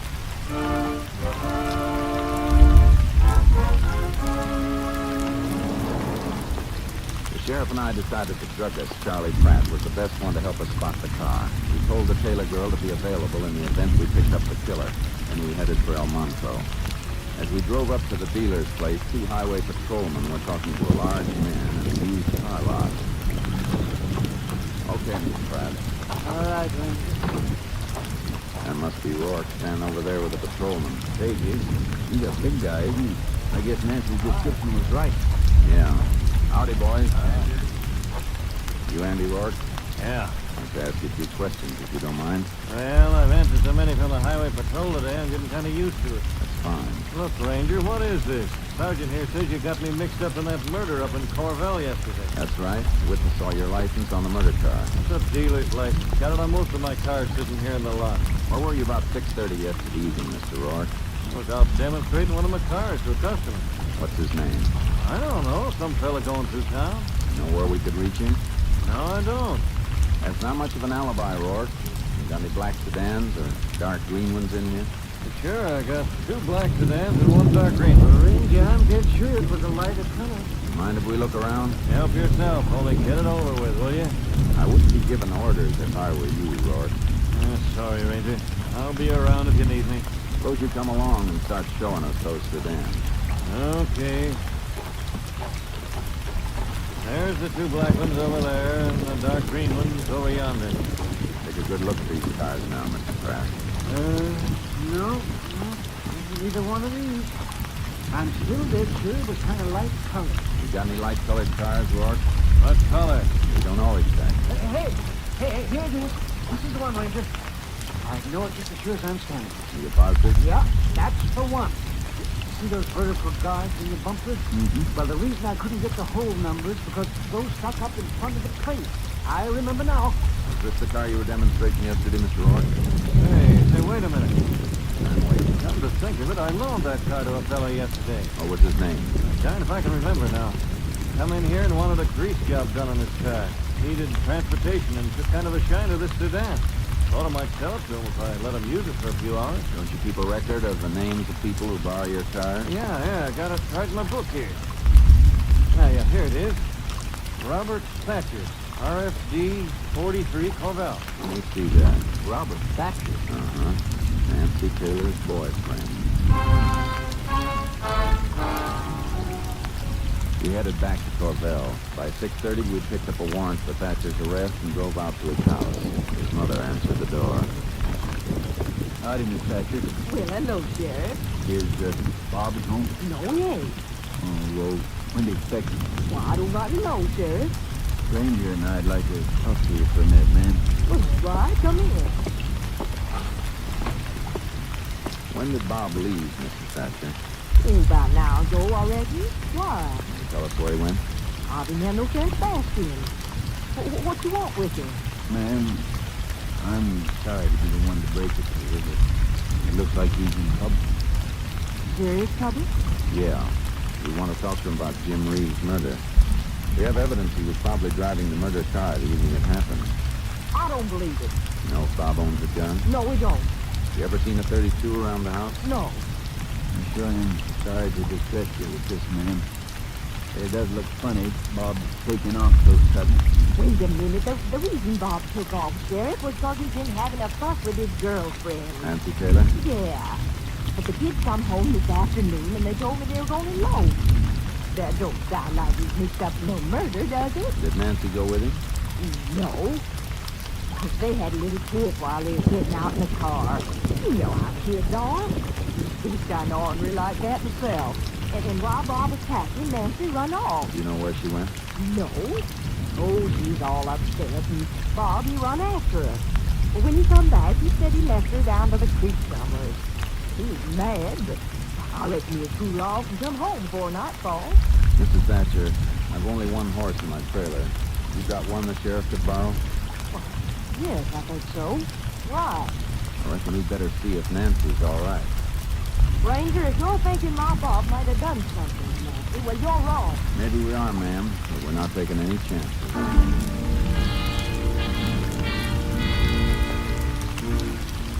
Mrs. Thatcher stood by the corral fence, staring after us as we picked up the double tracks and rode out across the field. They led to a dry wash and were fairly easy to follow. Oh, Sergeant. Look, Sheriff. Yeah. Thatcher's steps turn back here and hers go on. You think she's all right then? I hope so. Let's move on a little farther and see where these tracks lead. Get up, boy. Oh, wait a minute. Hold it, Sheriff. Sergeant. What is it, Jake? The tracks stop. Must be close by. Here I am, Ranger. I thought it might be killing. That's why I was hiding. I was scared. Oh, I'm mighty relieved it's you, Ranger. Sit down here on this log, Nancy. You look pretty tough. Oh, I'm not talking, Sheriff. I'm plumb terrified. If I couldn't run fast, I'd be dead by now. He was going to get me. He meant it too. Bob Thatcher? Yeah. You see, when he heard you were going down to the car lot, he knew you'd finally borrowed that car. So he told me all about it. Killing Jim Reeves. Yeah. Oh, of course, I was just horrified. I didn't want to have any more to do with you. Imagine killing that sweet old man. Yeah. I was thinking about it. Well, when I told Bob how I felt about crime and the like, he just turned on me, started slapping me around. Oh, so scared me after that. He said he'd kill me if I wouldn't run off with it. Imagine trying to get me mixed up in this thing. You are mixed up in it. Why, Ranger, I didn't have anything to do with you, Glenn. You had plenty to do with framing the holdup that led to the killing, now, didn't you? Ranger, I just can't understand how you can even think anything so awful, let alone say it to me. Stop crying, Miss Taylor. This isn't fooling anyone anymore. What do you mean? I mean you tried to throw us off the track by lying to us and giving us wrong information about the man, height, and the color of the car. Gee, Ranger, it was my boyfriend. I was just trying to protect him until I could persuade him to give himself up. I was just being loyal. You know how women are. I thought you said a minute ago you didn't know anything about it till this afternoon. Did I? I'm just all mixed up, that's all. You sure are. You're coming in with us now. Ranger, listen. Would it help you any if I told you what Bob told me about the money? What about the money? Well, you see, he put it in the Grain Exchange Bank down in Elvira Saturday morning before he knew about the license number. Yeah. Well, the bank was closed at noon Saturday, and all day Sunday he couldn't get it out. You mean he's going to pick it up Monday morning? Oh, I'm dead sure he will. That is, knowing Bob, I don't think he'd leave without it. Without even knowing him, I don't think so either. Come on, Miss Taylor. I'm taking you into town. Drop you off at the county jail. Me? Well, I've just been trying to help you, Ranger. You have. We'll be on hand to meet your boyfriend when the bank opens Monday.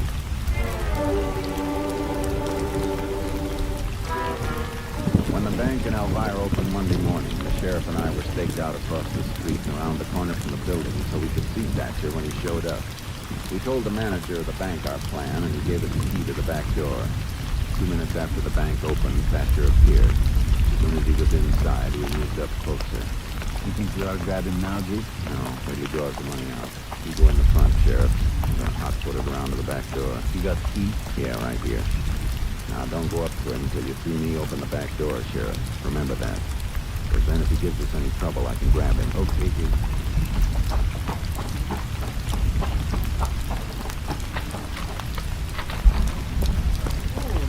Bart, Thatcher, let's have that cash. All right, sir. Don't you come any closer on one. Down that gun, Thatcher. You've already killed one man. What makes you think I'd mind killing another? The first one's the hardest, you know. Put that gun down. Step aside, Sheriff. I'll put a bullet right in your gullet. With this gun, Thatcher. See that? We need it for evidence. Give me that gun. Give it to me. All right. I didn't mean to kill the old man, Ranger. Get up. The gun just went off in my hand, honest. Yeah? Guns have a way of doing that when you point them at people. When you hold someone up with them, they usually backfire.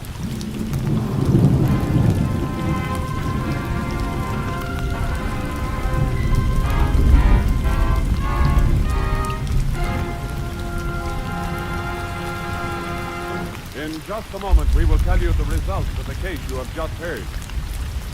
Friends, later today, Meredith Wilson joins your Sunday lineup of enjoyable radio programs on the NBC Radio Network. Meredith Wilson's Music Room is the locale of his new Sunday show, and you'll hear Meredith's talking people as well as your favorite music. So remember to tune for Meredith Wilson's Music Room later today. Also on your entertainment list today is The First Nighter, presenting Barbara Luddy and Olin Soule in another presentation from the Little Theater off Times Square. Then more drama awaits you on Theater Guild on the Air. Today's Theater Guild presentation, a dramatic story entitled Remember the Day. It stars Helen Hayes and MacDonald Carey. And from the armed forces of our nation comes another fine program today, Stars in Khaki and Blue it's called. You'll enjoy this program and the talented servicemen and women to whom it gives an opportunity to perform. Yes, Sunday brings most enjoyable listening for you on NBC.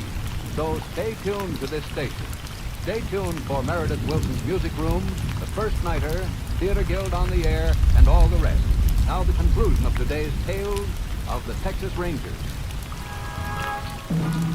And now, here are the results of the case you have just heard. Ballistics proved that the bullet which entered Jim Reeves' body came from Thatcher's .32 revolver. Thatcher signed a full confession and was sentenced to life in prison in the state penitentiary at Huntsville. Nancy Taylor received a sentence of 15 years in the women's prison at Goree.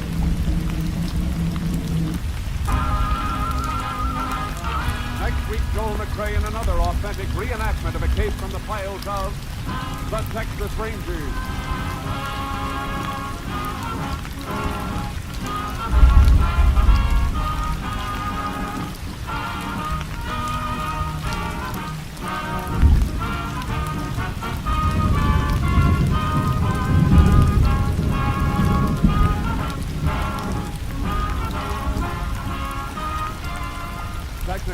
narrator was Captain M.P. Lone Wolf Gonzalez of the Texas Rangers. This story was transcribed and adapted by Betty Mears, and the program was produced and directed by Stacy Keith.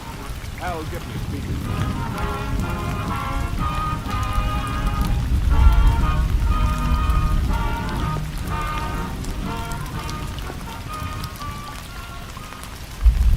Next, the chase brings you more adventure on most of these NBC stations. This is NBC.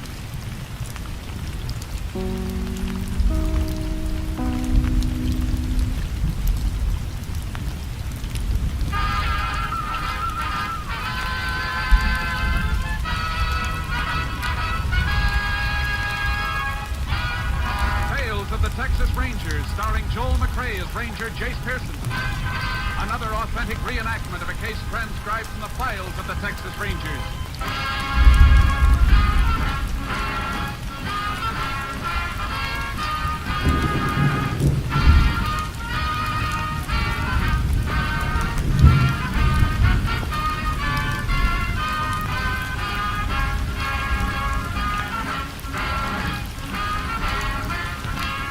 Names, dates, and places in the following story are fictitious for obvious reasons.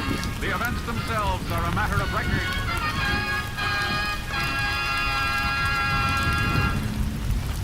Friends, every day, Monday through Friday, there's top entertainment all day long when you set your radio dial to NBC.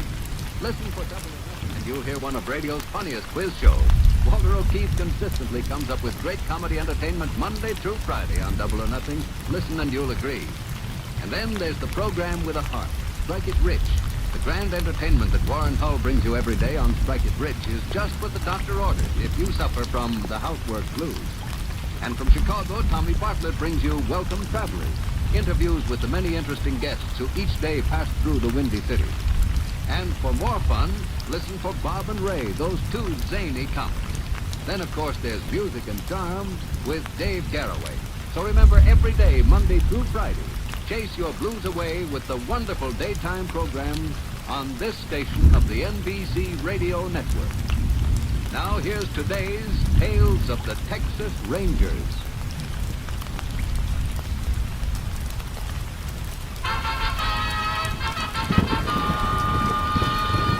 And now, from the files of the Texas Rangers, the case called Illegal Entry.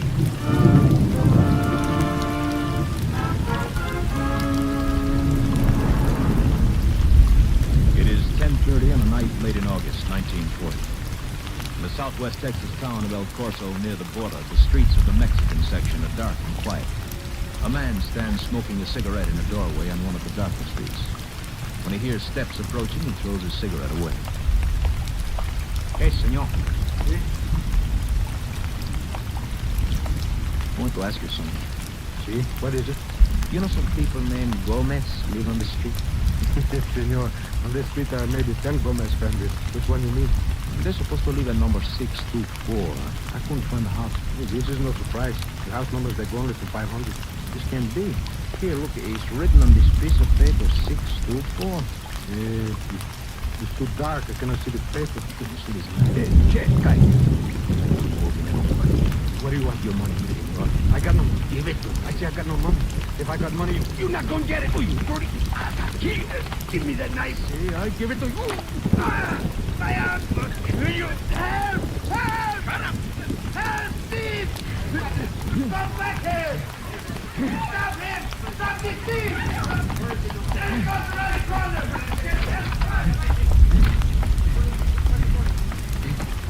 He's going up the stairs!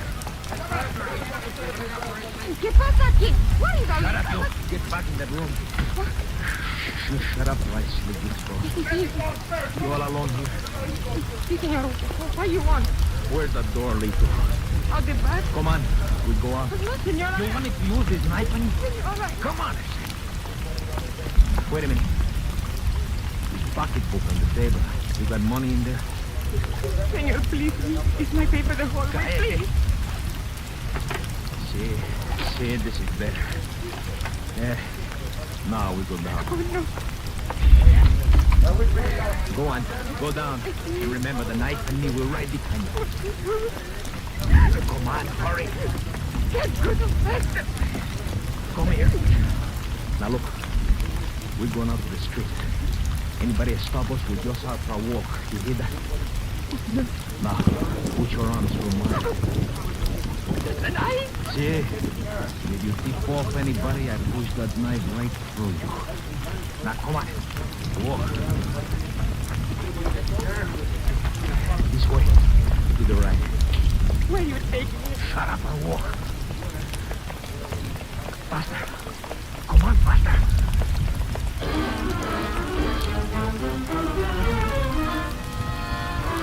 The people searching for the fugitive became suspicious when they saw light on the Maria Santos front door and failed to receive an answer to their knocking. The sheriff was summoned. When he gained entrance to the room and saw the back door open, he phoned for assistance from the Texas Ranger. Rangers Jace Pearson and Clay Morgan were assigned. Ranger Morgan arrived first, and after a preliminary investigation, went out to his car to send a radio call. Can KDXA give lab crews approximate time of arrival? Lab crew will be at El Corso within 2 hours. 10-4, Unit 22 clear. KDXA Austin. Over here, Jace. Been here long, Clay? Oh, maybe half an hour. Left the sheriff in charge upstairs. Report I got said a hold-up man stabbed somebody. Yeah, and then took off. Happened about 2 hours ago. Fellow hurt bad. Just his arm. He helped chase the thief. People around here think the man went into this building. What do you think? I know he's not here now. There's a room upstairs with the back door open. The man could have gotten in and taken the girl that lived there along with him for protection. Sure she wasn't in on the deal? Well, I thought of that, but the fellow who was stabbed said there was only one person. Stuff from the girl's purse is dumped all over the place. She could have been robbed, too. Anybody get a good look at the thief? The victim said the man was Mexican. Couldn't see his face, though, too dark. Possibility of prints up in the girl's room? Well, I found a few on her purse, pretty blurred. They could be the girl's. I called the lab anyhow. Well, looks like our best bet's to find that girl. You have a description of her? Better than that. Found a picture in her room. Here, one on the left is her.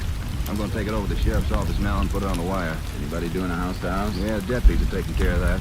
Well, I better get moving. You coming along? No, I reckon I'll get upstairs and have a quick look around. And I'll give those deputies a hand looking for the girl. Okay, Jay. See you as soon as I get... Clay! Oh, hello, Sheriff. Oh, howdy, Jace. You're just in time. Hi, what's up? My deputy called. They've located Maria Santos. She all right? I don't know. My men found her in a boxcar down at the freight yards.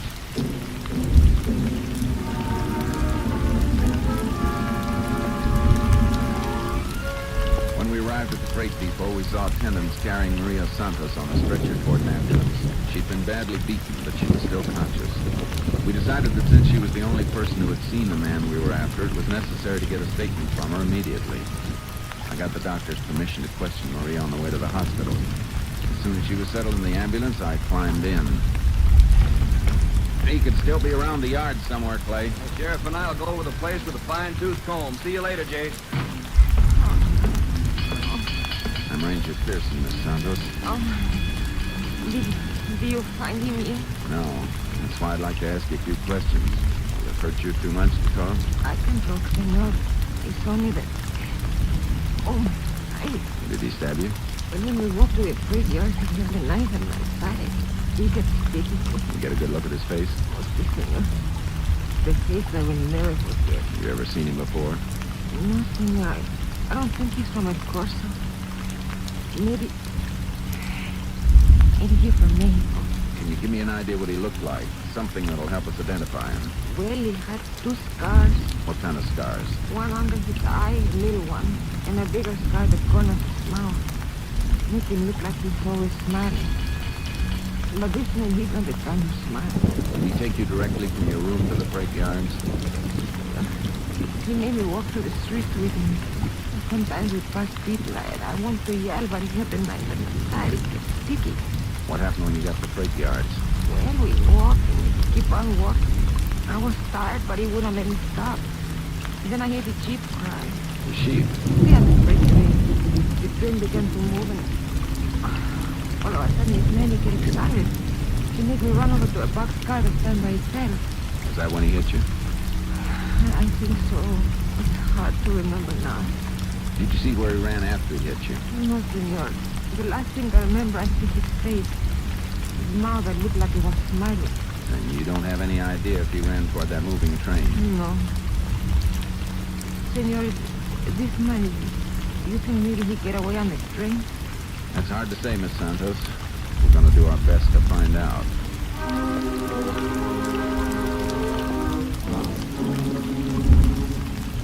As soon as we reached the hospital, I got a ride back to the freight yards.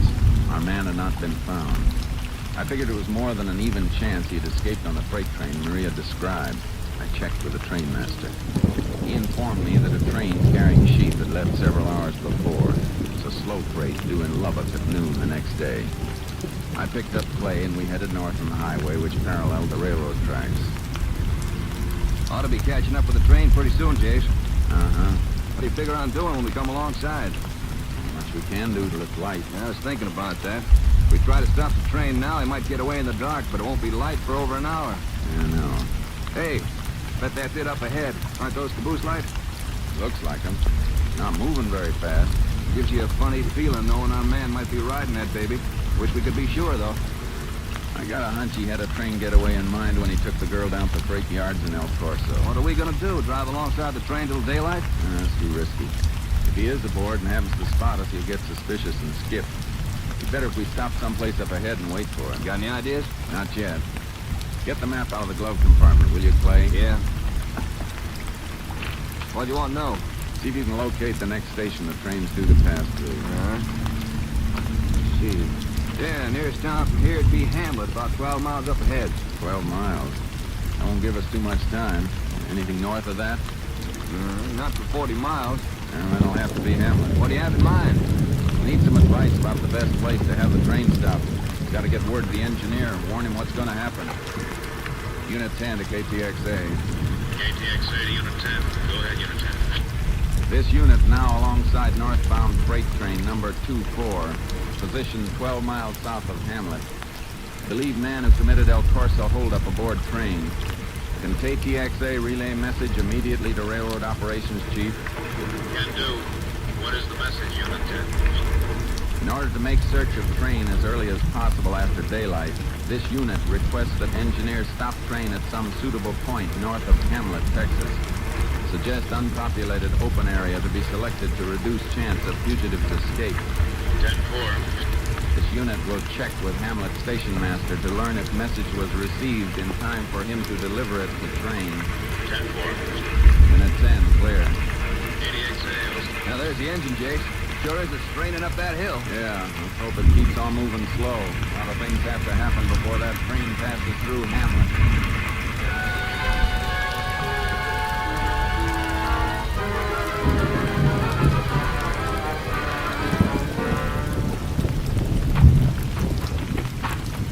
Around the other side. Yeah. Sounds like the station master's doing some typing. Could be the message for that freight. If he doesn't type any faster than that, the train will be in Lubbock before he finishes. Howdy, Ted. Hey, you must be them Rangers want to have 24 stop. That's right. Just got the message in on the ticker here. Typing it up now. Don't let us disturb you. Oh, you ain't disturbing me. Not a bit. As long as I've been here, I learned how to type pretty good. And talk at the same time. Gonna have the engineer stop 24 up to Twin Forks Junction. If that's all right with you fellas. How far is that from here? 18 and a half miles. Well, it'll be good and light time to get there. Pretty flat country? Oh, flat in the palm of your hand. You can see 2 or 3 miles both sides of the track. That's fine. Hey, isn't that the train? Yep, that's her. Right on time, too. Well, you sure you're going to finish that message before it gets here? Why, sure. We've got a good quarter mile yet. Here we are. Now, just get me a couple of water hoops. When I landed, I'll be ready. Can we help you? Nope. I got him right over here. Yep. Say, understand there's some kind of criminal on that train. We think so. I don't want to rush you, but that train sounds pretty close. Now, don't you worry, Ranger. She's only down by the first switch. Got plenty of time. Old Steve Dillon and his conductor will have their arms through those just when they're supposed to. Say, you Rangers want to come out on the platform with me? Come along. Best to stay out of sight in case our man happens to be watching. Sure. You can stand right behind these posts here. Thanks. Can't nobody see from the train behind these here posts. Be back in a minute or two, Rangers. Boy, the way he was moving, I was sure he wouldn't make it. I reckon when you've been at this as long as he has, you get pretty good at timing.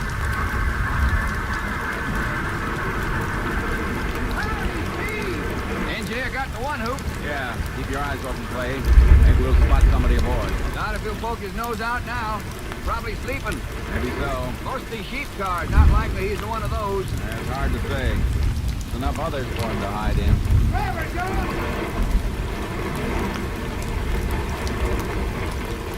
Well, he got the message, Ranger. Reckon the rest is up to you. Thanks. Come on, Clay. Let's go meet a train.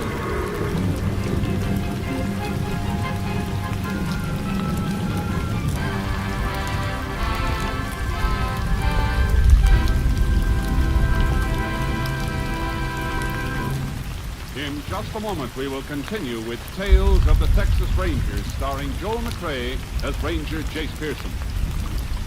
Have you ever seen lightning strike? Then you know how cerebral palsy strikes, swiftly, crazily, without warning. And it could happen to you or to your child.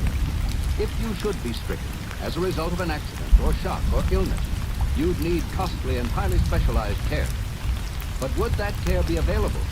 It's shocking but true that right now 92 out of every 100 who suffer from cerebral palsy must go without that necessary care because there just aren't enough facilities.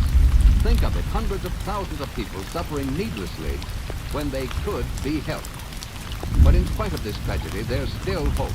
Real hope that stems from present-day research and treatments. You can help the more than 550,000 sufferers of cerebral palsy get these vitally needed benefits and become self-sufficient citizens. Send your contributions to United Cerebral Palsy, care of your local postmaster. Forget them not. And now the second act of Tales of the Texas Rangers.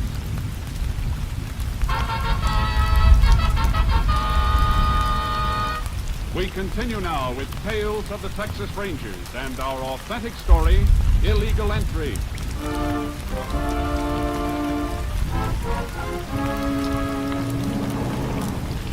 We drove toward Twin Forks Junction where the train was due to stop.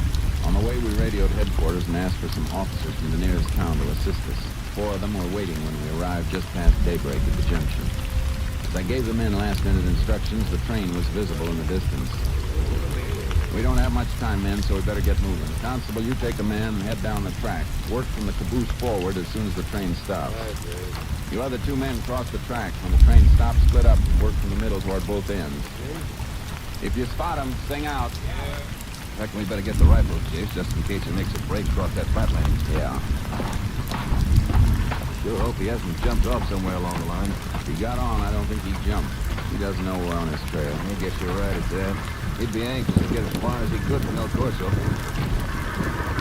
Hey, she comes. We better get over and signal the engineer exactly where we want him to stop. Looks like he's going pretty fast.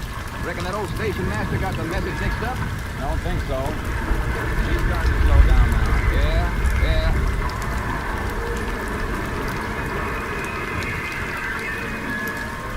Let's go.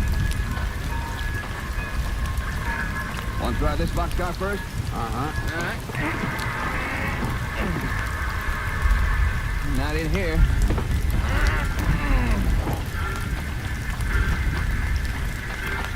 Next one's a sheep car. Probably won't find him in there. And we just check to make sure if he's Clay. Huh? That gondola car down there. Yeah.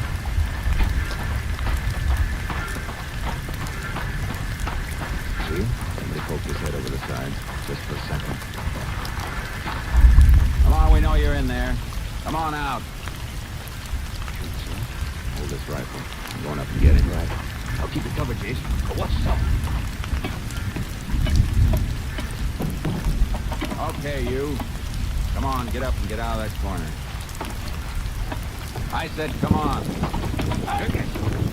Drop that knife. Let me go. Let me go. Drop that knife. Better? Now I'll take it. My shoulder. Come on, get out of this car. Move. Okay, up over the side. You all right, Pete? Yeah. What you want from me? I didn't do nothing. Yeah, looks like the boy we want, Jace. Uh-huh. There's 2 scars on his face. Check with the description. Tell the engineer to go ahead, Clay. Sure. Okay, we've got him. What's your name? I didn't do nothing. What do you want me for? What's your name? Jose Lagura. You're under arrest, Jose. ¿Por qué? For robbery, assault, and kidnapping. Come on. I don't go nowhere. Here, grab him, Jay. Grab him. Yeah. You don't get me. Put the cuffs on him, Clay. Yeah.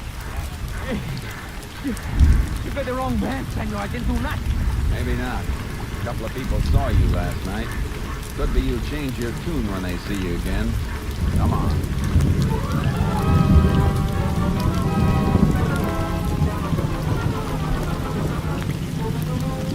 We took our prisoner back to El Corso and delivered him to the sheriff. For 2 hours, Jose denied all charges against him. At noon, the sheriff had him taken back to his cell. We phoned the hospital and learned that Maria Santos and Felipe Rivera, the man who had been stabbed, were both well enough to come down and make an identification. I picked up the 2 witnesses, and at 1 o'clock, we walked along the courthouse corridor. Senor, you're sure when I see these men, he will not hurt me? There's not much chance of that, miss. Scarce.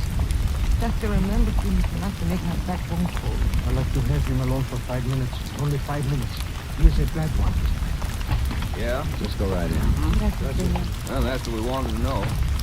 You have a record of the girl's name? Yeah, hold on. Getting some interesting dope on our board, Dave. Good. You remember Miss Santos and Mr. Rivera? Sure. Both of you feeling better today? Sí, senor, much better. The sheriff in the next room? I'm doing some paperwork. You folks make yourselves comfortable. I'll be right back. I got the witnesses outside, Sheriff. Fine, Chase. I'll go upstairs and have my deputy bring Jose down. I'll be in there as soon as I finish this report. Take your time. Wait a second, Chase. Uh-huh. Seems Jose is quite a record, here and in Mexico. What's he been up for here? Petty theft. Came over on a labor contract about 15 months ago. Got a 60-day sentence after he'd been here a month. Made the border as soon as he was released from jail. How about Mexico? He's wanted there for armed robbery. Could be why he didn't head back over the border after last night. It might be another reason. What's that? A girl by the name of Lupe Alvarez. How does she fit in? Jose used to go with her. At his trial, he told the judge he stole the money so he could marry her. Howdy, folks. Reckon you can identify the man who roughed you up last night? I don't see him, senor, but if I hear his voice... I will know. Yeah. He should have been down here by now. I better go see what's holding up the works. Remember now, when he comes in, you don't have to say anything till he's out of the room again. Just take a good look at him. You will ask him to talk, senor? Sure, we'll have him talk. I'm still afraid, senor. Now, you don't have to worry about a thing, Miss Sanders. What's that? Sounds like the sheriff's calling us. Come on. Yeah. Where are you, Sheriff? Right up here. Holy, it's the deputy. What happened, Sheriff? He's been slugged and his gun's gone. Jose's gotten away. He sent out an all-points bulletin on Jose, and we started phoning the town for him. He had disappeared without leaving a trace. We decided that Lupe Alvarez, the girl whose name appeared on Jose's record, might possibly give us a lead. The following day, we checked her home in Laredo. An aunt told us that Lupe and her family were in North Texas picking cotton, could be found on a farm outside Middle River. On the afternoon of the next day, we arrived at the farm. Lupe was out in the fields, but the foreman pointed out her mother lugging a sack of cotton toward the scales. See, I am Rosa Alvarez. You excuse I'm so out of breath, but it's hard work to carry the cotton. We'd like to talk to you about your daughter, Mrs. Alvarez. Well, Lupe? Lupe has done nothing, senores. We know that. Trying to find a friend of hers, Jose Lagura. Oh, this one. He is no friend of Lupe. Didn't you used to go with him? No, senor. Oh, once Lupe she go out with Jose. Oh, she do not like him. Jose, he's crazy for her. He run after her, make Lupe afraid. He's a bad one, this Jose. Lupe heard from him recently? No, senor. Lupe, she does not even know if he's back from Mexico. How'd you know he was back? Why should I not know, senor? He was here only 2 hours ago. What? See, when I bring the load of cotton before this one, Jose, he stand by the scale. He look like crazy, man. You see me, he asked me where Lupe is. You tell him? Me tell Jose where Lupe is? No, senor. I lie to him. I tell Lupe is in town today. You know where Jose went? See, first he tried to borrow money from me. When I say no, he goes fun. The boy who drive one of the trucks to the cotton gin. He asked Juan for a ride into town. Did he take him? See? Juan, he does not like Jose, but he's a nice boy. He take Jose with him. Juan come back yet? No, senor. Many trucks come to the cotton gin. Sometimes one have to wait 6 to 8 hours. Maybe he's still there. Thanks. Please, senores, if you find Jose, you will not tell him where Lupe is. He will make trouble for her. Don't worry, Senora. If we find Jose, we're gonna see he doesn't make trouble for anybody. Not for a long while.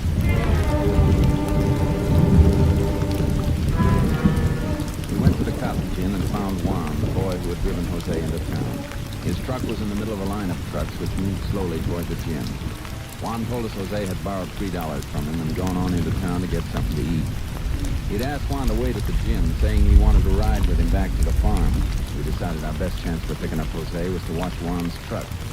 We stood behind an empty wagon near the gym and waited. I don't know, Jace. It's been over an hour. Maybe we'd have done better to cover the town instead of waiting for him here. Maybe, but I think he'll head back here. We want to get out to the farm, make another try to see Lupe. He could have walked. Not likely he did. 6 miles out there. He knows he's got a sure ride here with Juan. All the same, I'd feel better if I knew exactly where he was. Don't forget he's got that deputy's gun and Clay. Huh? Walking toward the truck. Yeah. Look at the way he's staggering. Hey, Since he didn't use that $3 for food. Let's go. like that, huh? Come on, you come have a drink with me, huh? Hey, Juan. You know how good you work all the time. What's the matter? You work all the time, Juan, huh? Forget about Juan. You can talk to us now. What? No.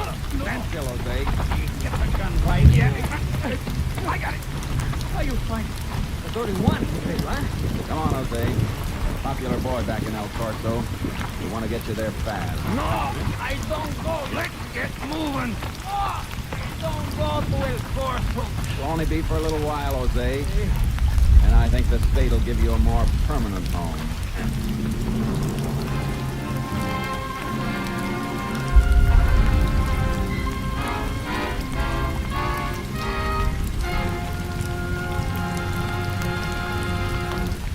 In just a moment, we will tell you the results of the case you have just heard.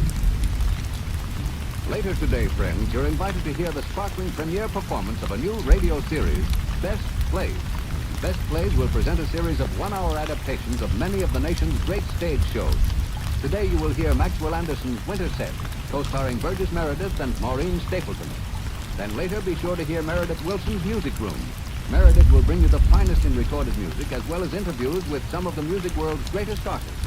Yes, Meredith Wilson's Music Room is another new addition to your Sunday lineup of great radio listening on the NBC Radio Network. And tomorrow, you'll hear more top musical entertainment on NBC.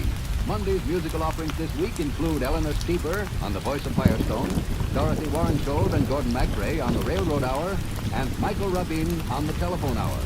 So make your Monday evening listening a relaxing pleasure by tuning to all these wonderful musical shows. Now here is the conclusion of tonight's Tales of the Texas Rangers.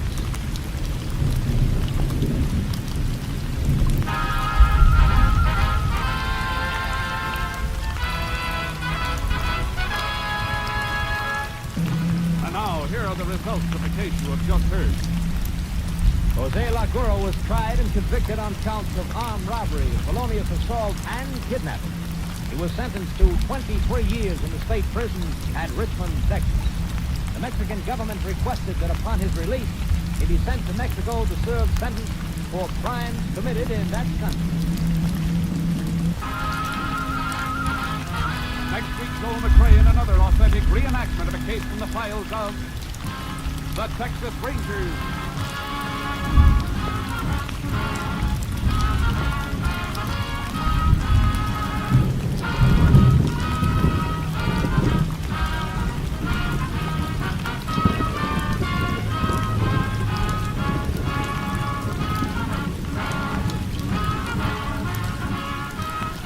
Joel McRae is currently seen starring in San Francisco Story, a Warner Brothers release.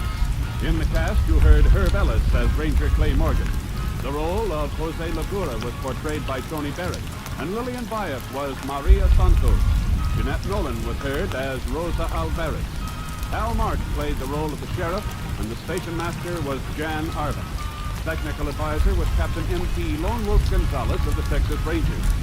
This story was transcribed and adapted by Charles D. Israel, and the program was produced and directed by Stacy Keith. Hal Gibney speaking.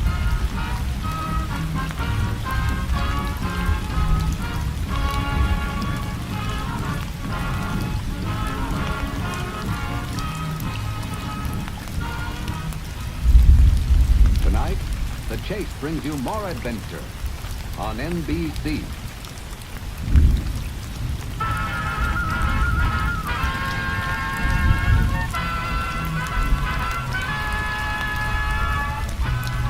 Tales of the Texas Rangers, starring Joel McCrea as Ranger Chase Pearson.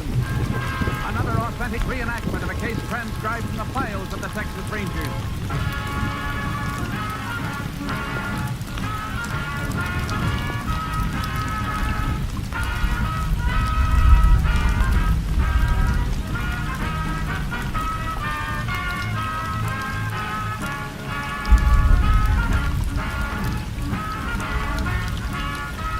Dates and places in the following story are fictitious for obvious reasons. The events themselves are a...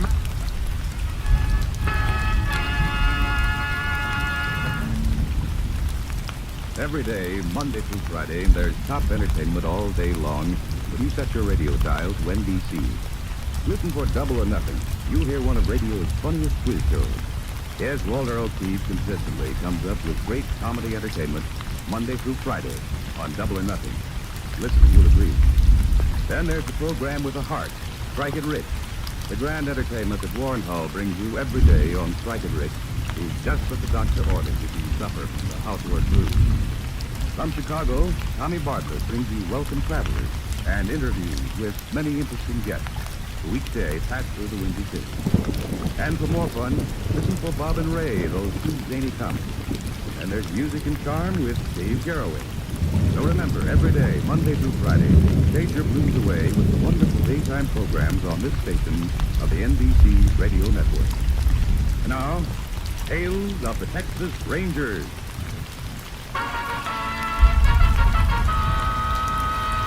And now, from the files of the Texas Rangers, the case called Travesty.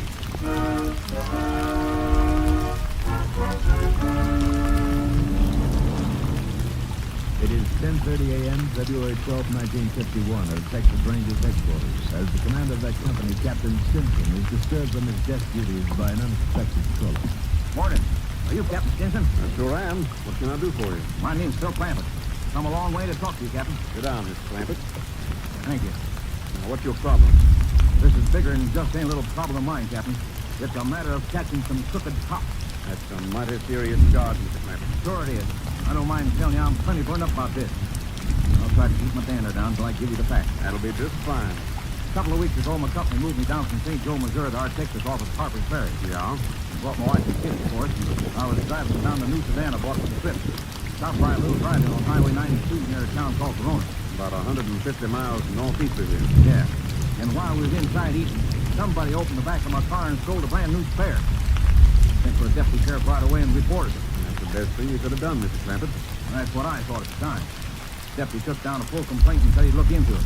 I gave this information to the insurance company for it. When you filed a claim for the tire? Sure. Well, the insurance company made a routine check, and the sheriff of Corona County wrote him back saying he had no information on file about a tire theft report. I see. I was good and riled up about it, because it sure makes me look like a sap. So I wrote the sheriff of Corona County myself and asked him what in blazes was going on. Well, have you got his answer yet? Right here in my pocket. Here it is. I don't like his attitude at all.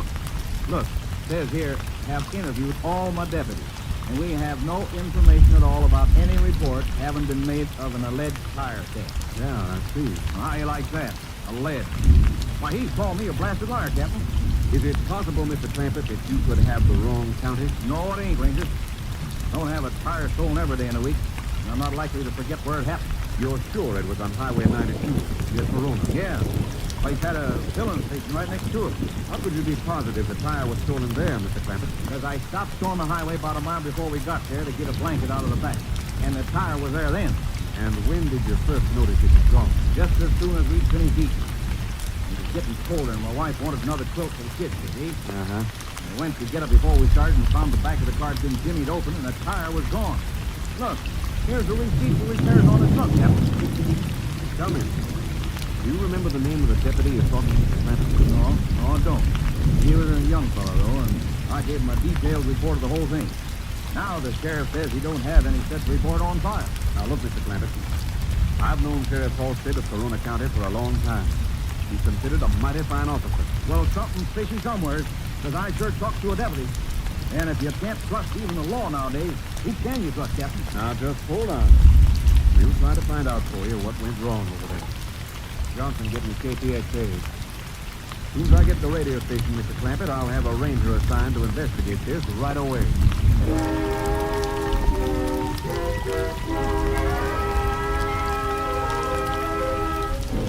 Within minutes, Ranger Chase Pearson was called in. He was briefed on the case and assigned to take over the investigation.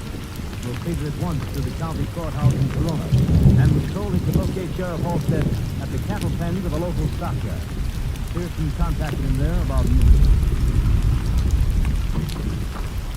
Sheriff Halstead? Oh, hello there, Jay. Can I speak to you for a minute? Sure thing. Well, what you doing over this way? Come on over here where we can hear ourselves think, huh? You bet. Oh, Bud, I'll talk to you later. I got kind of a picked-up job in my hands, Jim, and I'd like to ask you a few questions. If you would bear with me while I clean up a little misunderstanding here. Sure thing. Fire away, Jay. Okay, you got a letter on February 7th from Harper's Ferry, didn't you, from a party named Phil Clampett? Yeah, I did. Some fellow claims he made a report of a tire tap to one of my deputies. I understand you wrote him that you'd interviewed all your deputies and none of them had taken any such report. That's right. Boy didn't know anything about it.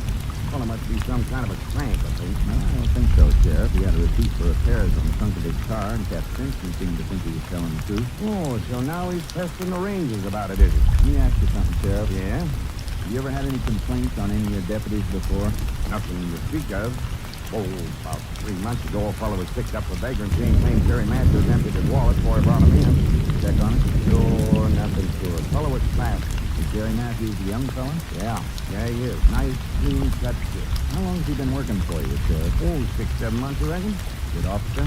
Kind of hard-headed, gives me a little static sometimes, but he's got plenty of nerve. Matter of fact, I'd say he's my best man, Jay. Well, kind of dead sure it was one of your deputies he talked to. How could he be sure? When he wrote me, he didn't even remember the name of the diner. There are dozens of chicken and burger joints on Highway 92. He's pretty definite about us being near Corona, Cap said. Do you know of any place on the highway with a filling station next to it? Well, sure, that's the roundup, but...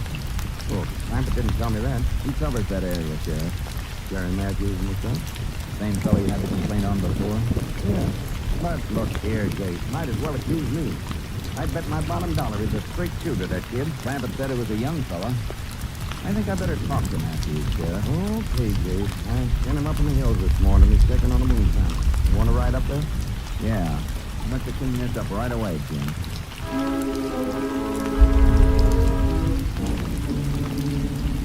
The sheriff picked up his horse in Corona and loaded him into my trailer with cargo. Drove about 30 miles out of Corona and took off on horses into the hills. The sheriff knew where the still was supposed to be located, so he didn't have any trouble finding his deputy. There's horse. Oh, there he is now, over there. Coming up from behind that rock. Hey, Jerry!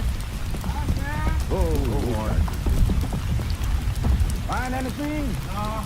That's not a room like that. Looked all over. There's nothing here. Just come out on a wild goose chase. Yeah, there's Ranger Pearson. Jerry Matthews. Morning, Ranger. Ranger wants to talk to you, Jerry, about that fellow claims he had his tire stolen. You the one who wrote that letter? Didn't even know where it happened? Well, we figure now he was talking about the roundup, Jerry. I told you last week I don't know anything about it, Jerry. Clampett still claims he talked to a deputy, a young fellow, who took down a written report. What do you want to talk to me first? You looking to accuse me, Ranger, of concealing something? I'm not looking for anything but information, Jerry. I told you, Sheriff, I never took no such report. Look, Jerry, the ranger here has been assigned to clear this up, and while he's here, I want you to cooperate with him as much as you can. Get one of the other boys. I got more than I can do now. I can't send you out on anything else, Jerry, till I get this cleaned up. Meaning I am under suspicion there. Just like to have you stick around till we get to the bottom of this, Jerry. In the meantime, just on a report of some crackpot you're relieving me of my duties. Is that it? Now, get a hold of yourself, Jerry. Remember, you're still wearing the deputy badge. No, I'm not. I'm sending it in. Here. Wait a minute, Jerry. No reason for you to fly off the handle like this. What more can I tell you except I don't know anything about a tire theft? Suppose next you can ask me if I stole the car. Somebody stole it, Matthews. We'd like to have all the help we can in locating who did. First off, we want to find out who took that report. Well, you can stop investigating me right now, Ranger, because I'm not a deputy anymore. I quit. Now, take it easy, Jack. Plenty fed up with it. Let me looking for a job that works for someone who doesn't trust me. I'm not taking any more orders from you, Sheriff. I'm through. Turning in that badge, Matthews, doesn't mean you're not still taking orders from both of us. What do you mean, Ranger? I mean the sheriff and I are ordering you to stick around and be available for questioning until we figure this out. We're not through investigating this case yet.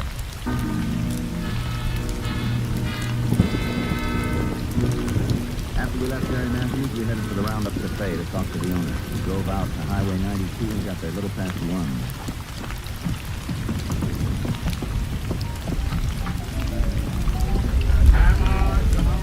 That's Charlie Reeves. He owns the place. To know if he remembers about that deputy. Hi, Charlie, you got a minute? Ranger Pearson here wants to talk to you.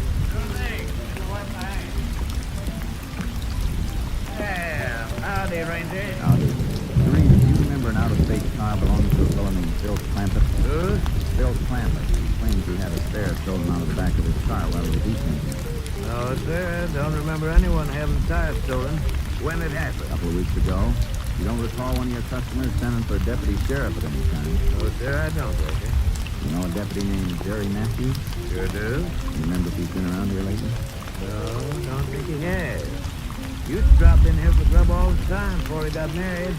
I haven't seen Jerry more than twice in the last year, I reckon. Don't look as though you're going to be much help to us, Charlie. We're sorry, Sheriff. Say, maybe Vince knows something about it. Yeah, Vince? Yeah? Take a piece out of that blueberry pie for a minute. Come over here, will you? That's my brother-in-law there. Takes care of the filling station next door. That be able to tell you something. Vince, this is Ranger Pearson. Howdy, man. I'd like to know if you can give us any information about a tire theft. Tire theft? Yeah. Someone named Clampett says it happened here and he sent for a deputy. You know anything about it? Search me. Heard anything about a tire theft or a deputy coming here either, ain't it? Being outside, if a tire was stolen, seems like I sure wouldn't know about it. Would you be able to recognize a customer if they come in here just once, Charlie? Well, that's hard to say. An awful lot of people drop by here in 24 hours. But you remember it if anything like that had happened.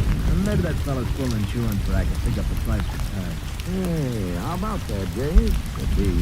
Maybe we better get Clampett over here, Sheriff, and be sure we got the right diamond. Right. Go on, boy. You're sorry we can't be more help to you. Okay, thanks. Yeah, it seems funny nobody remembers anything about it, don't it, Jay? Yeah, it does. And I'm feeling kind of bad now about Jerry Matthews turning in his badge. Tell you what, Sheriff. Go out to Jerry's house and take him over to Harper's Ferry with us to talk to Clampett. Darn good idea, Jay. Because if this does turn out to be a racket, Jerry might like to be on hand when we've cleaned it up.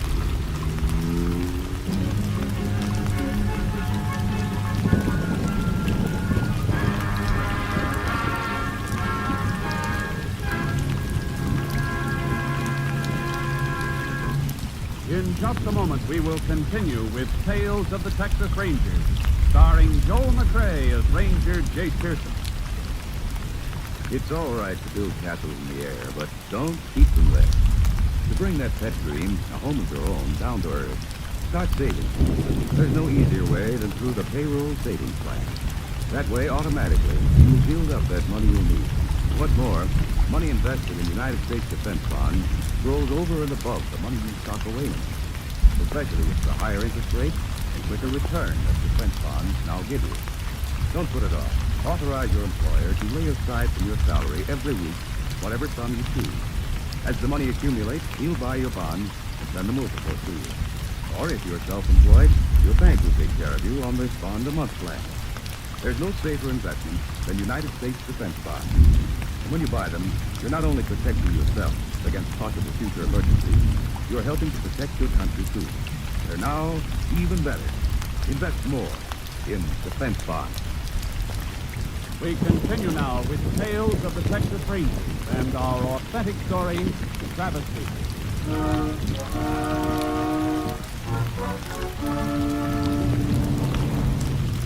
We drove over to Jerry Matthews' house to pick him up and take him with us to Harper's Ferry to get Clampett. About 3:15 when we reached Jerry's place, we heard a baby crying inside the house.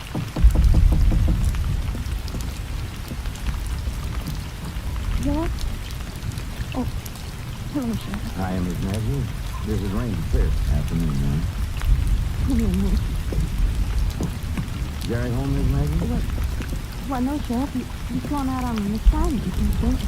Oh, yeah. They want to be home? No, it isn't, Sheriff. I'm sorry about Skipper carrying on so, but he hasn't very well to me. You'll be taking your husband home for supper, aren't you, ma'am? No. Oh, rather, no, took him home at all. Anything about his job, Martha? Oh, no, he sure likes his job, Sheriff. Only we'll have to take it off when he comes home for that. Go over, ma'am. It's just nerves. You see, we don't either of us get much sleep nowadays. The baby's been awful fussy lately, and we've both been up half the night. You gotta go through that to raise a family, Martha. Yeah. I guess today was mostly mouthful. I was nagging on him about money again. Not having any trouble, I hope. Don't everybody nowadays?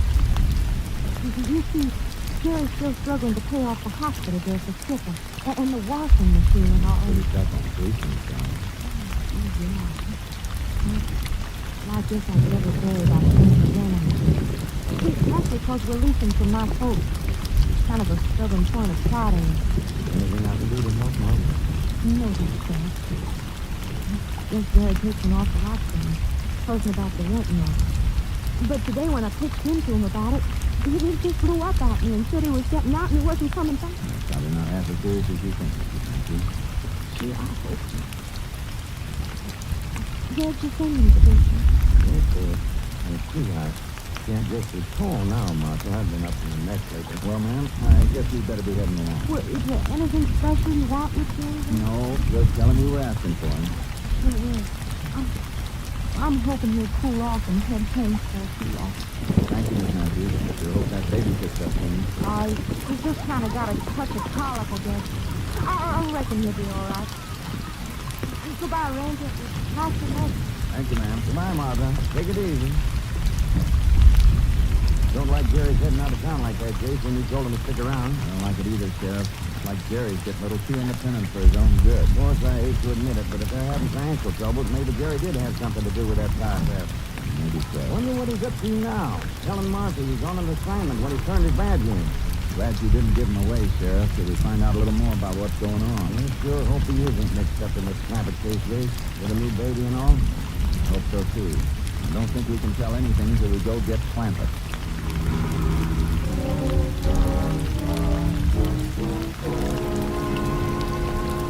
Sheriff and I headed for Harper's Ferry to pick up Clampett. We got to the house about 5:15 and knocked on his door.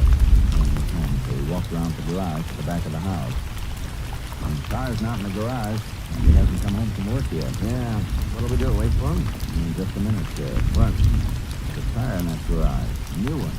Do you suppose that nerdy so-and-so really is pulling an insurance racket after all? Sure looks like it. That's what there's that car coming in the driveway now, Jake. There's the same that goes on the car. Yeah. Mr. Clampett? Yeah? I want to talk to you now. Here to see about that tire theft. Well, sure glad you fellas are getting moving on this thing. Like we could have come to see you in the first place, Mr. Clampett. What do you mean? Maybe you can explain what that new tire, same issue as these on your car here, is doing in your garage. What are you talking about, Ranger? Mr. Clampett? It's Sheriff Jim Halstead of Corona County. I think he's waiting for a little explanation, too. I sure am, Clampett. What's that spare doing in there after you raised all this rumpus? Accusing one of my deputies of withholding a report. You're loco. I haven't got no spare. I've been trying for weeks to collect from the insurance company so I could buy another one. There it is over there, Clampett. Would you like to take a look? I sure would. Well, I'll be. How the devil did that get in there? Well, this tire wasn't in here when I left this morning. It is your spare, isn't it? It is. At least it looks like it. The one that was stolen? Yeah, but Ranger, I tell you, up till this morning it wasn't here. And I've been away all day. Where's your family? My wife and kids are up visiting her sister in Waco.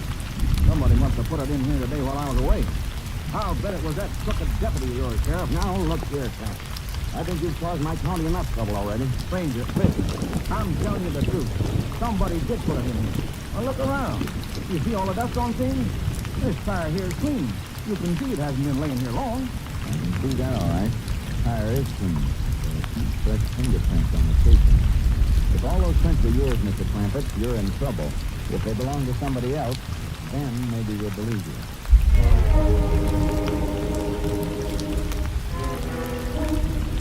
I got my kit and lifted the prints from the tire. Then we fingerprinted Crumpet at the constable's office in Harper's Ferry. We sent a copy of his prints along with the tire prints to the lab in Austin for comparison. Then we took Crumpet with us in my car and went to Jerry Matthews' house. Got there about 10 after 9. You stay in the car, Crumpet, and bring him out here. Come on, Sheriff. Yes, there's times when I don't like my job so much. Yeah, I know what you mean. I have a feeling Crumpet's telling the truth. Would have hidden the tire if he hadn't been. Yeah, Jerry's skipping off like that, telling Martha they had an assignment. That's too good with that tire suddenly turning up.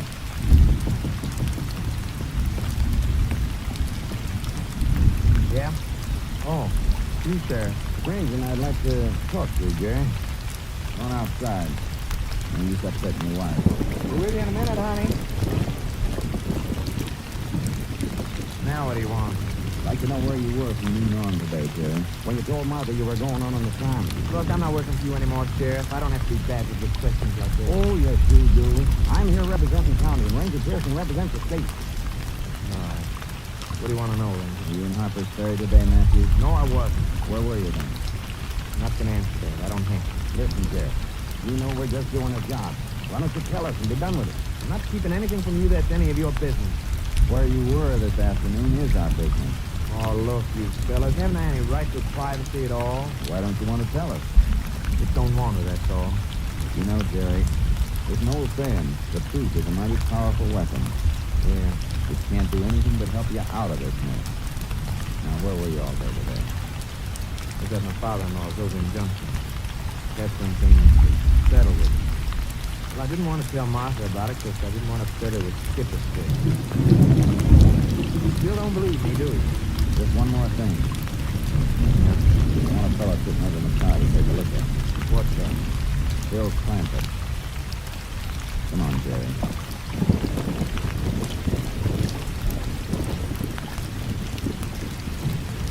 Mr. Crampett, is this the deputy that took the report?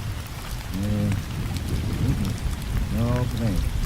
He was a big fellow, about the same size, but the one I talked to was kind of grimy looking, dirty fingernails. And couldn't help noticing when he took down the report.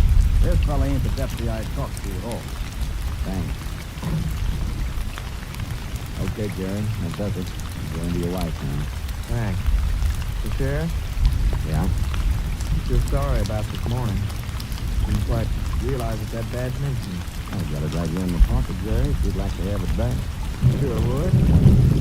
Thanks. Good night, Ranger. Good night, kid. Yeah. I still don't know who did this. Maybe fingernails, huh? What is it, Jay? Mr. Clampett? Yeah, Ranger? Did this deputy sheriff you talked to have dark, sort of curly hair? Yeah, he did. You mean you're beginning to believe me? Uh-huh. You've been lying. You tried to pin it on Jerry just now.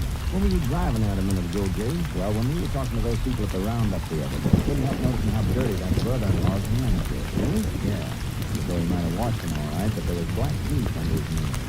He should have done it all. Sure, being right there in the filling station next to the parking lot, he's got a perfect racket stealing tires off out-of-state cars. Most of them had never met him for a while either, until they were miles out of the state. Mr. Clampett, does the deputy you talked to have kind of almond-shaped eyes? Yeah, he did, Ranger. Come on, Sheriff. Get in. We got an interesting call to make. We headed for the Roundup Cafe on Highway 92. When we got there, the filling station was dark, and the neon sign over the diner was out. The lights were on inside, and you could see Charlie drying a stack of dishes. Drinks were being served to the counter, and he did. We got out of the car and went to the door. There he is. There's the deputy I talked to. The one with the brew in his hand. Get a closer look. I sure would. There's Ranger Pearson. Open up. Oh, I'm sorry, Ranger. Didn't know you did. Hey, Charlie. Ranger and Sheriff want to see you. Stick around. We want to talk to you, too.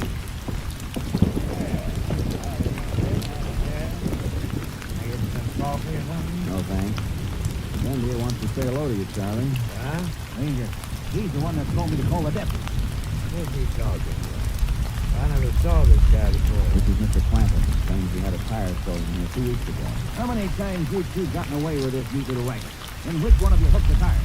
How about that, Vince? It'd be kind of simple for you, wouldn't it? Being outside, break open the back of the car and take out the spare. Yeah, and then if somebody discovers it missing like Santa did, you put in a call to the gas station, Charlie.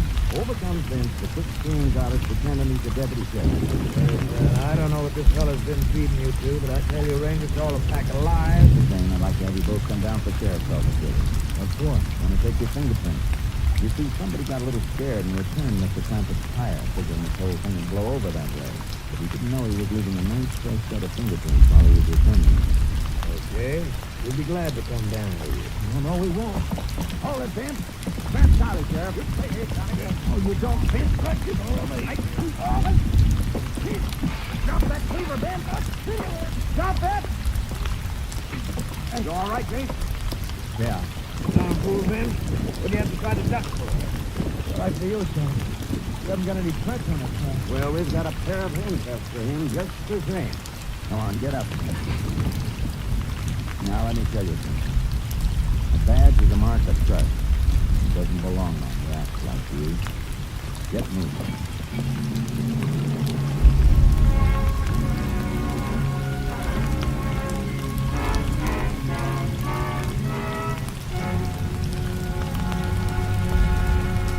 In just a moment, we will tell you the results of the case you have just heard. There's wonderful dramatic listening in store for you later today when NBC presents Best Plays. Today, Best Plays brings you On Borrowed Time by Paul Auster. This is the touching drama of life and death in a New England town, featuring the heroic attempt of an elderly man to keep death from overtaking him until his grandson comes of age. Featured will be Parker Fenley and Mildred Matthews. For most enjoyable radio entertainment, be sure to hear Best Plays later today on the NBC Radio Network. And listen to for Meredith Wilson's Music Room, wherein you visit with Meredith and a noted musical personality. And today only, on most NBC stations, listen to the Chamber Music Society of Lower Basin Street. Under the direction of Henry Hotlips Levine, you'll hear the finest in drama and music. Keep tuned to this station of the NBC Radio Network. Now, back to Tales of the Texas Rangers.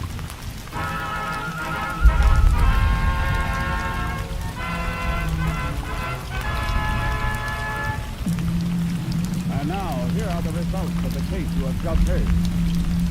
The lab report positively identified Vince Wright's prints on the stolen tire.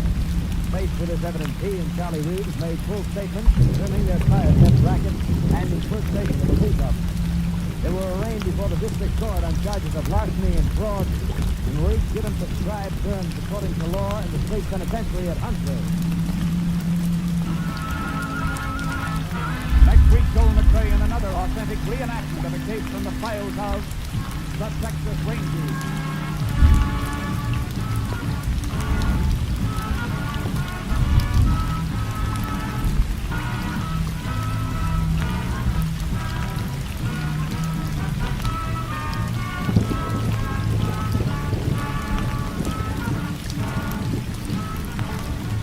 McCrae will soon be seen in San Francisco Story, a Warner Brothers release. In the cast, you heard Byron Kane, Ken Christie, Paul Freese, Michael Ann Barrett, Jeff Kirkpatrick, and Tony Barrett. Technical advisor was Captain M.T. Lone Wolf Gonzalez of the Texas Rangers. This story was transcribed and adapted by Betty Mears, and the program was produced and directed by Stacey Keith. Hal Gibney speaking.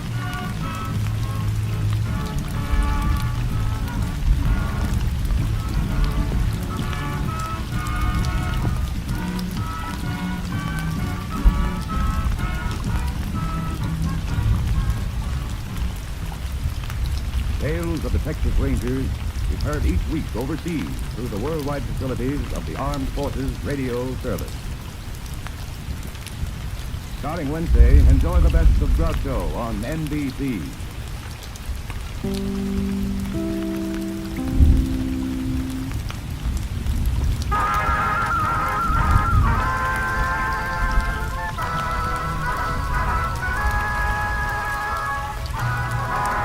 Of the Texas Rangers, starring Joel McCrae as Ranger Jace Pearson. another authentic reenactment of a case transcribed from the files of the Texas Rangers.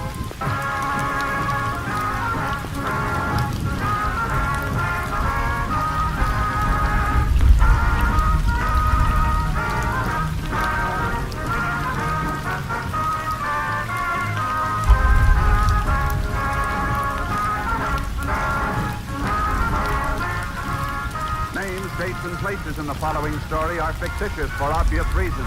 The events themselves are a matter of record.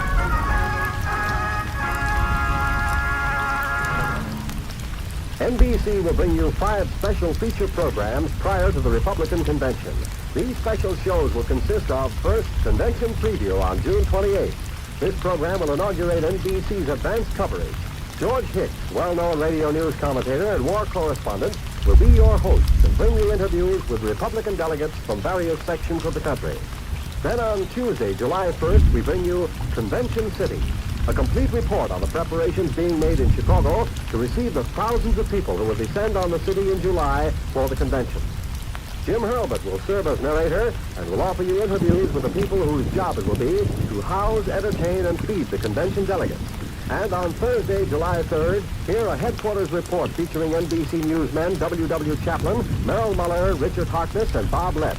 Consult your local newspaper for broadcast time and join us for complete convention coverage on NBC. And now back to Tales of the Texas Rangers.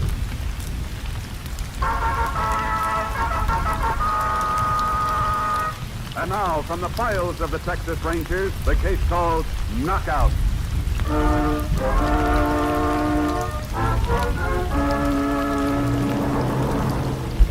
It is 10 o'clock on a Saturday night in July 1946. Outside the Rand Hotel in Jackson, Texas, 50 miles from Houston, the sheriff stands talking to some cattle ranchers who are in town for a convention. He is about to leave the group and walk toward his car when the front door of the hotel bursts open.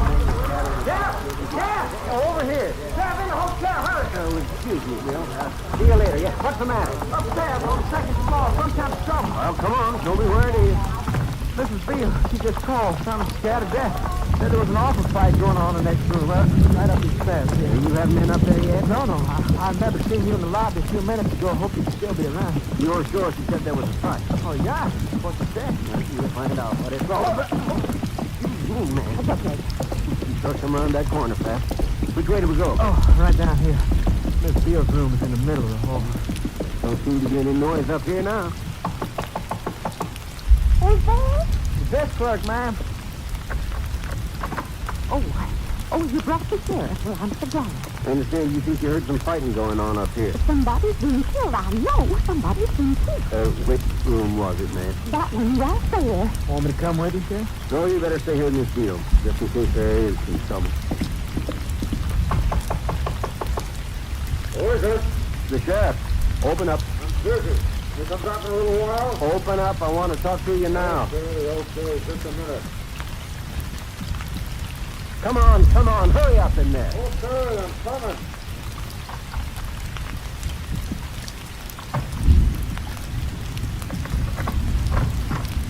What's all the trouble, Sheriff? I heard there was a fight going on in this room. Fight? There must be some mistake. I'd like to come in and take a look around. Well, what for, Sheriff? There's nothing wrong here. Do you mind standing aside? Well, sure. That's the way you feel about it. Come on in. See, there's nothing wrong in here. Who's that in the bathroom? My father. He's taking a bath. What's that white powder on the floor next to the table there? Where? Oh, that. It's some of my father's medicine. He spilled it a while ago. I was just getting ready to clean it up when you knocked. Well, everything looks all right, I guess. You mind moving aside a second? Aside from what, Sheriff? Come on, mister, move. Well, sure. I just didn't know what you meant. How'd that chair leg get broken? Sheriff, I tripped over it. Almost broke my neck when I fell. Matter of fact, that's probably what made people think there was a fight in here. I'm a big man, and when I fall, I really go down hard. I think I'd like to have a word with your father. Well, like I told you, he's taking a bath. Why don't you come back later? I'll talk to him now. Mister? Oh, mister? The old man's a little hard of hearing with the water running. Yeah, well, he'll hear this. Mister! I want to talk to you, mister. I'll just have to go in. No, you don't. Why, Give me back that gun. Yeah, I'll give it back.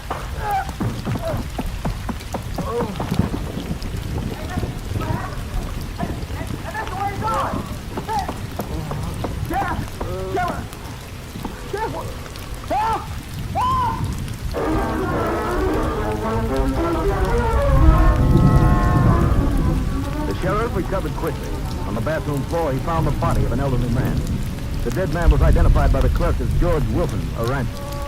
Wilton had been the only guest registered in that room. After requesting the clerk to phone with the Texas Rangers, the sheriff left to see if he could pick up the trail of the assailant. 20 minutes later, Rangers Jace Pearson and Clay Morgan climbed the stairs to the second floor of the hotel.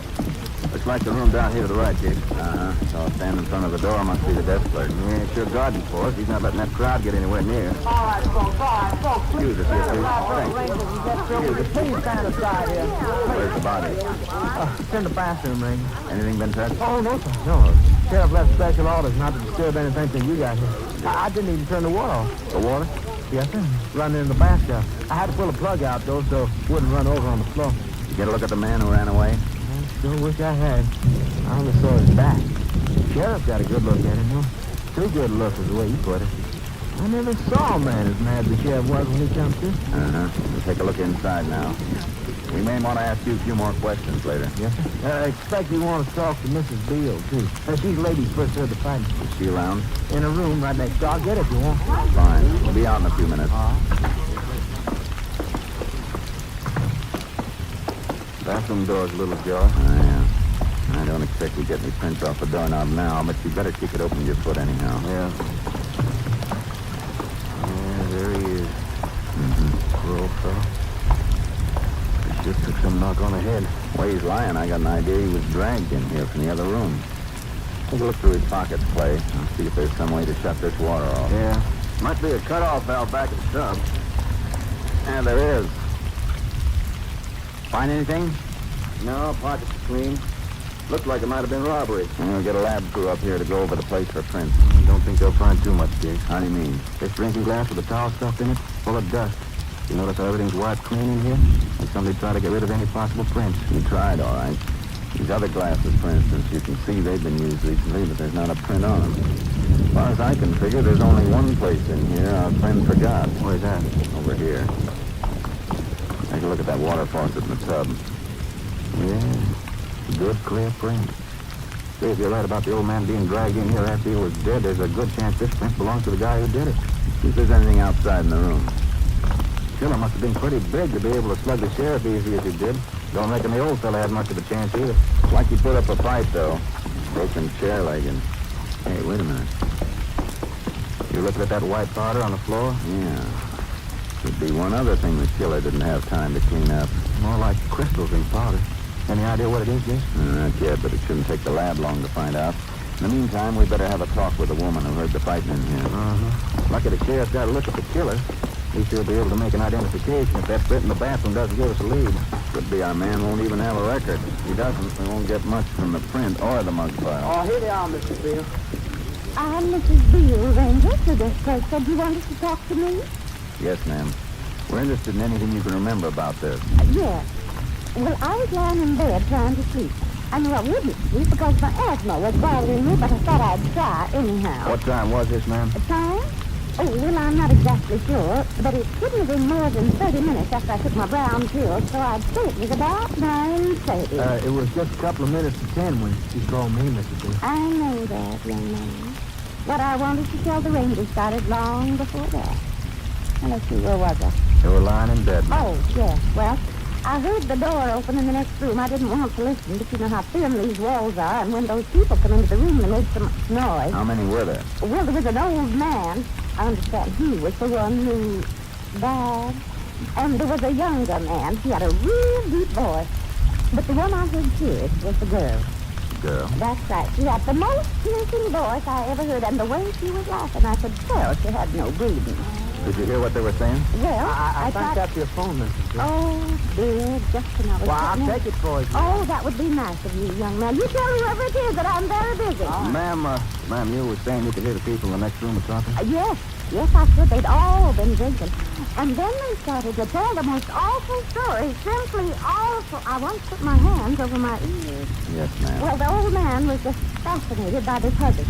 Well, I'm sorry, Ranger, but that's the only word I know to describe her. He laughed at everything she said, and the things she said. Uh-huh. Well, all of a sudden, the old man stopped laughing and got real angry. He started shouting at the girl.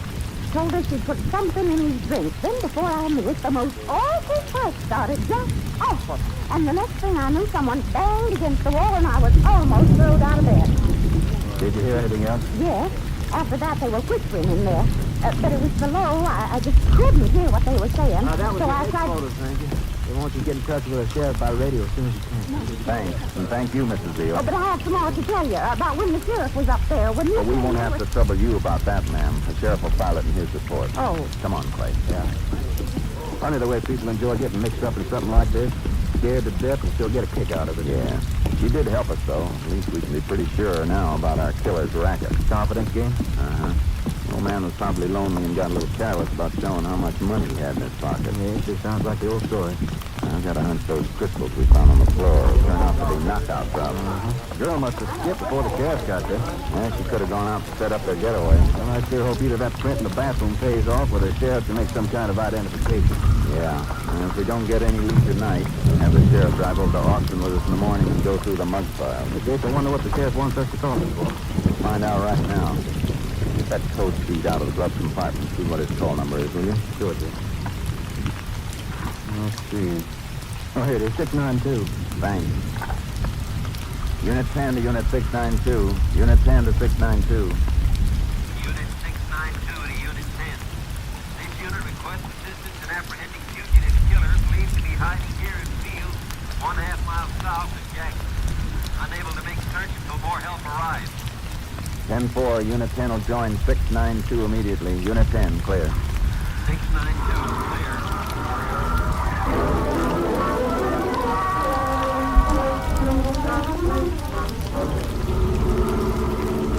That must be the sheriff up ahead, Chase. There's swinging his spotlight across that cornfield. Yeah, like a barbed wire fence at the back. If our man's in there, he'll have a tough time getting out that way. Doubt if he'd get out either end without the sheriff seeing him. Howdy, Jake. I've been trying to cover the field with my spotlight here, in case he pops up.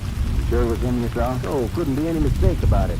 I'd been out cruising around looking for him. I was just heading back to town when I saw this fellow walking toward me up the road. Recognized him as soon as I put the light on, and then he ran into the field. Mind getting the flashlight to play? We'll go in after him. Sure, sure. Keep that spot running across the back fence, Sheriff. Play an hour time, flush him out. Okay. But I'd sure like to go in after this one myself. I got a personal score to settle with him. How's that bump on your head? Oh, I'll be all right.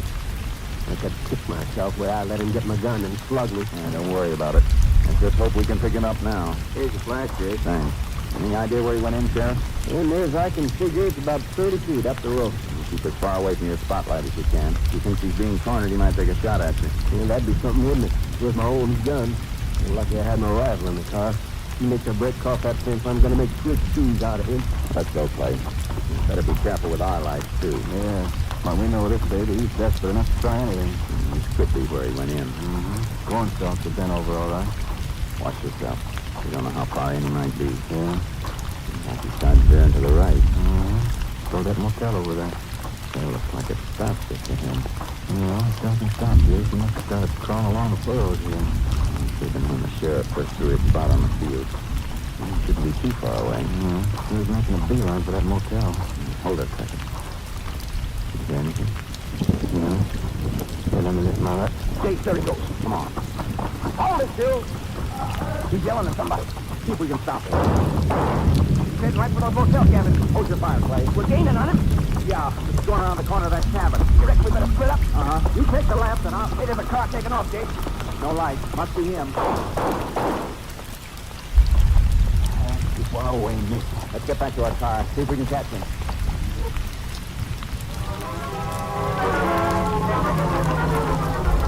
By the the time we reached our car, he was out of sight.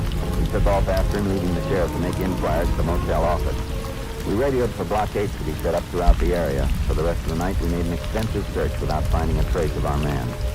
At dawn, we reached the highway patrol roadblock. We turned around and headed back toward Jackson, covering all side roads along the way. I don't know, Jace. It seems he couldn't have gotten through that roadblock. No, but he might have made it through before the block was set up. I've been thinking. That was a pretty fast getaway he made last night. Too fast for him to have stolen a car from the motel. Probably his own car. Remember, he was yelling to somebody while he was running across the field. Could have been the girl he works with. Maybe the motel is where they've been staying. Maybe.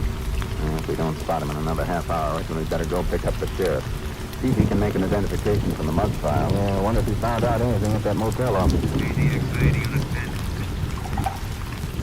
Unit 10 to KTXA. Go ahead, KTXA.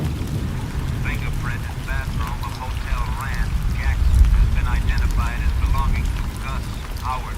You see? Gus Howard. Still prison terms for fraud, felonious assault. Released from Huntsville, April 1946. 10-4. No other traffic. Unit 10 clear. No other traffic.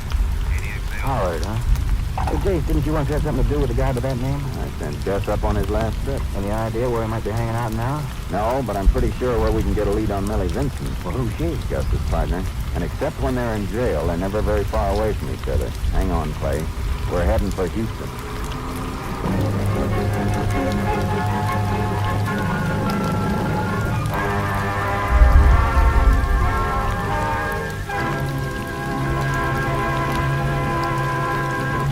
In just a moment, we will continue with Tales of the Texas Rangers, starring Joel McCrea as Ranger Jace Pearson.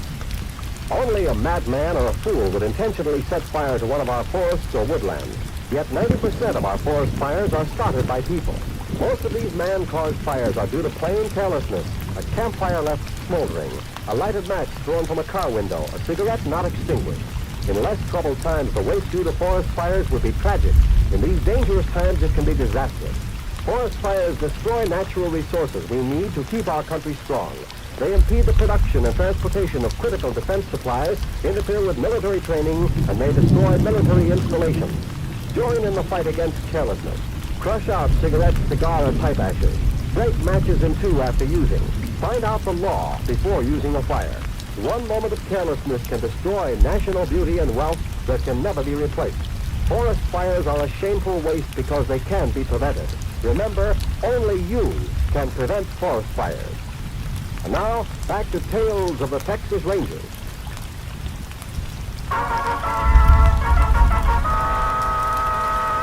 We continue now with Tales of the Texas Rangers and our authentic story, Knockout.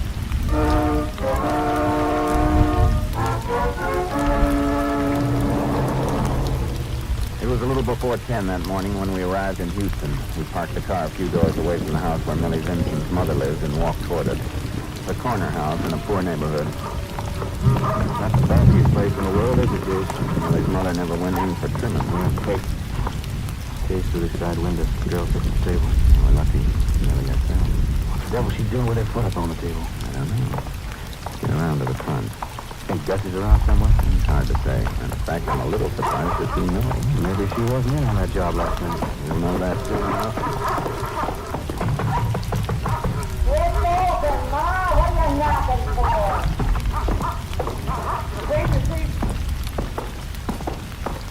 Oh. What do you want?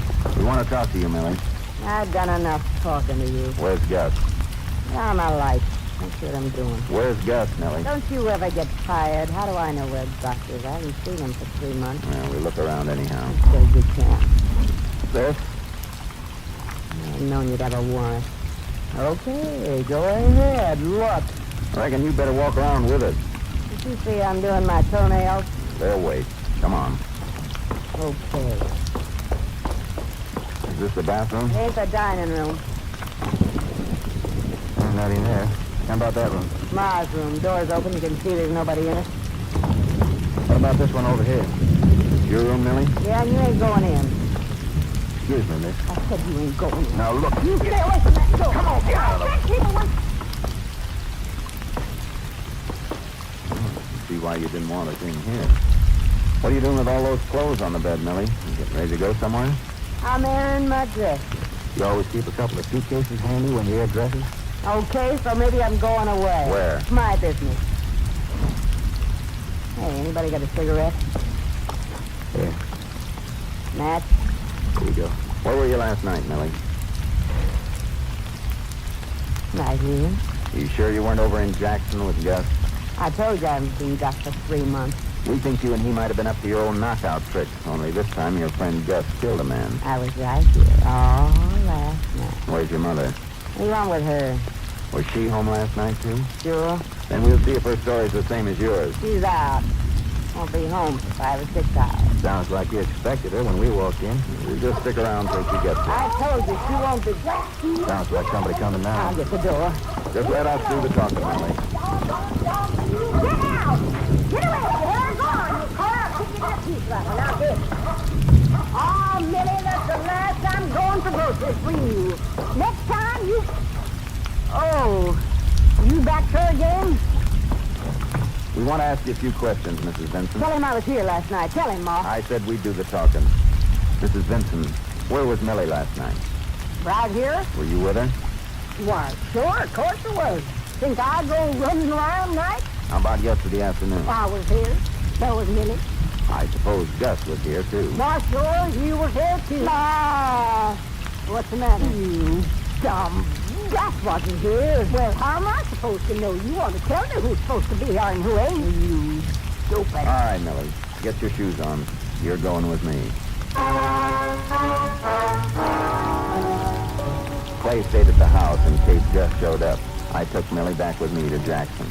It was just past noon when we walked down the corridor to the sheriff's office.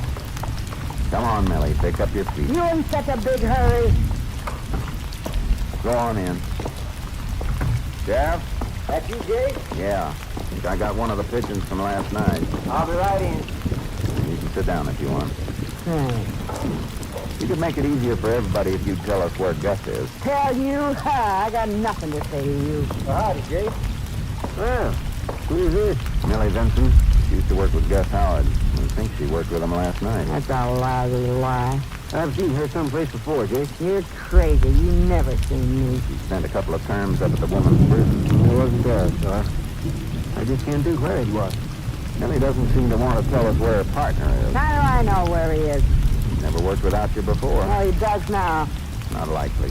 You'd never let Gus work with another woman. And I don't think you did last night. I was home last night. I can prove it. And by your mother? After the slip she made. I get mixed up every now and then. He'll be all right in court. If he ever gets me to court. You'll be there. Because last night you and Gus went with an old man to his hotel room.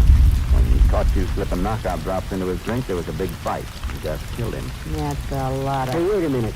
Now I know where I've seen you. It was in the hotel last night. I bumped into you when I was coming up the stairs. You're crazy. You were coming down from the second floor, probably from the room where Gus had just killed the old man. How you gonna prove that? There was a hotel clerk with me. He'll remember you, too. Suppose I was at the hotel. That don't mean I was in on any killing. It's no use, Millie. We know you and Gus always work together. And we know Gus was in that hotel room. How do you know? From his fingerprints. That ain't true. Gus wiped. You were going to say Gus wiped off all the fingerprints. He did, Millie. All but one. Found it on the water faucet in the bathroom. You pissed me off because Gus left his prints in that room. Uh-huh. That bonehead. He had some sense he'd never have gotten it. What you said last time you got caught. Doesn't work that way, Millie. Last time was his fault, too. He hadn't made me stop in that cafe for a beer. You'd never have found it. And he caught me. Where's Gus Every now? time I get caught, it's on account of him. He's always saying it's a smart. He's got the brains, he says. I got the looks. Him and his brains. Where is he? Now he want me to sit still and take the rap for him. Well, I ain't gonna do it. If I get caught, he goes up along with me. Is he in Houston? No. You wanna find that bum Gus, you gotta get to Dallas. Where? Airport.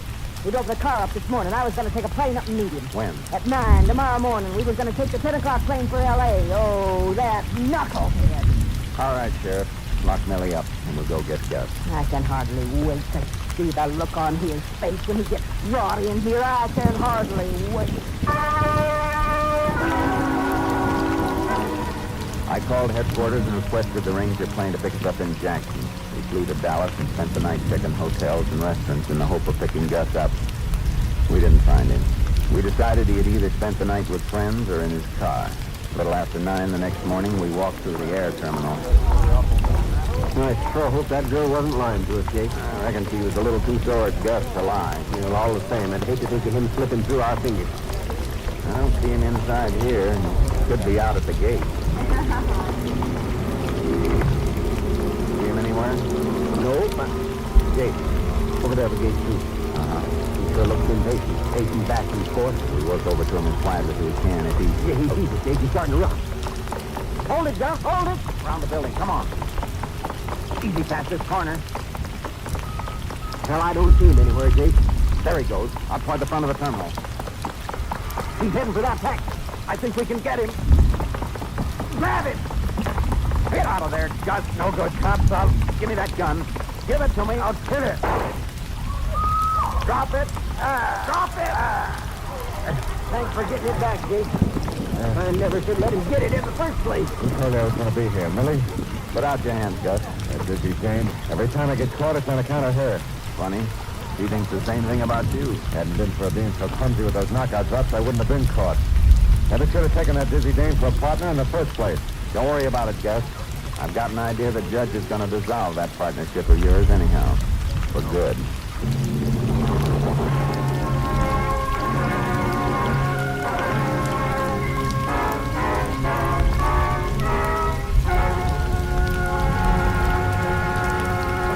In just a moment, we will tell you the results of the case you have just heard. An important part of our job here at NBC is to inform and bring news to our millions of radio listeners. We do this by offering you news and commentary programs throughout every broadcast day. And now, we invite you to listen more than ever to the special programs we are preparing to send your way over NBC. We invite you to follow the campaign of the next president on NBC. Here, for example, are some of the programs you will soon be hearing. On Saturday, June 28th, NBC will present a convention preview. George Hicks will serve as your narrator on this program, and he will interview Republican delegates from various sections of the country. Then on Tuesday, July 1st, we present Convention City, direct from Chicago, with Jim Hurlbut interviewing all the many people responsible for feeding and lodging the thousands of delegates to conventions who will converge on Chicago in July. Consult your local newspaper for broadcast time, and join us here on NBC for a complete report on the convention. And now back to Tales of the Texas Rangers.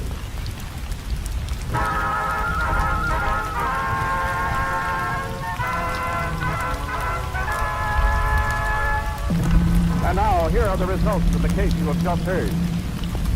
Millie Vinson and Gus Howard were tried and convicted for the murder of George Wilburn. Millie Vinson received a 45-year sentence in the women's prison at Goree. Gus Howard was sentenced to Huntsville Penitentiary for the rest of his life. Next week, Joel McRae in another authentic reenactment of a case from the files of the Texas Rangers.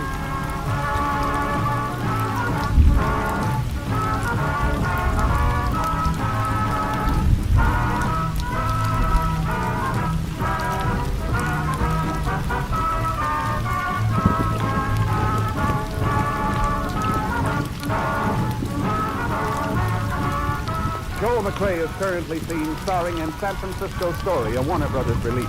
The cast included Tony Barrett, Parley Bear, Virginia Gregg, Gerald Moore, Herb Ellis, and Jeanette Nolan. Technical advisor was Captain M.T. Lone Wolf Gonzalez of the Texas Rangers. This story was transcribed and adapted by Charles E. Israel, and the program was produced and directed by Stacy Keith. Hal Gibney speaking.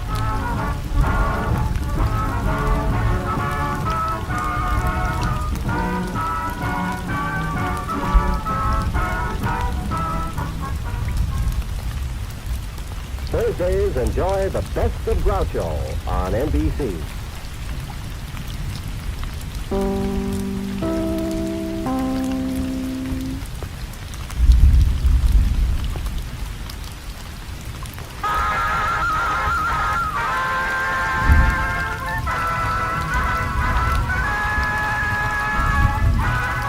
Tales of the Texas Rangers, starring Joel McRae as Ranger Jace Pearson. Another authentic reenactment of a case transcribed from the files of the Texas Rangers.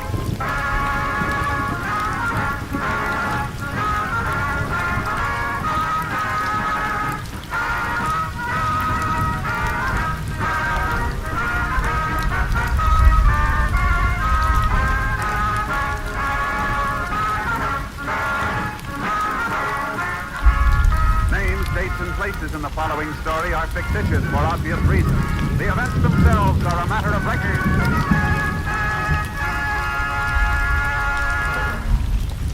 In this election year, this station is making it possible for you to follow the campaign of the next president on NBC. Tuesday, July 1st, be sure to hear another of NBC's free convention broadcasts. This program is called Convention City. It will offer you a complete description of the arrangements being made in Chicago, the host city of both the Republican and Democratic conventions this year. Jim Hurlbut of NBC Chicago will serve as your host. The program will include interviews with Chicago officials in charge of the convention arrangements. You will hear the unusual problems resulting from the almost gigantic task of entertaining the two major party conventions. We're sure you'll find this a fascinating program. So consult your local newspaper for broadcast time and join us Tuesday, July 1st for Convention City. This is another special program brought to you so you may follow the campaign of the next president on NBC. Now, Tales of the Texas Rangers.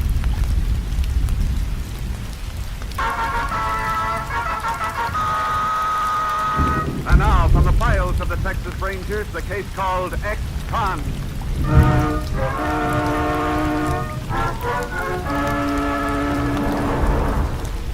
It is 10:30 on the morning of September 14th, 1940.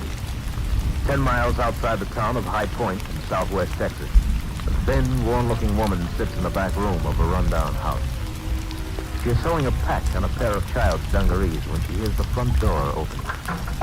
Who's that? It's me. Tom?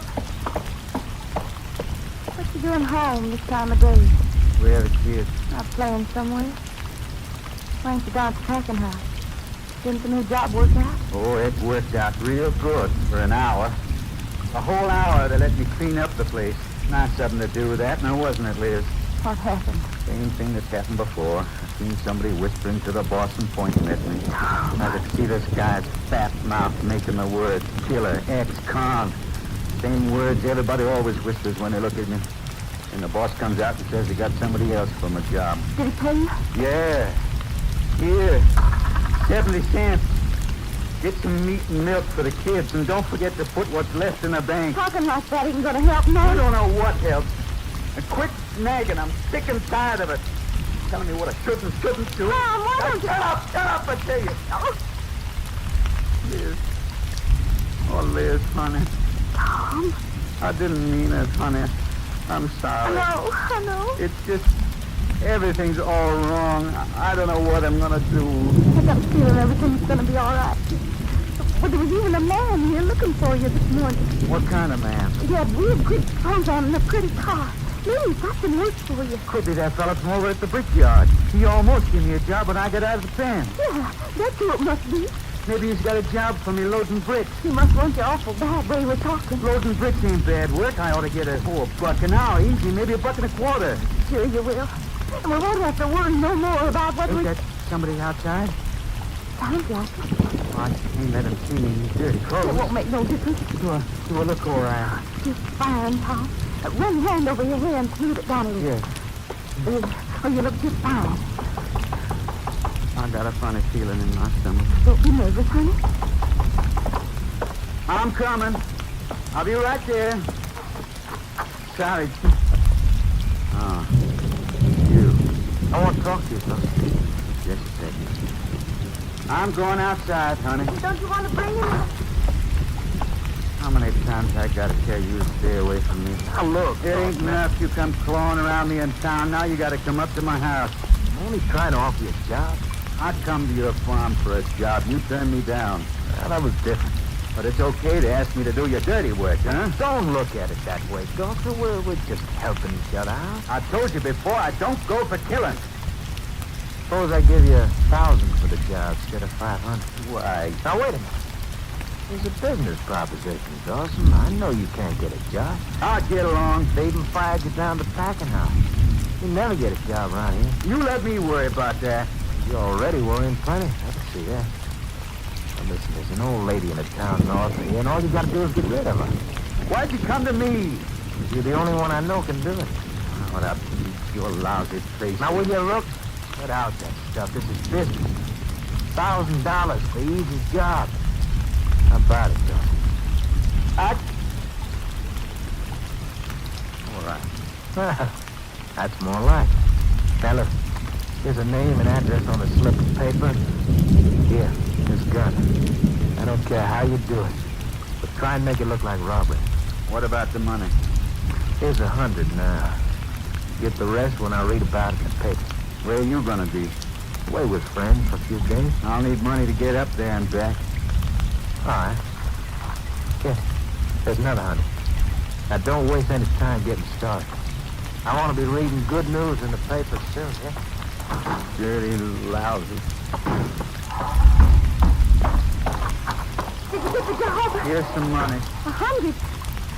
You ain't even started work yet. How come you give you a... Never mind. Now take the money. Will you shut up? I gotta go up north for a day, so. You're not gonna work the brick job? No. You quit asking questions. Put in that sack. Nothing. I want to see Keep away from here, Liz. How are you gonna do that, God? I told you to keep away. You're gonna do something bad. You're gonna get in trouble again. Get out of the way. Don't do it. Just go back to the pen, and this time they won't let you out. I'm in a hurry, Liz. Think about the kids. You want them to grow up knowing the fathers are... Yeah, go ahead. Say it. Knowing their father's a cop. Well, they're right. 3 years in a pen and you get the name for life anyhow. That ain't so. We'll make out. We will, Tom. I'll see you as soon as I get back. No, Tom, please. Leave me alone. Tom, don't do it. Come back, please.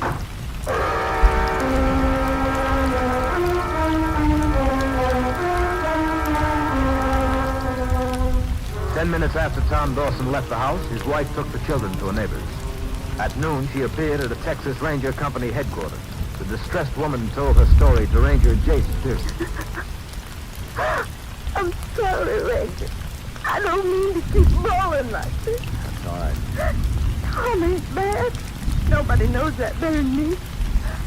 I didn't want to come here. But I gotta keep him from getting locked up again. We'll do everything we can to help. Now, about this man who came to your place this morning. You say you never saw him before? This morning was the first time.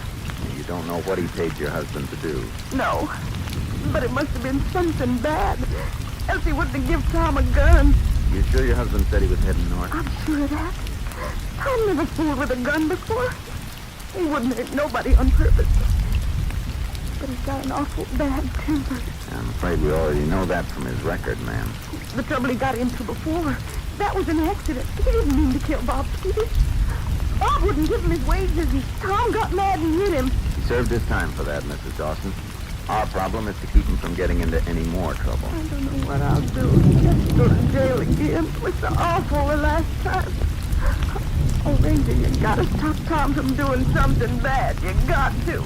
We will, ma'am. If we can find him.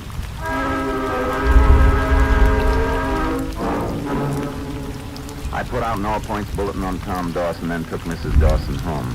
Sheriff Sims in High Point agreed to help me in the search. We decided on the bus station as the first likely place to check. At 2:15 that afternoon, we entered the Trailways bus depot and walked toward the ticket window. Yeah, you'd think a fellow like Dawson would have learned enough to keep out of trouble. What do you figure he's up to now? Yeah, might be anything, Sheriff. Burglary, pickup, even a killing. Whatever it is, I hope we can get to him before it's too late. I sure hope we can get a lead here. Can I help you, Ranger? The Sheriff and I'd like to ask you a few questions, miss. Sure. Oh, excuse me a second. I gotta announce that bus. Bus now leaving. Bus down home, Houston and Dallas. That's my bus. Goodbye. Oh, sure, I'm glad when that 2:30 bus leaves. Means I only got another half hour to work. Uh-huh. You mind taking a look at that photo? You seen this man in here today? Well, I think I have, yeah. He was in here, bought a ticket from me. Where to? See now, it was somewhere up north. I'm sorry, Sheriff, but I don't remember just where. You were sure he was here, though? Oh, I'm sure of that, all right. The reason I'm so positive, he gave me a $100 bill. When I gave him change, it pretty near screamed out in the car store. What time was this? Well, I knew it was sometime afternoon, but I'm not too sure when. What buses do you have going north in the afternoon? Just two, the 1:30 and the 4:15. All right, miss. Thanks a lot. Well, if he bought his ticket before that 1:30 northbound left, he could be on it, see? Yeah, I figure it's going to take us just about 2 hours to find out if he is.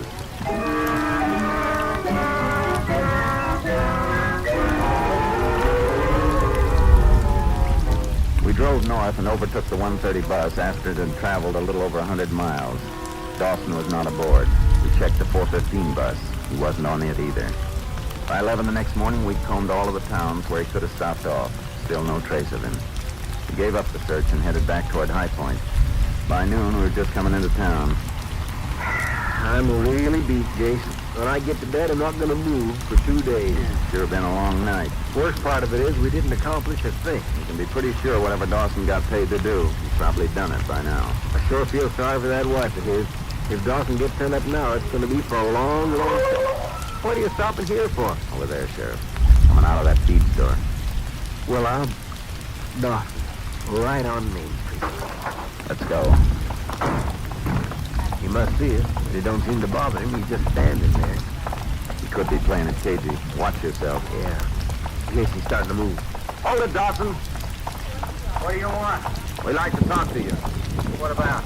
About a bus ride you took yesterday. You crazy? I ain't been on a bus in months. Briskin, Sheriff. Put your hands over your head.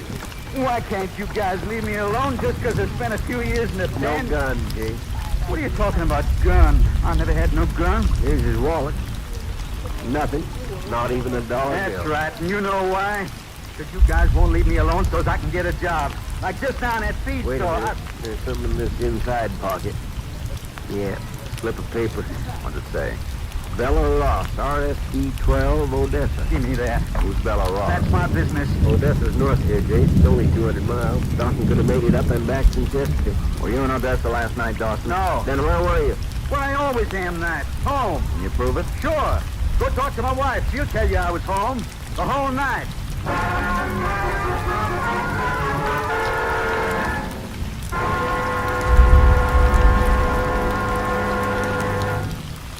In just a moment, we will continue with Tales of the Texas Rangers, starring Joel McRae as Ranger Jace Pearson.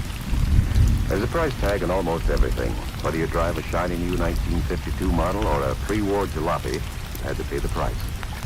And when you're driving that car, remember that speed also has its price. Death or injuries that can cripple you for life. You may speed at times and get away with it, but the odds are too strongly against you that in some tight spot you'll make a mistake while speeding. It'll be curtains for you. Or you'll have it on your conscience for the rest of your days that you took a life that you alone could have avoided if you weren't speeding. The price tag on speed violations last year was 15,000 killed and 500,000 injured. This year, thousands of lives can be saved if you and millions of other motorists come to the sober realization that speed is the biggest killer on the highways. You can do your part. At all times, drive as though your life depends on it. It does. Now we return to the Texas Rangers.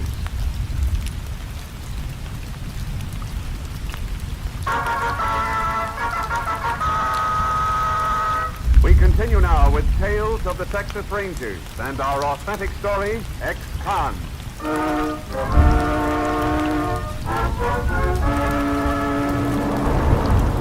Tom Dawson continued to insist that he'd been home the night before.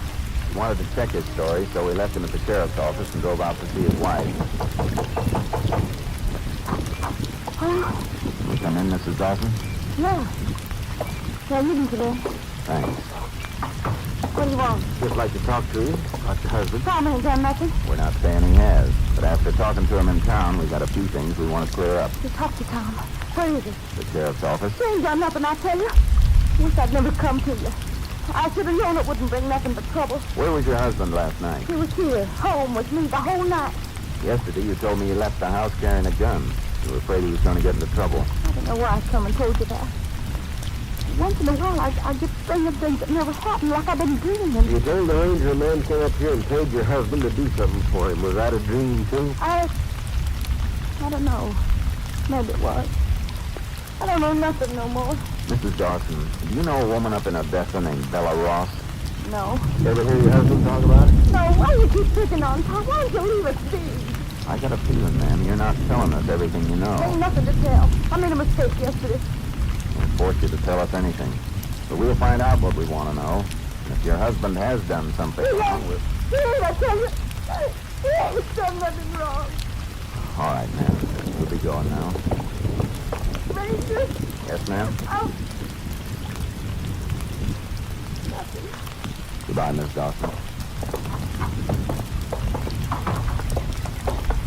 Jace, that woman's story's full of holes. She's lying. I know. I was kind of hoping she'd save us that trip to Odessa. You mean to check on Bella Ross? Yeah. Let's get up there and see if she fits into this.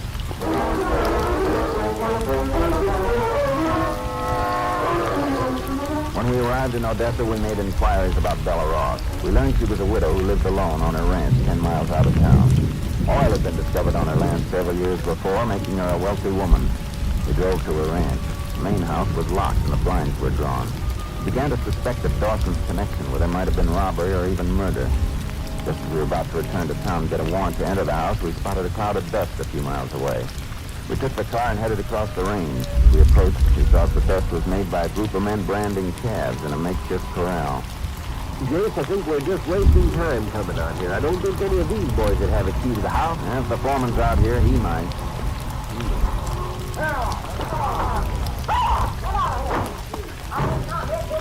Hey, you man over there. Any of you got a key to the Ross Ranch house? Key? Yeah. Are you Bella Ross?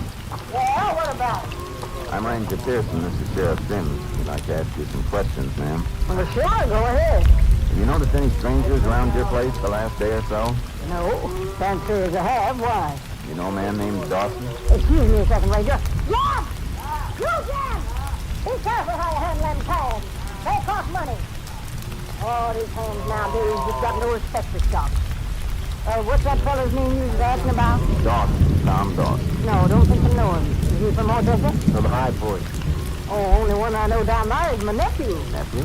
Art Finch, my dead sister's boy. Only kin I got. You know him? I've met him, Mrs. Ross. Oh, he's a fine boy, ain't he? Well, Such good life he is. I set him up on the tech farm 2 years ago. Told him if he was going to get all my money someday, he'd have to prove he could make some on his own. How's he been doing? Oh, just fine. He'll come every week. then you haven't been down there lately. No, but I'm figuring to go down there soon. I wrote to Toadard a couple of weeks ago I was coming down. Miss, I really didn't mind answering questions. I'd kind of like to know what this is all about. I don't want to alarm you, Mrs. Ross. I may be wrong, but we think someone's trying to make trouble for you. Make trouble? Who'd want to do anything to me? That's something we can't say till we do a little more checking. But in the meantime, we'd like you to stay in your house till we can get your police guard. Police guard? What? That sounds like crazy, Ranger. I can take care of myself. I'm afraid we'll have to insist on it. If you don't mind, we'll take you back to the house with us right now. Well, you probably know what you're doing, but I still think it's crazy. Later, talk to my foreman, and I'll be right back with you. That nephew of hers, Jace. If he's made a success of his farm, the bank sure don't know about it. How do you mean? Vincent's got the farm mortgaged up to the hill. Bank's about ready to take it over. You ever been out there? Once. Place is in a shambles. I don't believe I ever worked it. Well, maybe he's got other interests. I know he has. He's got a reputation around town for being a no-good playboy. We've had him up on drunk charges a couple of times. He sure managed to fool his hand. Yeah. Jace, he's starting to think the same as me, that maybe it's Finch who's trying to get his hand out of the way. Maybe. He's got everything to gain from it. And then you reckon maybe we better pick him up and talk to him? We need something on him first. The only person who can help us with that is Tom Dawson.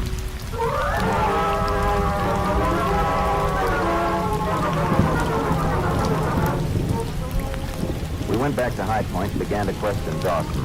We told him we thought Finch had hired him to kill Mrs. Ross. He continued to deny he had been hired to kill anyone. I saw we were getting nowhere and figured Mrs. Dawson might be able to help us make her husband talk. I drove out to pick her up. On the way into town, I told her our suspicions. From her reaction, I was convinced she still didn't know the nature of the job her husband had been paid for. She told me she was sure Dawson had changed his mind on his own accord. He had returned home just before supper and had stayed there the whole night. When we reached the sheriff's office, I asked Mrs. Dawson to wait in the corridor. Then I joined the sheriff, who was still questioning her husband and getting nowhere. I tell you, I got nothing to say. And why do you guys keep trying to push me around? Nobody's trying to push you around. You get that idea out of your head, Dawson, we'll get along a lot better. Me getting along with cops. Look, we know you didn't kill Bella Ross. We're pretty sure you didn't even try. But you were hired to do it, weren't you? Well, what if I was? I didn't do it. What made you change your mind? That's my business. Who hired you, Finch? You ain't gonna make a stool pigeon out of me. I don't tell nosy cops nothing. Why are you protecting him? Don't you know you'll be convicted right along with him? For what? I didn't go through with it. Oh, but you were in on the plans, and that makes you guilty. With your record, you could get 10 years just for that. 10 years? Oh, what's it matter? Might as well be back in Huntsville as trying to make a living outside. Nobody cares anyhow. I think you're wrong about that. You can come in now, Mrs. Dawson. Hello, Tom. Liz, what are you doing here? Ranger brought me. You hadn't ought to come in now. What for? Because I love you. I don't want you locked up. You don't want to bother with me. I'm no good. If you're no good, you'd have gone through with that killer. If you was no good, I wouldn't ask the ranger to stop it. You told the cops. Yeah. If Liz killed me, but I'd do it again. I don't want you in jail. You belong with me and the kid. Sure. To watch all three of you starve. You'll make out. Sooner or later, people will forget you ever been in jail. They never forget. Man makes a mistake, he pays for it all his life. Now, go on, Liz. Get yourself another man. That's the way you want it, Tom. Is that all you care about me and the kid? Oh, Liz. All these years I've been thinking you love just the way we love you. I reckon I was wrong. Liz, don't talk that way. Why not? It's true, ain't it? No, it ain't true. Can't you see everything I've done was for you? Just as works out. Just as ever works out. Tom, don't. What am I gonna do, honey? What am I gonna do? Tell them what they want to know. It's the only way we're going to make a real clean start. Tell them, Tom. All right. Finch hired me. I couldn't go through with it. I cashed in the bus ticket, and then I took the gun and the money back to his farm. What did he say? He wasn't there. I forgot he was going to be away a few days. I wrapped him up with a note and gave him to Finch's neighbor. And as far as Finch knows, you're still going through with the job. I reckon so. Dawson, it's not going to be easy to catch Finch. There's nothing that says you have to do this, but we need your help. How about it? Tom? All right. I'll help you. We picked up the package containing the gun and money and took it back to Dawson's house. I figured it wouldn't be long before Finch got curious and showed up there. Our job was to get the evidence that would convict him. I sent for a couple of lab men and had them rig a camera and a hidden microphone in the brush near the house. We placed the tape recorder inside the house, and we coated the gun and money with a dye that would come off on a man's hands and could only be seen under ultraviolet light. We sent Mrs. Dawson and the children over to a neighbor's, and then we waited. First day, nothing happened. On the evening of the second day, just after dark, the sheriff and I were standing in front of Dawson's house. I don't know, Jace. Could be when he didn't read in the papers about his aunt being dead, he figured Dawson backed out of the job. And you want to know why? Maybe so, but I still think we ought to get out of all points on it. Suppose we did pick him up. He'd say Dawson dreamed the whole thing up. And of course, it would just be his word against Dawson. Well, I reckon we do need more evidence than we got, but all the same, I don't... What? Oh, yeah, I see the headline. This could be him, boys. You ready with the camera? Yeah, right. Let's get inside. I wish it was still daylight. Those flash bulbs will only give them 1 chance to get the picture. Anybody can get it, they can. You coming, Ranger? Somebody is. Better get ready. Get over by the recorder, Sheriff. Keep low so he can't see us through the window. Yeah, you want me to switch it on the recorder, Jake? Not yet. Dawson. Yeah? Sure to hand him the gun so he won't know the bullets are missing. Okay. Let him knock again. Now. I want to talk to you, Joe. Okay. Get the recorder. Okay, Jake. Watch the papers. Haven't seen any good news. I ain't going through with it. What? You better get somebody else. Here's the gun and the money they give me. Oh, wait a minute. More money. There's only $190 here. I used 10 for groceries, and I'll have to pay you back when I can. Dawson, look, I'll give you $2,000. Steady, scum. Yeah. It's no use. Oh, 3,000. Here, you want this stuff? Now listen. The woman's my aunt. She's gonna leave me a lot of money. Good for you. But not if she finds out I haven't done anything with that farm. be down any time. I'll give you $10,000 if you'll sell a road. If you don't take this stuff, I'm gonna drop it on the ground. Now take it and get out of here. 10,000 buys a lot of food. Take it. All right. You think that Come on. Hold that light. What's going on here? You just had your picture taken, Saint. And now you're coming with us. For what? We're trying to murder your aunt. You're not gonna get me. Grab him, Jake. come back here. I tell you. Not with that gun. Now, put out your hand. Let me alone. Let it go. Now we're going to town and see how that picture turns out. I got an idea. It's one your aunt won't be proud to have in her family album.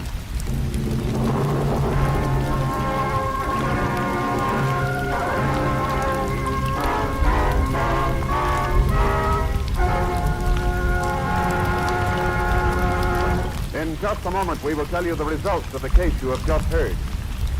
On Thursday, July 3rd, NBC will bring you the third in a special series of broadcasts in advance of the Republican National Convention, which will take place in Chicago. The program will feature well-known NBC newsmen assigned to the headquarters of the major candidates. You'll find your favorite commentators and reporters in Chicago: W.W. Chaplin, Merrill Muller, Richard Hartnett, and Bob Leck. These NBC newsmen will describe campaign headquarters operations, and they will interview campaign managers and other key figures in the camps of Taft, Eisenhower, Warren, and Stanton. Yes, the NBC microphones will listen in to every detail and report it to you. Consult your local newspaper for broadcast time, and be sure to join us Thursday, July 3rd for Headquarters Report. This program is another step forward, making it possible for you to follow the campaign of the next president on NBC. Now, Tales of the Texas Rangers.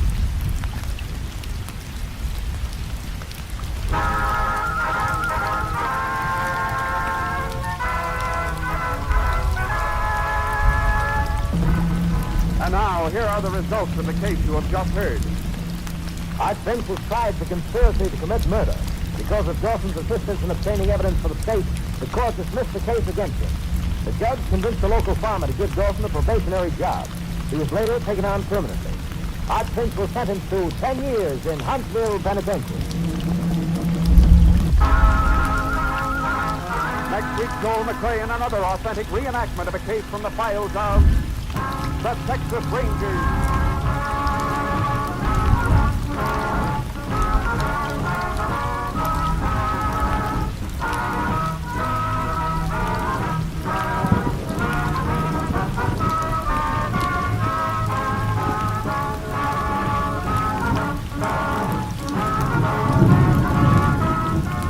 Technical advisor was Captain M.T. Lone Wolf Gonzalez of the Texas Rangers. This story was transcribed and adapted by Charles E. Israel, and the program was produced and directed by Stacy Keith.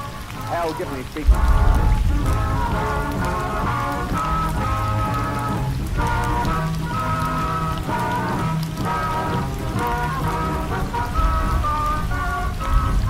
Wednesdays, hear the best of Groucho on NBC.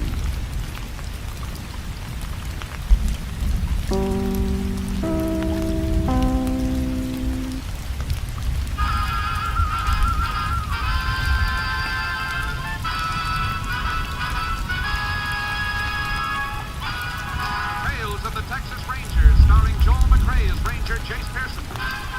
Another authentic reenactment of a case transcribed from the files of the Texas Rangers.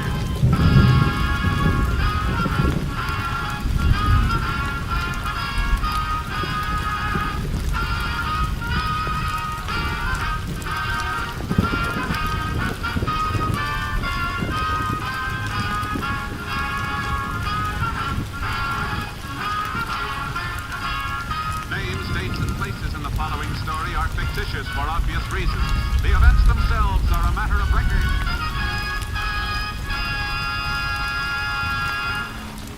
Tomorrow, from the Windy City, NBC, the national broadcasting company, begins its coverage of the Republican National Convention. More than 300 experts in their fields will be on hand to bring you every important news event of the next week. Yes, tomorrow is the big day. NBC has been preparing for this convention coverage for almost a full year. With tons of valuable equipment at their disposal and years of news experience behind them, men like H.B. Coldenborn, John Cameron Swayze, Richard Harkness, W.W. Chaplin, and hundreds of other nationally known newsmen will see to it that you at home will be able to attend the Republican Convention on NBC. You'll be closer to the activity than many of the people at Chicago's International Amphitheater, for NBC will take you to the convention floor, to smoke-filled rooms, and to new studios built especially for convention use. Yes, NBC, with more personnel than any other network, will be your best bet for convention coverage. You'll hear all the news first on this station. Now, the Texas Rangers.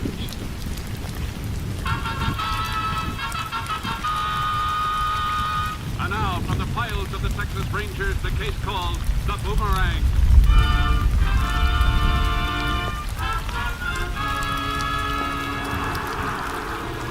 It is late afternoon on a Thursday in May, 1937. Several miles north of Catonsville, Texas, a car containing two middle-aged women pulls up in front of a shanty on a rundown farm. He's here, all right. There's his horse and buggy. I'll ride back with him, Ruthie. All right, Ethel. Thanks for driving me over. Don't mention it.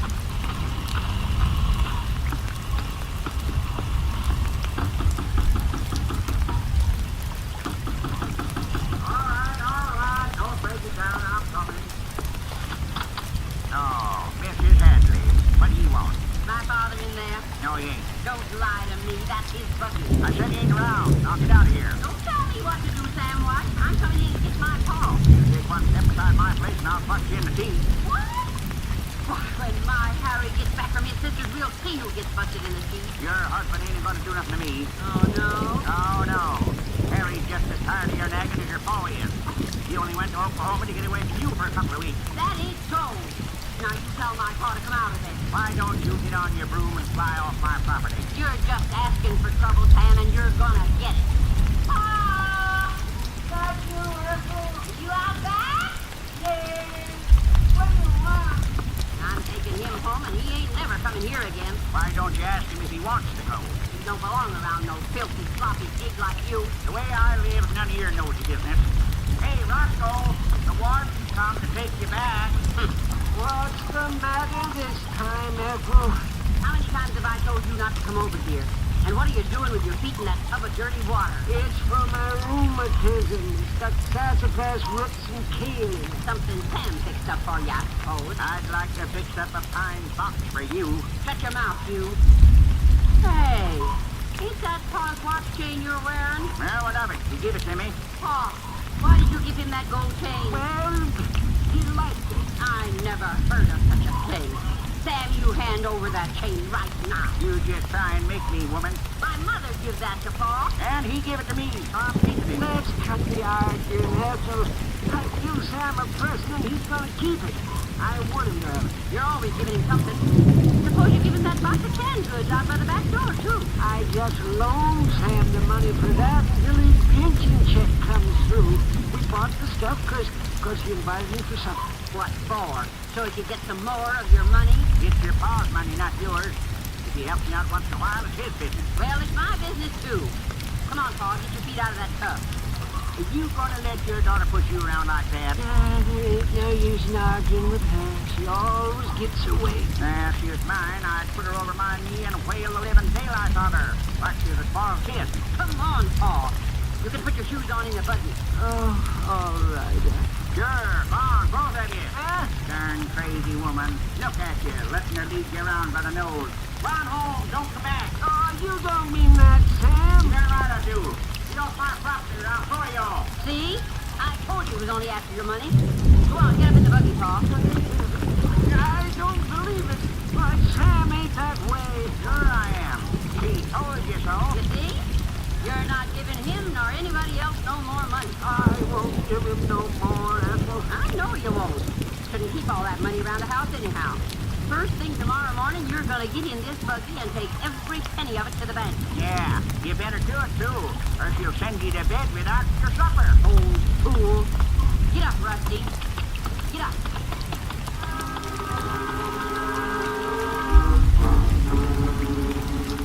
At 3:30 the following afternoon, Mrs. Hadley went to the office of Sheriff Nielsen and reported that her father, Roscoe Crider, was missing. After a preliminary check, the sheriff requested aid from the Texas Rangers. 45 minutes later, Ranger Jace Pearson to the sheriff's office. You'll find me, won't you, Ranger? We'll do our best, Mrs. Hadley. When was the last time you saw your father? About 9:30 this morning, when he took off in the buggy. With the $1,400? Yes, sir. Was in a tin box. He never got to the bank, Jace, and we can pretty well rule out the possibility of an accident. He's not at the hospital, and no doctor around here has seen him. Oh, excuse me.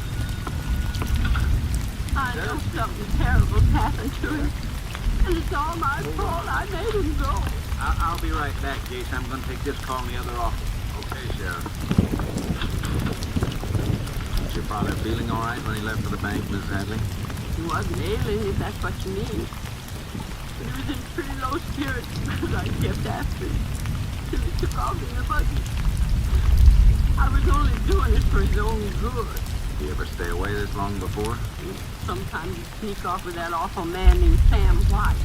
But I stopped off there and Sam claimed he ain't seen him all day. You think he might be lying? He sure could be, Ranger. He's a nasty old man.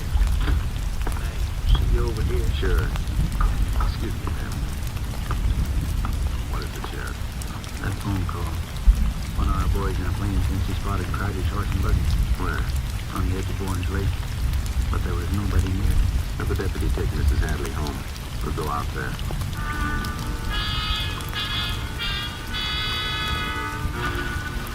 We drove out to the lake. Our horse was grazing about 50 feet from the unhitched buggy.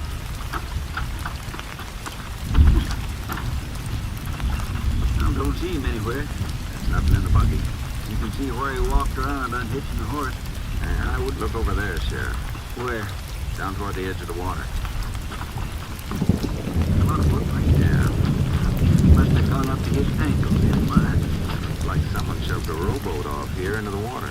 Reckon he went rowing? It doesn't make much sense that Roscoe Crider would take his money down here and go rowing. Sure doesn't. Can you see any boats on the lake? No, not from here. Let's get up on that rise. We ought to be able to spot it from there. The lake's only half-mile across, at most. Yeah, this should be high enough. And there isn't a single boat out there. Now, wait a minute. There's one over there in that inlet. Nobody in it, though. Let's take a look. Might be the one Crider used.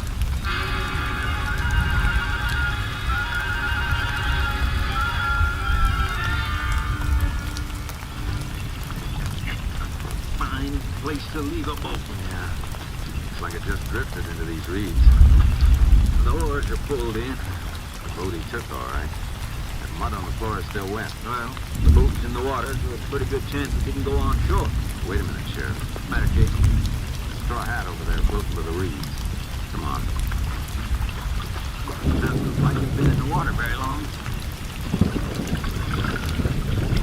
Look at the initials in this hatband. R.C. Roscoe Crider. He must have committed suicide. Guess so.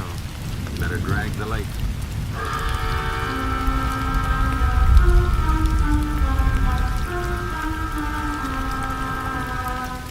We told Mrs. Hadley the news. She broke down and bitterly blamed herself for her father's death. She felt she'd driven him to it by being too hard on him. I called headquarters for aid, and at dawn the following morning, a crew started dragging the lake. The sheriff and I circled the shore on the horseback to see if the body had been washed up. Still worried about not finding the money? Don't you think it's kind of funny? Well, not exactly. Look, Jace, no man in his right mind commits suicide in the first place. Well, that's right. As I see it, Roscoe Crider was all riled up because his daughter was running his life to her liking. If he was mad enough to kill himself, I think he'd be sore enough to take his money to the bottom with him. Maybe so. I can't see why he wanted to destroy $1,400. After all, Mrs. Hadley wasn't after his money. She was only trying to help him in her own way. I'm almost willing to bet we'll find that money on the end of a grappling hook. We'll see. Whoa, Charlie. Hold it, boy. See anything, Jace? No. Just like to check under that pier. It's a good place for a body to get wedged in. Now, you better be careful. This old pier is rotten clean through. It's not safe to use anymore. Couple boards missing. You can see straight down to the pilot. Yeah. Let me take a look. See anything, Jace? No. It's all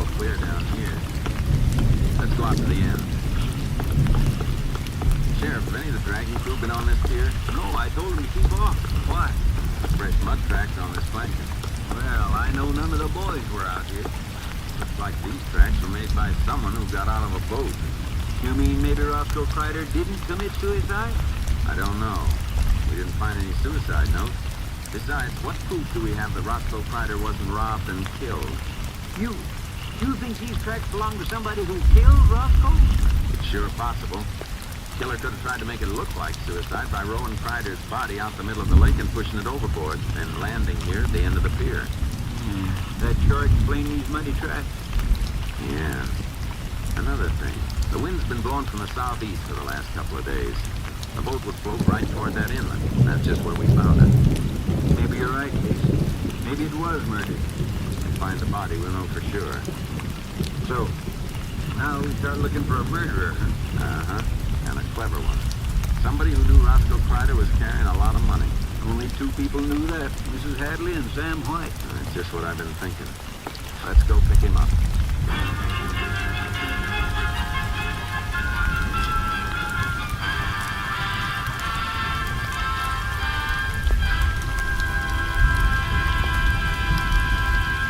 In just a moment, we will continue with Tales of the Texas Rangers, starring Joel McRae as Ranger Jace Pearson.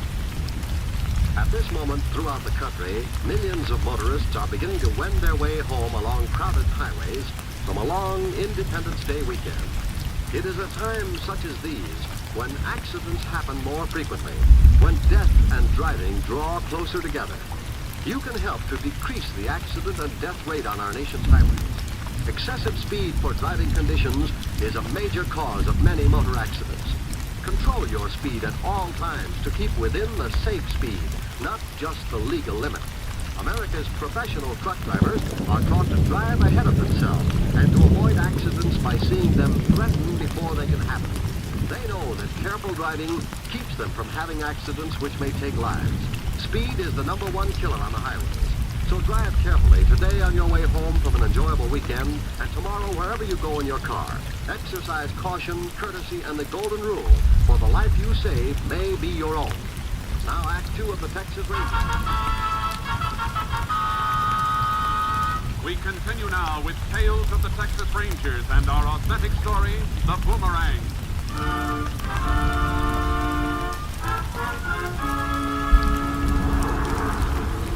We left the crew at the lake and drove to Sam White's dilapidated farmhouse.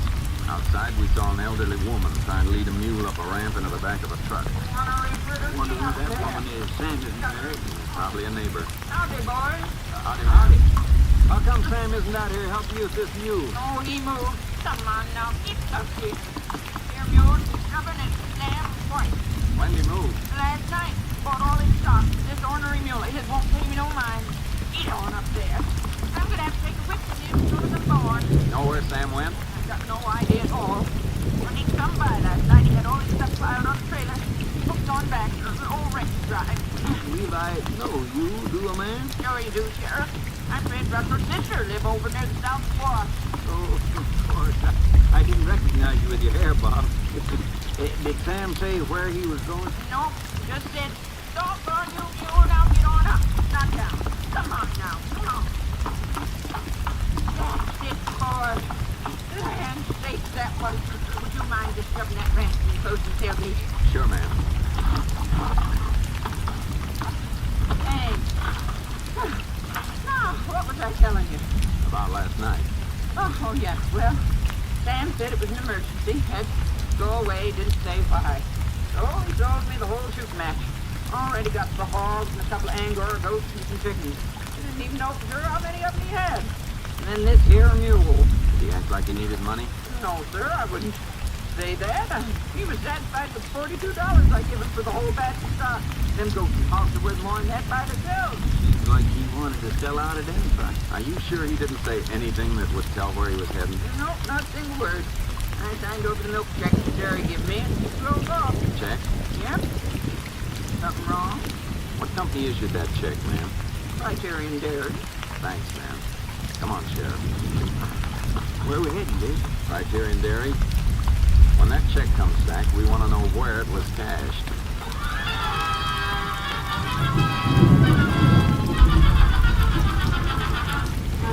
We went to the dairy company. They arranged with their bank to notify us when the canceled check came back. Meanwhile, we continued our search for Roscoe Kreider's body without success. A week later, the check came through. It had been cashed 300 miles away in Tucker, Texas, by a real estate broker named John Cooney. We went there. That's it, Jase. There's your sign, John Cooney. Maybe Sam White bought some property. Yeah, I'll get it. Morning, gentlemen. You, Mr. Cooney? Yes, sir, I am. You remember cashing this check? Let's see now. No, sure. I took it as a rental payment a few days ago. From a man named Sam White? That's right. Rented him a little place out on York Road. He gave me the check for part of the rent. Is something wrong with the check? No, it's okay. How do we get to Mr. White's place? It's about 20 miles out on York Road. But if you want to see him, he's probably in town. What makes you think so? Well, when he rented the farm, he asked me where he could pick up some stock. I told him to go down to the auction yard today. They have sales every Monday. I'm sure he'll be down there. That's about it, Dick. Yeah. Let's get over to that auction.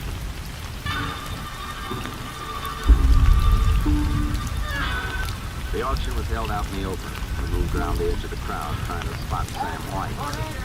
You know, we're sure going to have a time finding him among all these people. I just hope he doesn't see us first and sneak out. And why don't we mix with the crowd and wander through it, Sheriff? Okay. Yeah. Could we get through here, too? Sam's a big man, Jace. Easy to... Hey, Jason, take a seat. Where? Right up front, wearing that checkered shirt. Uh-huh.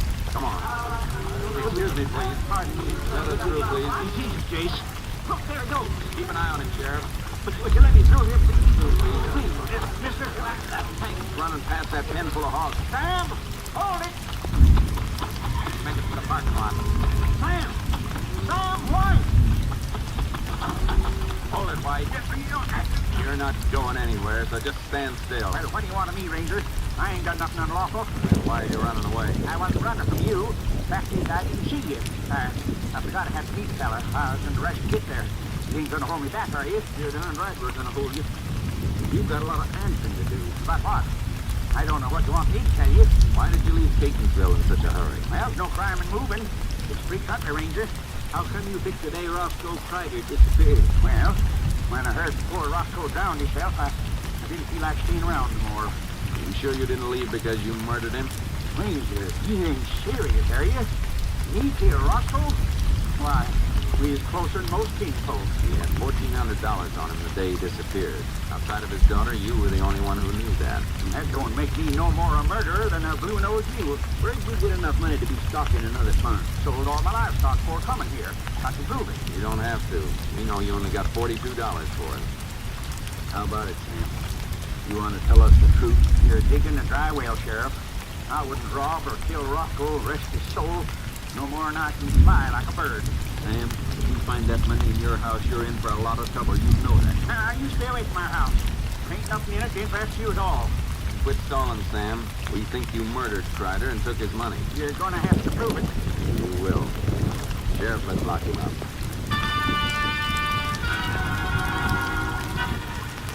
We turned Sam White over to the local constable. Then we got a search warrant from the magistrate and went out to the farm White had rented. Well, look at it, Jason. Hardly any difference between this shack and his last one. Yeah, he was going to use that money for other things. The door's locked. Let's try that window. It's open a couple inches. Good.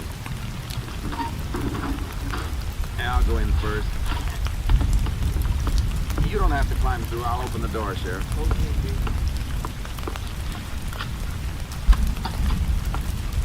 Doesn't have much furniture in here. Shouldn't take us long to go through his stuff. Not many places in here to hide it. Let's try this closet. Packages up on the shelf. About old shoeboxes. Yeah, here's a tin box. The cover's really jammed on tight. Well, there it is. Neat little stack of bills. Mm-hmm. I reckon this cinches the case. It sure does. Let's show this to Sam White. See what he has to say. Come on. Wait a minute, Sheriff. What is it? You hear that noise? Sounded like it came from that back room. Careful, Sheriff. What? Roscoe.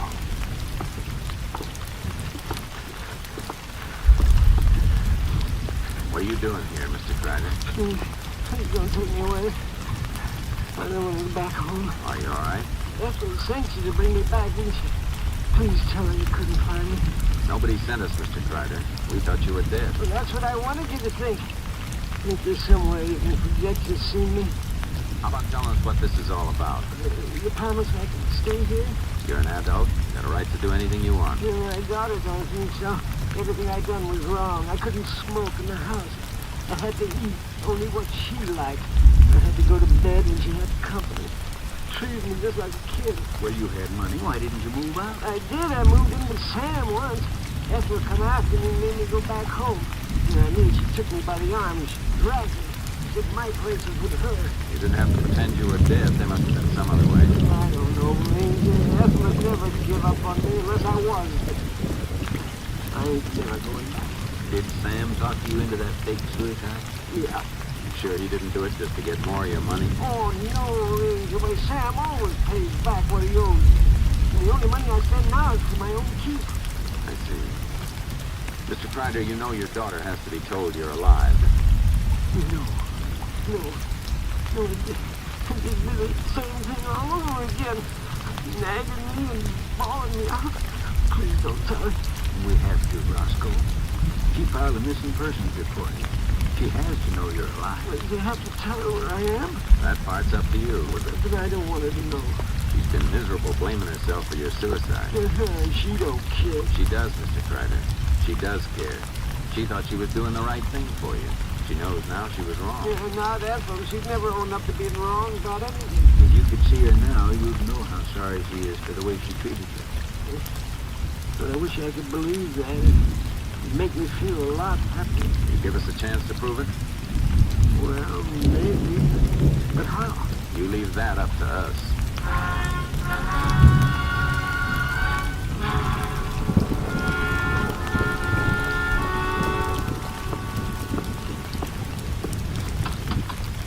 You can come into the office now, Miss Hadley.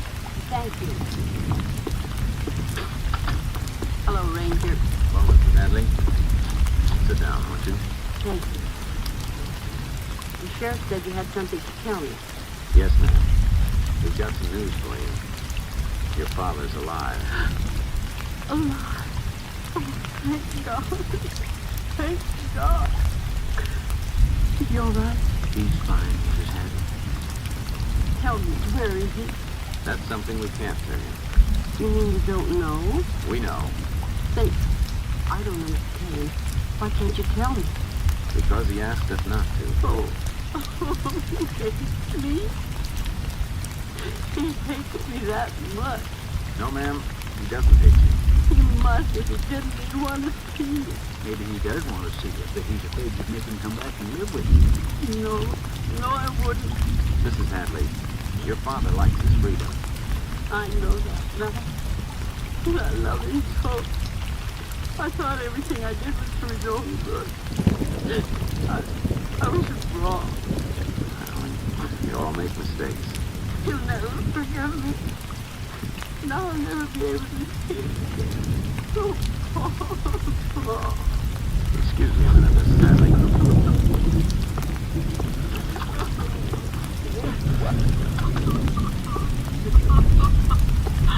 Did you hear what she said, Mr. Crider? Yes. I heard. You believe us now? I believe you, Ranger. I want to see her.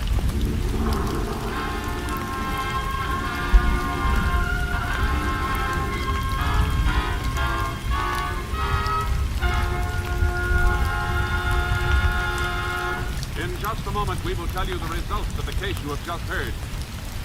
Tomorrow, the Republican convention begins in Chicago. Gathered in this convention city are more than 300 employees of NBC, all completing last-minute details, so that tomorrow morning you will hear the best convention coverage. Yes, as in every election year since 1928, NBC will be the leader in convention news coverage in 1952.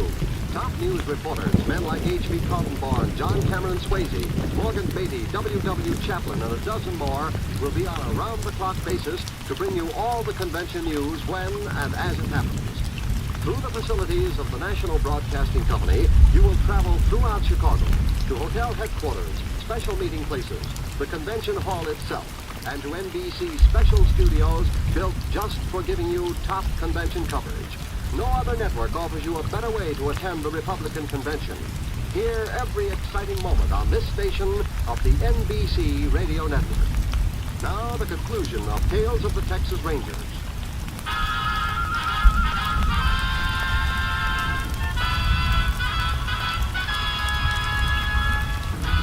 And now, here are the results of the case you have just heard. Mrs. Hadley kept her word.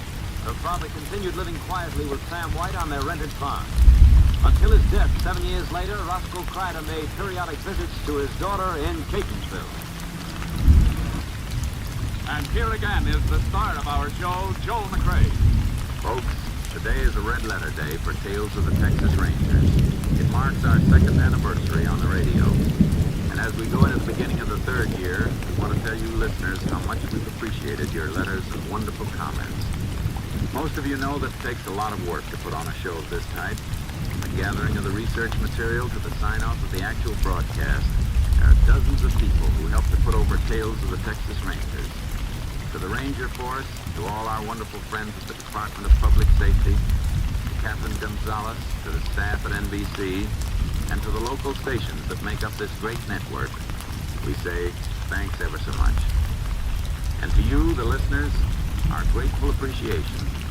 We hope we'll be with you for a long time to come. And we hope you feel that way too. Good night, folks, and thanks. See you next week. Next week, Joel McRae in another authentic reenactment of a case from the files of the Texas Rangers.